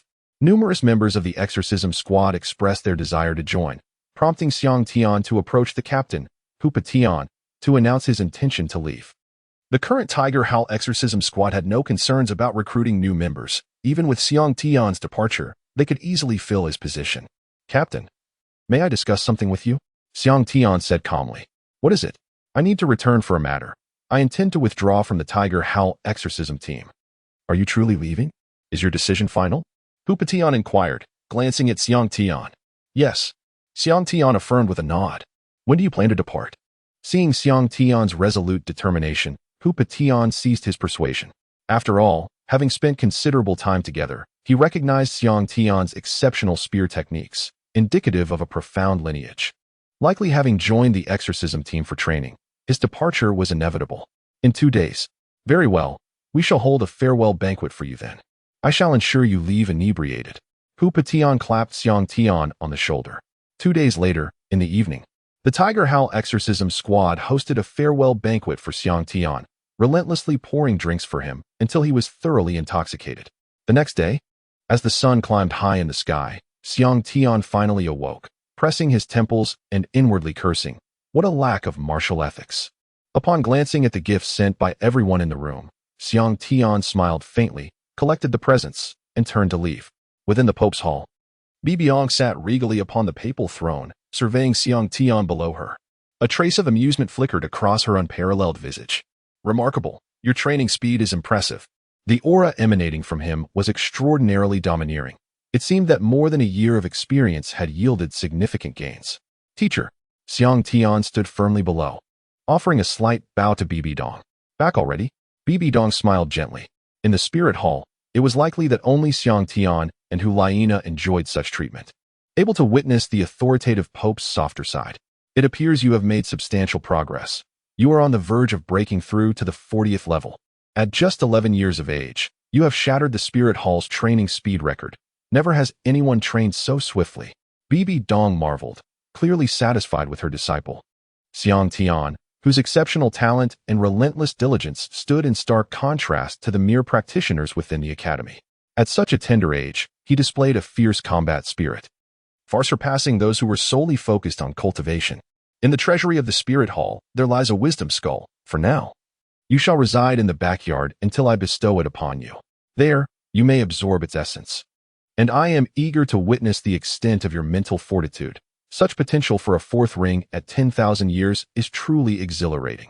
However, the next day, when Bibi Dong ventured to retrieve the wisdom skull from the treasury, an unforeseen complication arose.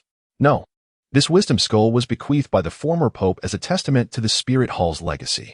Your disciple is barely at level 40 and has no need for a head soul bone. He lacks the requisite strength.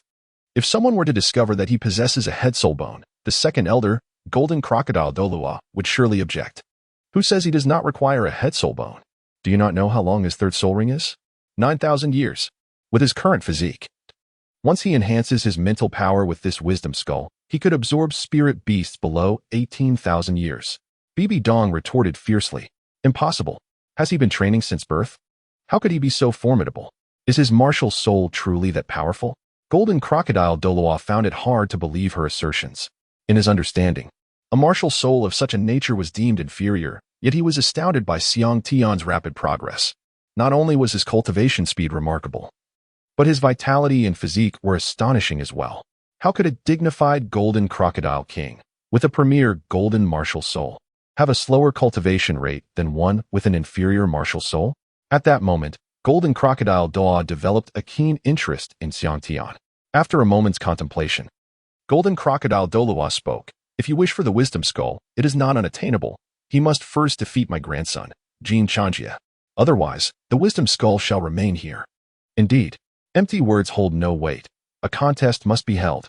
The other elders chimed in, clearly reluctant to allow Bibi Dong to claim the wisdom skull. Very well.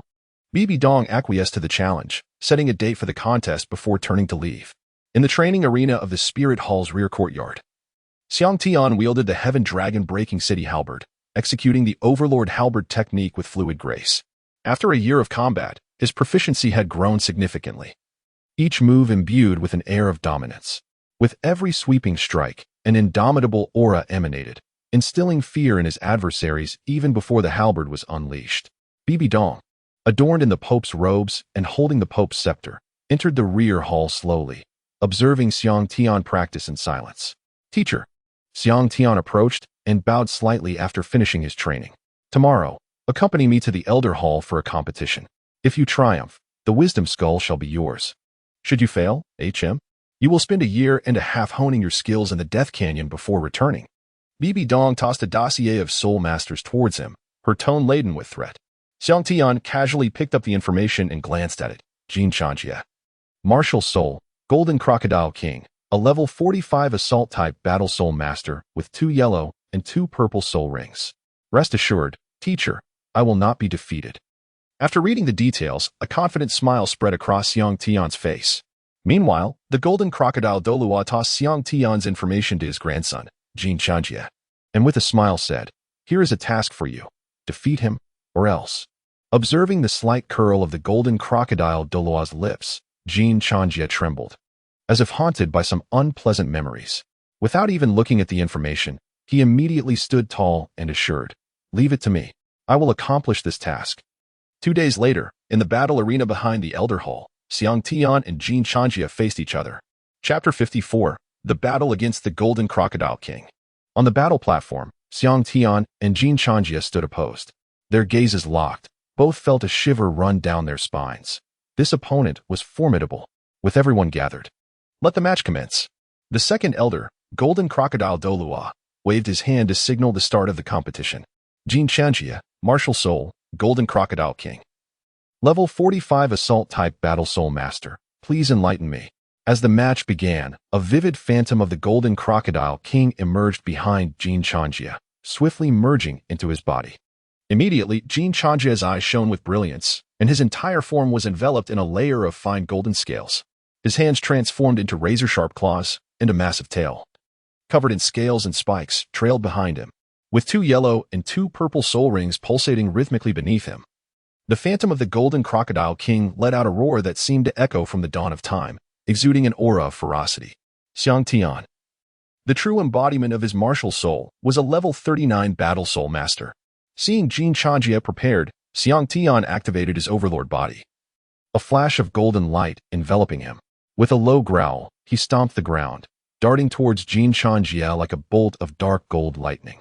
Come, let me see your true abilities. Seeing Xiang Tian charge forward without activating his soul skills, Jin Chanjia was undeterred. He stomped his legs to the ground and surged forward, his sharp crocodile claws glinting with a cold light as they aimed at Xiang Tian. Bang! In the face of Jin Chanjia's claw strike, Xiang Tian, seasoned in real combat, remained calm and collected.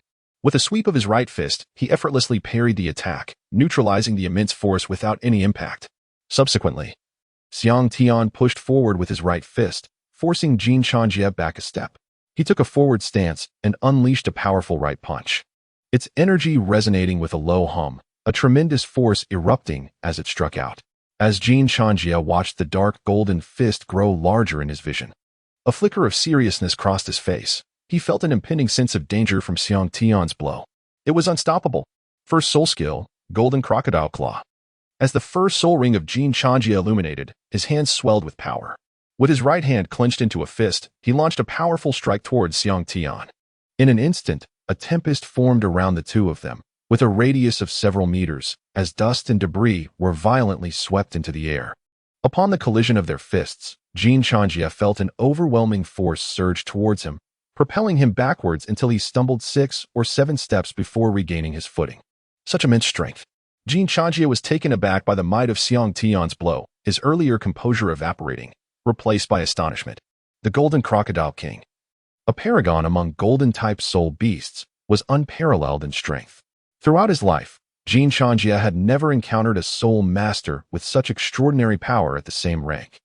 A grave expression settled upon his face. He understood that achieving victory today would not be an easy feat.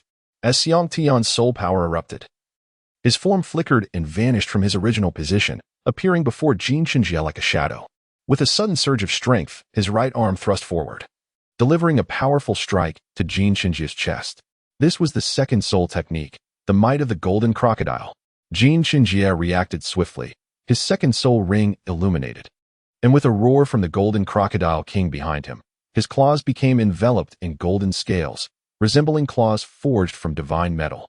In an instant, he struck out with one claw, the sharp talons slicing through the air to meet Xiang Tian's right fist with great force. Such audacity! To confront my claw without activating a soul technique. The clash of their fists reverberated like the sound of metal striking metal. In this encounter, both Xiang Tian and Jin Chanjia found themselves evenly matched, each retreating several steps before coming to a halt. How is this possible? Jin Chanjia gasped, feeling a bone-deep pain from the impact of Xiang Tian's fist. His eyes widened in disbelief. Is this a hand? I activated my second soul ring, amplifying all my attributes by an entire fold, and yet I cannot overcome these flesh and blood fists. With a slight shake of his head, Xiang Tian moved, gliding effortlessly towards Jin Chanjia. The two resumed their fierce battle, Xiang Tian unleashing his full power, employing the Grand Slam technique, his iron fists colliding relentlessly with Jin Chanjia's crocodile claws. Jin Chanjia, increasingly alarmed, pondered how Xiang Tian, despite being only at level 39 and not even using a soul technique, could contend with him on equal footing. Observing the unfolding situation, the second elder, the Golden Crocodile Douluo, became intrigued, recognizing a promising talent. Realizing he could not subdue Xiang Tian and was instead being pressured, Jin Chanjia recalled the threat from his grandfather, the Golden Crocodile Douluo. With a sudden roar, he surged with renewed vigor, twisting his body as the spiked tail of the crocodile whipped towards Xiang Tian. This was the third soul technique, the Golden Crocodile's Tail. This technique, chosen specifically for Jin Shinjie by the golden crocodile Douluo, boasted instantaneous activation, making it nearly impossible to evade. The tail possessed immense strength, capable of snapping bones or even severing a body in two upon impact. In response to the impending threat, Xiang Tian's first soul ring glowed, enveloping him in a layer of dark golden light. He repeatedly struck out with his fists, aiming precisely at the same spot on the tail. With a resounding thud, a deep imprint formed in the center of the tail, bones shattered, and flesh torn. Blood spraying forth as Jin Shinjie let out a muffled groan. The tail recoiled, forcing him to stagger back several steps. Fall. Xiang Tian traversed the ephemeral light, akin to a streak of dark golden lightning, charging directly toward Jin Shinjie. He launched a kick that struck Jin Shinjie's abdomen. Jin Shinjie's body arched like a shrimp, propelled backward like a cannonball, only halting at the edge of the soul fighting arena, where he staggered to regain his footing. At peak level 39, his physical resilience surpassed even that of a soul king. This young man is truly formidable, the Qianjun Douluo couldn't help but exclaim. Simple and direct, overwhelmingly dominant. What an elegantly concise combat style. The numerous elders in the Hall of Elders nodded in unison, secretly praising Xiang Tian in their hearts. Jin Shinjie straightened, a bloodthirsty glint flickering in his golden vertical pupils. The fourth soul ring illuminated as golden soul power surged in his hands, transforming into a golden crocodile scissor. This scissor was formed from two golden crocodiles, folding and unfolding in midair, their heads meeting like the blades of scissors, their tails entwined as if in a fierce grip. The entire body shimmered with golden light, the blade edges serrated like crocodile teeth, radiating a chilling brilliance, razor-sharp in its lethality. Enough. Halt. You are not his match. Just as Jin Shinjie was about to hurl the golden crocodile scissor at Xiang Tian, the second elder, the golden crocodile Douluo, intervened, signaling for Jin Shinjie to concede. Thus, this battle concluded with Xiang Tian's victory. Witnessing this, Bibi Dong couldn't help but reveal a barely perceptible smile. Her disciple had yet to unleash his full potential. On the arena, Xiang Tian gradually relaxed his body, walking calmly to Bibi Dong's side, as if he were not the one who had obtained the soul bone. In the presence of numerous titled Douluos, Xiang Tian maintained an air of elegance and composure, neither servile nor arrogant. The golden crocodile Douluo regarded Xiang Tian with increasing satisfaction, admiration gleaming in his eyes. With his twin martial souls, unparalleled soul ring compatibility, and extraordinary training speed, along with a physique that surpassed the ordinary, was this not the most suitable inheritor of his legacy? With this thought in mind, the golden crocodile Douluo spoke up. Xiang Tian, would you be willing to take me as your master? Chapter 55. Absorbing the soul bone. Xiang Tian, would you be willing to take me as your master? No. I already have a teacher, Xiang Tian replied, shaking his head gently in refusal of the golden crocodile Douluo's offer. After all, he had already pledged himself to Bibi Dong, rendering further apprenticeship unnecessary. Very well, however, should you encounter any challenges in your physical training in the future, do not hesitate to seek me out. The golden crocodile Douluo expressed his slight regret at the unsuccessful attempt to take on a disciple. Xiang Tian cast a glance at Bibi Dong, initially intending to decline. But upon noticing her subtle nod of encouragement, he altered his response and said, very well, thank you, second offering. After departing from the Elder Hall, Xiang Tian, trailing behind Bibi Dong, could not contain his curiosity and inquired, Master, what compels you to have me agree to study under the second offering? Xiang Tian declined the offer to become a disciple, much to Bibi Dong's delight. She smiled gently and remarked, do not worry. His martial spirit is the golden crocodile king, a soul of the gold attribute, which is more suitable for teaching you the cultivation of physical vitality. I have no objections to you learning from him. It was evident that Xiang Tian had respectfully rejected the proposal of the golden crocodile Douluo in front of many offerings, which brought great comfort to Bibi Dong, who valued the principles of respecting one's teacher and the way of learning. After Xiang Tian's victory in the duel, having witnessed his extraordinary talent, the esteemed elders had no further objections regarding the gift of the wisdom skull. Subsequently, Bibi Dong promptly retrieved the spiritually condensed wisdom skull from the treasury and presented it to Xiang Tian for absorption. In the dedicated training chamber, Xiang Tian held the spiritually condensed wisdom skull in his hands, his gaze unwavering. The skull emitted a soft blue glow, its intricate patterns shimmering with exceptional quality. Begin the absorption. I shall provide you with protection, Bibi Dong remarked with a gentle smile. All right. Xiang Tian refrained from unnecessary chatter and directly settled into a meditative posture, cradling the wisdom skull of mental condensation in his hands. A layer of emerald golden light enveloped his dual pupils, and a wave of mental energy surged forth from his eyes. Is this a self-created soul technique? No, it's an external soul bone. A jolt of surprise coursed through Bibi Dong, observing the strength of his spirit. It was evident that even ordinary soul kings could not rival such power. This young man was adept at concealing his true abilities. Did he truly require the wisdom skull of mental condensation to achieve such mental strength? As the mental wave pierced into the wisdom skull, the blue light emanating from it intensified dramatically, enveloping Xiang Tian's body in a radiant azure glow almost instantaneously. Within this cerulean cocoon, Xiang Tian first sensed a chilling wave of soul power infiltrating his mind, a sensation that was profoundly comforting. The refreshing energy penetrated his brow, gradually stimulating his brain, as if unlocking dormant pathways within. Under the influence of this icy current, Xiang Tian's once intangible mental power surged at an astonishing rate. Truly, the wisdom skull of mental condensation was remarkable. The unprecedented concentration of mental energy made Xiang Tian's mind feel as though it had been unsealed. Without the need for sight, he could distinctly perceive everything in his surroundings. Wherever his mental energy traversed, nothing within 100 meters could escape his notice. Bibi Dong's voice resonated with authority. Focus your mental energy, do not let it escape. Dedicate yourself to refining it. With his mental power significantly augmented, Xiang Tian began to harness and refine the wisdom skull of mental condensation.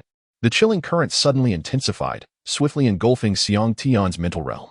Suddenly, his eyes opened uncontrollably, and from the eyes of the wisdom skull, two fiery blue flames erupted, shooting straight into Xiang Tian's gaze.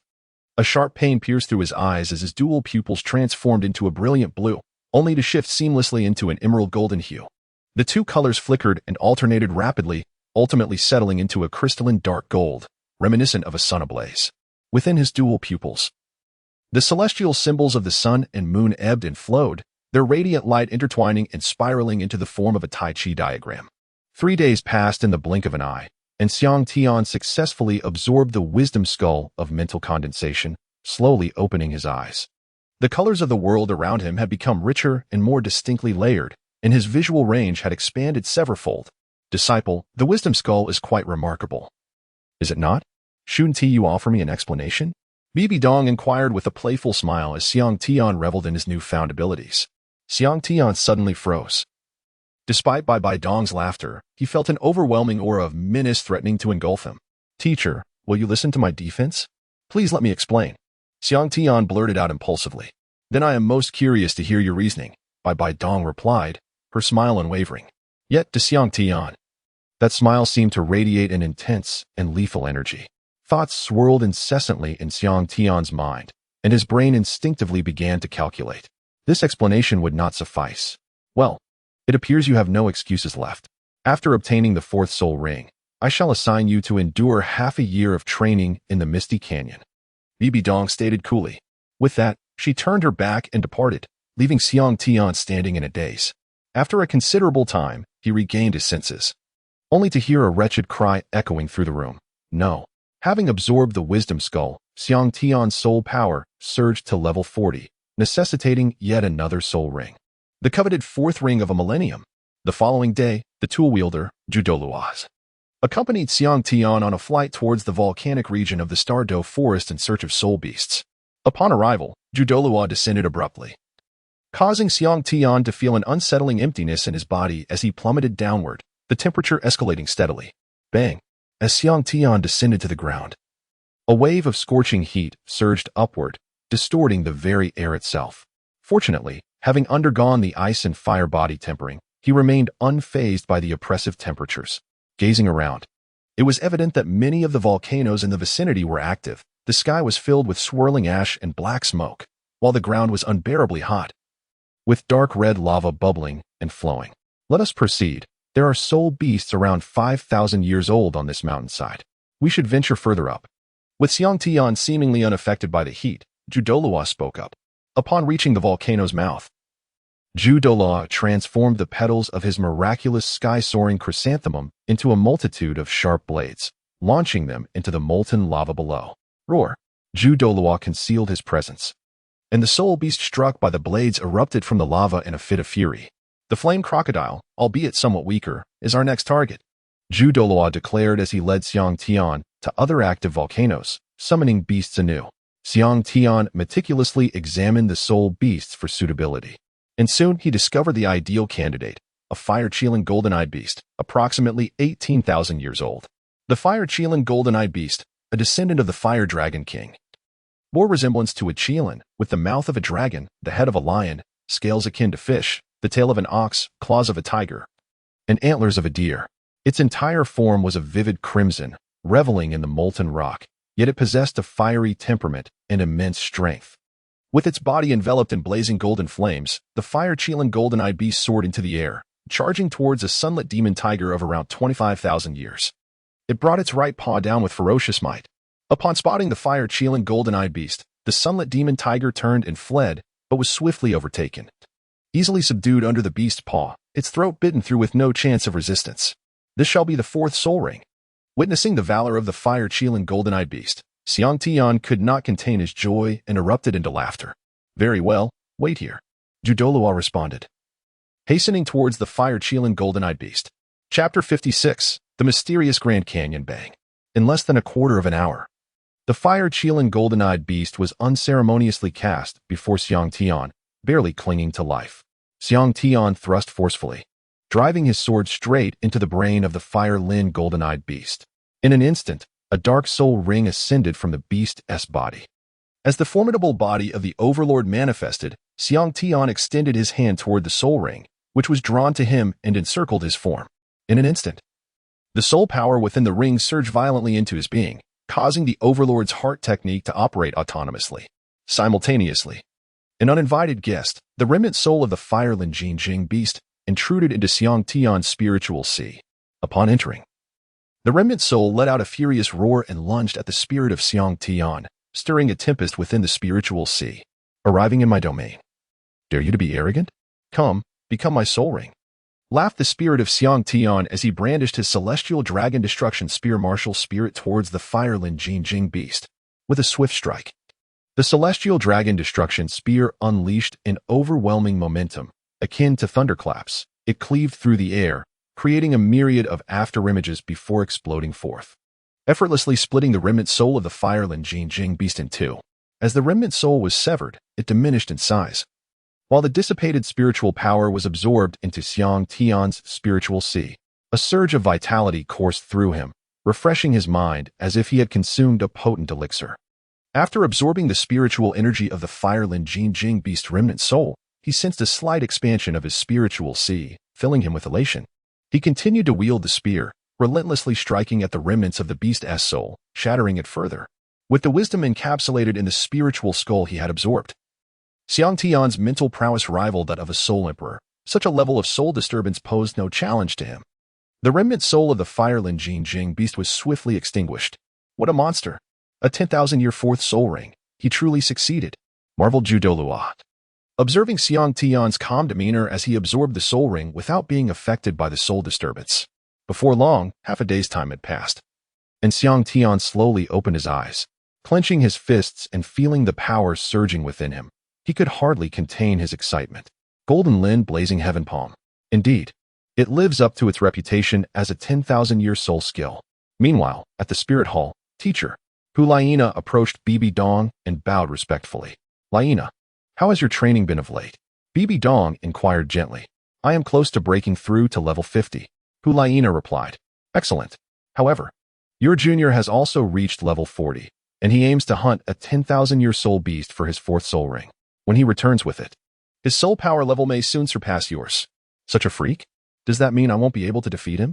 My charm won't work on him, Hu Laina exclaimed, pouting in surprise. Due to Xiang Tian's training in the sun and moon divine eyes, his mental power was astonishing, rendering Hu Laina's charm ineffective. She had hoped to gain an advantage through level suppression but was caught off guard. Your charm is indeed formidable, but it simply happens to be countered by him, Bibi Dong said, gently ruffling Hu Laina's hair in reassurance. If you wish to grow stronger, there exists a place where you can rapidly enhance your combat prowess. It all depends on your endurance. What place? Hu Laina inquired with curiosity. The mysterious Maze Gorge. Bibi Dong spoke with a calm demeanor. The mysterious Abyss Canyon?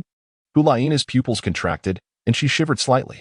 The mysterious Abyss Canyon, a training ground for the elite of the Spirit Hall, is characterized by its intricate and ever-changing terrain, where directions become indistinguishable amidst towering ancient trees. Within its depths, the soul beasts are bizarre and incredibly bloodthirsty. After a moment of contemplation, Hulaina gritted her teeth and declared, "Teacher, I shall go." "Very well. Prepare yourself and descend first. You and your team shall enter together when the time comes." "Understood," Hulaina responded, offering a slight bow before turning to leave the Hall of the Pope. The following day after Xiang Tian returned to the Spirit Hall, he arrived at the Papal Hall where Hulaina and her team of 7 were fully prepared for departure.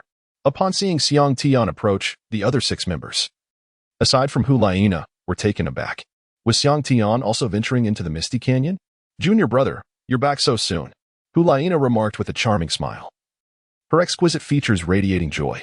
Her elongated, beautiful eyes, adorned with delicate lashes, exuded a captivating allure, complemented by her graceful figure, voluptuous curves, and statuesque height, mature, alluring, and enchanting. Upon encountering Xiang Tian, Hulaina subtly employed her charm, her voice imbued with a unique magnetism that drew one into a trance. "Sister, stop it," Xiang Tian replied with clarity, wholly unaffected by her enchantment. The crisp and rhythmic sound of footsteps echoed through the hall, prompting everyone to stand in a row with utmost respect. Bibi Dong, clad in an opulent black robe adorned with golden patterns, wearing the 9-turned purple gold crown and wielding a papal scepter, slowly emerged from the rear of the hall and took her seat upon the papal throne. Her footsteps resonated like a melody in the hearts of the onlookers, emanating an aura of nobility and sanctity that compelled them to bow their heads in reverence. "Are you prepared?" Bibi Dong inquired with gravitas. "The Misty Canyon presents both opportunity and trial. Once you enter, it may be 3 months before you emerge. Should you perish midway, it is final, and there will be no room for regret. Those wishing to withdraw may step back now," she commanded with authority. "Excellent. Then let us depart." Noticing that Xiang Tian and the others remained steadfast, Bibi Dong nodded in satisfaction. After all, should they falter in the face of adversity, it would be futile to expend vast resources on their training. Progress in cultivation is akin to rowing against the current. Failure to advance is tantamount to regression. Where lies the promise of stability? "Yes," the group responded in unison. "Let us set forth." Elder Ju and Elder Gui took the lead, and within mere hours, they arrived at the Misty Canyon. The Misty Canyon presented steep slopes and a complex terrain, shrouded in perpetual mist, devoid of sunlight throughout the year. Within the canyon, primitive vegetation thrived, entwined by ancient vines, and inhabited by formidable soul beasts such as the silver-backed celestial centipede, golden silk silver-lined serpent, blazing fire monkey, wasteland wolf, and blood-sucking demon bat, all of which pose significant dangers. The perimeter of the Misty Canyon was fortified with towering walls and heavily guarded. There existed but a single entrance. The walls, not particularly high, perhaps 3 to 4 zhang, were overshadowed by the bizarrely shaped gate, resembling a colossal bat soul beast with its gaping maw. Above the entrance hung 2 large crimson lanterns, akin to the eyes of the bat soul beast, casting an ominous presence over Xiang Tian and the others, filling them with trepidation. Peering into the gate, they noted the absence of figures even 100 meters within, sending a shiver down their spines. What a sinister entrance. What is there to fear? It is merely a gate constructed in the likeness of a 10,000-year-old bloodthirsty demon bat skull, Elder Ju remarked with a mischievous grin. Onward. As Xiang Tian and his companions entered in succession, the heavy door behind them clicked shut with an ominous finality, as if a colossal maw had consumed them all. The fog was dense. "We must draw closer together, lest we become separated." Xiang Yu spoke first. "Let us proceed further into the depths." Seeking a suitable place to settle down for the time being, unfamiliar with their surroundings, Xiang Tian and his companions cautiously ventured deeper into the unknown. Chapter 57. Encountering Peril Whoosh. As Xiang Tian and his companions ventured a short distance, a shadow darted past them with such swiftness that even Xiang Tian's keen eyes could not discern its nature. "Be cautious." The group quickly formed a protective circle, scanning their surroundings with vigilance. Unfortunately, the thick mist enveloped them, rendering any discovery futile, as if the shadow had been merely a figment of their imagination. The area was eerily silent, and a sense of wariness crept into Xiang Tian's heart as he extended his mental energy outward. Suddenly, another shadow flashed by, accompanied by a gust of wind, yet they failed to identify the soul beast. "Be careful, this soul beast is extraordinarily fast." The sound of the wind returned, and as Xiang Tian turned his head, a glimmer of dark golden light shone in his eyes. This time, He clearly beheld the creature. It was a black six-winged dragon centipede. Its two antennae resembled golden whips, and its formidable jaws glimmered with a chilling light. Its segmented body boasted numerous pairs of barbed legs, with a crimson head and ebony back, adorned with 6 wings and a dragon-like visage, exuding an extraordinary aura. Everyone, be cautious. It's a 6-winged dragon centipede. Do not allow it to bite you. Xiang Tian shouted. A 7,000-year-old 6-winged dragon centipede. This was troublesome. Thoughts raced through Xiang Tian's mind. The 6-winged dragon centipede was lethally poisonous, with an impenetrable armored body. Its 6 wings allowed it to move with the speed of lightning, boasting strength comparable to that of a high-level Soul King, and its potent venom was not something even a Soul Emperor would dare provoke lightly. With a fierce glint in its eyes, the 6-winged dragon centipede flapped its 3 pairs of wings, instantly appearing above Xiang Tian. Its gaping maw shimmering coldly as it lunged toward his head. Should it connect, it could easily swallow Xiang Tian whole, even with his immunity to toxins. He would be powerless against it. Seeking death. Bear Star Slash. Xiang Tian activated his first and third soul skills, his aura surging dramatically as he swung his iron spear at the 6-winged dragon centipede. With a resounding impact, the immense force of his strike sent the creature crashing to the ground, staggering as if intoxicated. Seizing the opportunity, Yin unleashed his first and second soul rings, causing his clothing to shred instantly, revealing muscles as solid as granite. In a mere moment, his body expanded to over 3 meters. And with iron fists enveloped in crimson flames, he struck the head of the 6-winged dragon centipede with tremendous force. With a thunderous crash, the 6-winged dragon centipede was sent hurtling through the air, colliding with a distant tree. Entangled in the trunk, it fixated its murderous gaze on Xiang Tian and his companions, letting out a fierce roar before unleashing a torrent of black poisonous mist towards them. The toxic fog was intensely potent, and upon contact with the surrounding flora, it swiftly turned them to ash. Retreat. Seeing this, the group hastily withdrew from the mist range. 4th soul skill, Domain of Lava. Once they were clear of the toxic fog, searing dark red flames erupted from Yan's body. In tandem, his 4th soul ring activated, and the air around them thickened, distorting with heated currents. Bubbles of churning magma erupted from the ground, violently surging forth to intercept the poisonous mist. In the next instant, the magma halted the advance of the toxic fog, while behind it, the group coordinated their efforts seamlessly. The 4 soul rings adorning Hulaina pulsed rhythmically, each fluctuation causing the crimson light enveloping her to intensify. Meanwhile, behind her, Xiang Yu stirred. His dual crescent blades, tinted a deep crimson, were gripped firmly in his hands. And as he moved, he lunged towards Hulaina. In an instant, a radiant red barrier emerged, expanding to encompass their forms at the moment of impact. Concurrently, Xiang Yu's resplendent golden staff shimmered as the 4th soul ring illuminated, directing the staff towards Hulaina and Xiang Yu, causing the crimson light to erupt like a blossoming sphere. As the red light flickered, the 2 figures coalesced into one, a long, ethereal silhouette, indiscernible in gender. Their head transformed into a vibrant red hue, and the amalgamated entity began to dance gracefully. The 2 enlarged crescent blades, now magnified in size, sliced through the air with a spectrum of radiant light. This was the fusion skill, enchantment. Within its influence, the sensory perceptions of any being or soul beast were diminished by 50%, their soul power suppressed by half, and all action slowed by the same measure. The crimson mist spread, enveloping the 6-winged dragon worm, causing its speed to wane. Seizing the moment, enchantment launched one of the crescent blades, which whirled towards the wings of the 6-winged dragon worm. Simultaneously, it charged forward, leaping into the air and executing a rapid spin as the other crescent blade sliced towards the creature's head. The rapidly spinning blade emitted a piercing shriek. And in terms of offensive power, this strike rivaled that of a Soul Emperor. The 6-winged dragon worm, possessing keen senses, narrowly evaded the incoming crescent blade. However, it could not escape the one wielded by enchantment. Despite its best efforts to evade, the formidable black gold armor was cleaved, leaving deep fissures and splattering blood. Its form nearly severed in 2. With a thunderous roar, the 6-winged dragon worm, sensing the imminent threat of death, expelled a black toxic pellet from its mouth, which zipped through the air towards the group. Retreat, Xiang Tian shouted, his pupils dilating in alarm. As the toxic pellet detonated above them, a noxious cloud enveloped the area within a 10-zhang radius, instantly reducing vibrant trees to ash, while the ground crackled ominously. Those who had escaped the toxic radius were left shaken, gripped by a lingering fear. After the self-detonation of the toxic pellet, the six-winged dragon worm's aura weakened significantly. Seizing the opportunity, it flapped its six wings with lightning speed, vanishing into the distance, 100 paces away. Conserve your strength and let it flee. Let us not complicate matters further. Yin stepped forward, seemingly intent on pursuing the six-winged dragon worm, when Hulaina hastily called him to stop.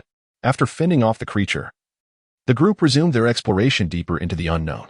The initial encounter with such a peculiar beast had instilled a sense of caution in Xiang Tian and his companions. However, this time, they faced little danger. The occasional soul beasts they encountered, sensing the formidable presence of the group, quietly retreated. On the first day, they advanced merely a few kilometers before finding a sheltered clearing to set up camp. As night descended, Xiang Tian and Yin stood vigilant during their watch when, without warning, a thick fog enveloped the campsite, accompanied by a disconcerting rustling sound. Something is amiss, Xiang Tian shouted. The group, still clad in their garments, promptly exited their tents to gather together. The fog thickened, rendering visibility nearly non-existent, and in that moment, they felt as though they had lost their sight.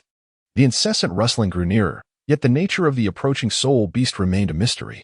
In response, Xiang Tian activated his sun and moon divine eyes, and a flicker of dark golden light illuminated the surroundings, revealing the nature of the lurking threat.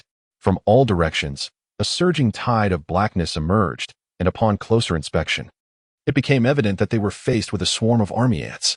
Wherever the ant tide passed, soul beasts that were bitten and injected with venom fell to the ground, and the relentless swarm would soon strip them to mere skeletons, leaving behind nothing but a desolate field of bones. It is the army ants. There are fewer here. Follow me. We must break through together. Chapter 58. Dispersal this way. With a swift motion of his hand, Xiang Tian charged towards the weakest point of the ant tide. As they drew closer, the group finally beheld the magnitude of the army ants. Each ant measured 3 feet in length, encased in a golden exoskeleton, with a near square or rectangular head featuring a deep indentation at the rear, adorned with a magical pattern across the forehead. Their antennae resembled iron whips, and their menacing mandibles gleamed ominously, supported by 3 pairs of stout legs, each joint equipped with vicious barbs. More terrifying was the fact that army ants operated collectively. They would not hunt alone. Under the guidance of a leader, they would execute commands in unison, forming precise and orderly ranks. When initiating a collective hunt, the army ants would line up in dense and regimented columns, while some would advance in broad formations. Upon leaving their campsite, they would branch out, encircling and attacking their prey. Faced with an endless tide of army ants, the group could not help but gasp in horror. The army ants advanced rapidly, and the observers could distinctly see the dark red blood staining their mandibles and the fierce glint in their compound eyes, along with the bloodshed stirred up by their march. Engage, Xiang Tian commanded coldly as the army ants drew nearer. 4th soul skill, Domain of Magma. 3rd soul skill, Howling Moon Slash. 2nd form of the Overlord Spear Technique, a surge of killing intent. 4th soul skill, Moonblade Execution. The air sizzled with intensity as they prepared for battle. As Xiang Tian and his companions sprang into action, their soul rings shimmered continuously, launching soul skills towards the swarm of army ants. In mere moments, the formidable army ants fell like wheat before the scythe. A piercing screech erupted from the army ant leader, prompting countless army ants to surge forward over the bodies of their fallen comrades, charging towards Xiang Tian and his allies. Quickly, break through. Do not linger in battle. Xiang Tian shouted coldly, observing the hastening movements of the ant swarm in the encroaching perimeter. With a resounding thud, the soul rings of the group illuminated once more, unleashing their soul skills to carve a path ahead. Kill, kill, kill, kill.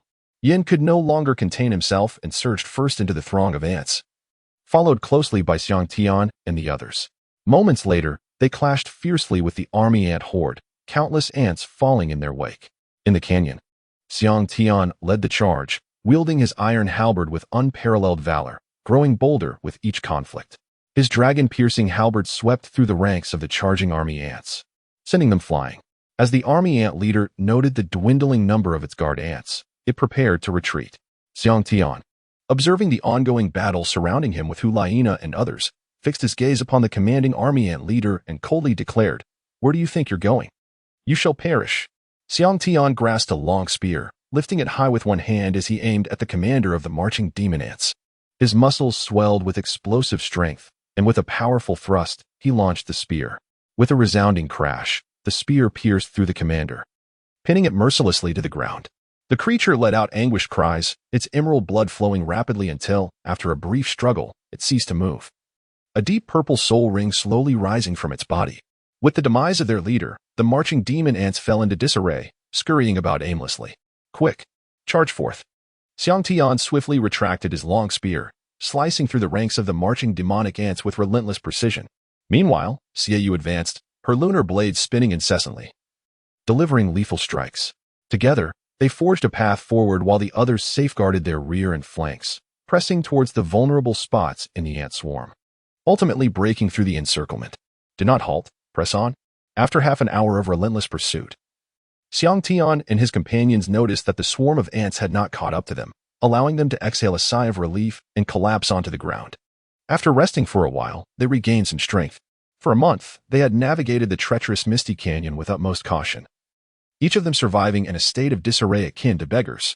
The terrain within the canyon was complex, fraught with deadly soul beasts, labyrinthine forests, marching magic ants, wild wolf packs, blood-sucking leeches, and more. Despite their disheveled appearances after a month of survival, they emanated a fierce aura, their combative prowess significantly enhanced. The elusive Crimson Phantom Ape proved to be a formidable adversary, its attacks insidious and relentless. Yin, vexed by the assault, cursed vehemently, clearly agitated by the creature's earlier onslaught. Just as they escaped the territory of the Crimson Phantom Apes and prepared to delve further into the canyon, a buzzing sound filled the air. Alert! The hum grew closer. And soon Xiang Tian and his companions could discern their pursuers. A dark cloud descended upon them, a swarm of bees akin to a torrential downpour, their compound eyes gleaming with a bloodthirsty glint. The abdomen of each bee bore a crimson skull-like visage, and a long stinger, glimmering ominously, hinted at their lethal venom. Run! It's the skull-faced emperor bees. The swarm was overwhelming, their numbers staggering. The leading skull-faced emperor bee, measuring over 2 meters in length, was an ancient creature, a threat even to soul emperors. This was becoming dire. Encountering the skull-faced emperor bees could spell doom for them if they could not escape, forcing them to prematurely conclude their training. Meanwhile, concealed from Xiang Tian and his companions' view, 2 figures emerged, Douluo and Douluo. Run! Quickly! Head towards the Ghost Peak Forest and lure them towards the Crimson Phantom Apes. With frantic urgency, they retraced their steps back into the territory of the Crimson Phantom Apes. The Crimson Phantom Apes, witnessing Xiang Tian and his group return, erupted in fury, seizing the hanging vines and swinging down with lightning speed, aiming for their chests and groins. Die! Upon seeing the impending attack, Yin seemed to recall a painful memory, his expression contorted with rage as he unleashed his first soul skill. A fiery iron fist ablaze with crimson flames, striking fiercely at the Crimson Phantom Ape. Move! Don't stop! Xiang Tian shouted urgently upon witnessing Yan's actions. Humph! I shall spare you for now. With the skull-faced emperor bees rapidly closing in, Yin had no choice but to halt his assault and keep pace with his companions. With a furious cry, the king of the Crimson Phantom Apes leapt from the tree, targeting Hulaina with a powerful punch. A fierce gust of wind rushed towards them, and the faces of Xiang Tian and the others paled. Xiang Tian, compelled to halt, raised his long spear defensively. Rise! With a resounding crash, Xiang Tian found himself embedded in the earth as the first and second soul rings illuminated, amplifying his strength dramatically. He roared fiercely and, with a sudden surge of power, thrust his spear to repel the Red Phantom Ghost Ape King. Though the Red Phantom Ghost Ape King was not particularly large, its formidable strength and imposing presence caught Xiang Tian off guard. With an indomitable spirit, the Red Phantom Ghost Ape King unleashed a roar, transforming its form to appear almost ethereal, and struck a powerful blow towards Hulaina. It was evident that the Red Phantom Ghost Ape King possessed great intelligence, adept at targeting the vulnerable. You all go ahead. We will regroup at the 3rd rendezvous point. Xiang Tian commanded coldly after deflecting the Red Phantom Ghost Ape King's attack. All right, you two be careful. Chapter 59. Monkey whined before entering the Misty Canyon. The members of the Evil Moon Group, due to their youth, underestimated Xiang Tian's prowess. However, after more than a month in the canyon, with soul rings exceeding optimal ratios and the invaluable experience of combat, Xiang Tian could only be described as a monster in their eyes. They were acutely aware of the danger he faced against the onslaught of the Red Phantom Ghost Ape King. Upon hearing Xiang Tian's words, they did not hesitate. Breaking through the encirclement of the Red Phantom Ghosts, their figures darting forward as they fled without a backward glance. Once the Red Phantom Ghost Ape King activated its innate soul skill, It became a wisp of smoke, elusive and unpredictable. Had Xiang Tian not absorbed the wisdom from the spirit condensation skull, he would have struggled to perceive the red phantom ghost ape king's form. Seeking death. As the swarm of ghost-faced emperors approached rapidly, the red phantom ghost ape king continued its relentless assault on Xiang Tian. Enraged, he bellowed, fourth soul skill, fire. With a flash of black light, Xiang Tian unleashed his fourth soul skill. Flames erupted from his right hand as he forcefully thrust it towards the crimson phantom demon ape king. The blazing handprint detached from his palm, expanding rapidly into a colossal shadow that descended upon the demon ape king with formidable might. The crimson phantom demon ape king bared its sharp, white fangs and let out a furious roar. It propelled itself into the air with a powerful leap, colliding head-on with the blazing palm. A resounding boom echoed as the demon ape king coughed up blood, its fur singed, and it was sent tumbling to the ground. The handprint, struck by the demon ape king, fractured and splintered, transforming into fiery rain that cascaded down upon the horde of crimson phantom demons, eliciting cries of despair as several instantly turned to ash. Suddenly, a swarm of ghost-face emperor bees descended, their long, black stingers glistening ominously like a dark rainstorm. The stingers struck the crimson phantom demons, inflicting excruciating pain. The demons writhed as black venom coursed through their veins, causing them to collapse lifelessly.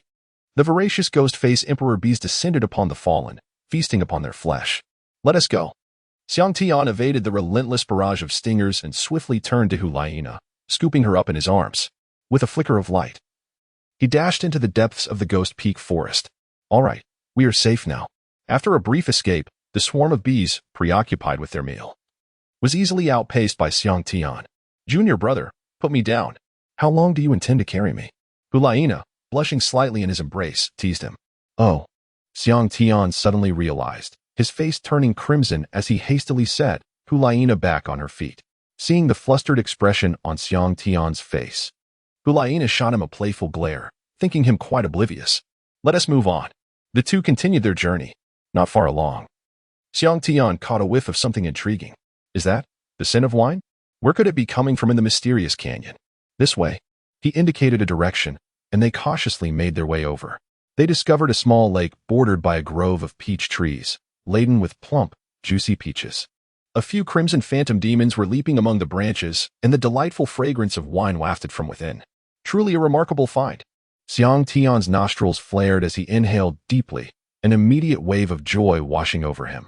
It was rumored that the crimson illusion demon ape king had the ability to brew a special monkey wine, commanding the crimson illusion demon ape clan to gather spiritual fruits and elixirs from the depths of the ancient tree hollow. Within this hollow, an array of fruits gradually fermented, ultimately transforming into a potent monkey wine. This elixir, vital for the crimson illusion demon ape king's breakthroughs, contained boundless transformative power. Consuming it could significantly enhance one's cultivation, making it an incredibly rare treasure, elusive and priceless. Senior sister, please remain still. Allow me to deal with those few crimson illusion demon apes first. Without waiting for Hulaina to protest, Xiang Tian moved swiftly, stealthily approaching the peach grove. His right hand glowed with a soul mark, and in an instant, the celestial dragon city destruction halberd materialized in his grasp, towering over him. Shadows danced in the light.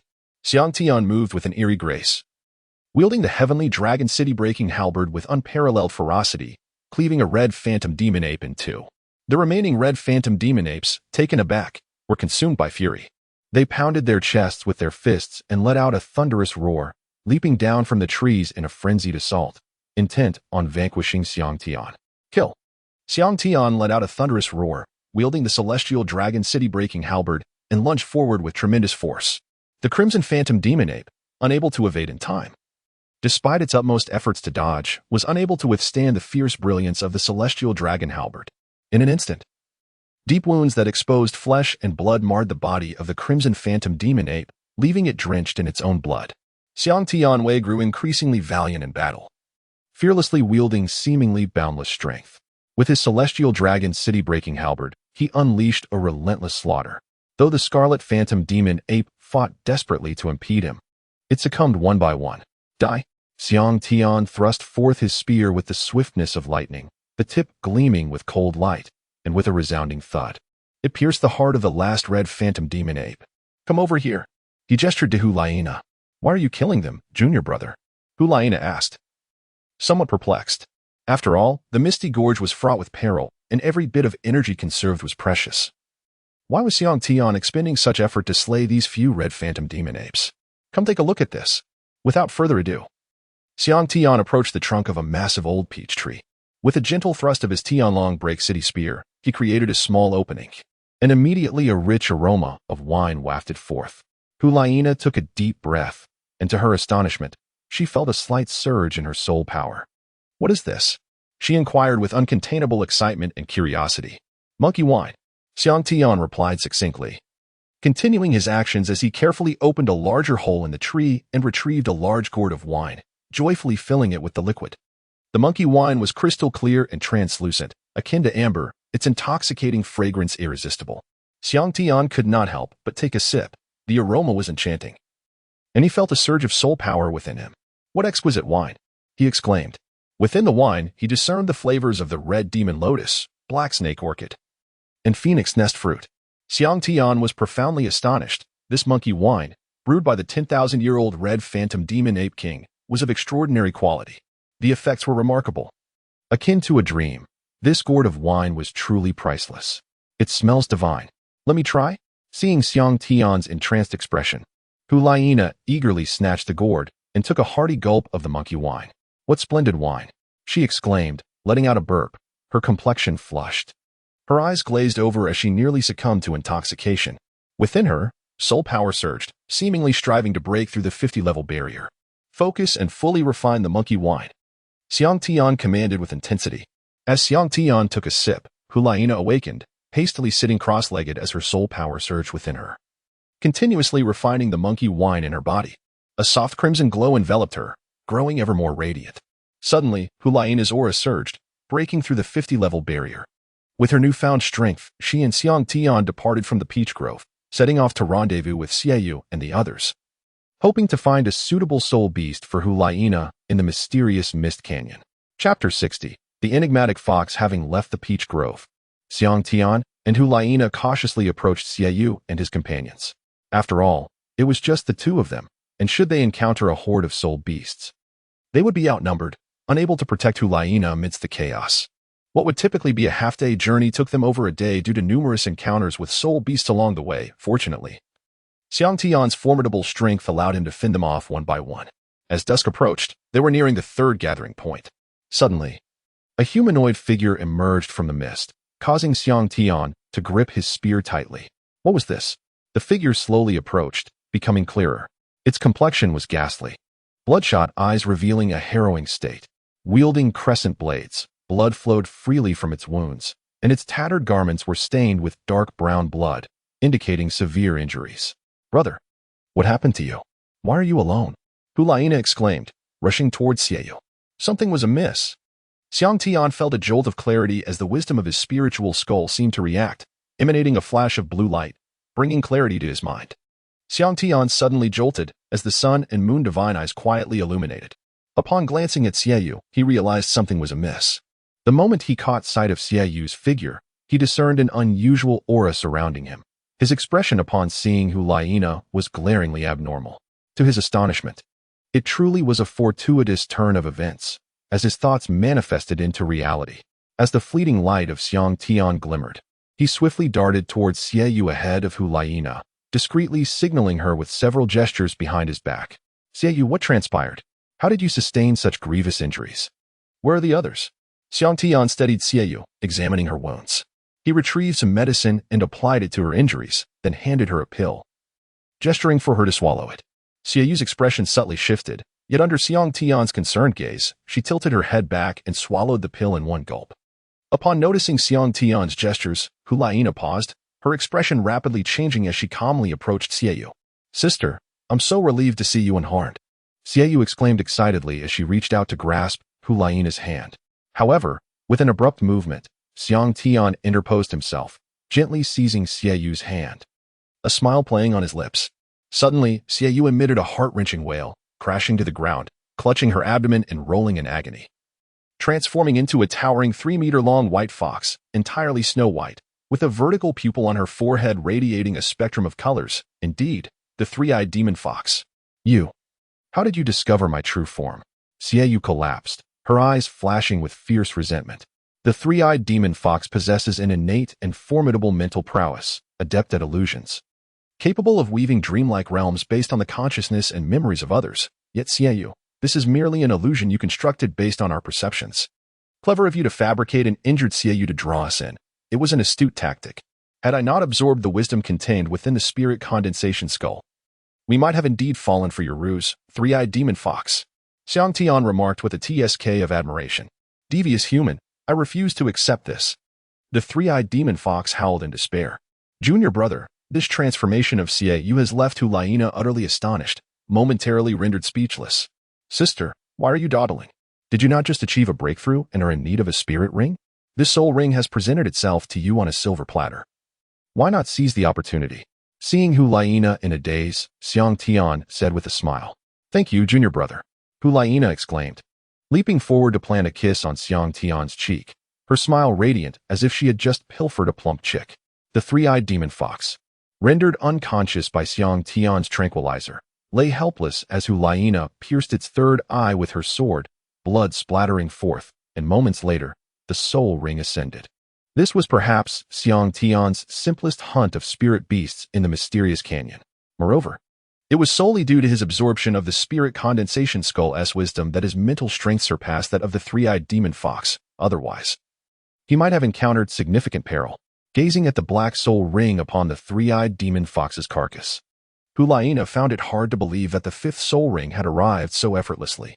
Regaining her composure, Hulaina settled into a meditative posture, commencing the absorption of the three-eyed demon fox's soul ring.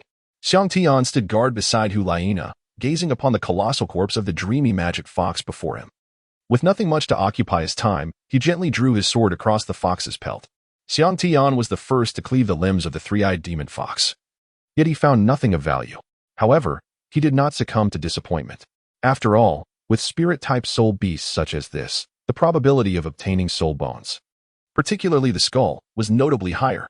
Given the intense unwillingness of the three-eyed demon fox before its demise, the likelihood of it exploding a soul bone should be significantly greater. As he sliced through the fox's head with his longsword, he was rewarded with a radiant orb of multicolored light shimmering within. A wave of joy washed over Xiang Tian as he delicately extracted the skull and held it in his hand. The skull was remarkably intact, its skeletal structure complete, emanating a powerful mental fluctuation. Upon meeting the hollow gaze of the skull, even Xiang Tian found himself momentarily entranced. The skills associated with this skull evidently revolved around illusions and charm. It would be most suitable for his senior sister to absorb. He mused to himself. As Hulaina was in the midst of absorbing the soul ring, Xiang Tian carefully stored the skull in his storage belt, planning to present it to her later. He did not overlook the pristine white fur of the dream fox either, skillfully using his short sword to completely sever and collect it. The crowing of the rooster heralded the dawn. After a night's passage, Hulaina successfully absorbed the three-eyed demon fox's soul ring, causing her soul power to ascend to level 52. Upon completion, she straightened her posture, stretching languidly, her figure appearing even more exquisite and voluptuous, her shoulders fair, and her legs long and shapely. Her allure had greatly intensified, and Xiang Tian found himself nearly unable to resist the temptation of her presence. Finished absorbing? Let us depart. Fortunately, Xiang Tian snapped back to reality just in time, feigning nonchalance as he spoke. Humph, little junior brother, I thought you were as stiff as a log. It seems you do have reactions after all. Watch how I tease you. Hulaina smiled inwardly at Xiang Tian's response. Meanwhile, at the third gathering point, Xiang Yu and the others were regrouping. Yin paced back and forth restlessly, a look of anxiety etched upon his face. How is it that Hulaina has not yet arrived? Could something have happened? Stop pacing. You're making me dizzy. You've repeated that line 800 times already. Rest assured. With Xiang Tian's strength, there is no danger within this area. A fleeting shadow of concern crossed Xiang Yu's eyes before he turned to Yin and spoke calmly. No sooner had he finished speaking than the trees parted, and two figures emerged from the forest, Xiang Tian and Hulaina. Brother.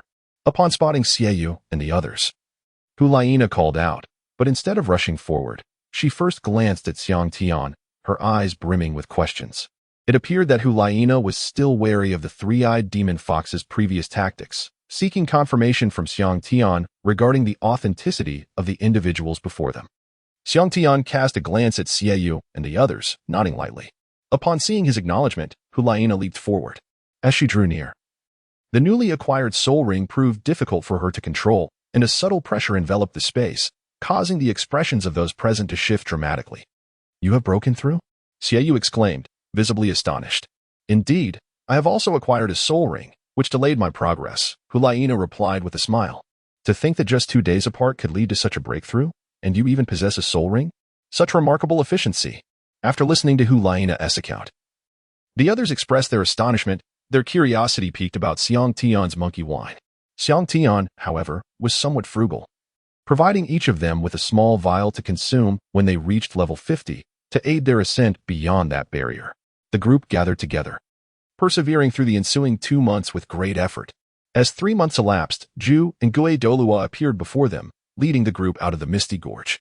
Chapter 61. Star Luo Empire. You have all performed admirably. The sight of the assembled group below, standing united and exuding an impressive aura akin to unsheathed swords, brought a smile to Bibi Dong's face as she sat upon the Pope's throne. With their trials concluded, Xiang Tian and his companions finally had the chance to relax. Due to the perilous nature of absorbing the head bone of the three-eyed magic fox in the misty gorge, Xiang Tian had refrained from taking it out, only presenting it to Hulaina upon their return to the spirit hall. "This is for me?" Hulaina's eyes widened in excitement as she received the spirit manipulation wisdom skull from Xiang Tian. "Yes, this is the head bone that emerged from the three-eyed magic fox. I discovered it while you were absorbing your soul ring. Its quality is exceptionally high, and the skull is remarkably intact, rivaling even those over 50,000 years old. Moreover, it resonates perfectly with you, especially since you absorbed the soul ring from the same spirit beast. You should take it," Xiang Tian said with a gentle smile. "This is far too precious, junior brother. You should keep it," Hulaina insisted, her heart swelling with gratitude as she held the spirit manipulation wisdom skull. "I have already absorbed the head bone. It serves me no purpose now. I have given it to you, so if you do not wish to keep it, feel free to discard it," Xiang Tian replied nonchalantly, as if soul bones were commonplace. Ultimately, Hulaina graciously accepted the skull. Xiang Mansion. As Xiang Tian had just returned, a sudden flash of pure white darted forth, leaping directly towards him. As Xiang Tian focused his gaze, he beheld the snow-white figure that was none other than the Tianguang white tiger cub, approximately the size of a cheetah, entirely enveloped in a lustrous white coat adorned with striking black stripes, exuding an air of majesty befitting the king of all beasts. Having nurtured the Tianguang white tiger cub for several months, Xiang Tian witnessed its astonishing growth, with its cultivation nearing 50 years. This rapid advancement was further enhanced by Xiang Tian's generosity. Prior to his return, he procured several pieces of Millennium Soul Beast meat from a town on the outskirts of the Stardow Forest to feed the cub, daily feasting on this ancient delicacy. Coupled with the medicinal elixirs Xiang Tian used to soak and refine its sinews and bones, facilitated the cub's swift progress. In an exuberant leap, the Tianguang white tiger cub bounded into Xiang Tian's embrace, affectionately nuzzling against him. Upon opening its eyes, the very first figure it encountered was Xiang Tian, and after more than half a month of familiarity, it had subconsciously begun to regard him as its closest companion. Though soul beasts may grow fierce as they mature, when tamed, they can become the most loyal of allies. Within the depths of the Mizagrand Canyon, Xiang Tian's spirit remained taut, after several days of relaxation. The ebb and flow of tension led to a subtle enhancement of his mental prowess, while his sun and moon divine eyes transcended the pinnacle of observation. Reaching the realm of the mustard seed, Xiang Tian rested at the Xiang residence for half a month. After engaging in several sparring sessions with Wang Taishin and others, imparting to them some insights into martial arts, he commenced his journey across the continent. After all, having spent so many years on Douluo continent, he had devoted himself solely to the cultivation of combat and had yet to truly appreciate the breathtaking beauty of this land. Prior to this, Xiang Tian had traversed several cities within the Tiando Empire. However, the culture of the Tiando Empire was notably gentle, with its nobility engrossed in indulgence. In contrast, he had heard tales of the Xinglua Empire, known for its fierce and combative spirit, which perfectly aligned with Xiang Tian's aspirations. Thus, his inaugural destination on the continent was the formidable border city of Hujuan within the Xinglua Empire. Hujuan City was home to a formidable contingent of the Xinglua Empire's elite troops, the Tiger Might Army, clad in armor and wielding long halberds. Standing densely upon the city walls, their vigilant gazes fixed intently upon the Tiando Empire across the way. Upon entering Hujuan City, Xiang Tian immediately discerned a stark contrast. The citizens of the Xingluo Empire exhibited a discernible fierceness, their physiques towering slightly above those of the common folk from the Tiando Empire. Disputes often escalated into physical confrontations, and arenas for combat were ubiquitous in the streets. Even ordinary individuals devoid of soul power could engage in a bout upon these platforms. As Xiang Tian had just traversed a few miles, he encountered 3 thrilling contests, truly a celebration of martial prowess. Upon arriving at Tiger Lord City, he felt compelled to explore the bustling marketplace. The market predominantly featured shops selling weapons and medicinal herbs, and Xiang Tian leisurely meandered through them. Suddenly, his attention was captured by a magnificent structure ahead. Towering in stature, it was flanked by stone sculptures of 2 exotic beasts at its entrance. With a grand plaque inscribed in bold, golden characters, Divine Armory. Divine Armory? Such an audacious claim. Intrigued, Xiang Tian decided to venture inside. Within the Divine Armory, an array of weapons was on display, rich in variety and commendable in quality, yet they hardly lived up to the lofty title of divine weaponry. Upon noticing the weapons on the first floor, Xiang Tian ascended to the second floor.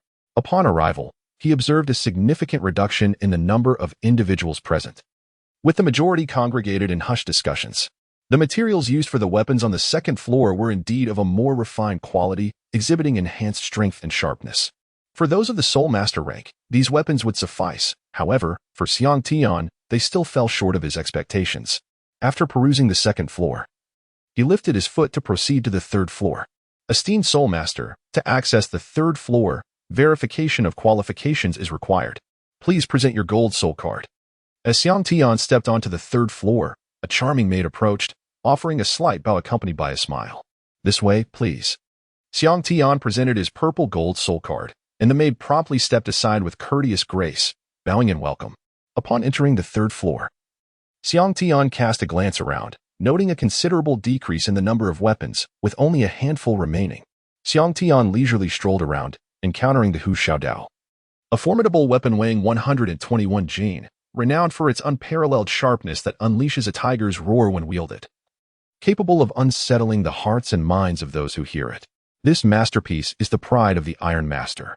Next, he beheld the Jing Long Chong, a lance weighing 76 jin, adorned with a silver body and a dark red tip.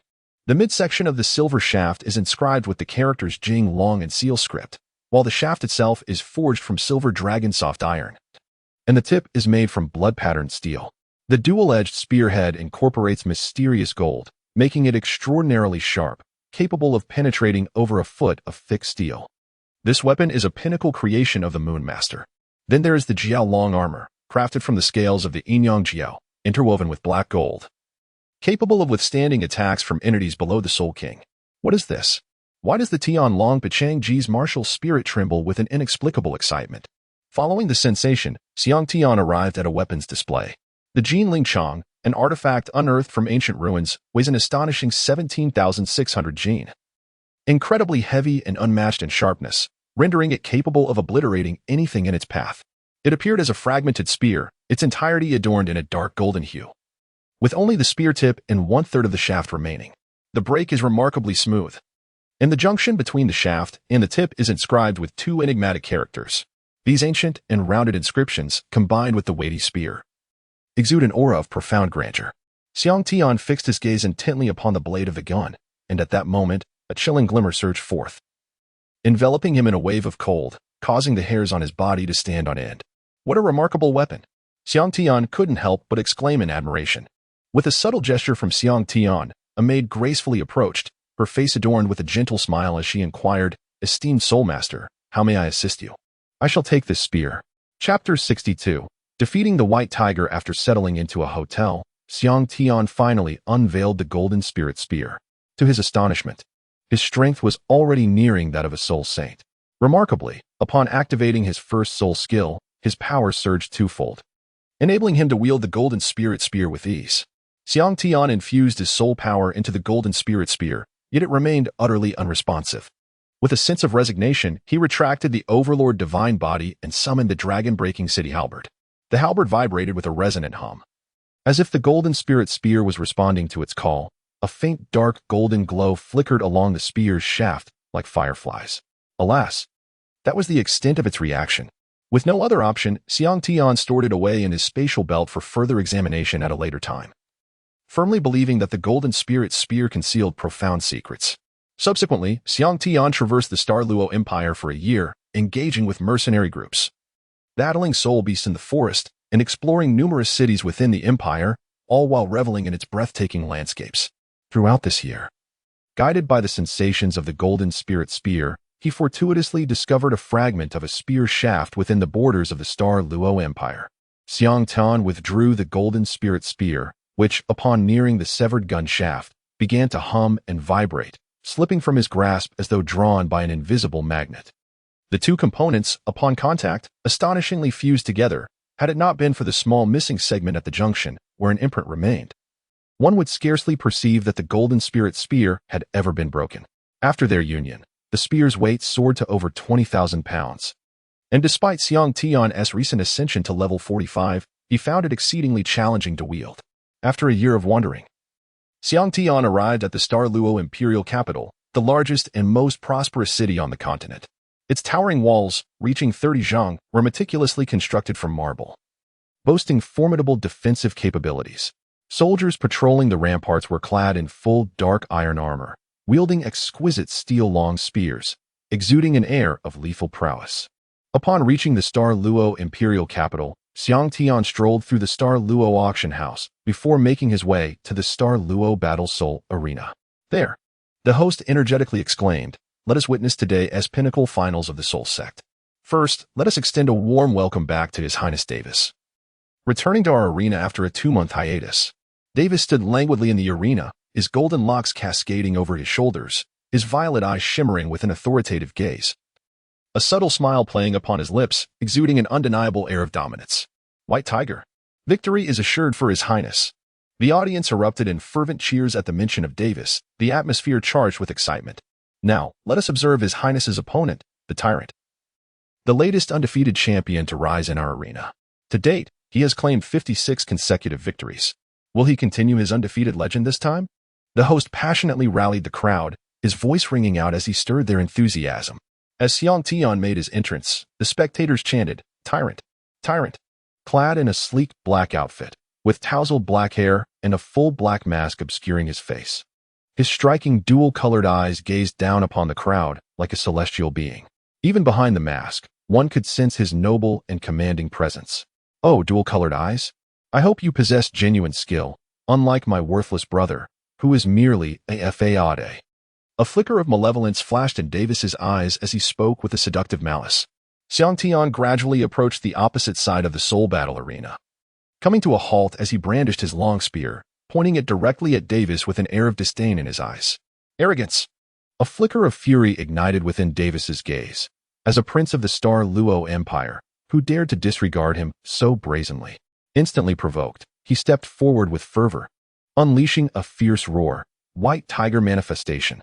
With a mighty tiger's roar, Davis's stature began to swell, accompanied by the ominous crackling of his bones.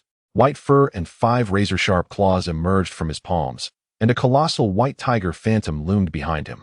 For soul rings of yellow and purple rose from beneath him, exuding an unrestrained and wild aura. The tyrant's divine body manifested. A flash of dark golden light enveloped Xiang Tian, as 4 soul rings, 3 purple and 1 black, rose around him, their overwhelming presence countering Davis's. The 4th soul ring, 10,000 years. Davis's pupils constricted. Such a soul ring configuration was utterly unprecedented. The match commenced.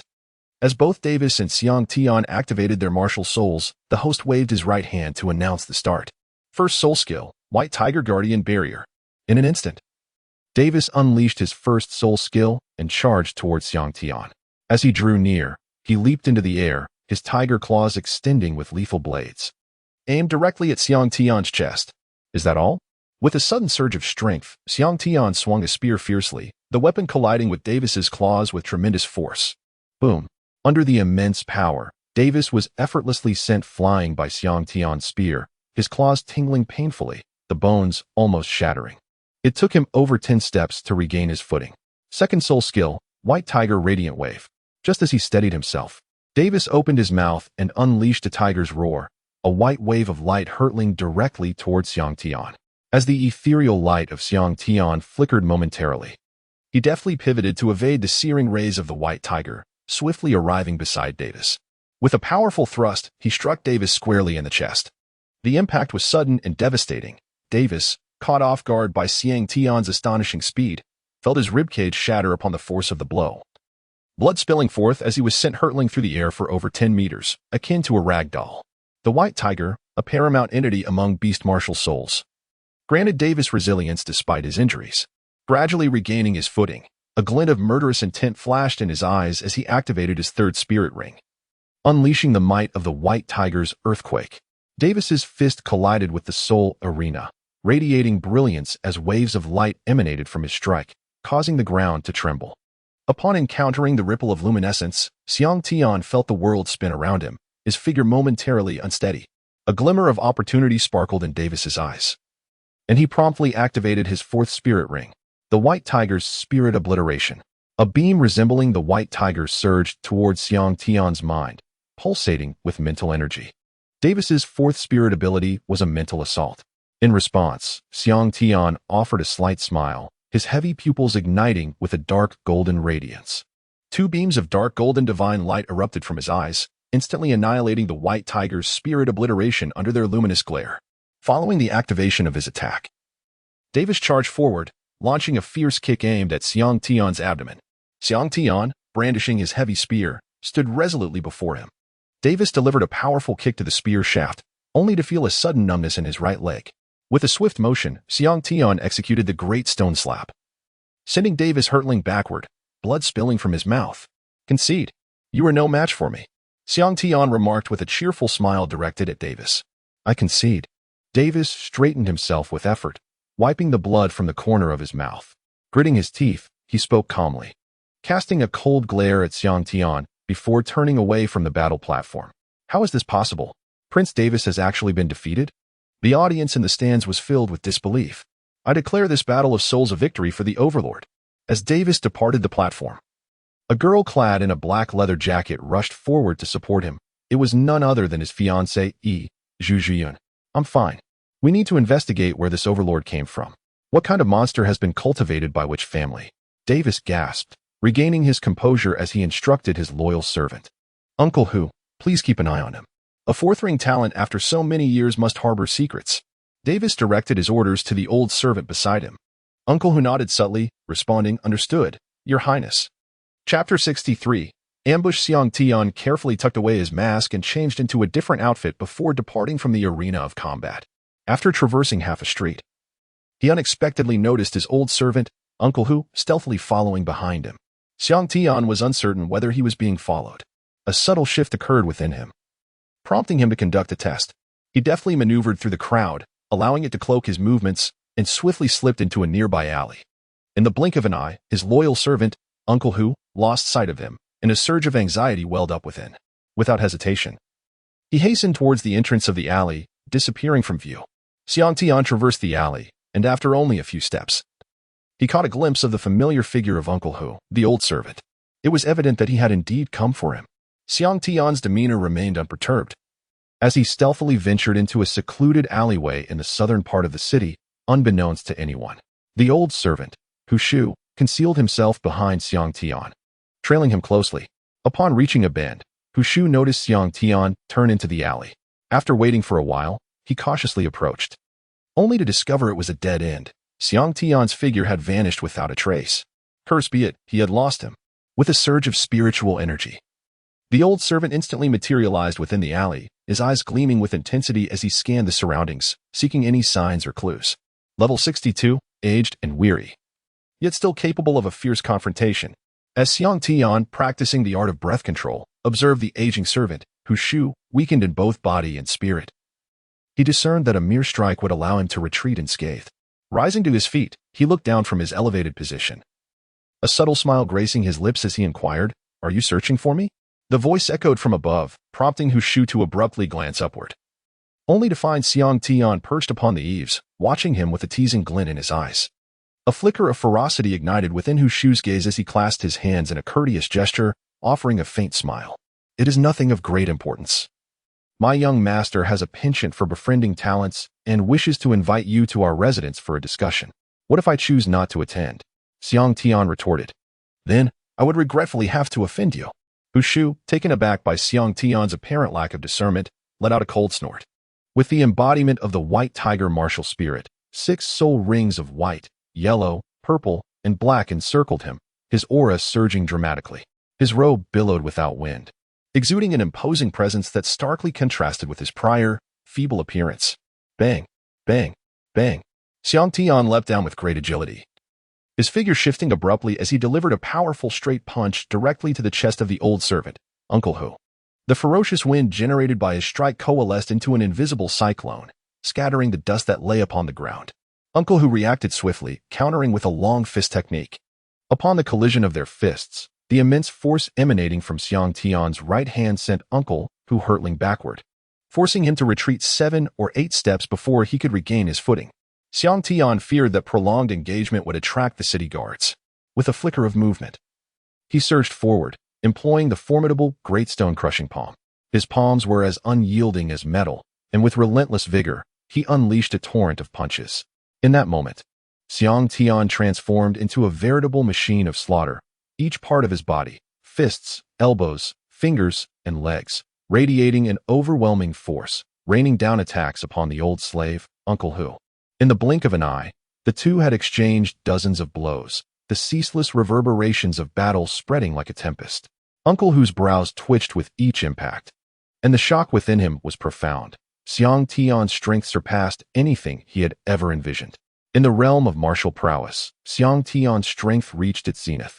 His mastery over combat profound and formidable. Amidst the torrential onslaught, the old servant, Uncle Hu, could only rely on his extensive experience to withstand the relentless barrage.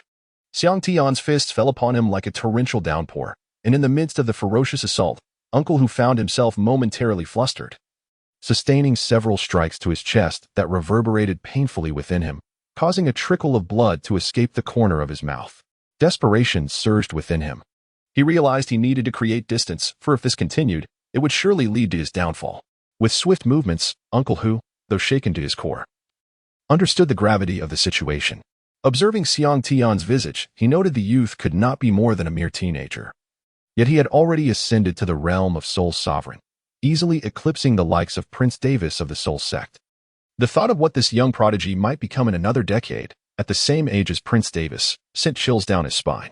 In that moment, Uncle Hu's expression darkened, his emotions a tumultuous blend of regret and frustration. Had he approached the matter with more caution and sincerity, perhaps this predicament could have been avoided.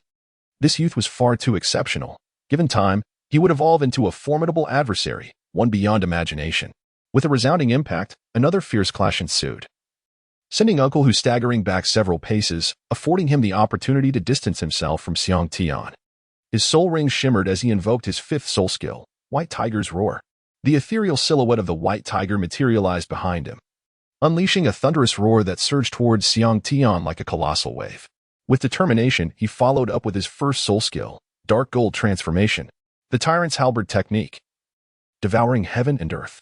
With a powerful push of his legs, Xiang Tian soared into the air, gripping his long spear with fierce determination as he channeled his soul power into it. He swung the spear to confront the sound waves with unparalleled ferocity. A deafening roar echoed as the massive spear light cleaved through the sound waves, engulfing the entire alley and causing the ground to tremble violently. What transpired? The shock waves of the battle spread, sending the onlookers in the vicinity into a state of panic as they fled in all directions. It appeared that a swift resolution was imminent.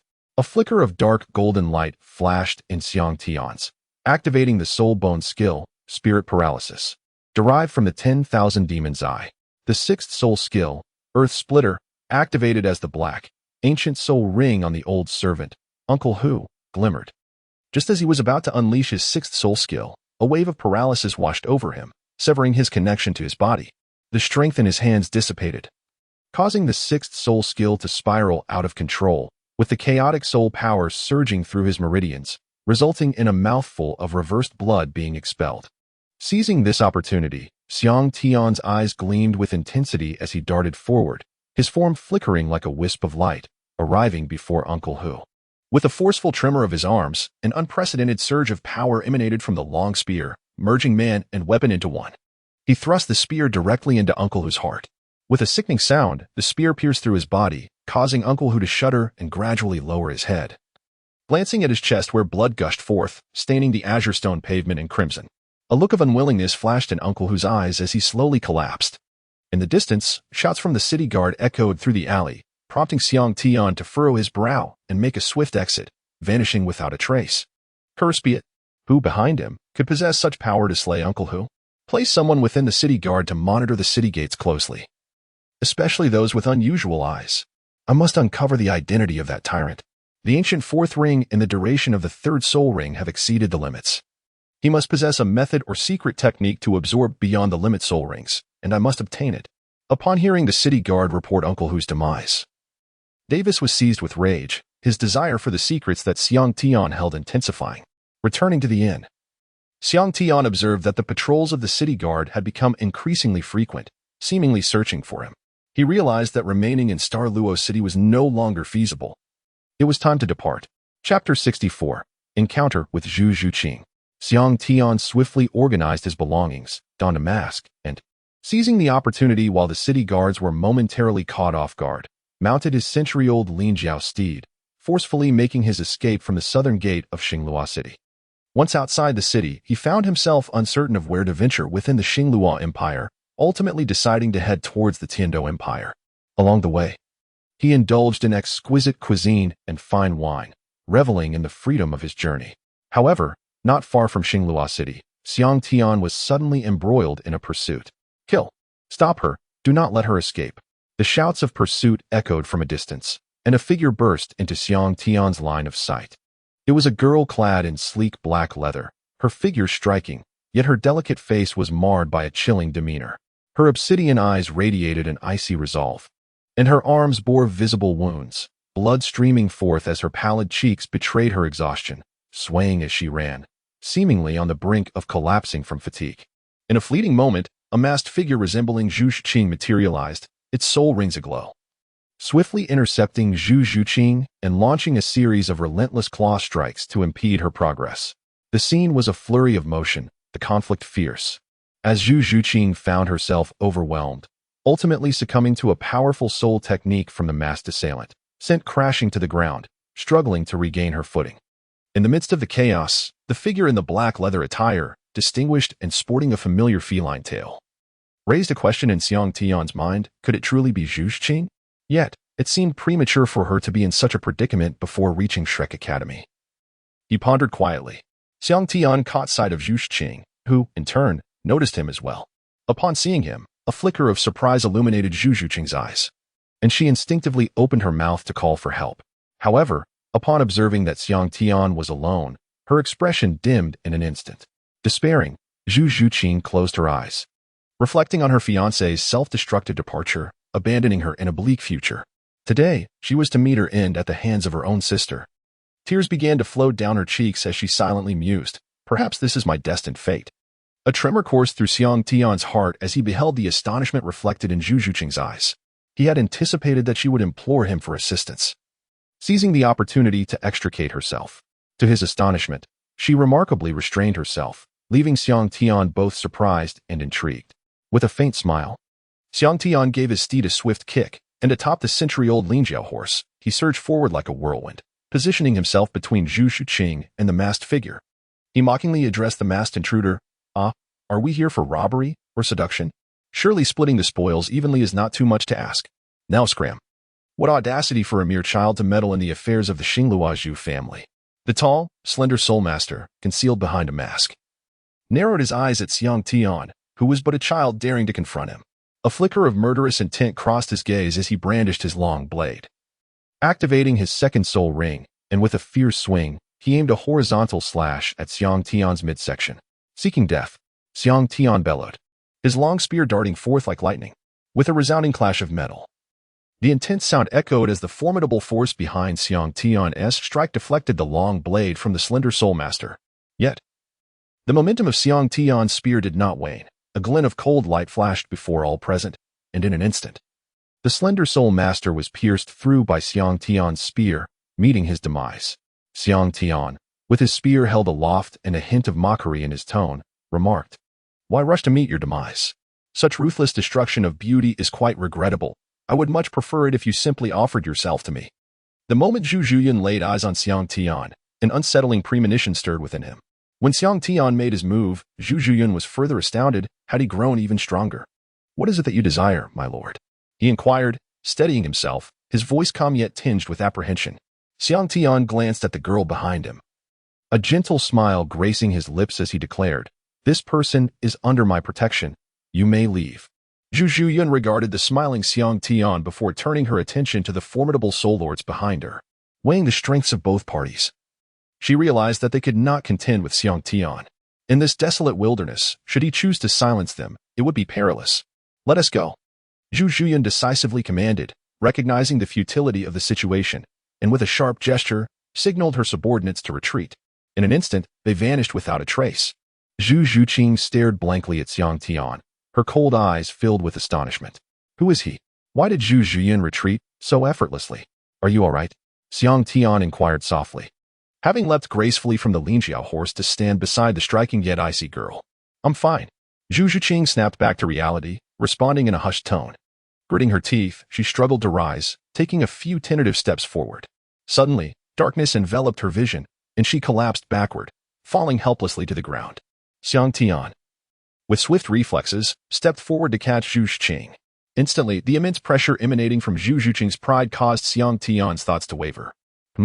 Awakening from his reverie, Xiang Tian shook Zhu Zhuqing, only to realize that she had fainted.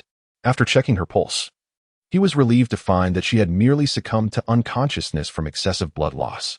Upon closer inspection, he discovered that Zhu Zhuqing bore more than just 2 injuries on her arms. There was also a wound on her abdomen, from which blood continued to seep profusely. "My apologies," Xiang Tian murmured softly as he skillfully cut away the leather surrounding the wound on her arm with a short sword. He then meticulously cleaned the injury, applied some hemostatic powder, and bandaged it with a white cloth. While the arm injury was manageable, the abdominal wound posed a greater challenge. After all, the inherent discomfort between the genders was unavoidable. However, given the gravity of the situation, Xiang Tian could not afford to be overly concerned with such matters. Xiang Tian slowly unfastened Zhu Zhuqing's leather jacket, revealing the short shirt and binding beneath. Freed from the constraints of the leather garment, Zhu Zhuqing's delicate figure became even more pronounced. Xiang Tian silently recited the Taoist meditation technique several times, forcefully suppressing the chaotic thoughts within his mind. He laid Zhu Zhuqing flat and gently rolled up her black short shirt, revealing the wound on her abdomen. The once smooth and flat belly now bore a ghastly gash, with a copious amount of blood coagulating into scabs and fresh blood still oozing forth. It was only then that Xiang Tian realized the severity of Zhu Zhuqing's injuries. The blood crust at the wound site was thick and layered, indicating that the injury had likely occurred 1 or 2 days prior, the result of repeated tearing and healing. "You truly have suffered greatly. Perhaps it is fortunate for you that you encountered me," Xiang Tian remarked nonchalantly, given the extent of her wounds. It was little wonder that Zhu Zhuqing, despite being a soul master with remarkable recovery abilities, had succumbed to unconsciousness. Had he not acted swiftly to staunch the bleeding, her life would undoubtedly have been in jeopardy. Xiang Tian first cleansed the wound on Zhu Zhuqing's abdomen, meticulously removing all traces of blood surrounding the injury. He then poured strong liquor from a gourd to thoroughly cleanse her wound. Xiang Tian was engaged in a flurry of activity, meticulously cleansing the bloodstains from Zhu Zhuqing's wounds. Just as he was about to apply the medicine, Zhu Zhuqing, who had been in a deep unconsciousness, suddenly opened her eyes. Her pitch-black pupils appeared devoid of warmth. Fixating intently on Xiang Tian pointed to the vial in his hand and remarked, "Seeing that you fainted, I was about to apply the medicine for you. Since you have regained consciousness, you may do it yourself." Upon noticing the vial, a flicker of remorse coursed through Zhu Zhuqing's eyes, and her icy demeanor softened considerably. Struggling slightly, she felt utterly drained, devoid of any strength, and could only gaze at Xiang Tian with her enchanting eyes, her lips parting softly. "Perhaps you should do it." Her voice was cool, yet tinged with a subtle tremor. "Very well," Xiang Tian replied with a slight nod. He applied a smudge of ointment onto his fingers and proceeded to tend to Zhu Zhuqing's wound. As his fingers glided across her skin, her body trembled slightly, and her delicate face flushed a deep crimson, her earlobes reddening as well. This was indeed the first time an opposite gender had touched her skin.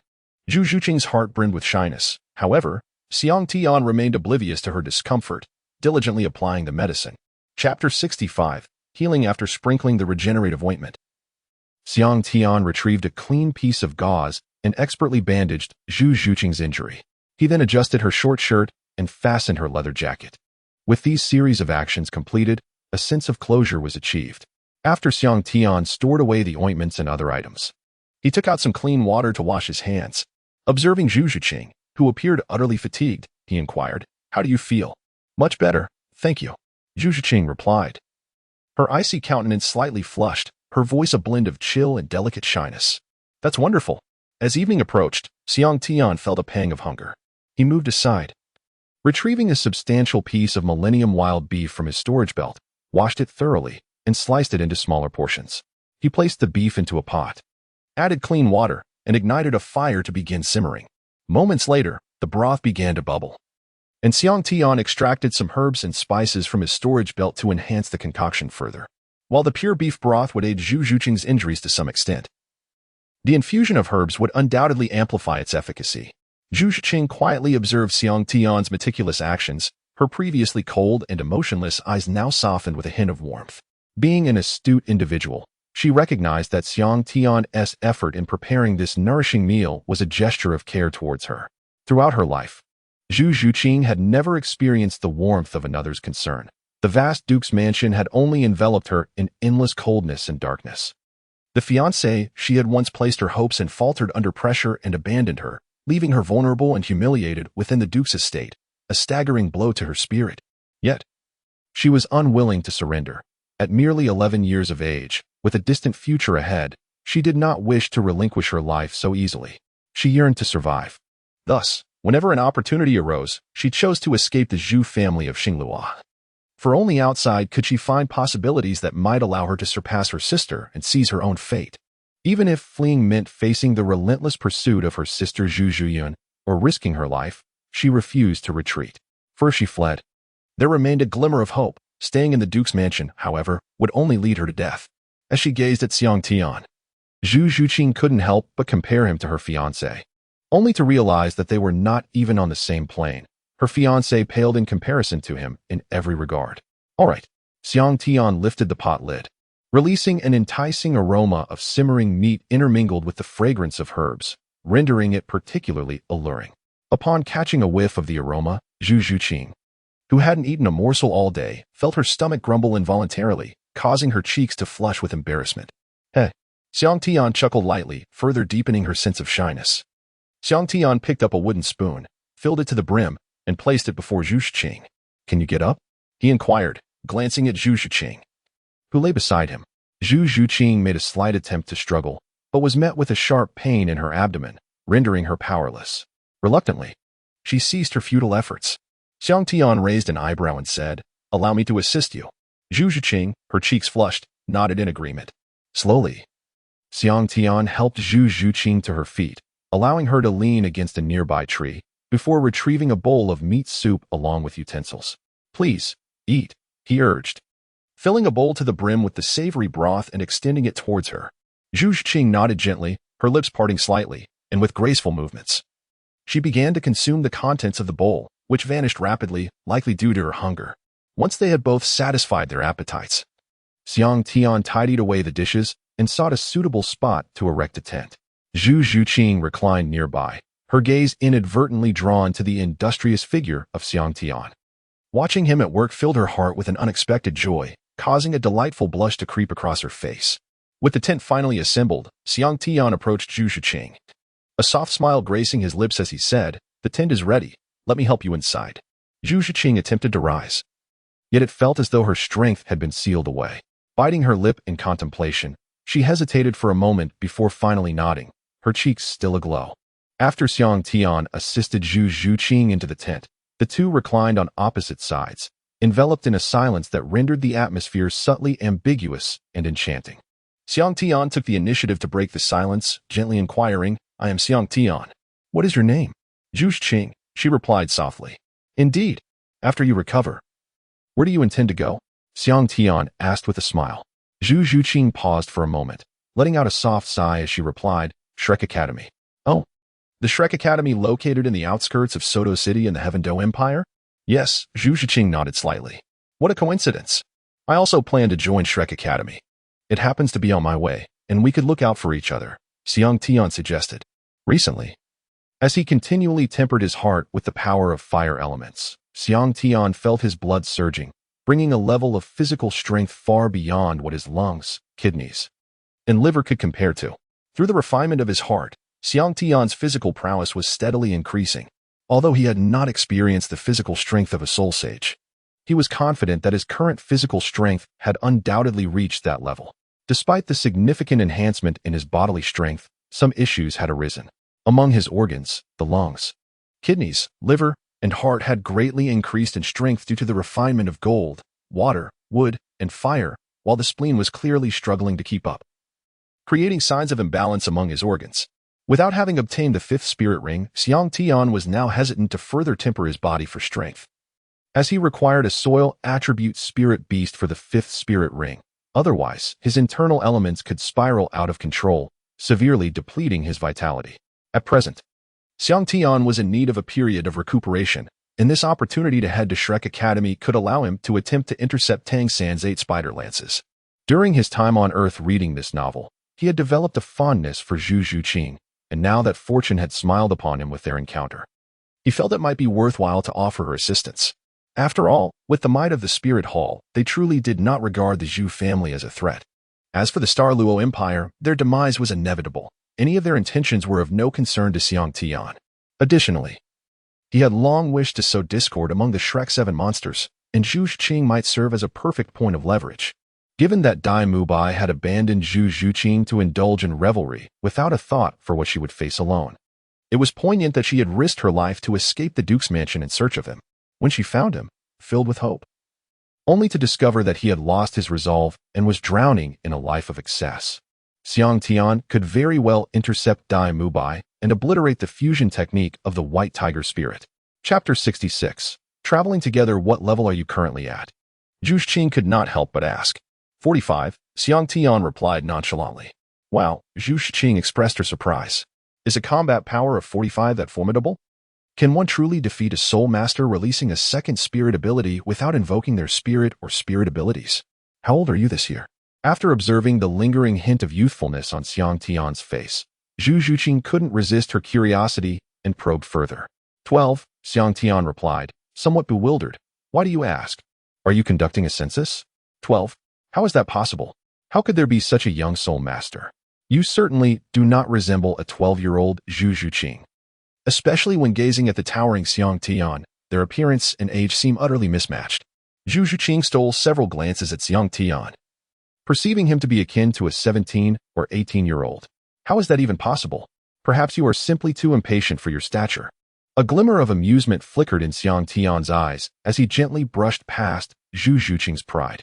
Upon noticing the direction of Xiang Tian's gaze, Zhu Zhiqing's face instantly flushed crimson. Scoundrel! Embarrassed, she turned her head away. Xiang Tian offered a faint smile, choosing not to tease further. After a brief moment, Zhu Zhiqing slowly turned back, stealing a glance at Xiang Tian, only to find him lost in thought. She exhaled in relief, yet for reasons unknown.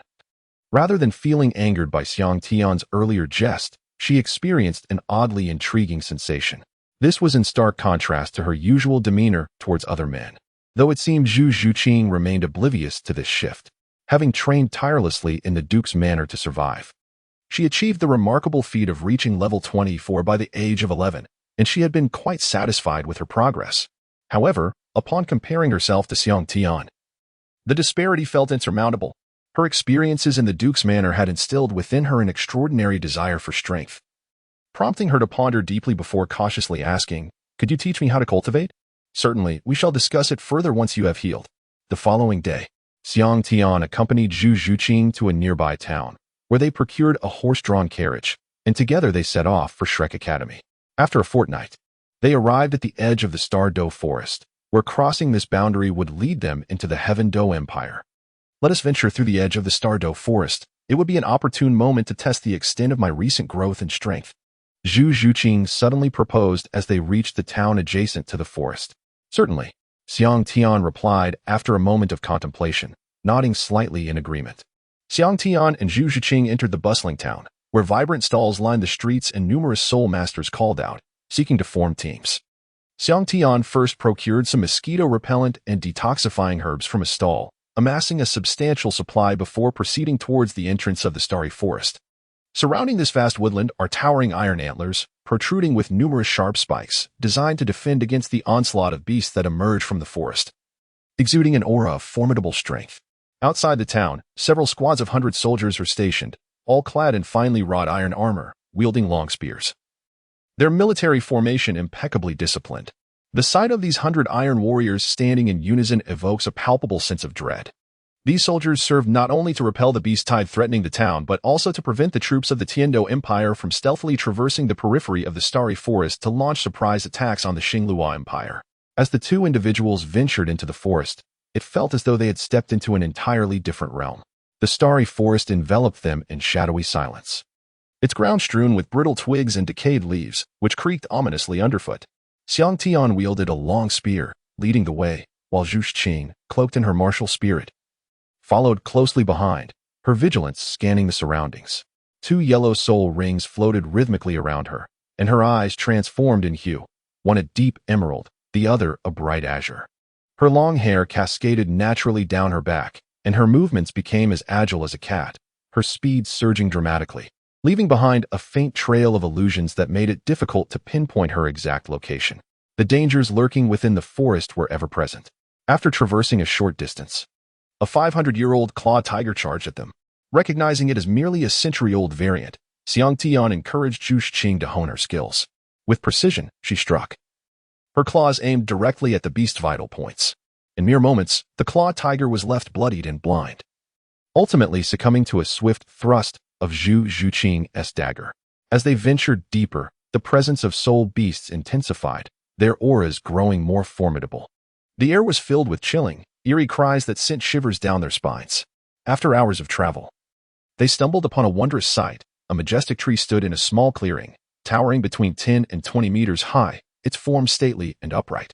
Sunlight filtered through the leaves, casting a golden halo upon the delicate, golden-hued foliage. Hanging beneath the leaves were blossoms that resembled golden bells, swaying gently in the breeze, releasing a faint yet alluring fragrance, accompanied by a melodious chime. Zhu Qing found herself momentarily entranced, instinctively moving forward. Suddenly, a warm hand grasped her arm, pulling her back forcefully. Awaken! A voice laced with mental energy resonated in her ear, jolting her back to reality after a brief disorientation. Once alert, Zhu Qing scrutinized the magnificent tree, a cold sweat breaking out as she realized its true nature. This extraordinary tree was known as the illusory sound treasure tree when stirred by the wind. It emitted a potent fragrance while the blossoms swayed, producing a crystalline chime. Many soul beasts would be drawn to the scent, only to succumb to illusions woven by the tree's enchanting melodies. The illusory sound treasure tree could manipulate these illusions, inciting the entranced beasts to turn upon one another, ultimately nourishing itself with their demise. Fortunately, the tree had only recently surpassed the millennium mark, and Xiang Tian's mental fortitude had significantly increased after absorbing the wisdom from a spiritual skull, allowing them to evade its traps. Be cautious, Zhu Qing, he urged. Understood, she replied softly, unperturbed by his use of her given name. In the days that had passed, under Xiang Tian's care, their relationship had grown markedly closer. Especially after their intimate exchanges during his tending to her wounds, Zhu Qing found it difficult to forget the profound connection they shared. In her heart, Xiang Tian held a unique place, transcending the bounds of mere friendship. Moreover, it appears that Zhu Qing does not entirely reject the closeness of Xiang Tian. In her moment of despair, while being pursued by Zhu Zhuyun, it was Xiang Tian who appeared before her like a divine figure, rescuing her. To the 11-year-old Zhu Qing, Xiang Tian was akin to a radiant beacon, indelibly etched in her heart. Regardless of how precocious and stubborn she may be, she remains a girl, an 11-year-old girl who, amidst the perils of the forest, encounters Xiang Tian, a youth endowed with formidable strength and exceptional charisma. Unconsciously, Zhu Qing begins to develop a sense of dependence on him, though she has yet to recognize it. Chapter 67. Traversing the outskirts of the starlit great forest, a roar echoed. A tiger's growl reverberated through the air. Xiang Tian's expression sharpened as he turned towards the source of the sound. In an instant, a figure of violet black, adorned with thunderous patterns, leapt forth from the underbrush. appearing before both Xiang Tian and Zhu Zhuqing, radiating with blue-violet arcs of electricity, exuding an imposing presence. The thunderous wind tiger. Zhu Zhuqing furrowed her brow. This creature was not to be trifled with. The thunderous wind tiger, with its massive jaws and sharp fangs, unleashed a tempest of wind and thunder with every pounce. Not only was its attacking power formidable, but its speed also ranked among the top among soul beasts, necessitating extreme caution against its electric assaults. Step back. Leave it to me. A smile graced Xiang Tian's lips as he addressed Zhu Zhuqing. Be careful. Zhu Zhuqing replied with concern. Fear not. This mere 1,000-year thunderous wind tiger is but a trivial challenge. Xiang Tian laughed heartily, propelling himself forward with a powerful kick. In that moment, his body became enveloped in a layer of dark golden light, his formidable spirit manifesting as 3 purple and 1 black soul rings radiating dazzling brilliance. What? The first ring of 1,000 years? The 4th ring of 10,000 years? Zhu Zhuqing's eyes widened in disbelief, struggling to comprehend the sight before her. How could this be possible? Starbearer Moonslayer. Xiang Tian swung his halberd in a sweeping arc, charging towards the thunderous wind tiger with the weight of a mountain. Even before the halberd reached it, the thunderous wind tiger sensed an overwhelming aura of danger. With a roar, the thunderous wind tiger opened its jaws wide. Channeling its soul power, 2 spherical energy orbs of wind and thunder coalesced in a swirling motion, forming a taiji pattern, and in the next instant, they hurtled directly towards Xiang Tian. With a powerful thrust of his spear, Xiang Tian shattered the tempestuous energy cluster, advancing boldly as he aimed the long spear at the vital points of the wind thunder tiger. Although the beast was formidable, it paled in comparison to Xiang Tian, who possessed no semblance of defeat against such an opponent. Indeed, confronted with Xiang Tian's fierce onslaught, the wind thunder tiger, after an initial ferocious counterattack, began to reveal its vulnerabilities, its roars echoing as its iron claws struck, and its tail lashed wildly, transforming it into a cornered beast. Realizing the dire situation, the wind thunder tiger emitted a thunderous roar, summoning a torrent of wind that unleashed a piercing sonic wave towards Xiang Tian before it turned and fled with great speed. Suddenly, a muffled thud resonated as Xiang Tian, harnessing the ephemeral flicker of light, swiftly appeared before the wind thunder tiger, his spear thrusting down with immense force, piercing through the creature's skull. Empowered by his formidable soul force, Xiang Tian effortlessly penetrated the tiger's head, delivering a fatal blow. Zhu Zhuqing's eyes sparkled with admiration. Such strength, such exquisite control of soul power, such arcane agility. The potency of this strike, wielded with the same soul force, surpassed her own capabilities by an immeasurable margin. After retrieving the carcass of the wind thunder tiger, the duo hastened away, wary of the blood sin attracting more soul beasts. Nightfall enveloped them. Xiang Tian and Zhu Zhuqing selected an open plot of land, meticulously clearing the ground and sprinkling powder to ward off snakes, insects, and rodents before erecting a tent. Once the tent was assembled, Xiang Tian ignited a fire, removed the hind legs of the wind thunder tiger, set up a grill, and began to roast the meat, turning it over continuously. Zhu Zhuqing reflected on Xiang Tian's display of speed and agility earlier that day, feeling as though a new world had unfolded before her, stirring her emotions profoundly. How did you achieve such incredible speed?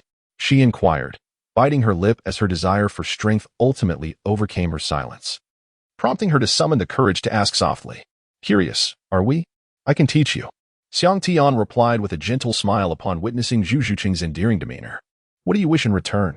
Zhu Zhuqing was taken aback, not expecting such an eager response from Xiang Tian. You, of course, he quipped, casting an amused glance at her.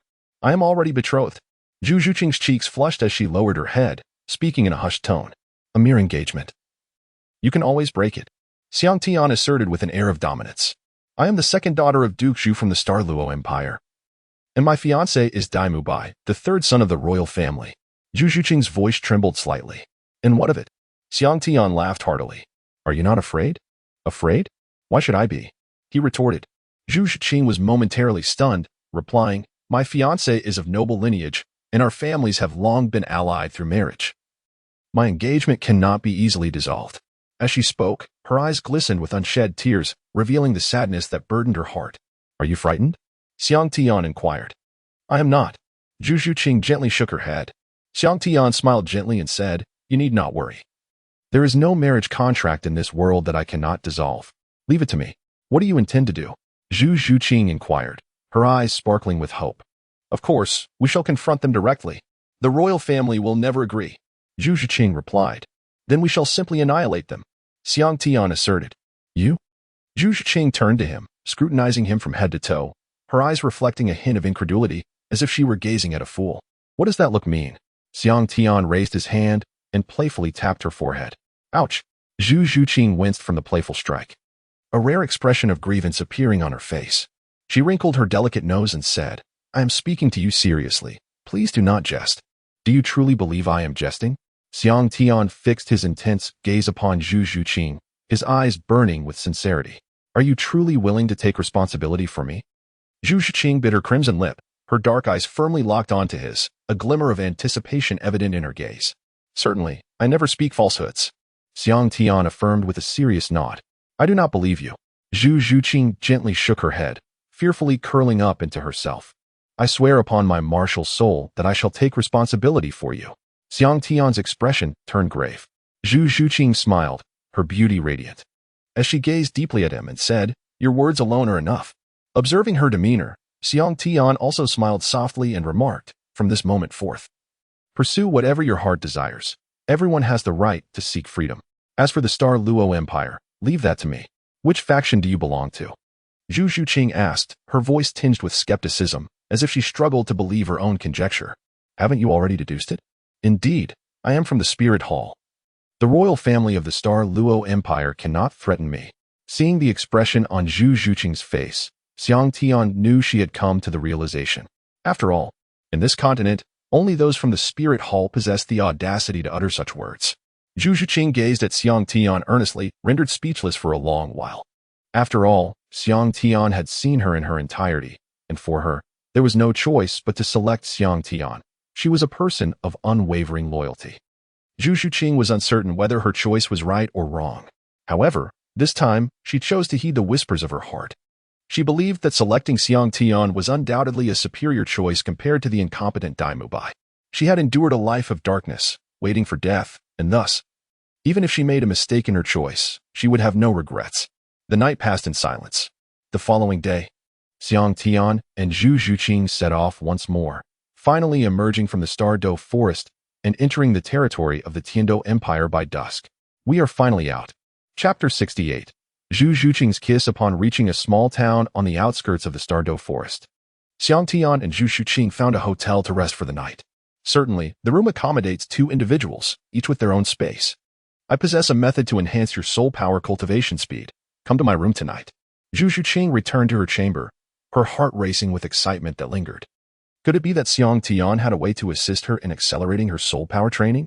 Historically, the rate of soul power cultivation has been determined by the abundance of soul power in the environment, along with one's innate talent and meditation practice. Is it truly possible to enhance this cultivation speed? It is well known that in the Douluo continent, soul power cultivation does not require specific techniques. Mere meditation suffices for progress. Of course, certain sects possess specific cultivation methods, which can indeed facilitate advancement. Yet such techniques are exceedingly rare in Douluo. Could it be that Xiang Tian possesses a technique? As night fell, Zhu Zhiqing, her cheeks flushed with embarrassment, stealthily opened Xiang Tian's door as if she were a thief. Slipping inside to find him seated at his table, gazing at her with a knowing smile.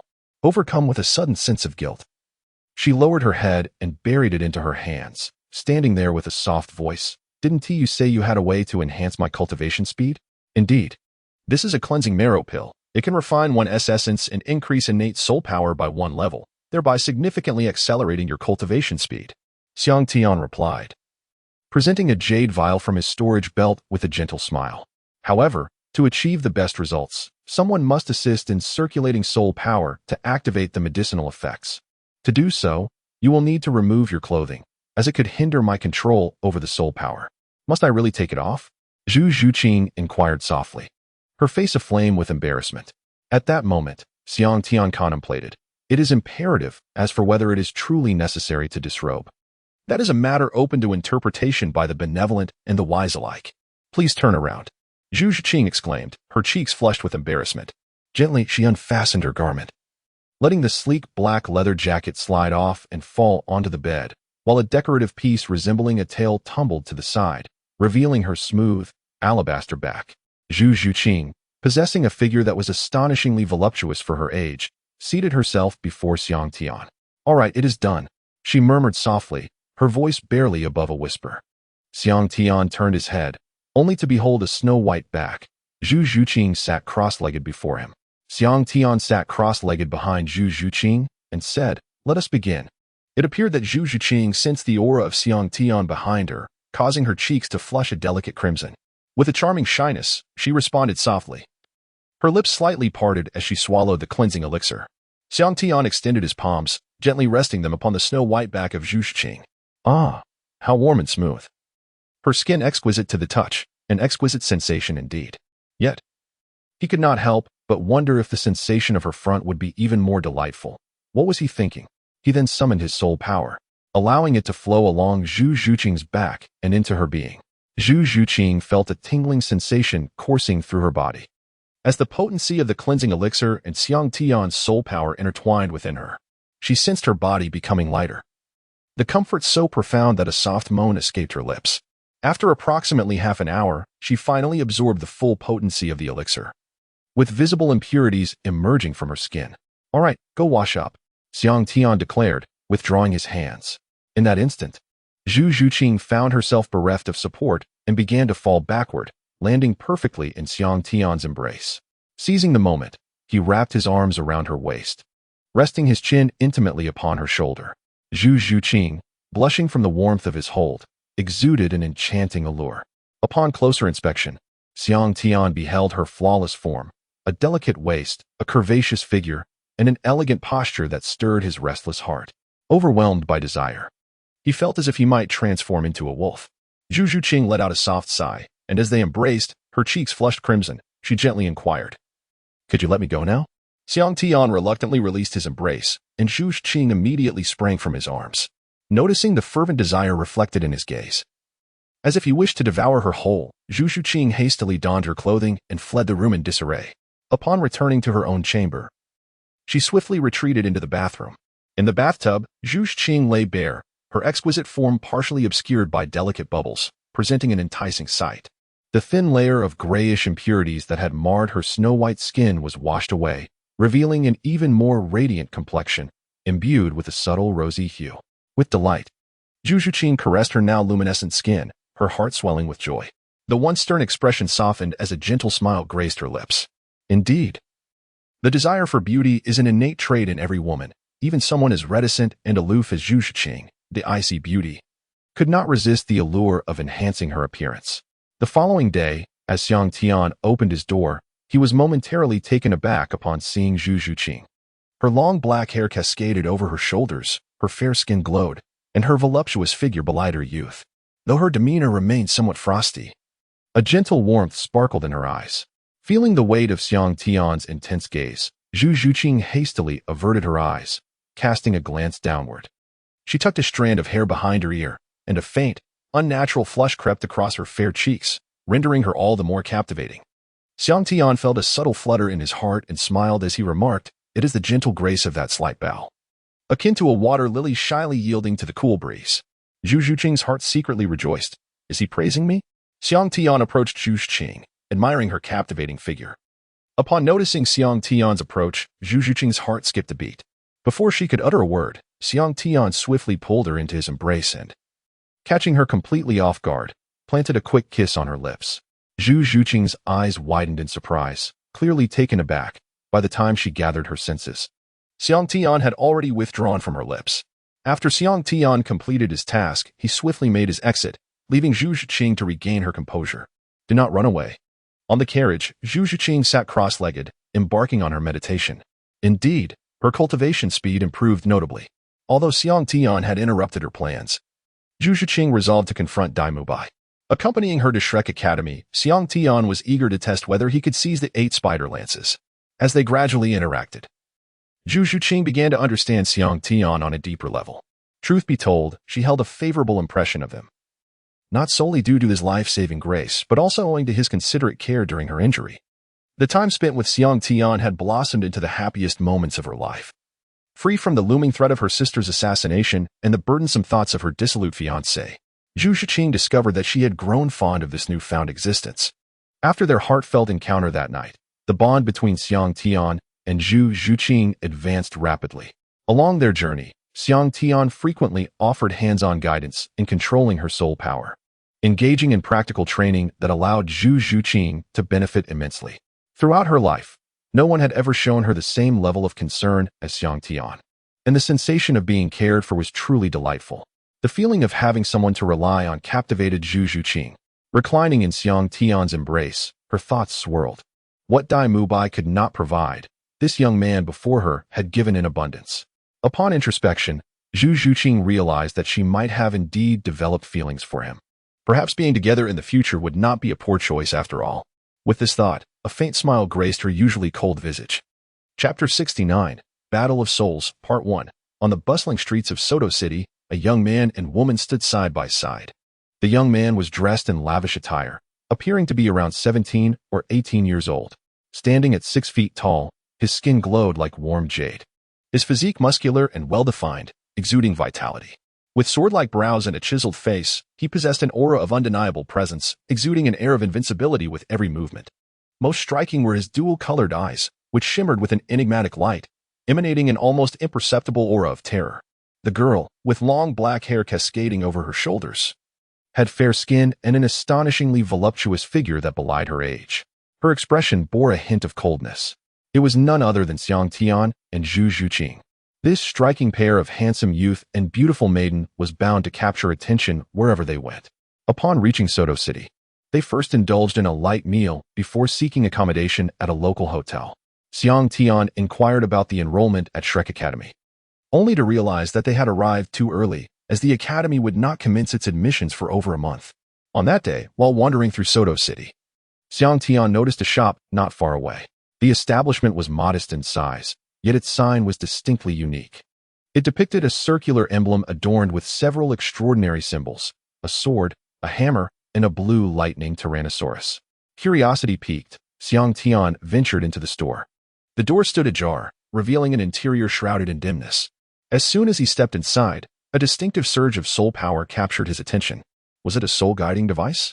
These devices inherently possess a soul power resonance. If they remain unbound to an individual's soul and unused, they manifest an outward flow of energy. Typically, soul-guiding devices do not possess offensive capabilities. They are only suited for simple assistance. Nevertheless, their rarity cannot be overstated, as all surviving soul-guiding devices have been unearthed from ancient relics, and their methods of creation have long been forgotten. Thus, such devices are not meant for just anyone to possess. Upon entering the shop, Xiang Tian surveyed his surroundings. There was only one individual present, and no counter to be seen. The walls bore a collection of items, all appearing quite antiquated and lacking any semblance of value. Yet many emitted a faint aura of soul power. The solitary figure reclined on a wooden chaise, eyes closed, swaying gently with its motion. He appeared to be in his 50s, robust despite his age, and the sturdy chaise creaked under his weight as it rocked back and forth. This man's visage was strikingly distinctive, with a protruding chin, broad cheekbones, a flattened face, and a slightly hooked nose. If one were to liken him to an object, his face might resemble the sole of a shoe. Though his eyes were shut, there was an unmistakable air of cunning about him. He wore a pair of black-framed crystal spectacles, the frames rigidly square, lending him an oddly peculiar appearance. Xiang Tian strode into the shop without disturbing him, who remained comfortably reclined in the chair, swaying gently. Observing this scene, a peculiar sense of familiarity washed over Xiang Tian. Oh, why does this scenario feel so reminiscent? Is this Flandra? So many soul-guiding devices? Xiang Tian approached the wall, and with a sweep of his mental energy, he soon discerned that the fluctuations of soul power were mere illusions. It was a clever ruse employed by Flandre, who had artfully infused soul energy into an object to deceive onlookers. As Xiang Tian scrutinized his surroundings, his gaze unexpectedly fell upon a crystal, roughly the size of a human head. The crystal appeared unremarkable, being transparent, yet it contained large swathes of dark yellow impurities. It hung in the most accessible position near the door, seemingly neglected for quite some time. Xiang Tian felt a surge of delight as he reached out to grasp the crystal, a gentle smile gracing his lips as he inquired, "Esteemed proprietor, what is the price of this exquisite crystal?" Flandre, reclining languidly in his chair, lazily opened his eyes. Upon witnessing Xiang Tian's opulent attire and the refined demeanor befitting a noble, his gaze sparkled with interest as he replied, not expensive at all. Nearly 1,000 gold soul coins. Without a word, Xiang Tian deftly produced a soul coin card worth exactly 1,000 gold soul coins from his waist storage belt and handed it to Flander. Having successfully intercepted Tang San's dragon whisker needle earlier that day, Xiang Tian was in high spirits. Upon returning to the hotel, he imparted some footwork techniques to Zhu Qing and later resolved to bring her to the Soto City Great Soul Arena for practical training that evening. The night descended upon the Soto City Great Soul Arena. Xiang Tian, well versed in the process, guided Zhu Qing through the registration effortlessly. After completing the registration, Xiang Tian escorted Zhu Qing to the arena designated for competitive soul battles, where they signed up for a one-on-one duel. The competitive soul battle format emphasized mutual skill refinement, forbidding lethal force, making it perfectly suited for Zhu Qing. After a brief respite in the waiting area, it soon became Zhu Qing's turn to take the stage. Xiang Tian arrived at the viewing platform, affording him a complete view of the arena. Despite being a battle soul stage, the arena was quite spacious, boasting a diameter of 20 meters, providing ample room for the soul masters to exhibit their skills. At the center of the battle stage stood a middle-aged man clad in a tailcoat, who cleared his throat and proclaimed with a resonant voice, "We are about to commence the first one-on-one battle in our 14th Battle Soul Arena." Entering the arena are two esteemed Grand Soul Masters, the Battle Soul Master Zhu Qing, who possesses the beast martial soul of the Nether Spirit Cat, and the formidable Battle Soul Master Jin Xian, who has achieved 3 consecutive victories with his weapon martial soul, the Black Iron Staff. Will Master Jin Xian continue his illustrious streak with a 4th victory, or will the newcomer, Master Zhu Qing, seize the day? Let us await the outcome. Now, I invite both Grand Soul Masters to take the stage. The audience in the stands was sparse in their cheers, with only a few calling out Jin Xian's name. Upon Zhu Qing's entrance, however, the majority of spectators shifted their attention to her, intrigued by her presence. Jin Xian, standing at an impressive height, broad-shouldered with a muscular build, bore an unattractive visage, his copper bell-like eyes glinting with menace. A heavy black iron staff rested on his shoulder, emanating a formidable aura as soon as he appeared. The prowess of a hammer-wielding fighter is not to be underestimated, and with Jin Xian's physique, he undoubtedly embodied the archetype of a power-type soul master. "Oh, a lovely young lady. Would you care to join me for a chat off stage about the romantic whims of life? Ugly brute, begone." Zhu Qing's response was entirely in character, delivering a singular, frigid retort. "Seeking death, are we? Do you not know your place? I've left many who dared to speak to me in such a manner lying down."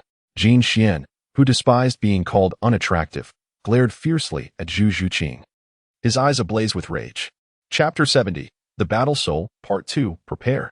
The two combatants slowly retreated to opposite sides of the arena to summon their martial souls. Zhu Qing's nether spirit cat enveloped her, 2 yellow soul rings shimmering around her. Her eyes transformed in hue, the left becoming a deep emerald and the right a clear azure. Adorable cat ears perked up, and her fingers flicked lightly, sharp claws extending like daggers as she crouched, resembling a feline predator fixated on Jin Xian. With a thud, Jin Xian planted his black iron staff firmly on the ground, producing a resonant sound that reverberated across the arena, indicating its considerable weight. Observing his own soul rings, it was evident that he too possessed 2 yellow rings. The match begins. The announcer's words barely left his lips when Zhu Qing sprang into action, her speed astonishing as she left behind a blur of afterimages, charging directly at Jin Xian. In the blink of an eye, she closed the distance of several meters, her claws poised to strike at Jin Xian's neck.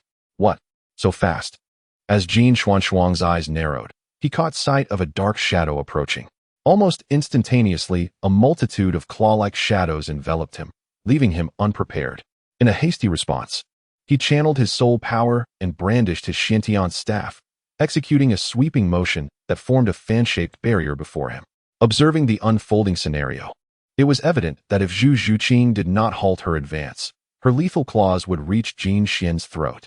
Conversely, Jin Xian's staff could also strike Zhu Qing, leading to a mutual destruction. Zhu Qing, taken aback by Jin Xian's reckless boldness, felt a surge of alarm. With no other option, she activated her first soul ring and unleashed the spectral puncture. In an instant, Zhu Qing's claws extended, her speed doubling as she abandoned her offensive and deftly sidestepped Jin Xian's staff.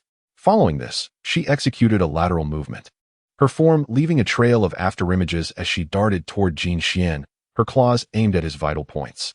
Jin Xian swung his staff with relentless vigor, producing a cacophony of thunderous sounds. The ferocity of his strikes was astounding, and the multitude of staff shadows obscured his figure. The spectators watched in astonishment, unprepared for Zhu Zhuqing's astonishing speed, which was as swift as lightning, rendering defense nearly impossible. Nevertheless, Jin Xian's staff technique was equally remarkable, although fundamentally basic. His immense physical strength lent each strike tremendous force, resulting in an awe-inspiring display. Damn it! How can she be so fast? No, I must end this swiftly. On the arena, Jin Xian countered each move, yet he found himself increasingly astonished as his opponent's speed escalated, her movements becoming more fluid. The distance between them closed, and the chilling glint of her claws intensified, creating an overwhelming sense of pressure that left him breathless. Humiliation. In that fleeting moment, Jin Xian experienced a profound sense of disgrace. He was being forced into a defensive position by a mere girl. How utterly humiliating. Get away, he bellowed, as the brilliance of his second soul ring illuminated his form. The second soul skill, Xiang Tian staff formation, was activated. A low humming resonated as multiple illusory Xiang Tian staffs materialized around him, encasing Jin Xian like an iron fortress. When Zhu Zhuqing approached and made contact with the staff's illusion, she was instantly repelled. Utilizing his first soul skill, Thousand Jin Staff, Jin Xian seized the opportunity while Zhu Zhuqing was momentarily unsteady from the impact. He crouched slightly, and with a flash of black light from his first soul ring, he propelled his staff toward Zhu Zhuqing with the force of a tempest. Realizing the tremendous momentum of the incoming strike, Zhu Zhuqing had no time to leap or defend herself. Remembering a technique taught by Xiang Tian, she instinctively grounded her feet and stiffened her upper body, leaning back sharply. As she tilted backward, the staff narrowly grazed above her, the fierce winds generated by its passage stinging her face. Once the Xiang Tian staff had passed, Zhu Zhuqing seized the opportunity to advance toward Jin Xian, activating her second soul ring and unleashing the spectral 100 claws. At this moment, as Jin Xian completed the use of his second soul skill and felt a wave of fatigue wash over him, Zhuang Zhuqing's figure coiled like a spring, her claws darting swiftly toward Jin Xian's body. By the time Zhuang Zhuqing retreated, Jin Xian lay on the ground, his body marred with wounds and utterly drained of strength. Suddenly, a chorus of cheers erupted, as a statuesque ice beauty captivated the attention of every spectator present, prompting a thunderous applause. The host, finally regaining composure, hastened to the arena and announced in a resounding voice that Zhuang Zhuqing, the Master of Soul, had emerged victorious, boasting a record of 1 win and 0 losses, while Jin Xian's record stood at 13 wins and 12 losses. Zhuang Zhuqing, please proceed to the registration for points after leaving the arena. Once Zhuang Zhuqing stepped down, Xiang Tian awaited her at the Soul Master Passage. Excellent. Xiang Tian beamed at Zhuang Zhuqing, who responded with a faint smile, radiating happiness. From that point on, Zhuang Zhuqing and Xiang Tian became regulars at the Soto City Great Soul Arena. During the day, Xiang Tian instructed Zhuang Zhuqing on soul power techniques and battle experience, while at night, he guided her to participate in duels. Over a few days, although Zhuang Zhuqing's soul power did not see significant enhancement, her combat prowess experienced a remarkable boost. With a series of consecutive victories in one-on-one duels, Zhuang Zhuqing became a star figure at the Great Soul Arena, her popularity soaring. As she took the stage, the audience erupted in a cacophony of cheers. Zhuang Zhuqing maintained her icy demeanor, lightly tapping her toes as she effortlessly appeared on the arena. Alongside her stood a staff member clad in the arena's uniform, and across from her was a middle-aged woman with a delicate appearance and a sinister gaze. Dressed in sleek combat attire that hugged her ample figure, her deep brown eyes resembled those of a venomous serpent lurking in the shadows. The staff member was, of course, the referee for this duel, while the middle-aged woman was none other than Zhuang Zhuqing's opponent for the day. Ladies and gentlemen, welcome to the Soto City Great Soul Arena. Today, we shall witness a duel between Master Zhuang Zhuqing and Master Dark Viper. The host continued.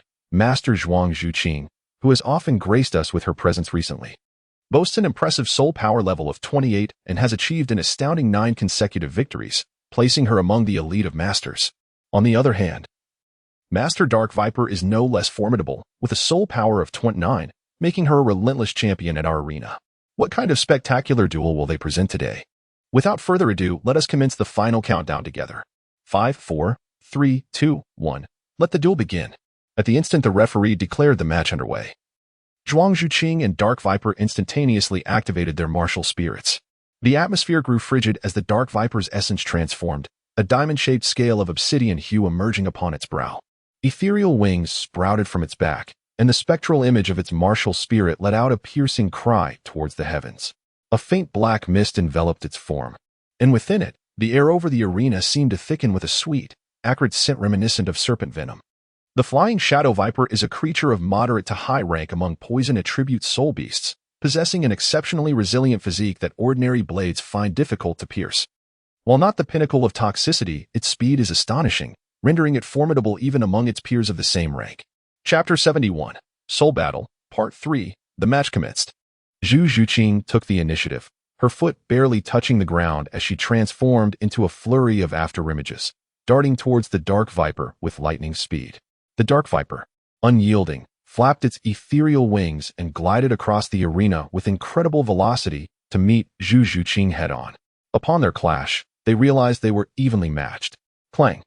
The two collided, producing a sound akin to metal striking metal, sparks flying in all directions. They swiftly retreated from one another, separating in an instant. Almost immediately, Zhu Zhuqing and the Dark Viper became streaks of black light, vanishing from their original positions. Clang! As they moved with blinding speed. They engaged in a series of relentless collisions, the sound of their clash echoing through the air, the sharpness of Zhu Zhuqing's claws meeting the Dark Viper's scales. The spectators could only perceive two shadows colliding in a blur, unable to discern the nuances of their movements. Zhu Zhuqing's speed slightly outmatched that of the Dark Viper, and gradually the latter found itself struggling to defend. In a moment of desperation, the Dark Viper activated its second soul ring. The second soul technique, Shadow Flash. This ability stemmed from an extraordinary wolf-like soul beast that bore wings upon its back, one that had cultivated for over 5 centuries. During its entry into the soul-hunting forest, the Dark Viper encountered this severely injured creature. Underestimating the situation, it nearly fell prey to the beast. Fortunately, the wolf's grave injuries rendered it unable to retaliate, allowing the Dark Viper to seize the opportunity. Recognizing the wolf's astonishing speed, the Dark Viper promptly absorbed its soul ring. The arduous process yielded a bountiful reward, the acquisition of the innate soul technique known as Shadow Flash. Upon activation, Shadow Flash augments the user's speed by an astounding 200%. As the Dark Viper unleashed this technique, its ethereal wings solidified, taking on a semblance of flesh. With a powerful flap, it vanished from Zhu Zhuqing's sight. In the next heartbeat, the Dark Viper reappeared behind her, fists clenched, delivering a forceful blow towards her back. The first soul technique, Netherworld Piercer. Zhu Zhuqing, her speed doubled in an instant, crouched low, her body springing forward like a nimble feline, narrowly evading the Dark Viper's incoming right fist. Attempting to flee? Not a chance. As the Dark Viper's wings fluttered behind, it transformed into a fleeting shadow, swiftly catching up to Zhu Zhuqing. A flurry of punches was unleashed, and Zhu Zhuqing found her speed restrained, compelled to hurriedly channel her soul power. Her sharp claws clashing against the Dark Viper's fists. In the chaos, Zhu Zhuqing was forced to retreat repeatedly, seizing the opportunity. The first soul ring of the Dark Viper glimmered, and it unleashed a shadowy ambush.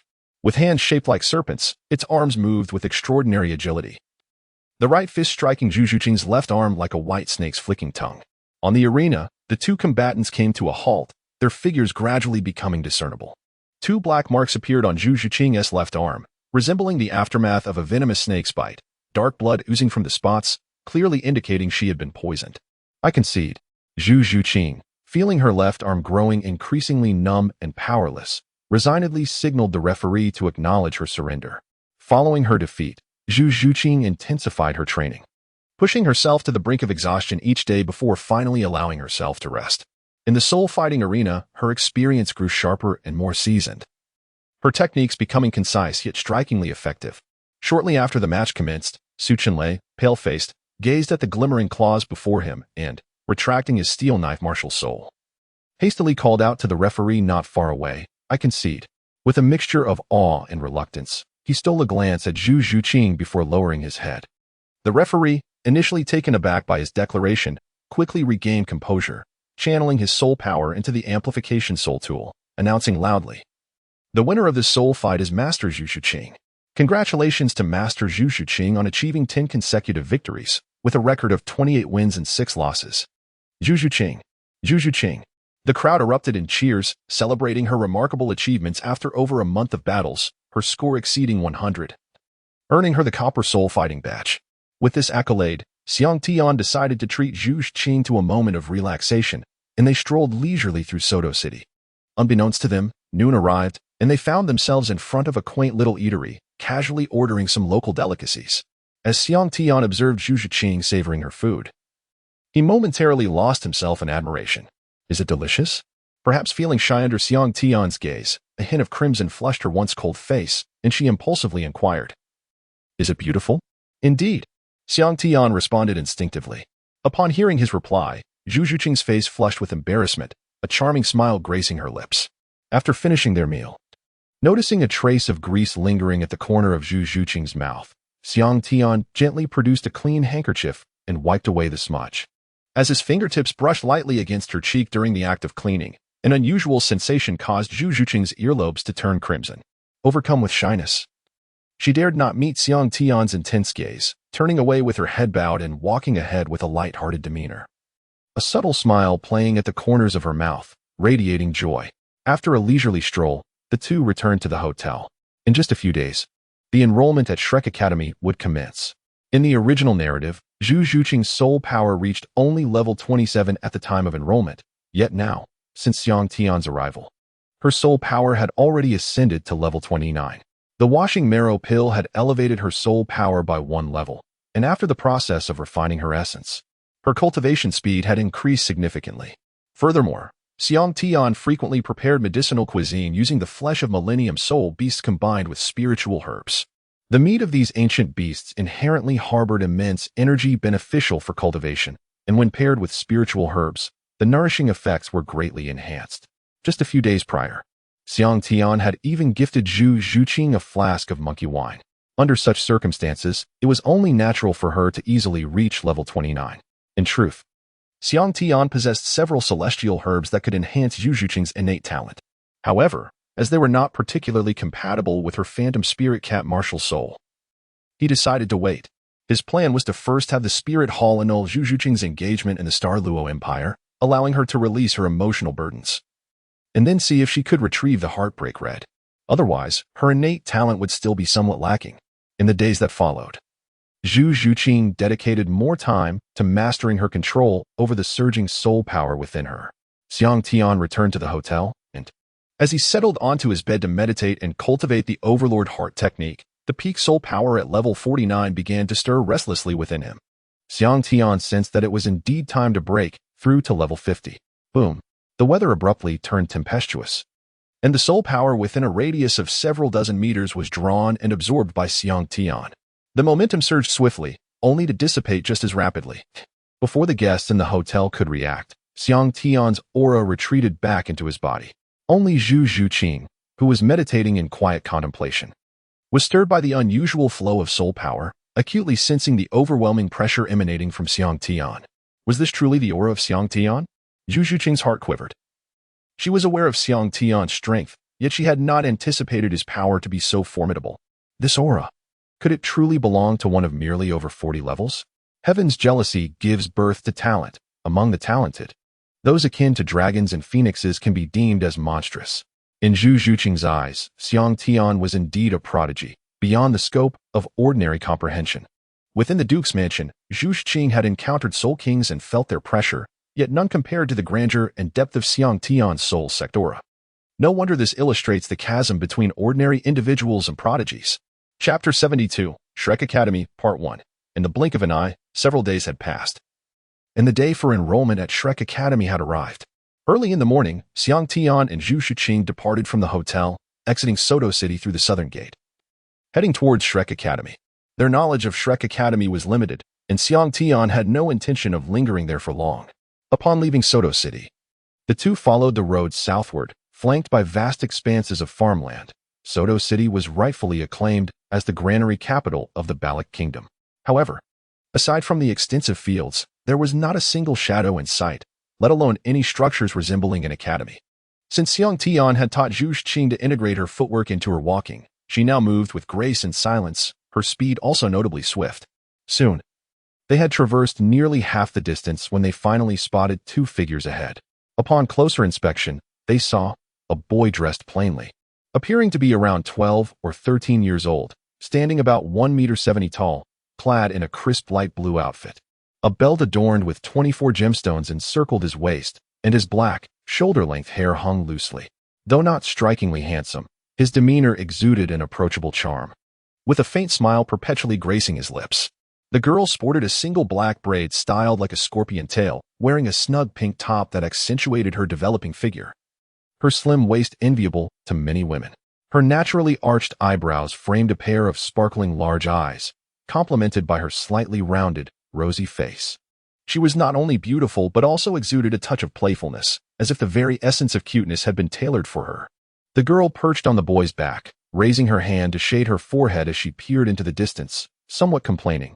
Where on earth is this Shrek Academy? We've been walking for so long without spotting a single soul. I truly wonder what the master is thinking. Several mid-level soul master academies have expressed their eagerness to accept us unconditionally, yet he insists on having you take the entrance exam for Shrek Academy?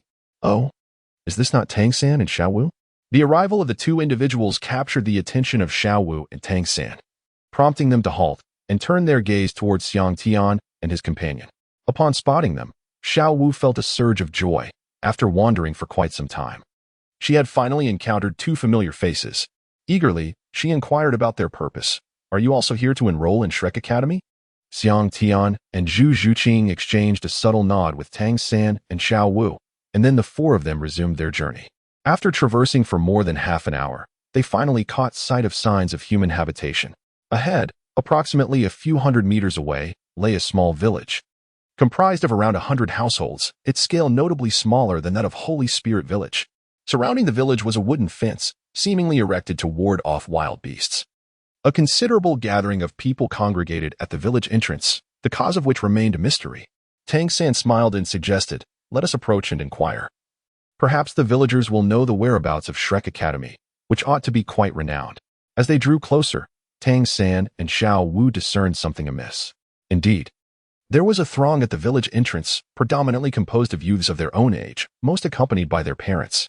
A table was set up at the entrance, behind which sat an elderly man, over 60 years of age. More astonishingly, suspended from a wooden archway at the entrance was a tattered sign bearing 5 simple characters, Shrek Academy. Before these 5 characters, there was a green emblem resembling the head of a humanoid creature, its verdant hue lending it a certain charm. The elderly man behind the table wore a similar green, circular badge upon his chest, presumably the emblem of Shrek Academy. Could it truly be? This is Shrek Academy? Xiao Wu leaped down from Tang San's back, astonished as she gazed at the sign, then turned to look at Tang San. Both of them filled with a sense of bewilderment. Xiang Tian and Zhu Zhuqing exchanged glances, both taken aback. Although Xiang Tian was aware of Shrek Academy's financial struggles, it was only upon his arrival that he truly comprehended the depths of its poverty. Even a junior Soul Master Academy was far more grandiose than this place, which resembled a quaint village. The entrance archway was not only wooden but also diminutive. Could this truly be called a Soul Master Academy? Brother, has the master made an error? This hardly resembles an institution of learning. Could it be a deception? Xiao Wu questioned. At that moment, a line of approximately 100 applicants stood before them, many visibly frowning, clearly harboring sentiments akin to Xiao Wu's. At the forefront of the queue, a small wooden table was set before Shrek's entrance, manned by an elderly man. On the table rested a small wooden box, evidently intended for tuition fees. The elder appeared lethargic, clad in what could generously be described as simple garments, resembling a village farmer. A young boy approached the table to register. The elder lazily stated, the registration fee is 10 gold soul coins. Simply place them in that box. The boy's father hastily produced the coins and deposited them into the makeshift box constructed from several planks. The boy then extended his hand toward the elder, who pinched it lightly and shook his head. Your age does not meet the requirements. You may leave. The boy was momentarily stunned, glancing back at his father. Few adolescents matured as quickly as Tang San. The father quickly smiled and said, Sir, my son has just celebrated his 13th birthday. Surely, you can make an exception? The elder, growing impatient, replied, Do not disrupt those behind you. Are you unaware of the Academy's regulations? We only accept children under the age of 13. Anyone above that age is not admitted. You may leave. The father protested, What about our registration fee? The elder coldly interjected, Once registered, fees are non-refundable. Even a clay figure possesses some dignity, and the father could no longer contain his anger. This is clearly a scam.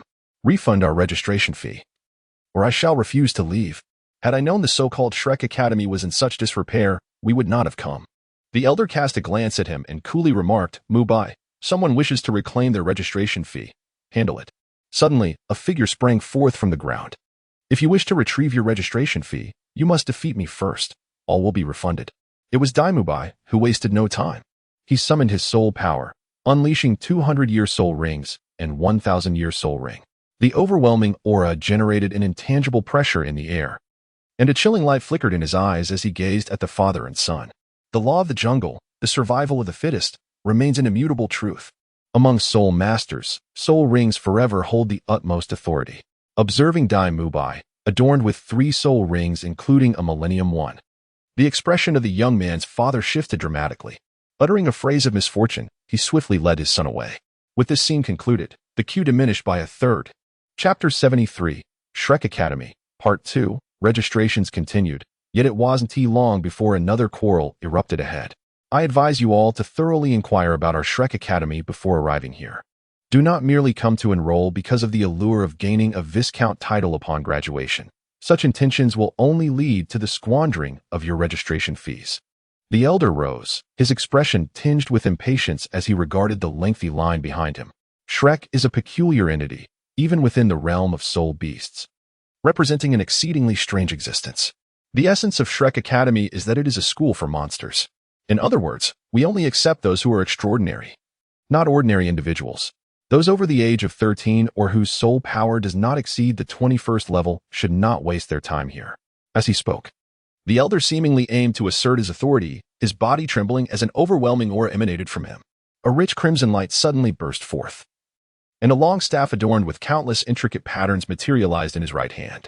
6 soul rings rose beneath him, 1 white, 1 yellow, 3 purple, and 1 black, creating a dazzling spectacle that captivated the entire assembly.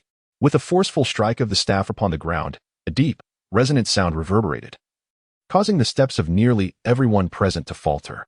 A soul emperor? The dragon-patterned staff? Indeed, it was Li Yusong.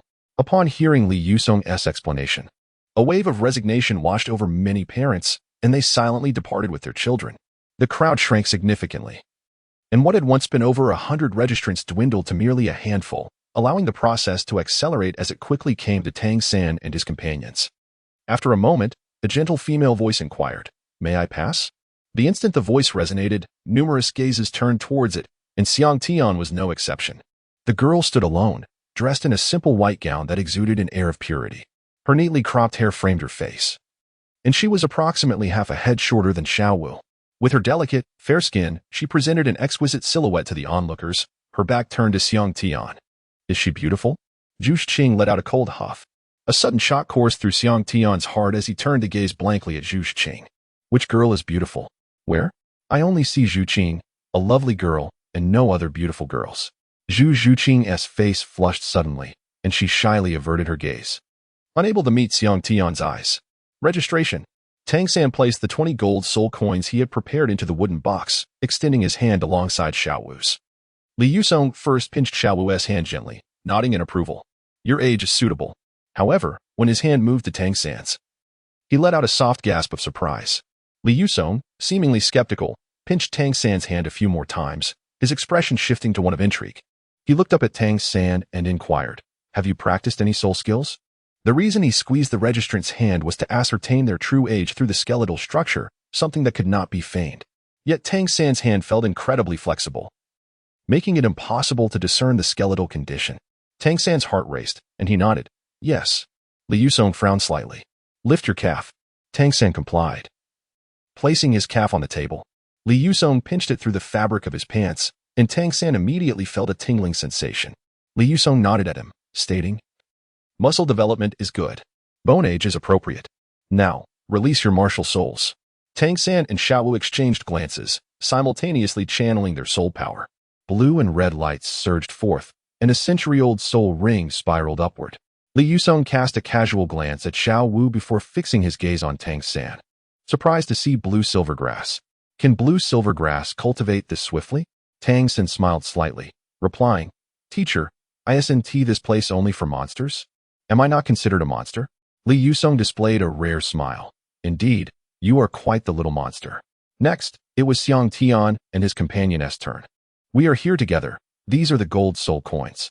After completing the transaction, Xiang Tian retreated behind Zhu Zhuqing. Li Yusong, without further thought, instructed Zhu Zhuqing. Extend your hand. Zhu Zhuqing complied, and after a brief examination, Li Yusong remarked, Bone age is suitable. Release your martial soul. Spectral cat, she proclaimed, revealing her advanced beast martial soul. Not bad, he added, casting a glance at Dai Mubai. Zhu Zhuqing then displayed her 2 yellow soul rings, stating, Level 29 Great Soul Master. Li Yusong's expression remained unchanged. Very well, an optimal configuration.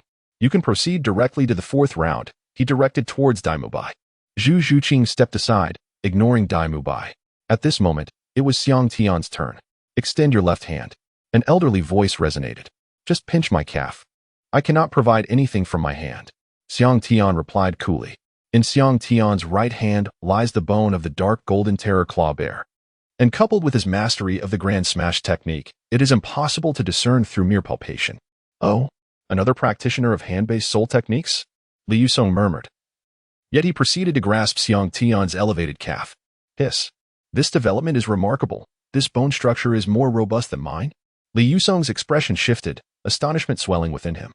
Upon further examination of the calf's bone age, it indeed confirmed a mere 13 years. However, the skeletal strength was extraordinarily formidable, surpassing even his own at present. Li Yusong, skeptical of fate, presumed that Xiang Tian's calf muscles and bones were merely more developed than average, and he extended his hand to explore Xiang Tian's arms and other regions.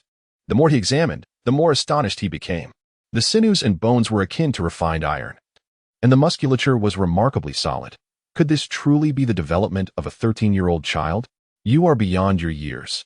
Yet, your muscular and skeletal strength is perplexing, he thought. For Shrek Academy only admitted children aged 12 and under. Yet, Xiang Tian's muscle and bone density was nothing short of monstrous. This was indeed a true prodigy. Very well. Let us first witness your martial soul, Li Yusong finally declared after a moment of contemplation.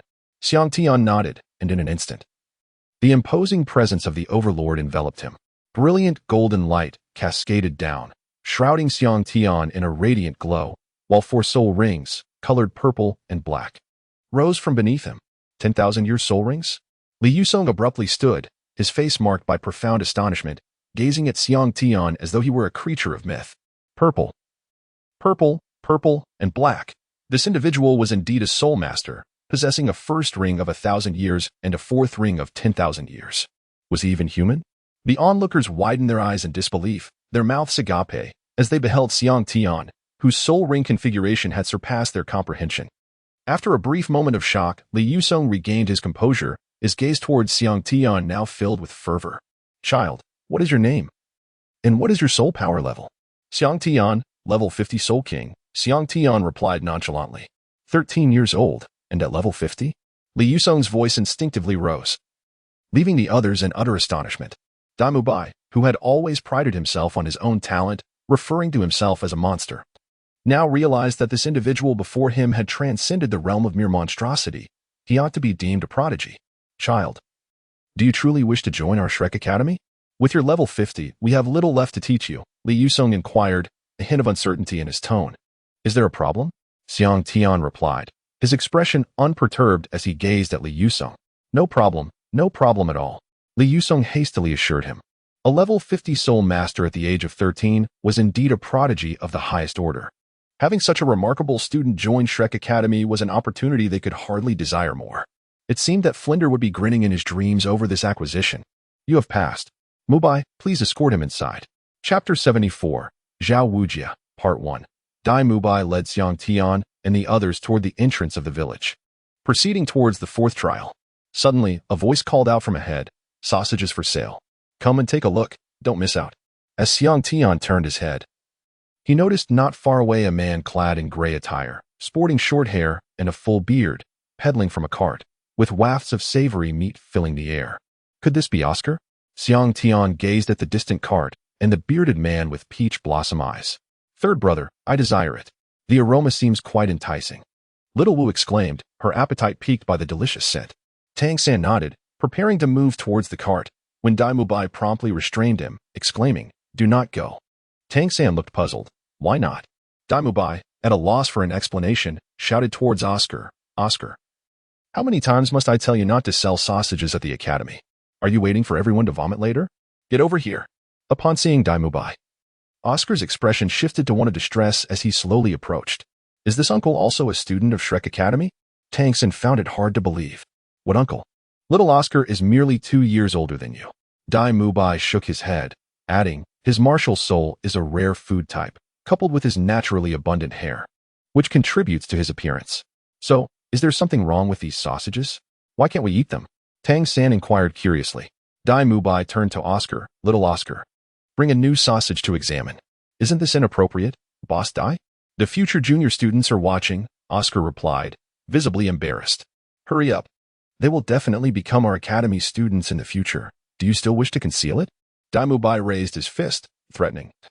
Do not force me to take action myself. Reluctantly, Oscar could only force a few wry smiles before, in a voice that was both soft and somewhat lewd. He called out, I have a big sausage. Upon finishing, Oscar spread his arms wide as 2 yellow soul rings rose from beneath him. Shortly thereafter, the first soul ring glimmered, and the soul energy coalesced in his palms, transforming into a true sausage resembling his martial soul. The strange incantation caused Tang San and the others to change their expressions drastically. Ning Rongrong and the others felt a wave of nausea wash over them. While Tang San frowned and shook his head in disapproval, Xiang Tian gazed at the sausage before him, which bore an uncanny resemblance to the hot dogs of his previous life. The savory aroma wafted through the air, instantly igniting his appetite. Xiang Tian was not particularly bothered. After all, it was crafted from soul energy, merely with an unusual incantation. What truly mattered was its delectable taste. Bring me 2, he exclaimed. You desire them? Oscar responded with astonishment. Of course. The sausages had been roasting over the charcoal grill on the cart, fearing that Xiang Tian might change his mind. A flustered Oscar swiftly seized 2 bamboo skewers from his cart and joyfully presented the sausages to Xiang Tian. Upon receiving the item, Xiang Tian took a bite immediately, exclaiming how delightful it was. Xiang Tian's fingers danced as he swiftly devoured the sausages, consuming them in just a few bites, leaving him seemingly unsated. Much to the astonishment of Zhu Zhuqing and the others, the taste was quite delightful, and it also replenished both soul power and stamina. Upon hearing Xiang Tian's words, Oscar was moved, feeling he had finally found a kindred spirit. He leaped up in excitement, repeatedly patting Xiang Tian on the shoulder, exclaiming, I knew someone would understand me. Brother, whenever you crave sausages, just come to me free of charge. Meanwhile, Zhu Zhuqing and the others were left in disbelief, astonished that Xiang Tian, having learned such an unusual incantation, could still indulge in the food. What a formidable person, Dai Mubai murmured. Soon, Dai Mubai led Xiang Tian and the others to the 4th examination site. He halted his steps and addressed the group behind him, saying, We have arrived. This is the venue for the 4th challenge. At that moment, Xiang Tian and the others found themselves in a clearing approximately the size of 2 football fields, where a middle-aged man, likely in his 50s, was dozing off in a slightly crooked chair. Xiang Tian turned his gaze towards the individual, whose stature, though not particularly tall, was robust, suggesting he must be the formidable immovable king, Zhao Wujia. Dai Mubai addressed the middle-aged man, who was dozing in his chair, saying, Teacher Zhao, I have brought a group for the 4th assessment. So there are participants for the 4th round this year? And 5 of them, no less?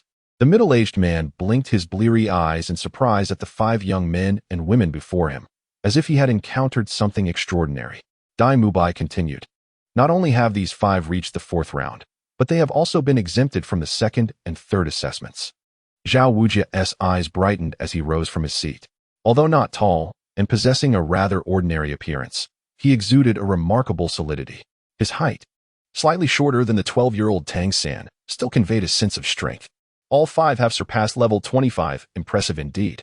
It appears this year has brought forth quite a few little monsters. I wonder if this scene will cause Flinder to wake up laughing from his dreams. With a chuckle, Zhao Wujia added, This is the final round. If you pass my test, you will gain admission to Shrek Academy. However, my assessment is not easily surmountable, for I evaluate practical combat experience. Mere sheltered blossoms will not succeed here. Zhao Wujia cast a smile as he surveyed Xiang Tian and the others.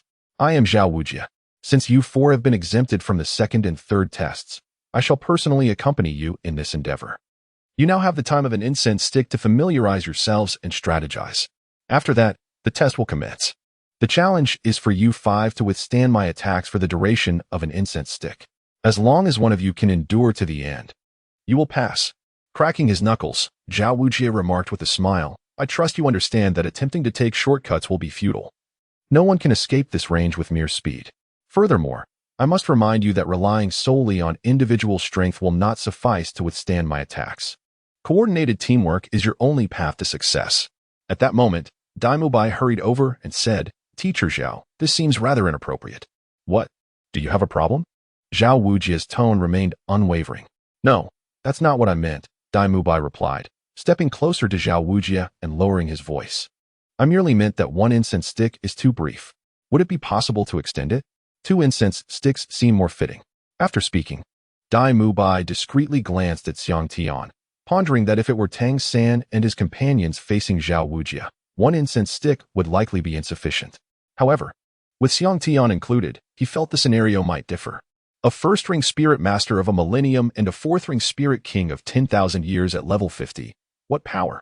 Zhao Wujie regarded Daimubai, a question slowly forming in his mind. Do you believe your teacher is too old to wield a blade? 2 incense sticks? To contend with a mere 5 inexperienced students, does it warrant such an extension? Zhao Wujie exhibited no signs of leniency, his demeanor cold and austere. Upon hearing his words, Daimubai's expression shifted dramatically. He swiftly retreated to the side, refraining from further persuasion. After all, he had already issued his warning, and the impending punishment would not befall him. If Teacher Zhao wished to engage in activity, then he would simply observe from a distance. Chapter 75, Zhao Wujie, Part 2. Very well, I shall commence the incense. Time is of the essence, so you must cherish it wisely. Let us begin our discussion. And Daimubai, feel free to share the particulars of my abilities with these young challengers, so they may be somewhat prepared, Zhao Wujie stated. As soon as he finished speaking, he produced a stick of incense from seemingly nowhere, rubbed his fingers against its tip, and ignited it. With a swift motion, he secured it firmly into the ground, where it stood unwavering. After completing this ritual, Zhao Wujie returned to his chair, closed his eyes, and resumed his slumber. The 5 gathered around Daimubai, who spoke gravely. I cannot assist you any further. I did not anticipate that Teacher Zhao would take action personally. Xiao Wu chimed in with a laugh. Surely, this Teacher Zhao isn't of the same caliber as the instructor at the entrance, a Soul Emperor-level powerhouse, is he? Daimubai shook his head. No, he is not. Xiao Wu boldly declared. Then what is there to fear? With 5 of us against 1. Surely we can endure for the duration of a stick of incense? Daimubai cast her a sidelong glance, his expression akin to one who gazes upon folly. If you believe that Teacher Zhao's attacks are so easily withstood, you are gravely mistaken. Indeed, Teacher Zhao is not merely a Soul Emperor at level 60. He is a Soul Sage at level 76. His martial spirit is the mighty Diamond Bear, a formidable beast spirit. With no discernible weaknesses, his defensive capabilities are extraordinarily formidable. Even Soul Masters of equal rank find it challenging to breach his defenses, although speed may not be his forte. The disparity in soul power renders it improbable for you to outpace him. His greatest strengths lie in his offensive might and defensive prowess, earning him the monarch removable king within the academy. Alas, I hope that Teacher Zhao does not approach your bout with excessive seriousness. The phrase no weaknesses succinctly encapsulated Zhao Wujie's formidable nature. Among his 7 spirit rings, the first 2 are a century old, the 3rd and 4th are a millennium, while the last 3 are 10,000 years old. Furthermore, all 7 rings enhance both his attack and defense. One can only imagine the terror he embodies. Now, you should introduce yourselves, stating your names and abilities, to determine how best to coordinate in order to withstand Teacher Zhao's examination. Coordinate? With Zhao Wujie's overwhelming power, what use is coordination among a few soul masters under level 30? However, since Zhao Wujie wishes to engage in a playful challenge, it presents a perfect opportunity to gauge the extent of his own abilities. Xiang Tian felt a stir within his heart. Xiang Tian was the first to speak. I am Xiang Tian, the martial soul embodiment, a level 50, 4-ringed strong attack system soul king. Zhu Zhuqing replied calmly. I am Zhu Zhuqing, possessing the beast martial soul, the Nethercat, a level 29 agility attack system soul master. Tang San introduced himself. I am Tang San, with the tool martial soul, Blue Silvergrass, a level 29 control system soul master. Xiaowu chimed in. I am Xiaowu, with the beast martial soul, Rabbit, a level 29 strong attack system soul master. After a moment of hesitation, Ning Rongrong said, I am Ning Rongrong, wielding the tool martial soul, 7 treasure glaze tile, a level 26 support system tool soul master. Once the 5 had introduced themselves, the gazes of 4, including Dai Mubai, converged upon one individual, Ning Rongrong, who had captured everyone's attention. As for Xiang Tian, the group had grown rather indifferent toward him. Are you from the 7 treasure glaze sect? Tang San asked in astonishment regarding Ning Rongrong. The 7 treasure glaze tile is renowned as the most formidable support tool soul master across the continent. I never anticipated that I would have the opportunity to become a combat partner with someone from the 7 treasure glazed sect. Ning Rongrong glanced at Xiang Tian and chuckled lightly, saying, I too have sneaked out. My supportive abilities can enhance your power and speed by 30% for a duration of 1 incense stick. That is absolutely no issue. However, I possess no offensive capabilities. Mind you. With that, Ning Rongrong turned her gaze towards the others, her eyes lingering once again on Xiang Tian. Xiang Tian? Why does that name sound so familiar? Ning Rongrong felt an inexplicable sense of familiarity with that name, her gaze revolving around Xiang Tian in contemplation. After staring at him for a moment, as if recalling a memory, she suddenly exclaimed, You are Xiang Tian?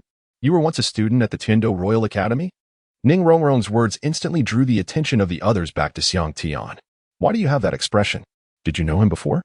Xiaowu inquired with some confusion. Of course I know him, if I am not mistaken. Ning Rongrong inhaled deeply, turning her head to look at Xiang Tian.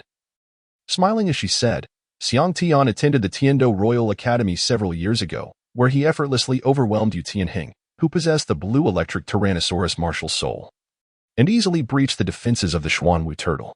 According to his teacher, Qin Ming, he not only possessed immense strength and formidable attack power, but also developed a self-created soul skill focused on speed, surpassing even agility attack system soul masters of the same level.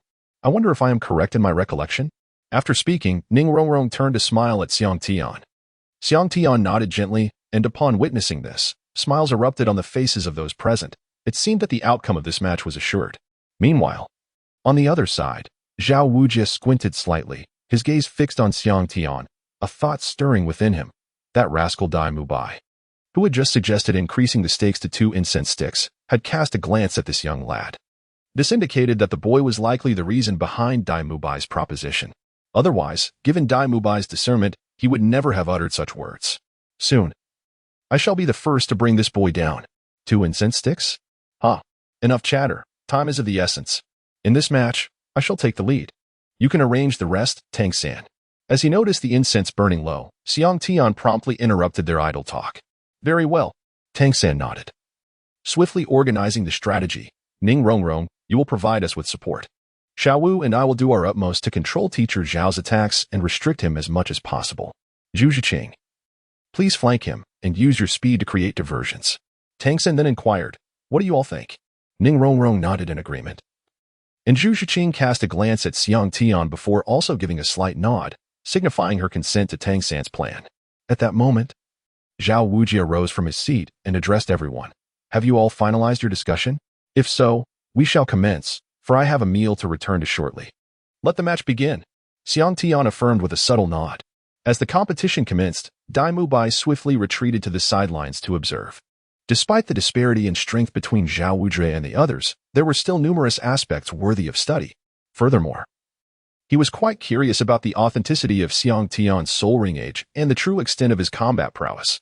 Xiang Tian clenched his fists, a subtle smile curving his lips. At last, he had the opportunity to engage in a proper contest. He hoped it would not conclude too swiftly, for this was a rare chance to hone his skills. Chapter 76, Zhao Wujie, Part 3. The competition commenced. Zhao Wujie interlocked his fingers, flexing his wrists as a series of unsettling cracks echoed ominously, intensifying the invisible pressure in the arena. A fragrant incense materialized in his grasp. But before he could ignite it, Ning Rongrong had already taken the initiative. The 7 treasures glazed tile emerged as Ning Rongrong twirled gracefully, vibrant rays of 7 hues radiating from her being. At the focal point of this kaleidoscopic brilliance, a resplendent 7-colored pagoda appeared in the palm of her right hand, towering over a foot in height. The luminous glow shimmered with nobility, and with a serene smile, she appeared ethereal.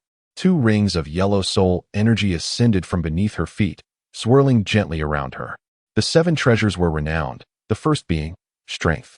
As the initial soul ring rose, enveloping the 7-colored pagoda, 4 beams of colored light simultaneously erupted from Ning Rongrong's left hand, cascading over Xiang Tian and his companions. Instantly, a wave of warm energy surged through their limbs, filling them with vitality, as even their internal soul power felt as though it were boiling over. Zhao Wujie regarded Ning Rongrong with surprise. It was indeed impressive to see a member of the 7 Treasures glazed tile family among this year's candidates. Flander would surely be thrilled by this revelation. As he mused, the incense in his hand was ignited and cast toward the ground. The second treasure of the 7 treasures was speed. 3 more beams of colored light gracefully emerged, and Ning Rongrong's second soul ring activated. The lightness of her body made Xiang Tian feel as though he had shed all weight, prompting silent admiration. The 7 treasures glazed tile truly lived up to its reputation as the foremost auxiliary martial soul. Both speed and strength surged by 30%, significantly enhancing their capabilities. At that moment, Zhao Wujie sprang into action, not charging towards Tang San and his companions, but rather crouching slightly, both fists crashing down towards the ground. A thunderous boom resonated, causing the earth to tremble violently, sending forth a wave of earthy ripples directed towards Xiang Tian and the others.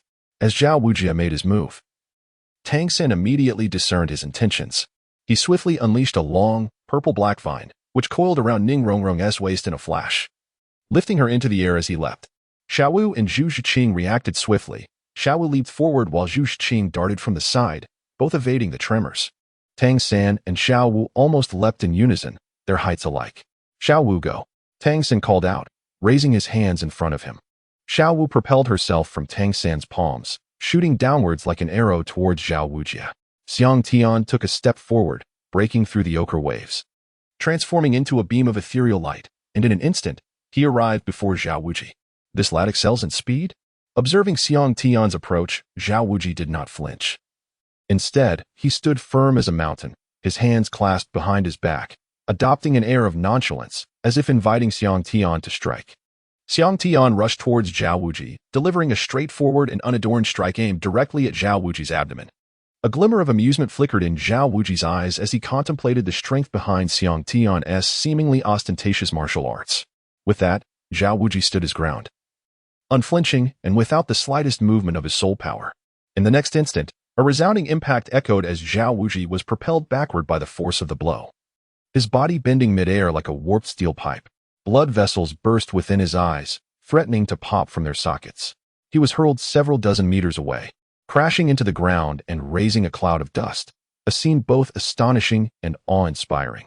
Zhu Zhiqing and Xiao Wu, who had just reached Zhao Wujie's previous position, stood dumbfounded, glancing at Xiang Tian with a mix of bewilderment and twitching lips. Could they really contribute anything while alongside this prodigious talent? Zhu Zhiqing felt a tinge of frustration. As a speed-oriented battle soul master, she prided herself on her agility. Yet, she could scarcely perceive Xiang Tian's speed, only catching fleeting afterimages.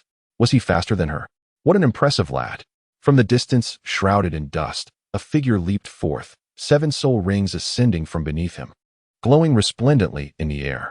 In that moment, the first soul ring flared with intense radiance, clearly indicating Zhao Wujie's first soul skill, the indomitable King's true body. Just how high is your level? Such strength. Zhao Wujie gritted his teeth against the pain, observing Xiang Tian with a gaze akin to that reserved for a monster. I am Xiang Tian, a soul king of level 50 with 4 rings. Please, enlighten me. Xiang Tian's formidable body radiated golden light, his visage godlike, with chaotic brilliance flickering in his heavy-set eyes. The 4 soul rings, 3 purple and 1 black, encircled him, exuding an overwhelming aura of pressure. Tang San and the others were momentarily entranced. Such power. How would they coordinate with him? How old are you, lad? Zhao Wujie inquired, sensing an air of danger emanating from Xiang Tian. Not yet 14. Upon hearing this, Zhao Wujie froze, his eyes widening in astonishment as he mused to himself. Monsters appear every year, but this year is extraordinary. Are we still going to fight? Xiang Tian asked, noticing Zhao Wujie's stillness. After a moment's contemplation, Zhao Wujie slowly replied, No, your strength is too far beyond theirs. This assessment lacks meaning. It cannot showcase their abilities. Clenching his fists, Zhao Wuji laughed heartily. How about this? You stand aside for now while I assess them. Once I finish, we can spar again. What do you say? Excellent. This proposal aligned perfectly with Xiang Tian's wishes, and in a flash, he positioned himself outside the arena. All right. Let us continue. Zhao Wuji turned to Tang San and the others, crossing his arms and rubbing his hands together. The sound of popping akin to fireworks erupting in the air. After the departure of Xiang Tian, the battle between Tang San, his companions, and Zhao Wuji unfolded without deviation from its original course. Ning Rongrong merely employed 2 supportive skills and remained passive thereafter. Zhu Zhuqing's claw attacks seemed to merely graze Zhao Wuji, utterly failing to breach his defenses, only to be sent sprawling by Zhao Wuji's immovable king body. Xiang Tian, quick to react, caught Zhu Zhuqing in midair just as Dai Mubai was about to make a move. A sharp sound echoed as Dai Mubai's clenched fist met the ground with a creak, his expression darkening, his sinister gaze darting between Xiang Tian and Zhu Zhuqing. The sight of his fiancée being held so intimately by another man stirred feelings of discomfort within him, though he harbored intentions of confronting Xiang Tian. The latter's formidable strength made Dai Mubai hesitate, leaving him to cast a disapproving glare at the pair. Meanwhile, Xiao Wu, overestimating her abilities, attempted to bewitch a soul sage. But the disparity in strength proved disastrous, resulting in her being backlashed. Following this incident, Tang San erupted with fervor, deploying every concealed weapon at his disposal. Save for the dragon beard needle which had been intercepted by Xiang Tian. A veritable storm of daggers rained down upon Zhao Wuji. Regrettably, without the dragon beard needle, most of Tang San's projectiles failed to penetrate Zhao Wuji's defenses, with only the 64 steel needles of the hidden sand shooting barely managing to pierce Zhao Wuji's skin. Indeed, despite Zhao Wuji's portrayal in the original work as somewhat beleaguered by Tang San, the truth was that Zhao Wuji had not taken the fight seriously. Had he done so, Tang San would not have been afforded the opportunity to utilize his hidden weapons at all. As the battle progressed, Tang San resorted to increasingly cunning tactics. Yet Zhao Wuji's immovable king body was not so easily harmed. By the end, having learned from his earlier encounter with Xiang Tian, Zhao Wuji sidestepped Tang San's Haotian hammer with ease and struck back, sending Tang San flying and causing him to spit blood midair. Observing the chaotic battlefield littered with concealed weapons, Zhao Wuji shook his head in resignation and addressed Xiang Tian, stating, "This is hardly a contest. Based on your earlier punch, I can see that you have passed this 4th challenge. Perhaps next time, we shall refine our skills further." Meanwhile, in the back mountains of Shrek Academy, Tang Hao's figure flickered momentarily. That night, as Tang Hao intended to head towards Shrek Academy to teach Zhao Wuji a lesson, a more ominous presence suddenly locked onto him. Fearful of the potential ramifications for Shrek Academy in the exposure of Tang San and Xiao Wu's identities, Tang Hao swiftly altered his course, flying away from the academy. Just as he entered a forest, he abruptly halted. "Who goes there? Show yourself," Tang Hao bellowed, his voice resonating through the trees. With a wave of his right hand, a dark radiance coalesced in his palm, forming a colossal Haotian hammer, while 9 soul rings manifested silently around him. 2 yellow, 2 purple, for black, and 1 red. 9 soul rings hovered silently at various points around Tang Hao's body, enveloping him entirely. The presence of these 9 soul rings was indeed formidable, particularly the last one. A deep crimson hue indicating it was a 100,000-year soul ring. Observing his soul power, he had reached the pinnacle of level 95. Tang Hao did not flee. He understood that only a renowned title Douluo could suppress him to such an extent, someone at least on par with Yu Yuanjun. Nevertheless, Tang Hao held a degree of confidence in his own strength. Even if he faced such a formidable opponent, he could at least escape if overpowered. For now, it was prudent to ascertain the situation of his adversary. "Tang Hao, for the death of the Pope, the destruction of the Spirit Hall's branch, and the slaughter of my comrades, you must pay your debt." An aged yet powerful voice resonated. Tang Hao looked up, and to his surprise, a figure had materialized atop a nearby treetop, clad in a golden robe intricately embroidered with the image of a vividly fierce giant crocodile. The design crafted from silver threads represented his martial spirit. The golden robe with silver embroidery denoted the esteemed elder of the Spirit Hall, while the fearsome crocodile motif symbolized the second elder, the golden crocodile Douluo. Seeing the golden crocodile Douluo appear before him, Tang Hao's heart skipped a beat. He had not sensed this person's presence at all, nor could he discern his soul power. As Tang Hao scrutinized the golden robe and the appearance of the golden crocodile Douluo, his pupils contracted. You are the Golden Crocodile Douluo, Jinshin of the Spirit Hall? The Golden Crocodile Douluo, with the martial spirit of the Golden Crocodile King, was a peak Douluo at level 98. Possessing immense strength and a seniority that surpassed even Qin Daolu and Tangchen, making him the most venerable powerhouse within the Spirit Hall. Indeed, you shall remain here today. With that, the Golden Crocodile Douluo's Golden Crocodile King martial spirit instantly manifested, enveloping him in a layer of shimmering golden scales. His hands transformed into lethal claws, and behind it trailed a massive scaly tail adorned with spikes. His 9 soul rings radiated brilliance, the last of which was also red, mirroring the configuration of Tang Hao's soul rings. Damn it, I was careless. A look of determination crossed Tang Hao's face. He realized he had no choice but to fight with all his might, for defeat would be utterly disastrous, perhaps even costing him his life. Hao Tian's true form. Tang Hao's 7th soul ring flared brightly, and the Hao Tian hammer expanded into a mound as it surged toward the Golden Crocodile Douluo. The Golden Crocodile Douluo remained unperturbed, stepping forward with his left foot, pivoting his body, and sweeping his formidable tail, sending a cascade of golden light directly toward the oncoming Hao Tian hammer. The Golden Crocodile King martial spirit, one of the top-tier golden martial spirits, possessed unparalleled strength. With the terrifying soul power of the Golden Crocodile Douluo erupting at the 98th level, this strike was immense and forceful, capable of overwhelming even a small mountain that could not withstand the lash of its tail.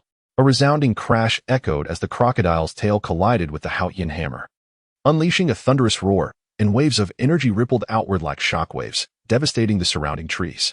In a single blow, Tang Hao was sent flying, crashing heavily against the small mountain behind him, which instantly became riddled with countless fissures. Death. A fierce glint of murder flashed in the eyes of the Golden Crocodile Douluo as a colossal crocodile phantom materialized behind him, the 6th soul ring glowing brightly. This enormous specter seemed to take on a tangible form, roaring as it lunged towards Tang Hao. In the deep pit, Tang Hao spat out a mouthful of blood, his body racked with uncontrollable convulsions from the grievous injuries. He exhaled gently, assessing the extent of his wounds, and a glimmer of ruthlessness passed through his eyes. The 2 yellow and 2 purple soul rings on him suddenly exploded, transforming into a surge of energy that flowed into the Hao Tian hammer, propelled by a dominating and majestic force towards the Golden Crocodile Douluo. Exploding rings, the mystical technique of the great Hao Tian hammer. An immense black radiance ascended from the pit like a dark sun, meeting the Golden Crocodile phantom with unparalleled ferocity. The exploding ring was the essence of the great Hao Tian sect's divine technique. Each soul ring could unleash an explosive effect, releasing its full power instantaneously, transforming into one's own strength and merging into the attack to produce a might far beyond its original capacity. The higher the quality of the soul ring during the explosion, the greater the effect achieved. However, the cost of the exploding ring was significant. After utilizing the great Hao Tian hammer's exploding rings, all soul rings would vanish for 3 days, leaving only the soul power. The soul rings would gradually recover over 3 days, and after employing an exploding ring, a minimum of 36 days was required before it could be used again, lest there be a genuine risk of the soul rings being destroyed. Boom. Another surge of air erupted, producing a tremendous roar. Amid the resounding chaos, the black light remained unyielding, and astonishingly, the head of the Golden Crocodile was shattered into fragments, scattering like countless golden rays. Tang Hao rose, his piercing gaze exuding an ancient, unyielding determination, his muscles taut and defined. In his right hand, he wielded an extraordinarily large black hammer, resting at his side. The hammerhead alone was the size of a water tank, adorned with mysterious white patterns that shimmered ominously. What a magnificent Hao Tian hammer! Little did I expect that after Tang Qin's disappearance, the great Hao Tian hammer would once again manifest to battle. The Golden Crocodile Douluo bellowed in rage, a blinding golden light erupting from him, causing every scale on his body to stand erect, his white hair transforming into dense, horn-like armor that enveloped his head. He leaned slightly forward, resembling a gigantic crocodile. The exploding ring could not sustain itself for long. Tang Hao immediately charged forward with great strides, heading straight for the Golden Crocodile Douluo. The entire figure resembled a whirlwind, with the Hao Tian hammer swirling rapidly in his grasp. The hammerhead, akin to a black, malevolent sun, radiated a fierce and devouring aura of wicked dominance. The 3rd soul skill, Rampaging Crocodile King. The 4th soul skill, Crocodile King's Tail Swipe. The Golden Crocodile Douluo, unwilling to be outdone, activated his 3rd and 4th soul rings, enveloping himself in a radiant golden light. In an instant, he pivoted, and the massive tail behind him lashed out like a steel whip towards Tang Hao. As the colossal crocodilian tail was swung, the air around it distorted, rendering its true position nearly impossible to discern. The terrifying current of air produced a series of piercing shrieks and explosive sounds. Tang Hao's movements were equally straightforward. He stepped forward with his left foot, bringing it down heavily upon the ground. With a thunderous sound, fissures erupted in the earth, radiating from his left foot. His right arm, wielding the Xiang Tian hammer, extended swiftly behind him, every muscle in his body tensing instantaneously. A powerful black radiance fused him with the hammer. As he lifted his left heel, balancing on his toes, causing the fabric of his pant leg to burst open, revealing muscles more solid than granite. In the next moment, the Xiang Tian hammer was swung forth with an eerie silence. Indeed, there was no sound, as if all noise had been siphoned away by this strike.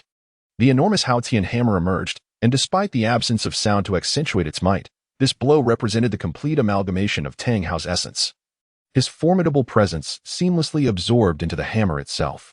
The collision between the Xiang Tian hammer and the crocodile's tail unleashed a terrifying shockwave that scattered in all directions. Suddenly, Tang Hao coughed up blood, his form retreating under the onslaught. At this juncture, his body bore the weight of old injuries, and his strength was significantly diminished. How could he stand against the golden crocodile Douluo? Explode again. God of Death Domain, activate. With 4 black rings and 1 red remaining. 4 of the black soul rings shattered, unleashing a torrent of soul power into Tang Hao, causing his energy to surge instantaneously to level 97. Without a moment's hesitation, he harnessed the might of the first strike to pivot his body. His arm swung up once more, delivering a second blow. It was in this fleeting moment, just before the power of the first strike dissipated, that the forces of the 2 strikes intertwined, amplifying the fierce aura of the God of Death Domain. The combination of the Xiang Tian hammer, Tang Hao's level 96 soul power, and the engraved God of Death Domain yielded formidable results. The brutal energy of the God of Death Domain melded with the overwhelming aura of the Xiang Tian hammer, breaking through the golden crocodile Douluo's suppression. Seeking to gather strength? 5th soul skill, Crocodile God Claw. The golden crocodile Douluo clawed forward, a brilliant gold light erupting violently, as 6 claw marks intersected and sliced towards Tang Hao. Where the claw marks traversed, the earth was scarred with 6 deep, seemingly bottomless chasms extending for hundreds of meters. In the blink of an eye, Tang Hao had unleashed 5 strikes. As the soul power accumulated within the Xiang Tian hammer grew increasingly formidable, the effects of the killing god domain intensified. Radiant golden claw marks instantaneously manifested, just as Tang Hao swung the Xiang Tian hammer behind him. It had not yet brought it to bear before him. In an instant, his entire left foot became ensnared in the solid ground, akin to a drill. With the might of his overwhelmingly powerful body, the Xiang Tian hammer began to whirl violently. This time, the bow was drawn even further, unleashing a more ferocious eruption. The 6th strike swung from behind to slam directly onto the claw of the crocodile god. With a resounding roar, a powerful shockwave erupted, and despite the 6th strike's consolidation, the force of the hammer, imbued with the essence of the killing god domain, still sent Tang Hao reeling backward. Simultaneously, the golden crocodile Douluo, midair and rotating, activated his 7th soul ring, causing his muscles and meridians to swell dramatically. Revealing his true form, he transformed into a colossal crocodile exceeding 10 meters in length. With a sweeping tail, his aura had transformed entirely. The magnitude of his power sent dust and debris flying, enveloping the surroundings in a tempestuous cloud. In the face of the golden crocodile Douluo's sudden surge in strength, Tang Hao remained undeterred, delivering the 7th strike with unwavering resolve. Just as the Xiang Tian hammer was about to collide with the crocodile's tail in its true form, the hammer abruptly turned entirely white. Tang Hao's imposing aura morphed into a frenzied dominance, roaring like a wrathful deity. The overwhelming force shattered the earth beneath him. The 2 forces collided with undeniable ferocity, and though Tang Hao could not send the crocodile's tail flying this time, the tail likewise failed to shake his steadfast form. Its soul skill, Crocodile King's Cannon. Recognizing that he could not harm Tang Hao, the golden crocodile Douluo opened his gaping maw, conjuring a spherical mass of energy within, and unleashed it with a gentle exhalation. The Crocodile King's cannon hurtled through the air like a meteor from the heavens, radiating an aura of destruction as it shot toward Tang Hao. In response, Tang Hao launched himself with unparalleled aggression toward the golden crocodile Douluo, his left foot striking the ground once more, creating a vast crater in the earth beneath him. With a thunderous roar, the Xiang Tian hammer swelled in size, transforming into a dark cloud that descended upon the golden crocodile Douluo with overwhelming force. The hammer, now resembling a tempestuous storm, bore down upon his adversary with relentless fury. Successive strikes elevated Tang Hao's momentum to an apex that was beyond verbal description.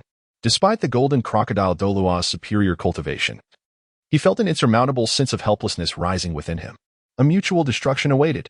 Indeed, Tang Hao was acutely aware that his strength paled in comparison to that of the golden crocodile Douluo, which compelled him to wield the great Sumeru hammer, launching a desperate and self-destructive assault against his formidable opponent. This was perhaps his only chance of survival, should the battle prolong. The golden crocodile Douluo would inevitably wear him down, leading to his demise. Although the divine technique of the great Sumeru hammer inflicted significant harm upon himself, Tang Hao had no time to ponder the consequences. His priority was survival. As the Crocodile King's cannonball hurtled towards him, Tang Hao appeared oblivious, maintaining his course with unwavering resolve as he swung the hammer down upon the golden crocodile Douluo. Madness. Witnessing Tang Hao's willingness to perish alongside him, the golden crocodile Douluo ultimately dared not confront the attack head-on. He swiftly evaded, only for his hardened head to collide forcefully against the side of the Xiang Tian hammer. Nevertheless, the impact propelled him backward, sending him hurtling away. Upon being thrown back, the golden crocodile Douluo was suddenly struck by the realization that Tang Hao's aura had vanished. He ascended into the air, extending his spiritual sense to scour the surroundings. But alas, aside from the deep pit stained with blood, he could find no trace of Tang Hao, no lingering presence or breath, as if he had evaporated into thin air. Cursed be it, he had managed to escape. Yet, it was not a fruitless endeavor. Indeed, Tang San was truly the son of Tang Hao, and he had also discovered a transformed 10,000-year soul beast. One couldn't fathom what thoughts occupied Xiang Tian's mind, insisting on retaining both of them.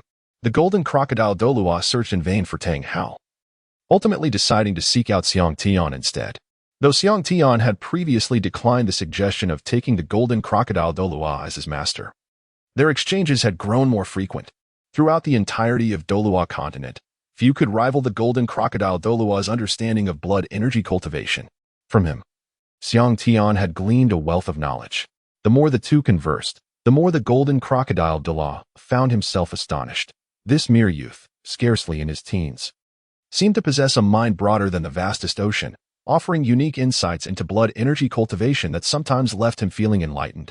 Through their interactions over the years, the golden crocodile Douluo had significantly advanced his own blood energy practice, with signs hinting at a loosening of the bottleneck at the 99th rank. Qian Daolu had even suggested the possibility of a breakthrough to the 99th rank, which filled the golden crocodile Douluo with exuberant joy. Thus, a bond akin to friendship blossomed between the elder and the youth. Meanwhile, Tang Hao, fortified by the protective golden light of his soul skill, managed to fend off the golden crocodile Douluo's Crocodile King cannon, albeit sustaining grievous injuries that left him weakened to the point of near collapse. Nevertheless, he had, against all odds, escaped with his life. With a swift motion, Tang Hao wiped the blood from the corner of his mouth, his once sallow complexion now resembling gilded parchment. It seemed that the battle against the golden crocodile Douluo had left him gravely wounded. Tang Hao was already severely injured prior to this confrontation, and after enduring the ferocious assault of the golden crocodile Douluo's formidable techniques, particularly the great Sumeru hammer, his condition had deteriorated significantly. It was likely that, under the strain of his injuries, he would only be able to summon the strength comparable to that of a titled Douluo at best. Chapter 79. Annulment of Engagement at Shrek Academy. Zhao Wujia wore a grim expression as he approached Dai Mubai, stating, "Mubai, you are responsible for accommodating these 5 new students. Classes commence tomorrow." With that, Zhao Wujia turned to leave, his countenance darkening even further as he walked away. Indeed, it was disheartening for Zhao Wujia, a soul sage, to be delayed for an incense stick's duration by 4 soul masters, none of whom had yet reached level 30. Although he had not exerted himself fully, the situation was far from favorable. Dai Mubai shot a fierce glare at Xiang Tian, then glanced at Zhu Qing, who was nestled closely in Xiang Tian's embrace. Noting her lack of resistance to his hold, he clenched his fists tightly, his expression a stormy shade of blue, and strode ahead in silence. Meanwhile, Ning Rongrong's eyes darted back and forth, observing Xiang Tian and Zhu Qing, then casting a glance at the front where Dai Mubai walked. A sly smile crept upon her lips, as if she had stumbled upon an amusing spectacle. Behind them, Oscar carried Tang San, while Xiang Tian supported the weakened Zhu Zhuqing, and Ning Rongrong cradled the unconscious Xiao Wu. The group swiftly followed Dai Mubai to the nearby cottage. Xiao Wu and Ning Rongrong shared a room, while Zhu Zhuqing occupied a neighboring space not far from them. Shortly thereafter, Dai Mubai guided Tang San to Oscar's room before leading Xiang Tian to a separate chamber. The house, though modest in size, appeared adequately furnished, albeit cloaked in a layer of dust from prolonged disuse. Xiang Tian remained unperturbed as he tidied the room, carefully laying out his bedding from the storage belt. He then seated himself in a meditative posture, awaiting the arrival of the golden crocodile Douluo in the stillness of the night. Xiang Tian suddenly opened his eyes, rose from his bed, and pushed open the door, where he was greeted by the imposing figure of golden crocodile Douluo. Golden crocodile Douluo was taken aback upon seeing Xiang Tian. Has he truly reached level 50? What a prodigy. This pace of cultivation is unprecedented. What has this expression on your face? Did Tang Hao manage to slip away? Xiang Tian jested. Golden crocodile Douluo playfully tapped Xiang Tian on the back of his head, chiding him. You rascal, you really can't hide anything from you. I was careless. But while the monk may run, the temple remains. As long as Tang San is around, I refuse to believe he can go far. That is true. Xiang Tian nodded in agreement. You are indeed a prodigy. Your rate of cultivation is astonishing, and your soul power is remarkably solid. Were it not for your affiliation with the Spirit Hall, I would have certainly insisted on dissecting you for research. It hasn't been long since we last met. And you've already made a breakthrough? When do you plan to hunt for your 5th spirit ring? Which spirit beast do you have in mind? Golden crocodile Douluo inquired with a faint smile. In a couple of days, I suppose. As for the spirit beast, I'm considering an earth attribute power type spirit beast. Under 50,000 years old. Xiang Tian contemplated for a moment before responding. What about a diamond mammoth? I know where a herd of diamond mammoths resides in the Stardow Forest. Sounds good. After a brief conversation, Golden Crocodile Douluo handed Xiang Tian a document, which was the notice of the annulment of Dai Mubai and Zhu Zhuqing's engagement. Since Zhu Zhuqing decided to be with Xiang Tian, he had sent a letter to his teacher, Bibi Dong, compelling the Star Luo Empire to dissolve the engagement between Dai Mubai and Zhu Zhuqing, to which Bibi Dong readily acquiesced. The following day, knock knock, a gentle knocking sound came from outside the wooden house, startling Zhu Zhuqing. So early? Who could it be? With a soft creak, she opened the door to find Xiang Tian waiting outside. Zhuqing, good morning. Xiang Tian exclaimed, his eyes lighting up at the sight of Zhu Zhuqing, who was already elegantly dressed. Good morning. Zhu Zhuqing replied, her gaze laced with a hint of curiosity. Here, let me show you something delightful. As he spoke, Xiang Tian eagerly produced a document from his storage belt and handed it to Zhu Zhuqing, revealing the notice of the annulment of her engagement with Dai Mubai. Upon reading it, Zhu Zhuqing's eyes glistened with tears of joy, overwhelmed with emotion. Her beautiful face could hardly conceal her excitement, and as she bit her red lips, her gaze towards Xiang Tian brimmed with profound affection. Xiang Tian gently wiped away the tears from Zhu Zhuqing's eyes and embraced her tenderly, holding her delicate waist tightly. He lowered his head and captured her slightly cold lips, ardently exploring their warmth. Zhu Zhuqing responded with a soft murmur, unexpectedly reciprocating with fervor. Time seemed to slip away, and at last, Xiang Tian released her tender lips.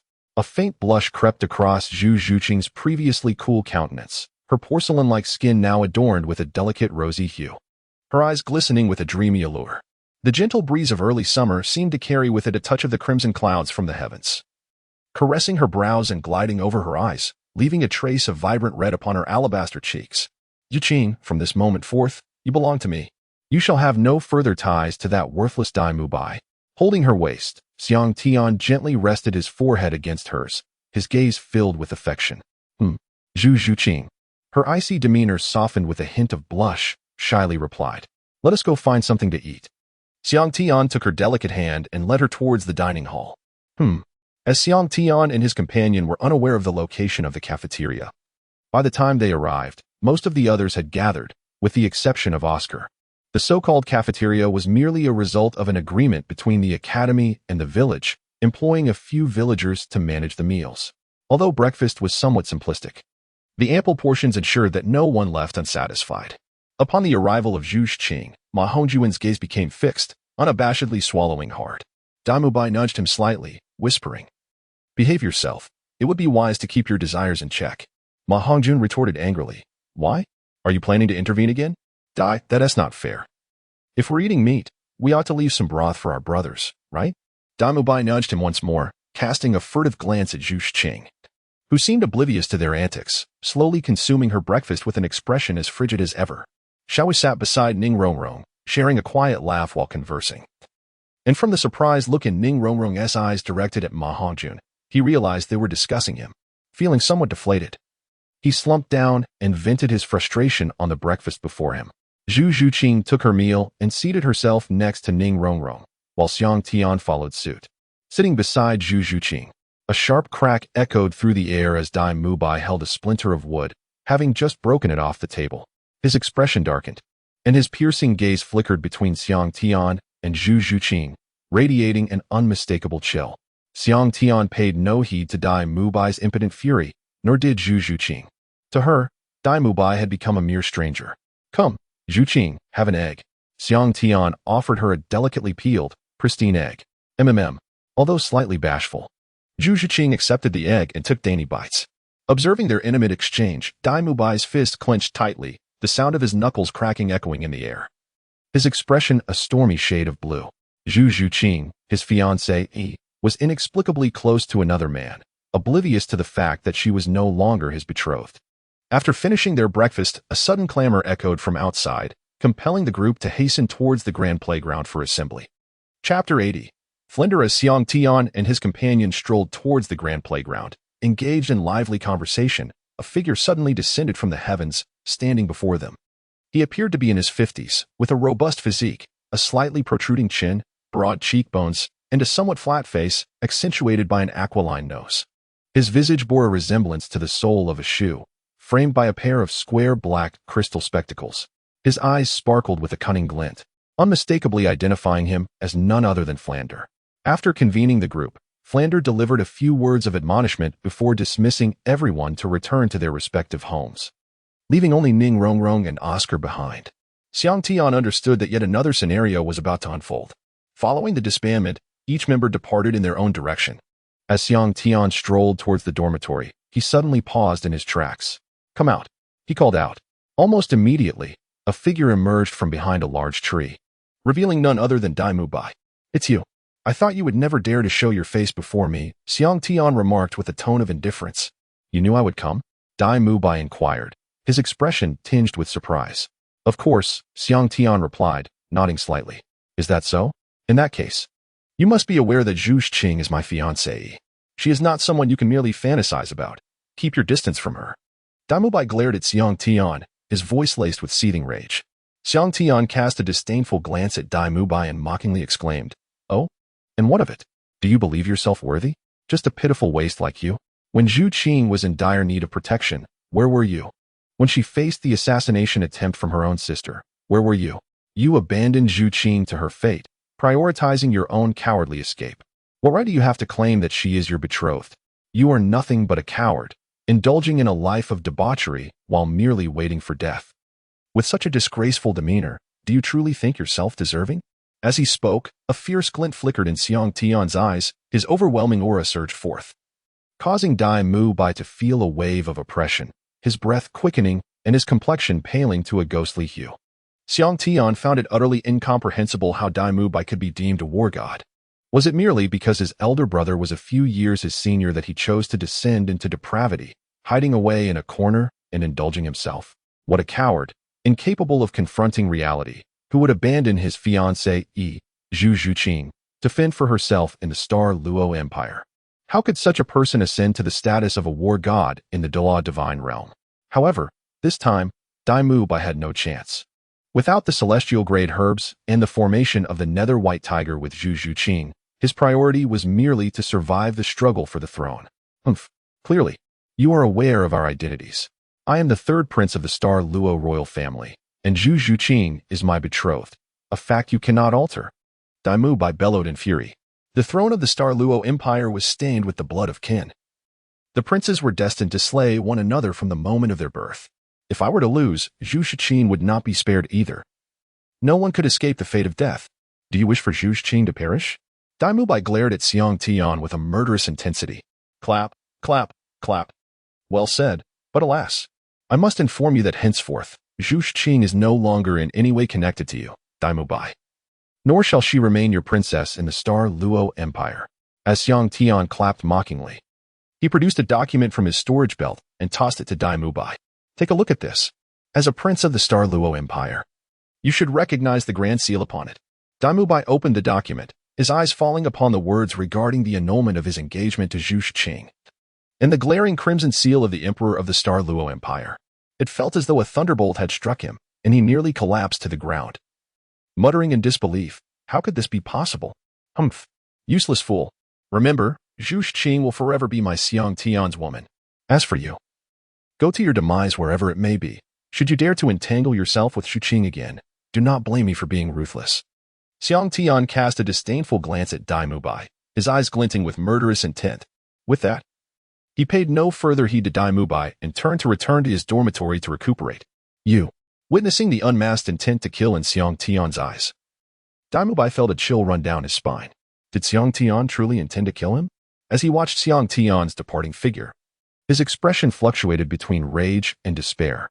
To claim that his feelings for Zhu Shiqing were profound would be disingenuous. Although they had been betrothed since childhood, their interactions had been scant. Daimubai had long abandoned any ambition for the throne, engrossed instead in the company of women, scarcely considering Zhu Shiqing. His fury stemmed more from the humiliation of having his fiancée taken by Xiang Tian than from genuine affection. Yet, when he thought of Xiang Tian's formidable strength, he could only swallow his bitter resentment, too fearful to speak, while his heart burned with unquenchable rage. As night descended, the dean of Shrek Academy, the four-eyed cat eagle, Flinder, stood upon the grand arena, surveying all 8 students before him. Xiang Tian, Daimubai, Tang San, Xiao Wu, Ma Hongjun, and the composed yet cold Zhu Shiqing were all prepared, brimming with vitality. However, Flinder's attention was not directed at them, but rather at 2 other students. Oscar, have you completed your 20 laps? Flinder's gaze was sharp, instilling a sense of trepidation in those who dared meet his eyes. Oscar cleared his throat, nodded, and replied, Dean, I have finished. Flinder scoffed. I was asking about all of you, not just you. Oscar turned to look at Ning Rongrong, who was also gazing back at him. Her beautiful eyes filled with an innocent expression. Gritting his teeth, Oscar nodded. Yes, we have all completed it. Flinder smiled. And if Tang San were to assess his smile, sly would be the most fitting description. Well done, Oscar. I didn't expect you to exhibit such camaraderie. Come here. Flinder gestured to the space in front of him. A hint of a bitter smile crossed Oscar's face. Yet he refrained from glancing at Ning Rongrong again and strode purposefully to stand before Flinder. Flinder slowly raised his right hand and lightly patted Oscar's shoulder. I appreciate your spirit of camaraderie. Therefore, you shall run another 20 laps, so I may witness the depth of your friendship. Until you finish, you shall not eat. I have sealed your soul power, so do not attempt to break free. Off you go. Oscar said nothing, merely nodding silently before turning to run outside. Flinder's gaze shifted to Daimubai, Tang San, and the others. Do you not understand why I am doing this? Why I require him to continue running? It is because he lied. Regardless of whether his lie stemmed from friendship or some other motive, it remains a lie. You are all still children. And lying is the worst of virtues. I hope you comprehend this. As he spoke, his gaze moved from the 5 to Ning Rongrong, who appeared innocent and pitiful. Tell me, did you complete the tasks I assigned this morning? Ning Rongrong honestly shook her head. I did not. The distance was too great, and I was hungry. I could not persist. Flinder smiled slightly.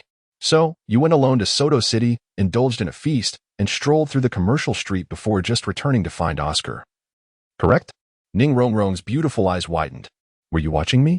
Flinder's expression turned icy as he reprimanded her, nearly bringing the somewhat spoiled girl to tears, prompting her to storm out in anger.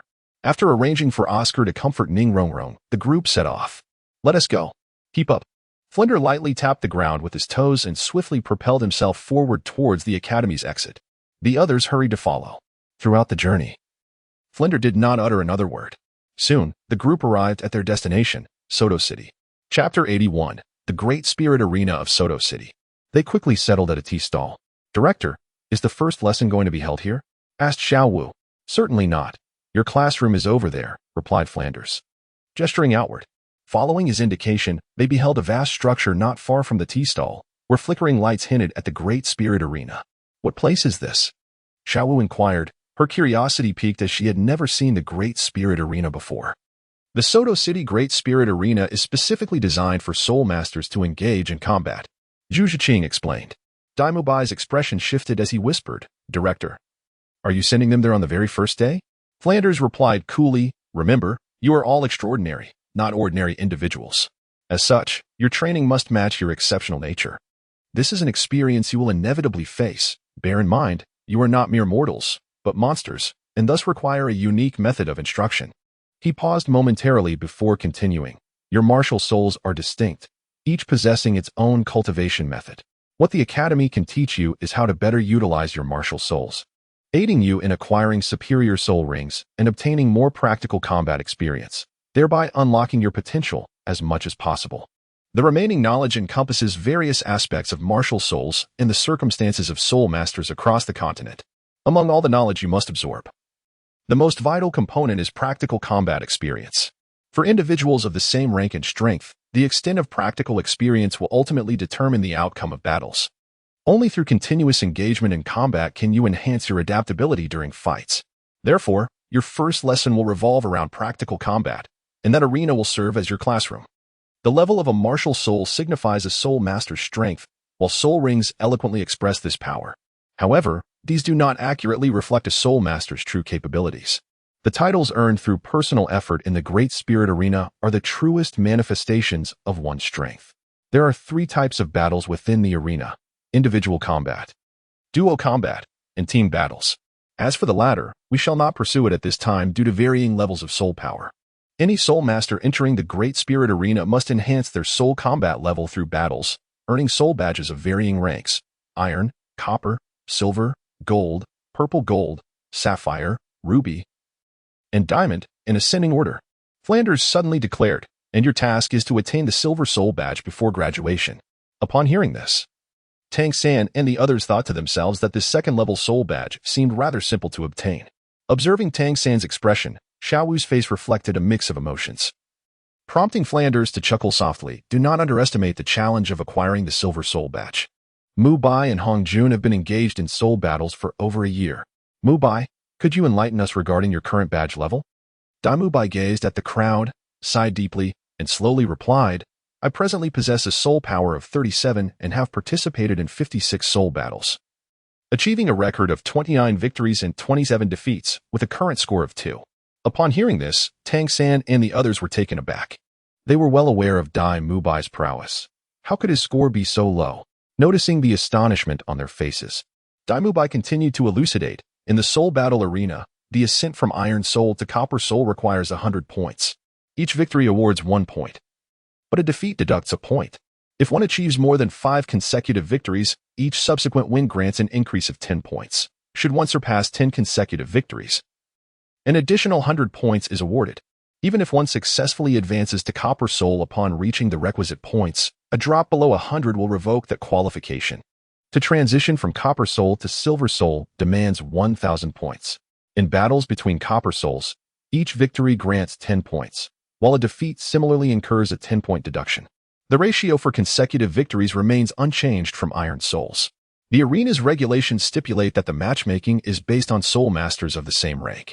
Once an additional soul ring is acquired, one will be allocated to the next tier of competition. When I was at level 29, I experienced a streak of victories. Yet upon reaching level 30 with the same 3 soul rings, my opponents were of levels 38 and 39, making triumph exceedingly challenging, resulting in a series of defeats that tarnished my record. Flinder glanced at the sky, noting that it was almost time. Let us proceed. I will relay the remaining information when we arrive. After settling the tea bill, the group of 7 departed the tea shop, making their way to the Soto Great Soul Arena. As they walked, Flinder briefly shared some details about the arena with Xiang Tian and the others. Upon entering the Great Soul Arena, Tang San and Xiao Wu registered and received their badges. After registration, the group proceeded to the competitive soul battle area for placement. Placement results: Xiao Wu vs. Qing Bao, victory. Tang San vs. Gui Ren, victory. Zhu Zhiqing vs. Li Jian, victory. The Sanwu Duo vs. the Iron Blood Duo, victory.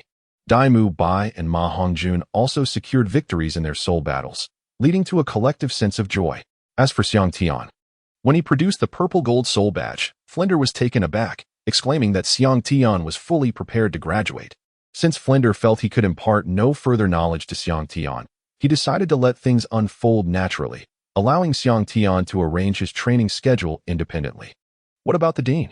Tang San inquired curiously after the match concluded. Daimubai helplessly shrugged his shoulders, saying he knows where to go. He instructed us to return after our soul battles and not to worry about him. As the six emerged from the soul duel arena, they were still enveloped by the resounding cheers that echoed in the air. Although today's contest did not yield immense benefits, Tang San felt he had gained significantly from the adversarial experience. Particularly in his battle against the Iron Brothers, he witnessed the true power of weapon spirits. Each spirit possesses its unique characteristics, and when applied adeptly, can produce remarkable effects. In terms of strength, he and Xiao Wu were evidently superior to their opponents. Yet their overconfidence nearly led to their defeat. The words of the master echoed in Tang San's mind. In battles among soul masters, it is paramount to discern the opponent's skills. Failing to do so necessitates a cautious approach, for even a low-level soul master may wield a lethal soul skill. You all head back first. The dean asked me to visit his shop, Ma Hongjun suddenly exclaimed, his small eyes glinting with excitement. A faint, enigmatic smile graced Dai Mubai's face. Then we shall take our leave. Do take care. Dai Lao, are you coming? No, just shut up and go, Dai Mubai replied curtly. Casting a glance at Zhu Shiqing, clearly harboring a sense of unfulfilled longing. Unfortunately, Zhu Shiqing was engrossed in an animated discussion with Xiang Tian about the day's duels. Oblivious to Dai Mubai's gaze, the plump one was evidently slow to grasp the situation, not picking up on Dai Mubai's subtle cues. His chubby face flushed with excitement as he said, "Come on, let us go together. Didn't you say women don't count as resources?" Watching Zhu Shiqing and Xiang Tian in their intimate exchange, Dai Mubai's heart brimmed with resentment and frustration. Meanwhile, Ma Hongjun incessantly buzzed in his ear.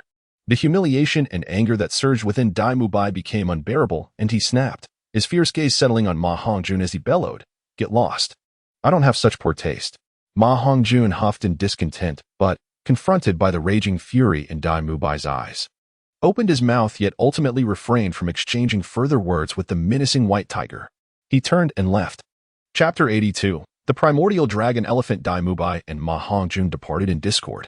Upon returning to Shrek Academy, they were taken aback to find two familiar figures waiting outside the academy gates, Oscar and Ning Rongrong. "What are you doing here?" Dai Mubai, still seething with rage, questioned sharply upon seeing Ning Rongrong and Oscar. Ning Rongrong leapt down from a rock, saying, "Of course, I've been waiting for you. Why did you return so late?" "Where are the dean and the fat one?" Dai Mubai coldly replied, "They have their matters." "Have you made up your mind? Will you stay or leave?" Ning Rongrong, endowed with remarkable intelligence from a young age, discerned much from Dai Mubai's expression. Unrestrained in her liberated nature, she unabashedly mocked him, provoked by her taunts. A chilling light emanated from Dai Mubai's sinister eyes as a potent aura surged forth, unleashing his soul power. In an instant, Ning Rongrong found herself propelled backward by the sheer force. "Mubai, we are classmates. Let it go," Tang San interjected, stepping in front of Ning Rongrong. He spread his hands to either side, employing the control crane and capture dragon technique to dissipate the soul power radiating from Dai Mubai. Having never endured such humiliation throughout her life, Ning Rongrong was taken aback by Dai Mubai's audacity to strike her, though she sustained no real injury. The pain coursing through her body was a stark reminder of reality. Tears brimmed in her eyes as she glared at him, rendered speechless. Dai Mubai, observing Tang San's intervention, gradually exhaled a breath of frustration, retracting his unleashed soul power. "All right, little San, I'll grant you this favor." His cold gaze swept over Ning Rongrong. "Remember this, you are not in your own territory. Do not provoke me again, regardless of your status." With that, he strode away, making his way into the academy. Xiang Tian had no time to attend to the childish little witch and accompanied Zhu Shiqing back to their dormitory to rest. The following day, at the break of dawn, Xiang Tian rose and, after completing his morning rituals, strode purposefully towards the academy's exit. Upon his arrival, the golden crocodile Douluo wasted no time. He seized Xiang Tian and soared towards the Stardow forest. The speed of a peak Douluo was astonishing, and within a mere morning, the duo reached the Stardow forest. Upon entering, their objective was clear. They headed directly for the Diamond Mammoth herd. The Diamond Mammoth, a formidable soul beast that embodies both immense strength and robust defense, dwarfs the ordinary elephant in size. Its colossal power is capable of shifting mountains and parting seas, while its tusks possess a fierce offensive capability, rivaled only by the diamond armor enveloping its body, which renders it impervious to fire and water, boasting extraordinary defensive prowess. What poses the greatest challenge is that diamond mammoths are social creatures. When faced with adversaries, they unite to unleash a devastating charge, making them exceedingly difficult to contend with. In the Stardew Forest, they reign supreme. As they approached the herd, Xiang Tian suddenly felt the ground tremble beneath him.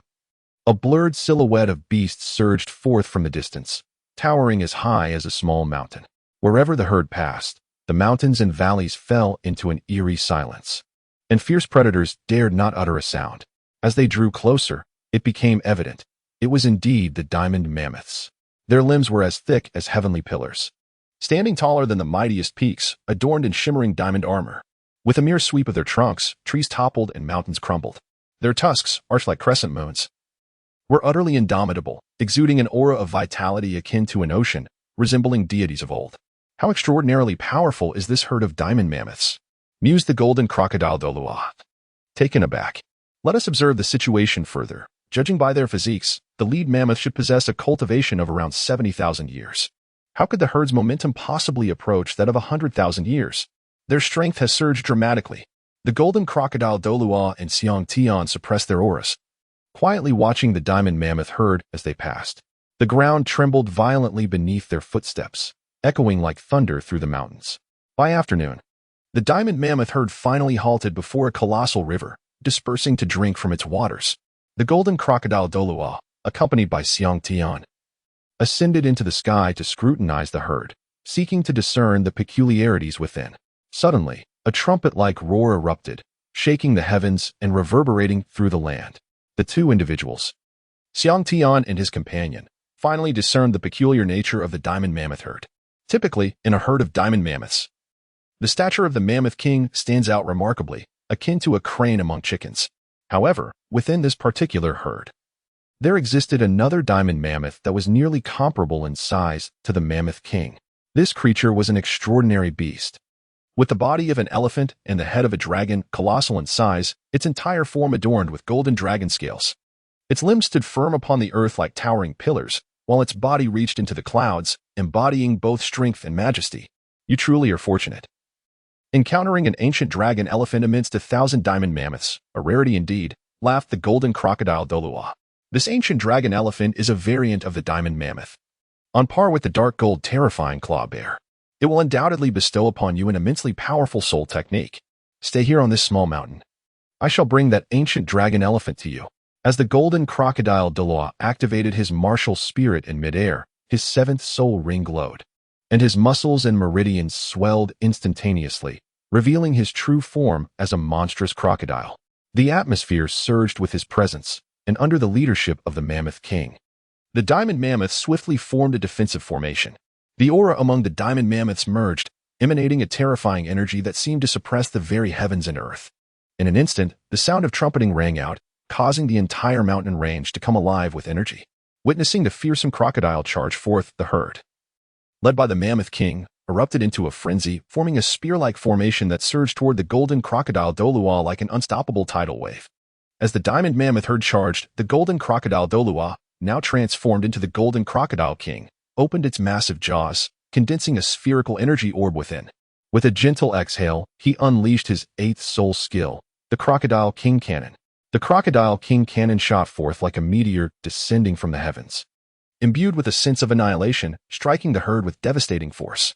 As the cannon passed, numerous diamond mammoths had their armor shattered, blood gushing forth, and a breach opened in the herd S formation, allowing the Golden Crocodile King to charge directly toward the ancient dragon elephant. Employing his fourth soul skill, the Crocodile King Tail Sweep, the Golden Crocodile Douluo activated his fourth soul rings, his body radiating golden light as he swiftly pivoted. The enormous tail behind him lashed out like a steel whip towards the diamond mammoths. The sound of impact echoed as the diamond mammoths, despite their size, were no match for the colossal Golden Crocodile King. With a single sweep of his tail, the diamond mammoths were sent flying. The diamond mammoth herd, under the command of the Mammoth King, unleashed a powerful mammoth charge, uniting the strength of the herd to elevate the potency of their innate soul skill to nearly 90,000 years, even approaching 100,000 years. Yet, once their formation was forcefully breached, they could no longer harness their collective power. The Mammoth King's strength was merely around 70,000 years. a stark contrast to the peak 98-level golden crocodile Douluo, whose power was far superior. The golden crocodile king wreaked havoc among the diamond mammoth herd, sending them flying out of formation, staining the ground and river with their blood. Ultimately, the diamond mammoth herd succumbed to fear, with a commanding trumpet from their leader, the Elephant King. They turned and fled in disarray. Seizing the opportunity amidst the disorganization of the diamond mammoths, the golden crocodile Douluo darted forward, approaching the ancient dragon elephant with remarkable swiftness. With jaws agape, he swiftly clamped down on the creature's left hind leg, initiating a deadly roll. A mournful cry escaped the ancient dragon elephant as its left hind leg was viciously torn away by the golden crocodile Douluo, blood gushing forth in torrents, causing it to collapse helplessly to the ground. The golden crocodile Douluo then brandished his enormous claws, glistening with a chilling sheen, with a resounding crack. The last hind leg of the ancient dragon elephant was severed, blood spurting forth and staining the earth crimson. Roaring with fury, the ancient dragon elephant thrashed violently, emitting a trumpet filled with defiance as the fierce light in its eyes gradually dimmed. Chapter 83. All elements present recognizing that the ancient dragon elephant, gravely wounded, could no longer escape, the golden crocodile Douluo suddenly conceived a brilliant idea. He called out to Xiang Tian, "Youngster, come here quickly. This one is now your responsibility. Let me witness the true extent of your prowess." Xiang Tian arrived at the mountainous terrain, where trees lay uprooted, colossal trunks shattered, and broken branches littered the ground. By the side of the ancient dragon elephant, resembling a small hill, blood flowed like a stream, painting the scene in a gruesome crimson. As Xiang Tian stood before the ancient dragon elephant, its colossal form dwarfing him to the size of an inconsequential insect, the creature seemed to grasp the inevitability of its fate. In a frenzied display, it lashed its trunk, attempting to ensnare Xiang Tian and reduce him to a mere pulp. With a swift surge, Xiang Tian evaded, slipping through the blockade of the ancient dragon elephant's trunk and leaping toward the beast. A thunderous roar erupted from the ancient dragon elephant, its formidable soul energy pulsating with an astonishing force directed at Xiang Tian. Taken aback, Xiang Tian felt his strength dissipate. His defenses and speed considerably diminished. Seizing this opportunity, the ancient dragon elephant's fierce gaze ignited, its foreboding reared up, and with all its might, it unleashed a devastating strike with its right forelimb. The impact was earth-shattering. Xiang Tian gazed up at the right forelimb of the ancient dragon elephant, which descended upon him like a primordial divine pillar. In an instant, the surrounding air thickened, rendering him immobile as if ensnared in a quagmire. A sense of peril enveloped him. With the embodiment of the celestial overlord's divine physique, the first, second, and fourth soul rings illuminated in succession, their ethereal glow swirling chaotically. In an instant, he transformed into a fleeting shadow, attempting to evade the onslaught of the ancient dragon elephant with the swiftness of lightning. Damn it! That cunning beast! The fifth soul technique, Crocodile God Claw. The golden crocodile Douluo had not anticipated the ancient dragon elephant's treachery, for it had retained a hidden trump card. In a moment of urgency, he unleashed a soul skill, striking directly at the right forelimb of the ancient dragon elephant, aiming to intercept its attack. Crack! The crocodile god claw collided with the right forelimb of the ancient dragon elephant, shattering its defensive dragon scales in an instant, leaving a gruesome sight of flesh and bone, severed tendons, and broken bones. The force of the assault was significantly diminished, yet the momentum of the strike remained relentless, bearing down upon Xiang Tian like a mountain. Boom! With the golden crocodile Douluo's intervention, Xiang Tian finally managed to evade the full force of the ancient dragon elephant's strike at the last possible moment. The right forearm of the ancient dragon elephant crashed into the ground with tremendous force, shaking the earth, shattering ancient trees, sending boulders flying, and fracturing the land, unleashing waves of air that surged towards Xiang Tian. Thud! The force of the air slammed into Xiang Tian's back, propelling him through the air, where he coughed up a mouthful of blood. Cough! Wiping the blood from the corner of his mouth, Xiang Tian's eyes widened in astonishment. Such formidable power. Xiang Tian hastily retrieved a rejuvenating pill crafted primarily from dragon grass and swallowed it, channeling the Overlord heart technique to restore his soul power and mend his injuries. After the passage of half an hour, he slowly opened his eyes, realizing that his internal wounds had nearly healed. As he lifted his gaze, he beheld the primordial dragon elephant, its central nervous system severed by the claws of the golden crocodile Douluo, now deprived of the opportunity for self-detonation, lying on the ground in a pitiful state. Dark, golden fearsome claw. Xiang Tian gradually approached the ancient dragon's eye, raising his right arm. A sound pierced the air as 5 beams of dark golden light abruptly extended from his fingertips. These beams, measuring approximately 1 foot and 2 inches in length, were wide at the top and narrow at the bottom, resembling razor-sharp blades. The dark golden luminescence shimmered like rippling water. At the moment of their appearance, the air involuntarily emitted a faint, whistling sound. Xiang Tian's gaze momentarily sharpened as his right hand, adorned with a dark golden claw, swept through the empty expanse before him. Instantly, a brilliant surge of dark golden light erupted, transforming the formidable claw into a shadow measuring 6 meters in length. With a resounding thud, the radiant claw cleaved through the massive head of the ancient dragon elephant, sending blood gushing forth in a spray reaching several meters high. The severed head fell with a thunderous crash, causing the ground to tremble, while crimson streams flowed like a small river.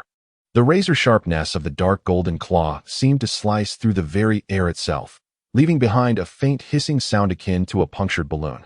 Within mere breaths, the ancient dragon elephant's life force waned, rendering it motionless, as a luminous circle of black soul rings gradually materialized around its colossal form.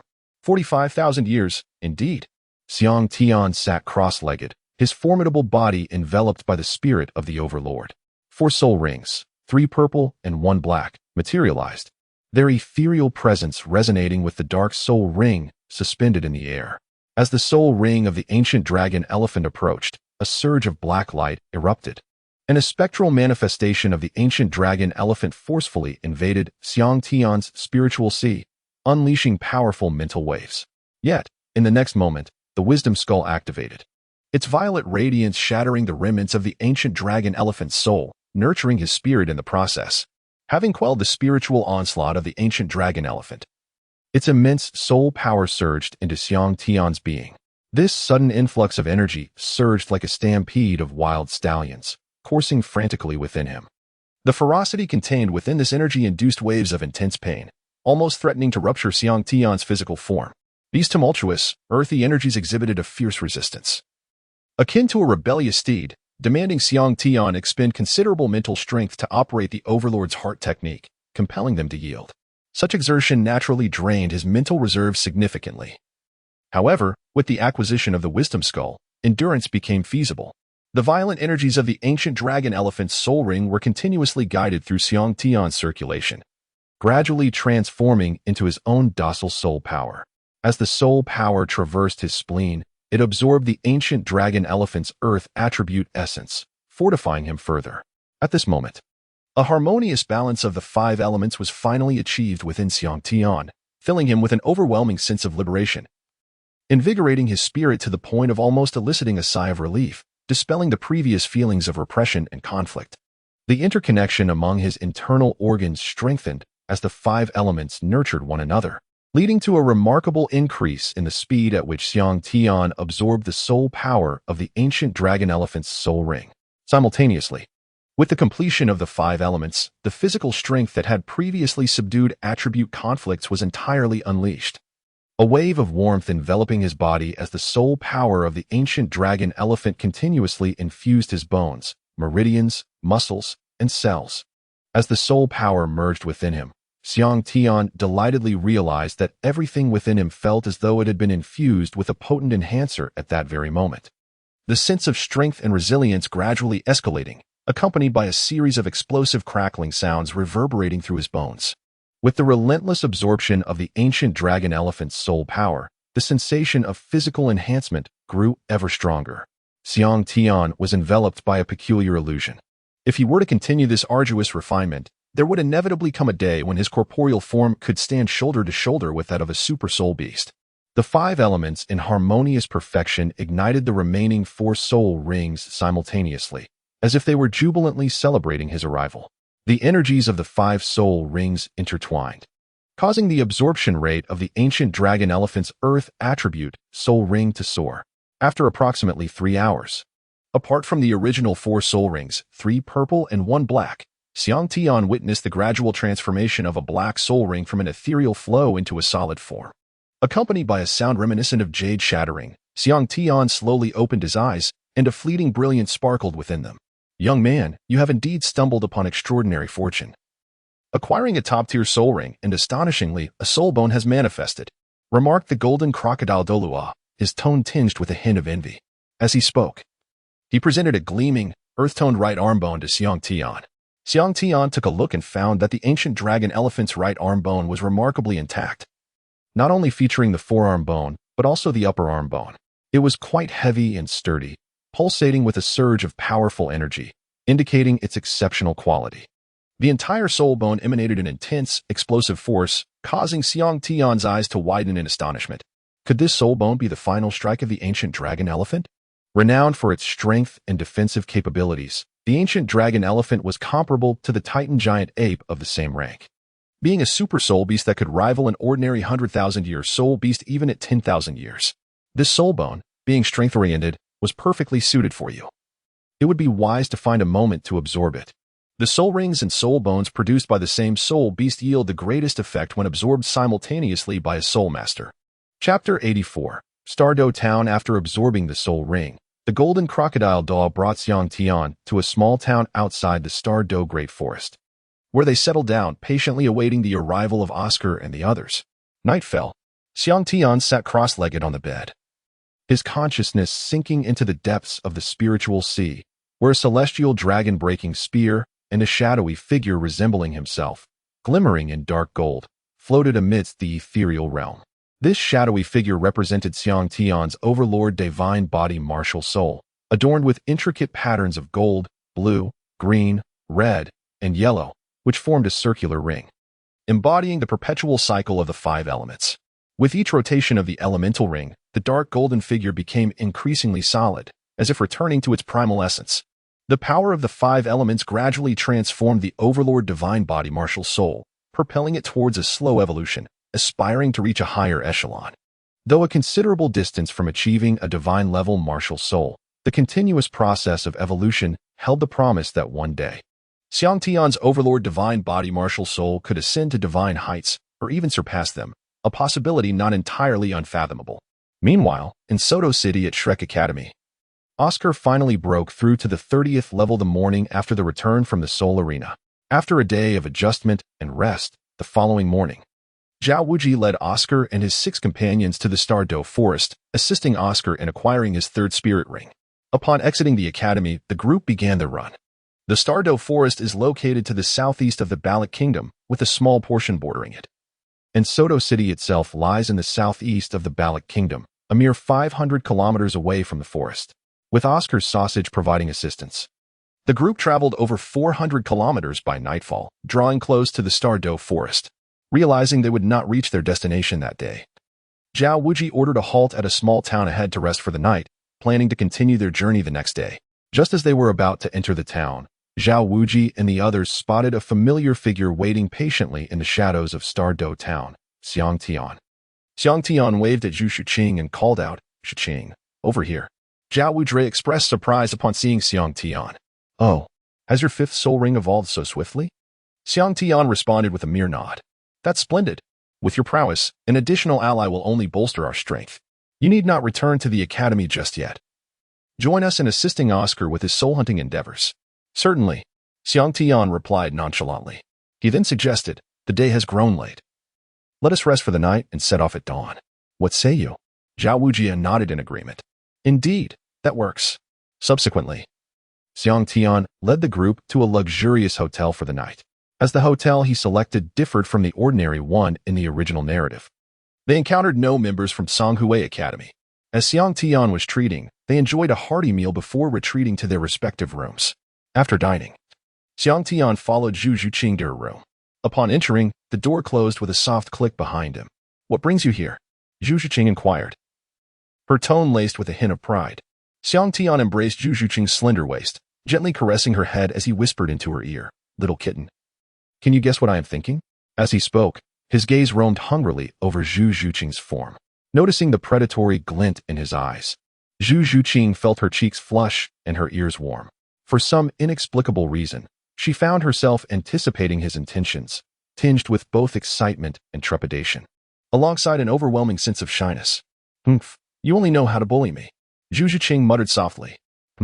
Xiang Tian raised his voice, "Little kitten, what did you say?" Xiang Tian gently placed his right hand on Zhu Zhuqing's chin, guiding her head to face him. With a playful curiosity, he leaned closer to her, causing her cheeks to flush a deep crimson, her azure eyes sparkling with a charming shyness. Xiang Tian pressed his lips against Zhu Zhuqing's crimson ones, his hands beginning to wander sensuously. Zhu Zhuqing's delicate form softened, collapsing into Xiang Tian's embrace, bashfully burying her head within his chest. A gentle warmth enveloped her body, and a faint blush adorned her cheeks. "You rascal, you naughty scoundrel," Zhu Zhuqing murmured weakly. Xiang Tian's hands seemed to possess an enchanting power, with a mere gentle caress. Her body appeared to lose all rigidity, becoming utterly languid and weak. "Hee, a bad man is irresistible to a woman," Xiang Tian remarked, once again sealing Zhu Zhuqing's lips with his own. In the stillness of the night, with only the two of them present, and Xiang Tian holding Zhu Zhuqing close, the atmosphere grew undeniably charged with emotion. However, Xiang Tian, ultimately possessing considerable self-control, recognized that Zhu Zhuqing was still young, not yet at the age for such intimacies. Gradually, he ceased his wandering hands, embracing her waist while continuing to kiss her fervently. After what felt like an eternity, their lips parted. Gazing at Zhu Zhuqing's flushed cheeks, Xiang Tian smiled with satisfaction. "Dare to provoke me again?" he teased with a mischievous grin. "Humph," Zhu Zhuqing retorted with a cold huff, rolling her eyes at him. Unfazed by her playful defiance, Xiang Tian found her little pride quite endearing. Nevertheless, the frustration was palpable. He could only touch but not indulge, forcing him to retreat to his own room, where he took a lengthy, cold shower to quell the burning desire within. The night passed in silence. The following morning, as dawn's light began to break, Zhao Wuji aroused everyone with his booming voice. Time to set off. Upon leaving the small town, they quickened their pace, for they were now in close proximity to the Douluo forest. The most eager among them was Oscar, who was about to acquire his third spirit ring and was curious about the enhancements it would bestow upon him. Soon, Xiang Tian and his companions arrived at the edge of the Douluo forest. Towering trees loomed above, reaching heights of at least 20 meters. And this was merely the periphery. The dense forest lacked any discernible paths, its shadows obscuring the true nature of the surroundings. "Stop," Zhao Wujie commanded. He regarded the 8 students before him with a serious expression.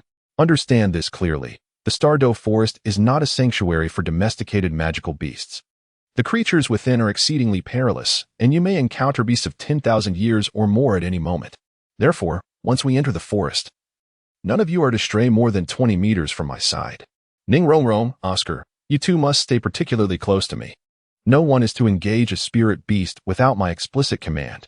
Is that clear?" "Understood." Oscar swiftly chanted an incantation, and in no time, he held a large assortment of sausages and cured meats in his hands. He distributed 1 sausage and 1 cured sausage to each person, explaining, "My sausages can sustain vitality for 12 hours in the air, meaning that consuming them within that time frame will yield effects.